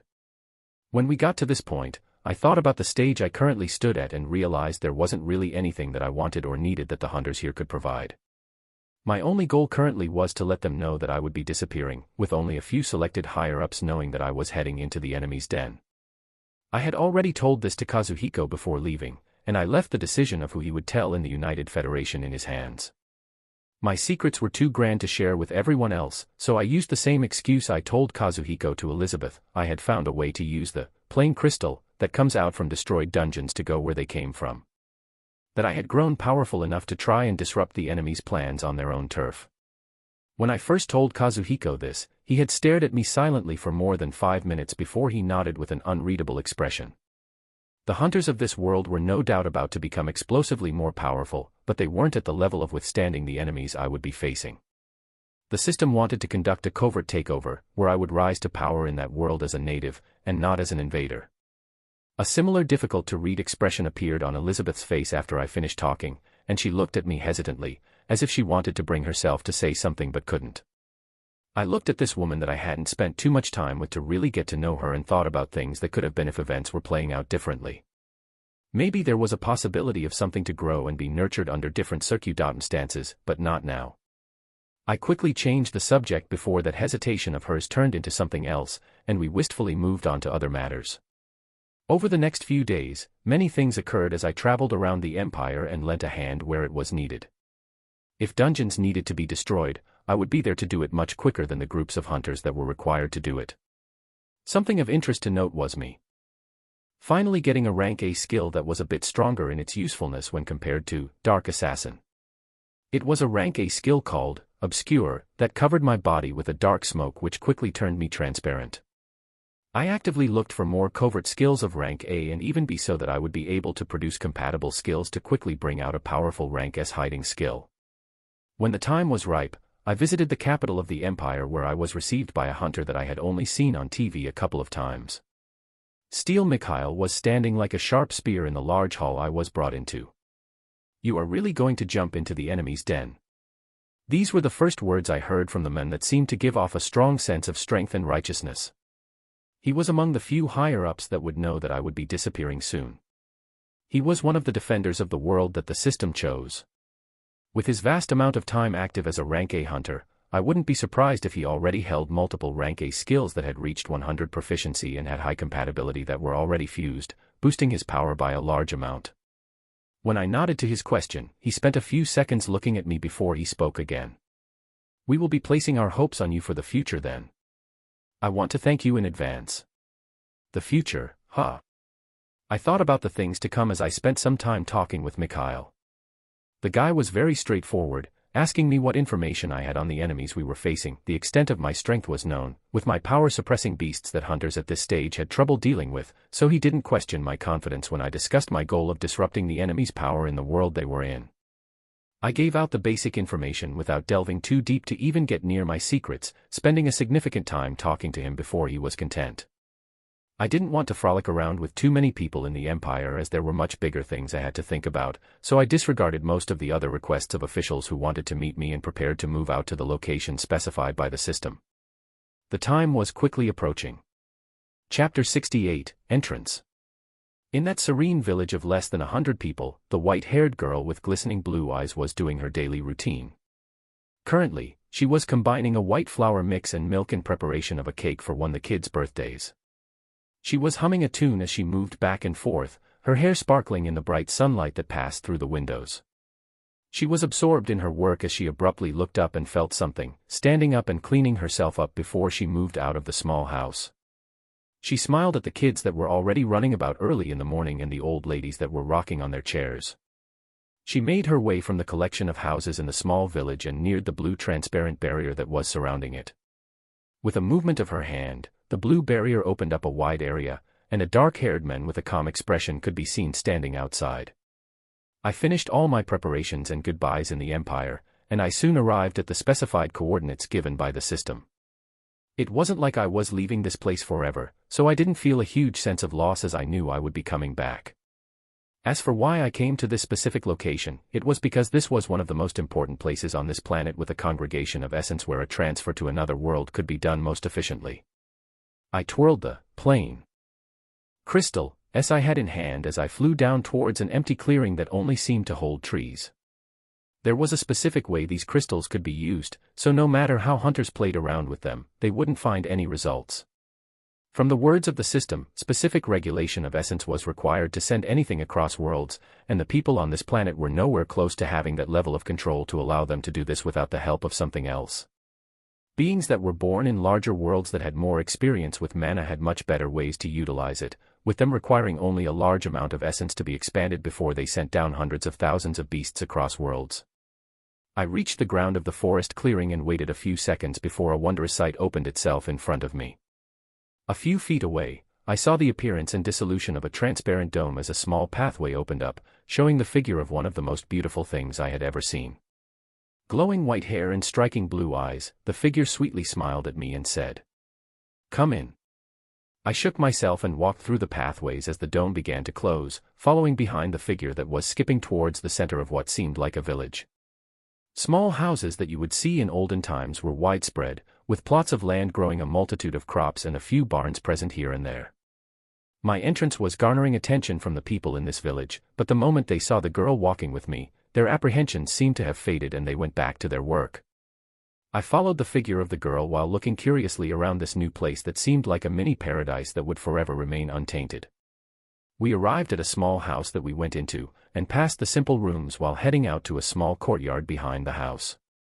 The place seemed to emanate peace as the girl sat herself down on the green grass in the courtyard and looked towards me. "Big brother, do you have everything prepared?" I nodded at this girl as I thought about all the foods and essentials I had packed into my rings after I reduced the number of skill books in it. I had learned so many skills that my panel was a pain to look at. I only chose to learn lower-ranking skills that I could keep active at all times to build up the proficiency, as too much time would have to be put in to bring them up. The goal was to combine these many lower-ranking skills and slowly advance them to higher grades until I had many high-ranking skills that were compatible to work with. A few of my rank A skills were only a few points from reaching 100 as it took a longer period of time for higher-ranking skills to rise in proficiency. I was excited to combine some of them when the time came. I pulled out one of the plain crystal, as I held and transferred it to the girl while asking, "Who are you?" She smiled sweetly as she twirled with the crystal in her hands and replied, "You can call me Sophia. I am a sort of a guide, I guess." Laughter came out of her fair lips as she hesitatingly said this. She was one of the figures I saw in the attached rooms that were present when I talked to the planetary core. She had her own part to play in this, the same as Mikhail and Kazuhiko. I had my own, much important part that would start right now. I nodded to the girl as the crystal in her hands shone a blinding blue light. I couldn't activate it no matter how much I tried before, but a simple touch from her had done something to it. "Big brother, are you ready?" I rose up while looking at the surroundings of the courtyard and the blue skies all around us. I enjoyed the surroundings around me as I could feel my heartbeat increasing as the time neared. I nodded at the girl whose body began shining blue just like the crystal in her hands. The blue light expanded and became a square box as it covered the area I was standing on and became brighter. I could feel transparent lines of energy wrapping around me as the light became more and more condensed. After it wrapped all around me, a blue beam that seemed to reach the ends of the sky shot out, and I disappeared. The white-haired girl watched the energy settling down as a wide square crystal materialized near her at a high speed. She grabbed the crystal the moment it finished forming and took it with her into the small house. She placed it on top of the table as she looked at the complex lines of data that began showing.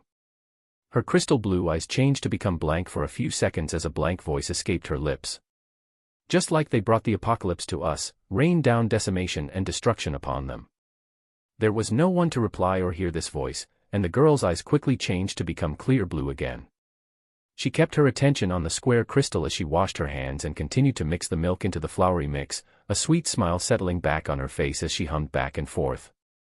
Chapter 69, A Dungeon Appears on a Snowy Field. I couldn't really describe the weird feeling I was currently experiencing as I traveled with dense blue energy all around me. My vision was fully obscured as this process continued. I didn't know how much time had passed before I felt a change, and then an impact occurred. It felt as if I had made a landing as my vision cleared and I found myself on a grassy clearing with walls all around me. Information came into my head as an image built itself in my mind and I realized where I was. I was on the only floor of a rank S dungeon that had appeared on a snowy plain. My eyesight stretched out as I saw the hazy appearance of a dungeon monolith that was shining a bright red, showing an imminent dungeon break would be occurring at any moment. A significant amount of energy was used for my descent that would allow for me to break out of the dungeon with the quickest time possible without allowing any possible intrusions from others. In the dungeon floor, it felt like I was looking down at the figure that seemed to be my body, but at the same time it wasn't. This was my origin, and if people actually neared and entered the dungeon, it would be what they fought against. If my origin lost, a significant amount of essence would be lost with it and energy would be used to reconstruct it. If it faced destruction multiple times in short time span, the inflow of energy would not be able to keep up and my origin would face complete destruction, along with me. None of that would be happening though, as the blinking red light of the monolith intensified, and a dungeon break occurred. I had finally arrived in the beast world. The dungeon break caused an entirely new feeling to appear as I felt my vision returning to normal and I began to feel the slight cold winds around me. I opened my eyes to a vast plain of white snow, with very few vegetation around me. Only large white trees could be seen around me as I felt the air of this world for the first time. The first noticeable change that I noticed was the abundance of essence that could be felt in the air. The energy seemed palpable as I stretched my hands out and felt everything around me. The air on this cold and windy night felt like the most refreshing breeze I had ever had the chance of taking in, making me enjoy the feeling for a few seconds. I reveled in this feeling as I casted, flight, and rose into the air. The winds became more furious the higher I went as I began to observe the fantastical sight around me. In the skies not too far away, something I never thought I would be seeing in my lifetime could be seen. A huge landmass was somehow floating in the sky, the size of it no less than the cities I had become used to seeing while flying over the skies of the blessed empire. I didn't know how the landmass remained so securely in the skies as it towered above the ground magnificently. I activated all of my stealth skills and used eagle eyes to further check these unbelievable sights I was seeing. Flying closer and closer to the landmass, I had to come to a stop far from it as the close the eye neared. I began to feel dangerous auras on the landmass that were in no way less powerful than the strongest beings I had faced so far. Staying more than a mile away and using eagle eyes, I was able to see the outline of the huge landmass that took my breath away. I could only see a tiny bit of the land, which held white trees larger than me by more than 10 times, and droves of white-furred beasts running around without any reservations. I observed the piece of land in front of me for a few more minutes before I moved away and flew even higher to get a better look of everything around me. The higher I flew, the more dangerous and cold the winds became, nearly making me feel the cold even with the many defensive skills and attributes that have already reached rank S. Once I rose at a high enough distance, I looked beneath me as I saw even more of those landmass that seemed to be floating in the skies. Far off in the distance, there was a large collection of these land masses near one another, with lines of connections apparent among them. On these land masses could be seen twinklings of light, as the land that was actually on the ground beneath them held grand buildings that were surrounded by an expansive walled fortress. The fortress was a work of art as it sn.a.k.e.d around the huge mountain these buildings were in. 3 large mountain peaks surrounded the large kingdom on the ground as more than 4 expansive land masses floated in the periphery around it. The sheer size of the place took my breath away as I could only observe a portion of it. This was the location that the system said I would begin my journey on. This was the only place where humans held supremacy in this world. This was the Frozen Kingdom. I moved across the snowy skies filled with sharp winds as I continued to fly even lower and neared one of the doors of the huge walled entrances of the fortified kingdom. I didn't come too close before I could feel movement from the top of the wall. Multiple white-winged beasts rose up and met me in the skies. On top of them, figures wearing glistening white armor stood with sharp weapons pointing towards me. Hold. There were multiple figures on each of the winged beasts, with many of them letting out power similar to rank A or lower, and I could feel at least 3 that seemed to be rank S. I did as they asked, stopped abruptly in the air as I expected this type of welcome. I had spent too much time lectured by the system on the few sparse memories it obtained from the absorbed beasts, and knew how to act when I approached any of the kingdoms in this world. I remained quiet as we all floated in the skies, the humans on the winged beasts checking me out closely as the seconds passed. A thorough evaluation followed in the next few minutes with a few lights landing on my body. Once they confirmed my figure and used specific skills that most likely checked to see if I had any semblance of an aura of a dangerous demon or beast, they lowered the sharp spears they were pointing towards me. A snort was heard from the lead guard. Mercenaries these days think they can come and go as they please because of their increasing demand. The leader was speaking with a disdainful expression as he looked towards me, motioning for the rest of the guards on the winged beasts to fly down. This was the environment I was betting on. Due to increased tensions and conflicts, powerful beings acting as mercenaries were more active than ever in this world. Kingdoms continued to look for powerful forces to reinforce their safety. I remained quiet and the guard spoke once more. Haven't seen you pass by here before, so I'm assuming you're a new recruit. Use this badge to confirm your identity when you leave in and out again. A red badge which had the face of a stern man appeared on the guard's hands and flew towards me. Be sure to not cause any trouble, or we won't hesitate to take you down. His spear was sheathed as I nodded at his words, and at his signal, followed the winged beast he was on to fly over the huge fortress, and step into the Frozen Kingdom for the first time. Chapter 70, Covert Beginnings. Passing over the tall walls, we went down towards the road that led to the buildings that shined with lights further in. The guards warned me once again before telling me not to break even more rules like flying over the lands. Only people given specific recognition could do this and go from one place to another. If you didn't have that recognition, then even if you were allowed permission to enter the 4 land masses floating in the sky that people in higher positions resided in, you would have to walk on the long bridges leading towards them. I watched the environment around me as I walked further in, noticing many guards patrolling at every point. My power that only seemed to give off the vibes of rank S did not raise any eyebrows, as there were many guards at rank A and the captains leading them seemed to be rank S. I soon reached the buildings where even this late at night, there was a bustle of activities going on. The buildings were built in a medieval style, looking like grand ancient architecture that shone with the balls of light that were lined up across the streets. I could see various pubs and restaurants, with a few larger buildings that seemed like hotels apparent at every corner. The people walking around looked no different than the humans I have known all my life. Some had fair complexions and others had dark complexions. Hair colors of all sorts were abundant though, as I had seen a few people sporting radiant red hair, some blue, and others extremely dark shining hair. There were even a few mixtures of humans and beasts, where some people were walking around with tails or others had ears or other facial characteristics of beasts. I marveled at the sight of all these new faces. Many of the people I met seemed to be rank F or E awakened individuals as they let off weak levels of power while the large percentage remained as normal humans. But the number of people that would be considered awakened definitely exceeded the numbers you would commonly see in the Empire or United Federation. I continued walking around and taking in the new sights as I went further in. At the center of this entrance town was a building standing out amongst the many that surrounded it. It had a striking set of words plastered at the front. It was, Mercenaries' Hideout. It seemed like I had found the place to begin my journey in this world as I opened the wide doors into the boisterously loud building. It was a busy scene as people moved in and out. There were seats and tables in one section where people were eating and conversing, and there was another section that looked like a place where official business took place with workers standing behind a counter. The conversations were fairly interesting as I listened in while observing everything around me.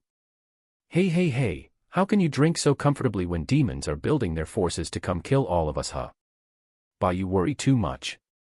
The Frozen Kingdom has never fallen in the millennium of its creation. You think some ugly mugs would swoop down and do it in a few years? Ugly mugs? You obviously haven't fought against them before. They're relentless and fight with everything they have. Trash like you wouldn't stand a chance.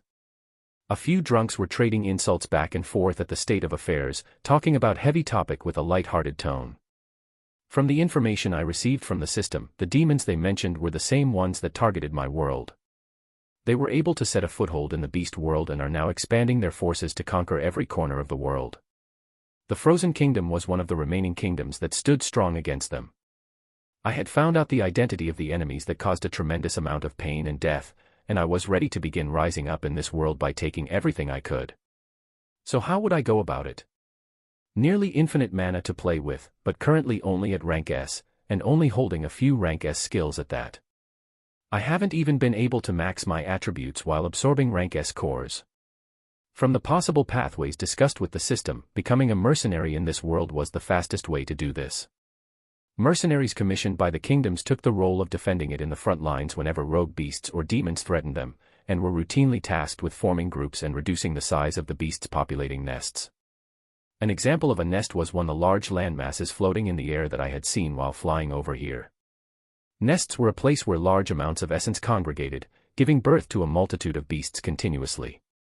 Were these nests left alone, mindless beasts would overflow and eventually a large amount can rise up to threaten the safety of the surrounding kingdoms. From piecing together the memories of the 3 fairly knowledgeable rank S beasts that I took down which the system absorbed half of their essence, the Frozen Kingdom currently had 3 nests in its nearby surroundings that were monitored and routinely cleared if needed.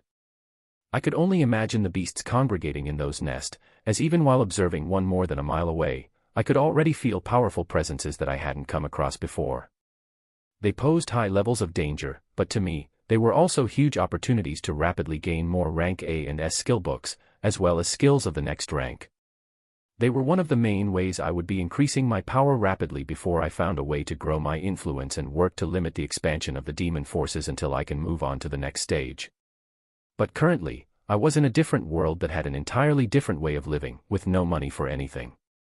I looked through the many cores I had farmed the few days that I spent in the Blessed Empire before coming over here.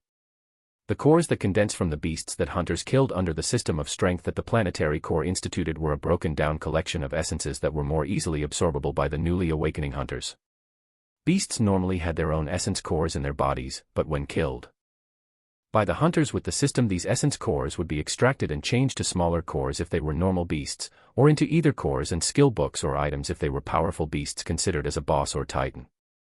The inhabitants of this world were all born differently, with some like the dragons receiving innate skills and energy from its powerful bloodline, or humans training for years taking in the essence of the world while also killing and absorbing the cores of beasts and honing their usage of essence to create deadly and destructive ways of using their energy. People and beast folk like these usually took the role of mercenaries, adventurers, or as soldiers that defended their respective kingdoms. But the fact that cores were widespread and used universally meant that I had the currency of this world, albeit it was broken down into small portions.